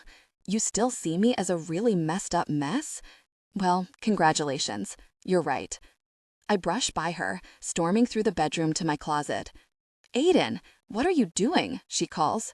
Exactly what you told me to do a month ago, Freya. Getting the hell out of here. I shove things into my duffel bag, not paying attention to what it is or how much of it I'm throwing in there. I'm a blur of anger and pain, heart pounding, lungs tight. I wipe away tears, throwing my meds and a phone charger in the bag. That's as far as my brain can think. I don't want to care about plans or preparedness or promises or a very real thing, except getting away from all this stuff, from the woman I just stupidly boasted to Tom believes the best in me, when really, clearly, she sees the worst. I drag the zipper shut.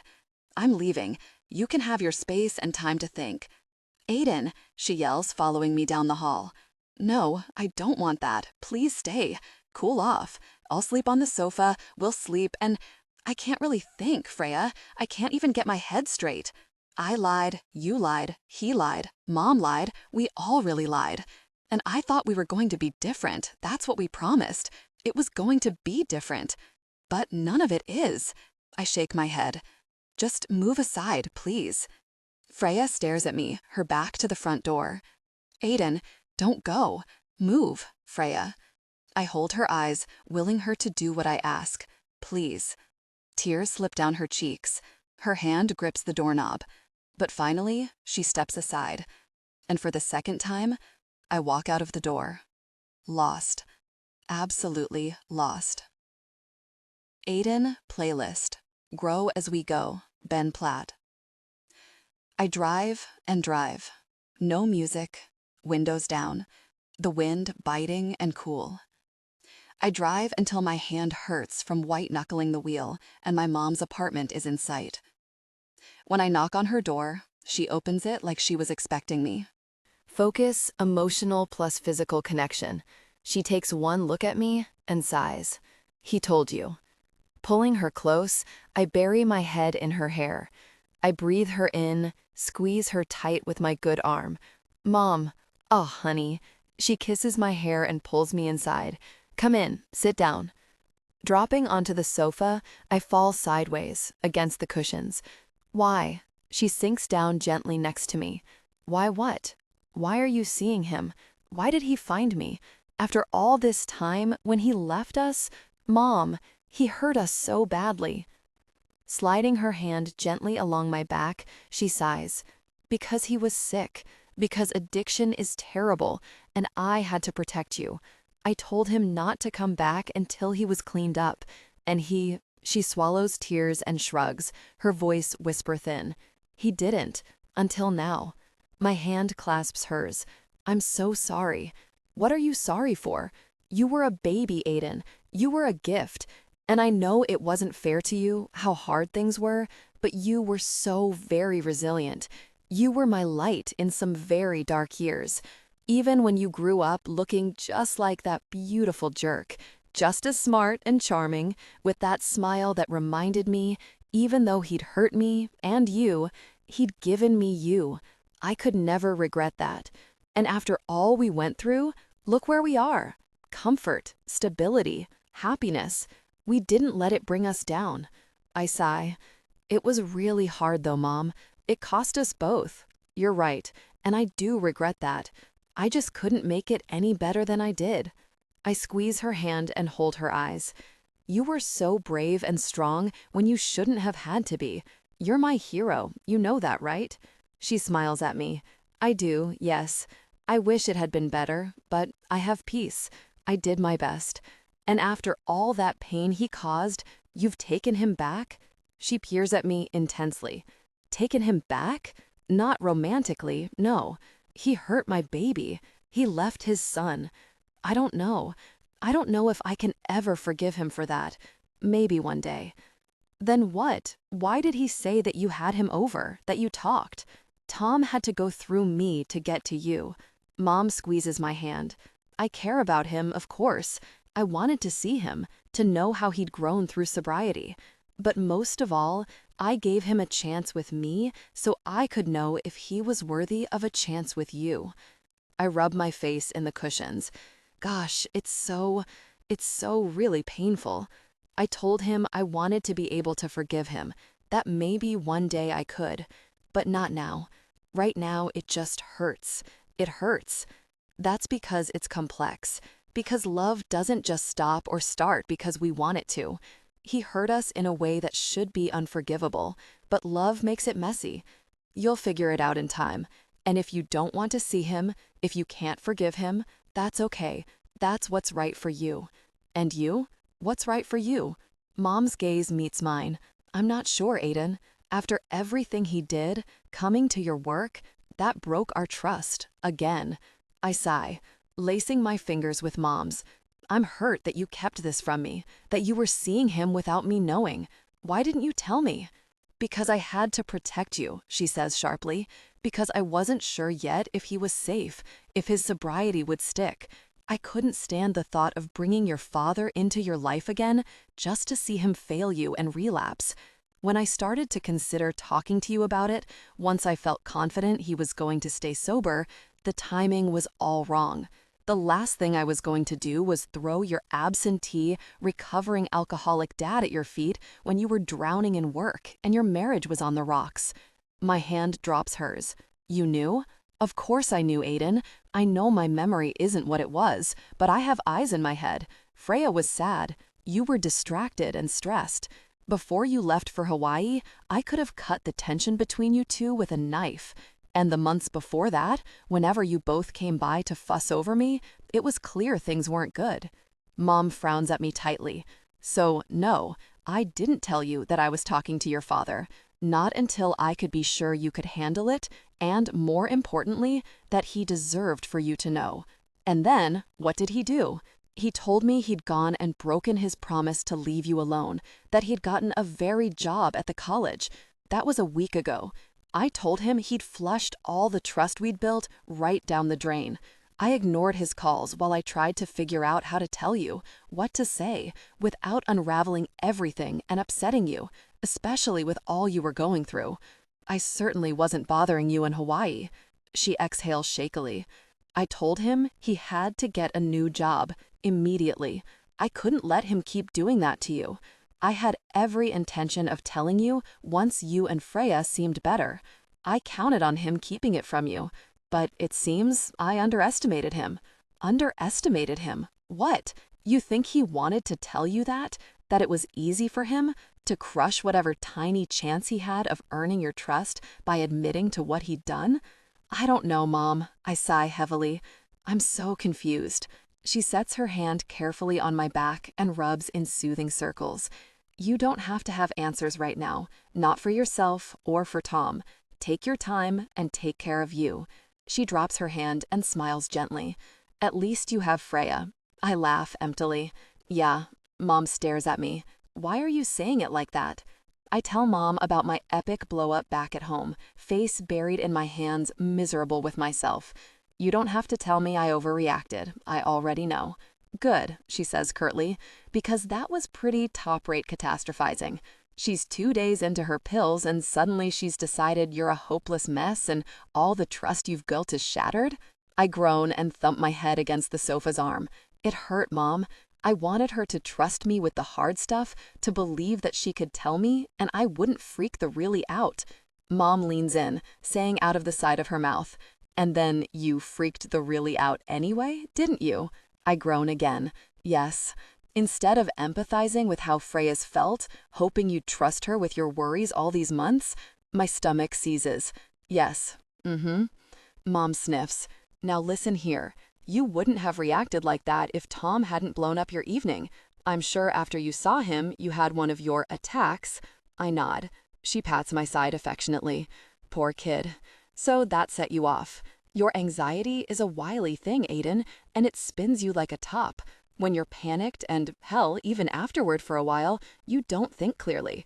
You're shaky and reactive for good reason, honey. Freya's been with you over 10 years, and she knows that.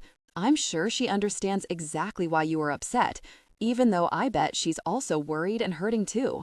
In the morning, drive home. Tell her you're sorry, fix it, in your Aiden way. I rub my forehead, regret and sadness twisting my heart. Some things aren't easily fixed. Mom squeezes my hand. I never said it was easy, sweetheart. This is how it goes. People who love each other hurt each other too. What matters is that they learn and they try their best not to hurt each other that way again. I sit up, my heart pounding. Mom's right. I have to go home. I need to tell Freya that I'm sorry, to reassure her that this little way she hurt me isn't insurmountable, not at all. I stand, fumbling in my pockets for my keys. I have to go back. I have to apologize. Mom stops me as she stands too. Aiden, you're exhausted. It's an hour drive home. Stay here, sleep. Wake up early tomorrow and drive back then. I can't, Mom. Not when she's alone and hurting. I have to go home.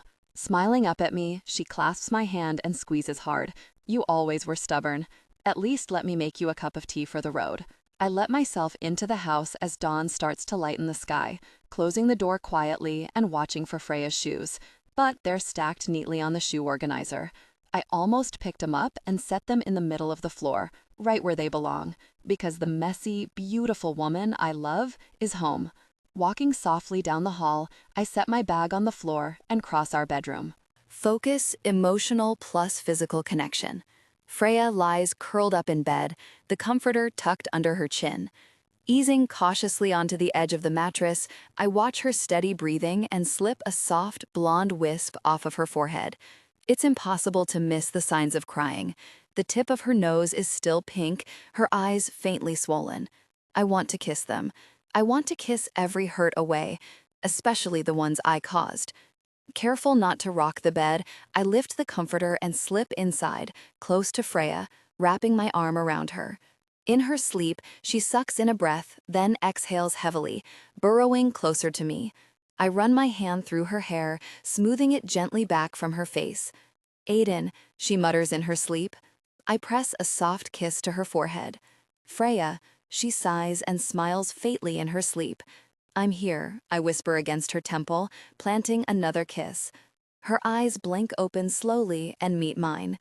They stare at me, unblinking, until suddenly they're brimming with tears. Freya, I'm so sorry. I shouldn't. I'm sorry, she says over me, her hand clasping mine and tugging it to her chest. I'm so sorry. That was a horrible way for you to find out, let alone after your... She swallows tears and wipes them away. Dad, I finish for her. Yeah, it wasn't great timing. But what Tom did wasn't your responsibility, and you shouldn't have been in the crosshairs of my response. You were hurting, Aiden, she says quietly. You had a panic attack, and when you came home, my pills blindsided you. I understood. I felt terrible, but I understood. I pull her close and hold my forehead to hers, breathing her in. I wish I hadn't overreacted. I said the worst things I think about myself and put those words in your mouth, and that was unfair. To be angry at you for struggling to tell me something difficult was wildly hypocritical. Forgive me. She smiles tearily. Of course I forgive you. Forgive me too? Always. I kiss her gently. Freya kisses me too. And then it's more than kisses. It's whispering touches and quiet, careful movements, taking off each other's clothes, warm skin and cool sheets. My hands wander the beautiful swells and dips of her body, everywhere she's soft and dimpled, smooth and silky. I kiss her deeply and hold her close. Freya. She smiles against my skin, stealing a soft, sweet bite at the base of my throat.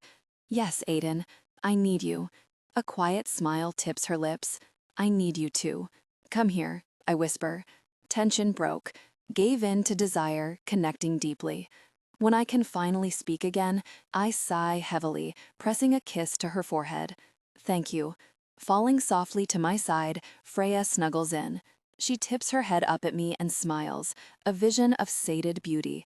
Thank you? For what? For wanting just me a little longer. I'm going to be so happy when we have a baby, but you're right. I want to enjoy you first, just us, together. We have time, Freya, years and years. We're just getting started. Her eyes search mine and her smile deepens, just as dawn crests the horizon, spilling through our windows. You're right, we are. Bending over her, I kiss Freya tenderly. There's no one else I'd want to face this with, but I'm sorry it's been so hard. All I've wanted since the day I married you, I've just wanted to give you your happily ever after. She slides her hand through my hair, then tenderly along my cheek. I thought I wanted that too, so much so I put it on your pendant. I miss that pendant. I don't, she says quietly. I pull back to better meet her eyes. What? Because that very happily ever after? My stomach drops. What are you saying, Freya? I'm saying happily ever after doesn't exist. Not because lifelong love is impossible, but because, as we've learned, no couple can live happily ever after. People whose love lasts, whose love grows and endures, choose each other in the unhappily ever after, the dark moments, not just the dazzling ones. We can't possibly hope to always live happily, but ever after? That we can hope for and choose. Because ever after isn't an idea, it's a person, an imperfect person who's perfect for you. Her eyes search mine as she gives me one soft, tender kiss. You're that person, for me. You're my ever after. My heart glows as I stare down at her, the woman I love more than anything in this world. I clasp her face, wiping away her tears, blinking back my own. You're my ever after too, Freya. Always. She wraps her arms tight around my waist and smiles up at me. I like that. Ever after, always. Bit of a redundancy, of course, I say through the lump in my throat, but a poetic ompham. Freya kisses me hard as I pull her close, tucking her inside my arms. I kiss her back, reverently, slowly, and breathe her in. It's not redundant, she whispers against my mouth. It's a choice, a belief. I choose you, my ever after, believing our love will sustain us, always. Ever after, always. So there, take that logic, Mr. McCormick. I whisper back against her sweet, soft lips. Consider me schooled, Miss Bergman. She smiles as she kisses me again and again. And after that, under a brightening sky, the world collapsed to the breath and touch we share. Words aren't necessary at all. Freya, Aiden, flops onto our bed with a groan.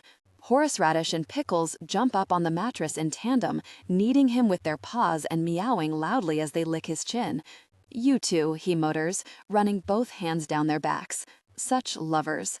They learned from the best, I tell him, plopping onto the bed next to him. I turn on my side and slip my fingers through his hair. That was an impressive display of intimacy, sir. He grins. Same to you, madam. I shake my head, showering him in water droplets. Excited for your first ever anniversary party with the whole Bergman brood? He smiles, still petting the cats. I am. Your family, Freya, they're a gift, really. I know. That's what I want with you.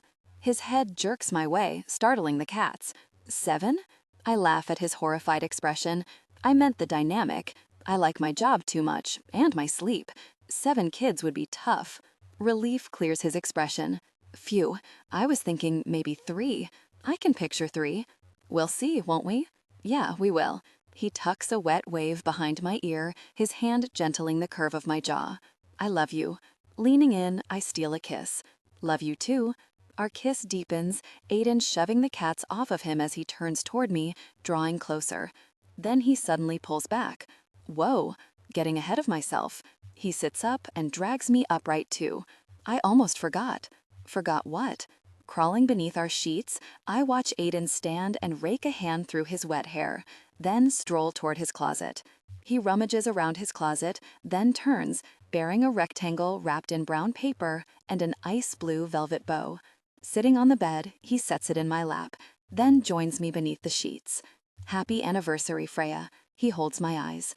I love you beyond words and time and space. I wish I could articulate how grateful I feel each morning to wake up and see you next to me. Even when life's gosh and the world feels heavy, I look at you, he sighs. Knowing I have you, that's everything I need. Thank you, I say through tears, kissing him gently. I feel the same way about you, Bear. Should I open it? Please. I turn it over gently, ripping open the paper where it's caped. When I turn it around again, I stare in wonder at a constellation cut into a wide circle, black and sparkling against white matting. Below, stamped in tin, "This dark is everywhere," we said, and called it light. Orpheus and Eurydice, John Valentine. Tears spill down my cheeks. Aiden. His fingers brush mine until our hands are braided together. You remember? I nod, wiping away tears. Our honeymoon, and the world's most depressing story of Orpheus and Eurydice, he says teasingly. I laugh through my tears. Because there was. I slide my hand over the constellation, the night sky from our wedding night, frozen in time. Lyra. Peering back at the engravement, I stare at the words. I don't know that poem. Neither did I. Aiden tips my chin until our eyes meet. Emotional plus physical connection. But I liked that in this version of their story, it's a better ending for Orpheus and Eurydice, no denial about the world's darkness, just the beauty of 2 people finding a little light, making their way through it together. I love everything about it, I tell him, lifting up the print, admiring it. It's so beautiful and thoughtful. I set it down and wipe away tears that fall fast and heavy. Feelings, I groan, so many of them. Aiden pulls me into his arms. I love you for those many feelings, he whispers against my hair. I know. I sigh inside his arms and smile as he kisses my tears away. My turn now. Leaning past him for my nightstand, I pull out a small box. I love you, Aiden. I set it in his hands and hold his eyes. There isn't another soul I'd want to share life with. Happy anniversary. Thank you, Frey. He steals another kiss before fumbling with the box. I watch him tear off the paper, then turn it over and open it. He stares and exhales roughly. You made another one. Another pendant? Yes and no. I kiss his cheek gently. Look closer. He lifts the chain and its thin, rectangular pendant, reading it silently. Aiden, Freya, 3,650 days, 520 weeks, 120 months, 10 years, one ever after, always. He hugs me so tight it makes me squeak. His nose brushes mine as he steals the softest kiss. Thank you. This is beautiful. I'll treasure it forever, he whispers, kissing me deeper, promising more. So much more. Almost as much as I treasure you. Good, I tell Aiden as I draw him closer, warm beneath the covers. Because treasuring you forever is exactly what I had in mind. Where are they? I ask my mother. Mom leans back from behind the refrigerator door.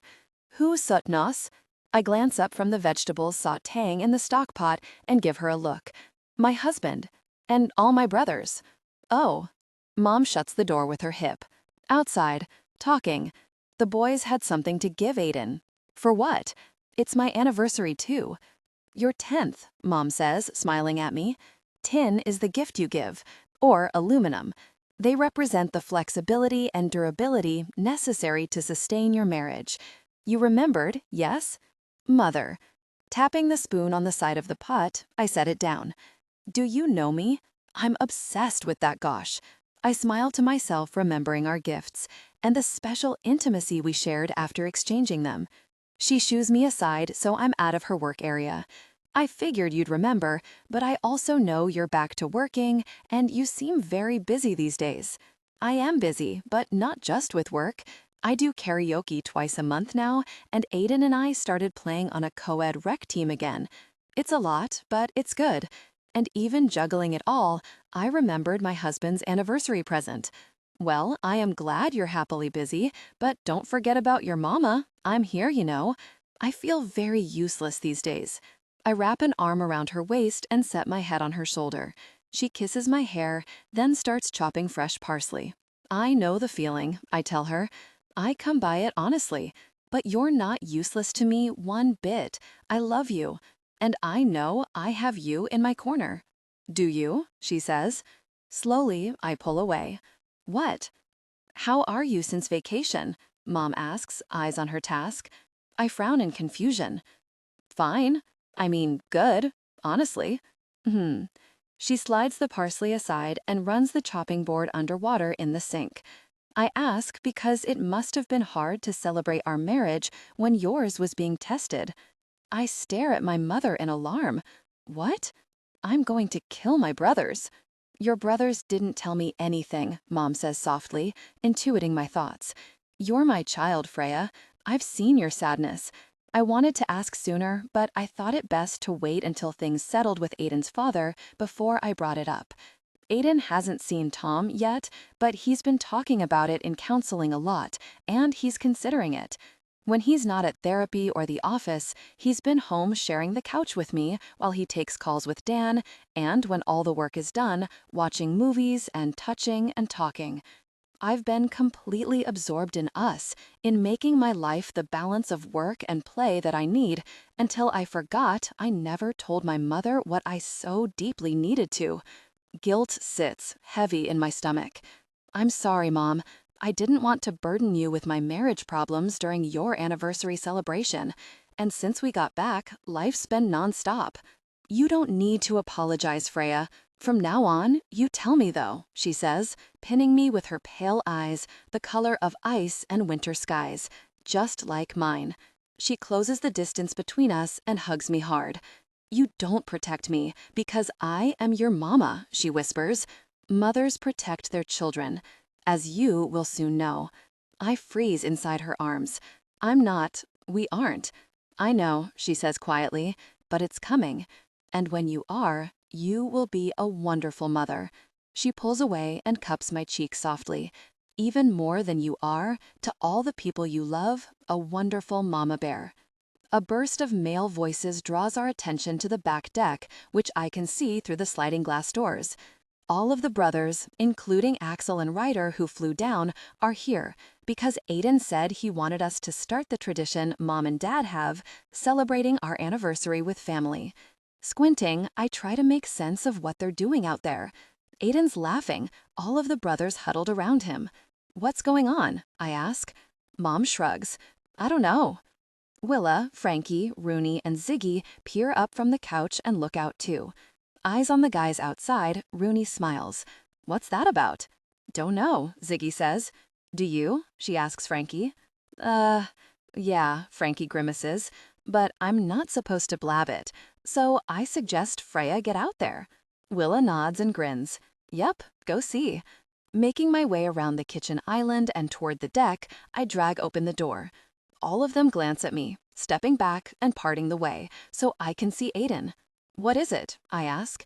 Aiden shakes his head and slides his hands beneath his glasses, wiping his eyes. He shakes his head again, a laugh leaving him. Viggo steps up and says, when things were hard for you two, we tried to tell Aiden we were there for him, and in our really backward way, we tried to show him too. But we've realized through, everything that happened since vacation, Aiden needed to know that truth, not just our way, but his way too. So, Axel says, we pooled resources. And did a little reading, Ryder adds. Ren smiles wide. And we are now proud to join as tiny but still technically angel investors, Oliver says brightly, handing me the envelope that Aiden held loosely in his hand. Meaning the Bergman brothers now have a vested interest in our brother's work. God help you, Aiden. First time anyone would ever use Angel and Bergman brothers in the same sentence, Viggo points out. You guys. I open the envelope and read its contents, smiling to myself. Aiden's not hard up for money for the app anymore. He and Dan secured their principal investor, so this is a gesture. Not a hefty financial investment, but rather an investment of love and belief and pride. I sniffle as I stare at the paper, understanding exactly why Aiden's laughing and tearing up. You guys really are too much. Aiden drops his hands, meeting my eyes. His are bright and shining, wet with tears. Why are you crying? Oliver asks, his gaze ricocheting between us. What's wrong? I move to Aiden's side and lock hands with him. Nothing. You're just knuckleheads, all of you. Lovable, impossible knuckleheads. Aiden takes the envelope from my hand, running his fingers over his name written on the outside. You didn't have to do this, guys, but it means a lot. He peers up at them and smiles tearily. Thank you. Gosh, Ryder mutters, wiping his eyes. I'm crying. Viggo wipes his eyes. Very. Me too. Group hug, Oliver yells. Guys, do we have to? Ren smashes us all together in his massive wingspan. Love you guys, Aiden says quietly. A chorus of I love you twos echoes around us. Hugs, Willa yells, throwing open the sliding door. I love hugs. Focus, emotional plus physical connection. Let me in on this. The pile of people grows until Aiden and I are surrounded by every Bergman and the people we love. I hear my dad's booming chuckle, Ziggy's shriek when someone nudges her tickle spot, Frankie's grumbling about personal space, and Mom's smoky laugh. As Aiden's eyes meet mine, I smile. And in the heart of the chaos, he steals a slow, quiet kiss. Let's go, Dad calls when we break apart. Mom's got soup on, games until dinner. Everyone trundles in, spreading over the massive sofa we have in the house that seats all of us. And the smell of Mom's cooking, the sounds of laughter as we play rounds and rounds of increasingly ridiculous charades, the pure joy of sharing all of this with Aiden nearly overwhelms me. How you doing, Frey? He whispers from our spot on the sofa. I peer up at him. Wonderful. You? He smiles down at me, running his hand along my side. Great. He flexes his arm that's now out of its cast. A healthy body, you in my arms. It's a good life. Leaning close, I press a kiss to his lips. It is. Okay, Willa says, accepting from Oliver the basket full of folded papers we're using for clues. She performs an impressive sleight of hand, extracting a paper from her sleeve that she almost convinces even me she's chosen from the basket before she hands it to Rooney. You're up next, Rue. How about my air guitar? Aiden mutters, sneaking a soft kiss behind my ear. I laugh and slip an arm around his waist, resting my head on his shoulder. Nailed it. See? He says, a warm grin brightening his face. I'm getting better. Yes, I whisper, before we share a quick kiss. But even if you never did, I'd love you, just as you are. Okay, Rooney stands and shakes out her arms. Her honey blonde hair is in a haphazard ponytail, her blue-green eyes sparkling and feisty, her cheeks flushed pink. She's at home among the Bergmans, wildly competitive and way too invested in games. Okay, Viggo drags out the word, poised with the timer. Go. Rooney opens the paper and stares at it. She scrunches her eyes, then snaps them open. Urgently, she stares at us women, tapping her lips. Lips, Ziggy shouts. Frankie gives her a what the heck look. Mouth? Rooney shakes her head and claps her hands in irritation. Willa frowns at her. Talk? Blab? Rooney throws her head back on a mute groan. It's kiss, Aiden whispers in my ear. I grin. Oh, I know. We all do. You and the Bergman brothers aren't the only ones who can meddle. Very, he whistles quietly. I'm impressed. Time's almost up, Viggo yells. Growling in frustration, Rooney swivels and faces Axel where he stands, leaning against the threshold, watching her.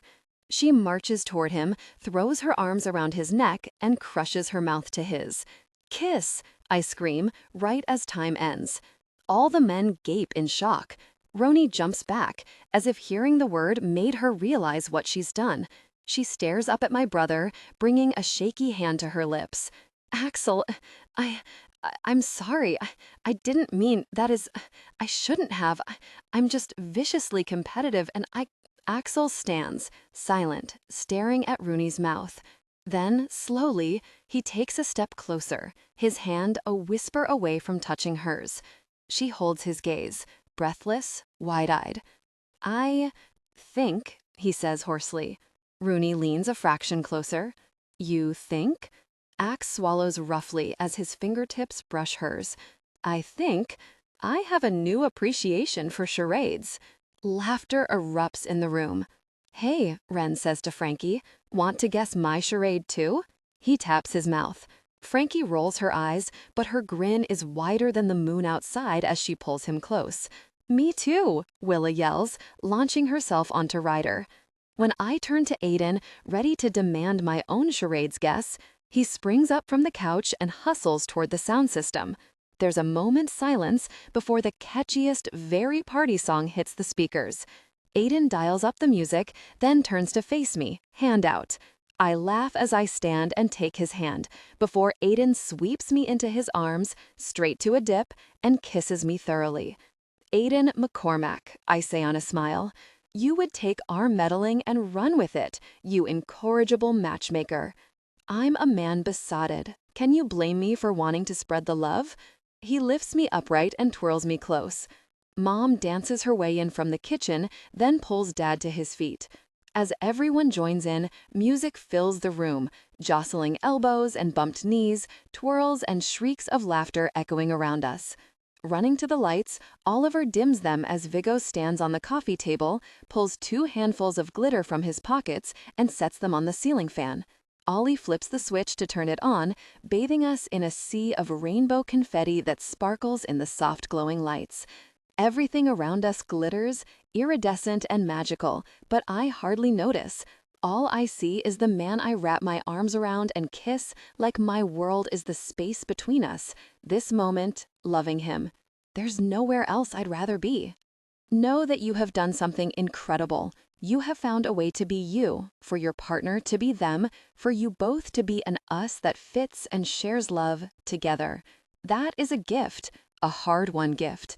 I hope you soak it up, the wonder of that hard-won gift you're ever after. Please paste the content you would like me to rewrite.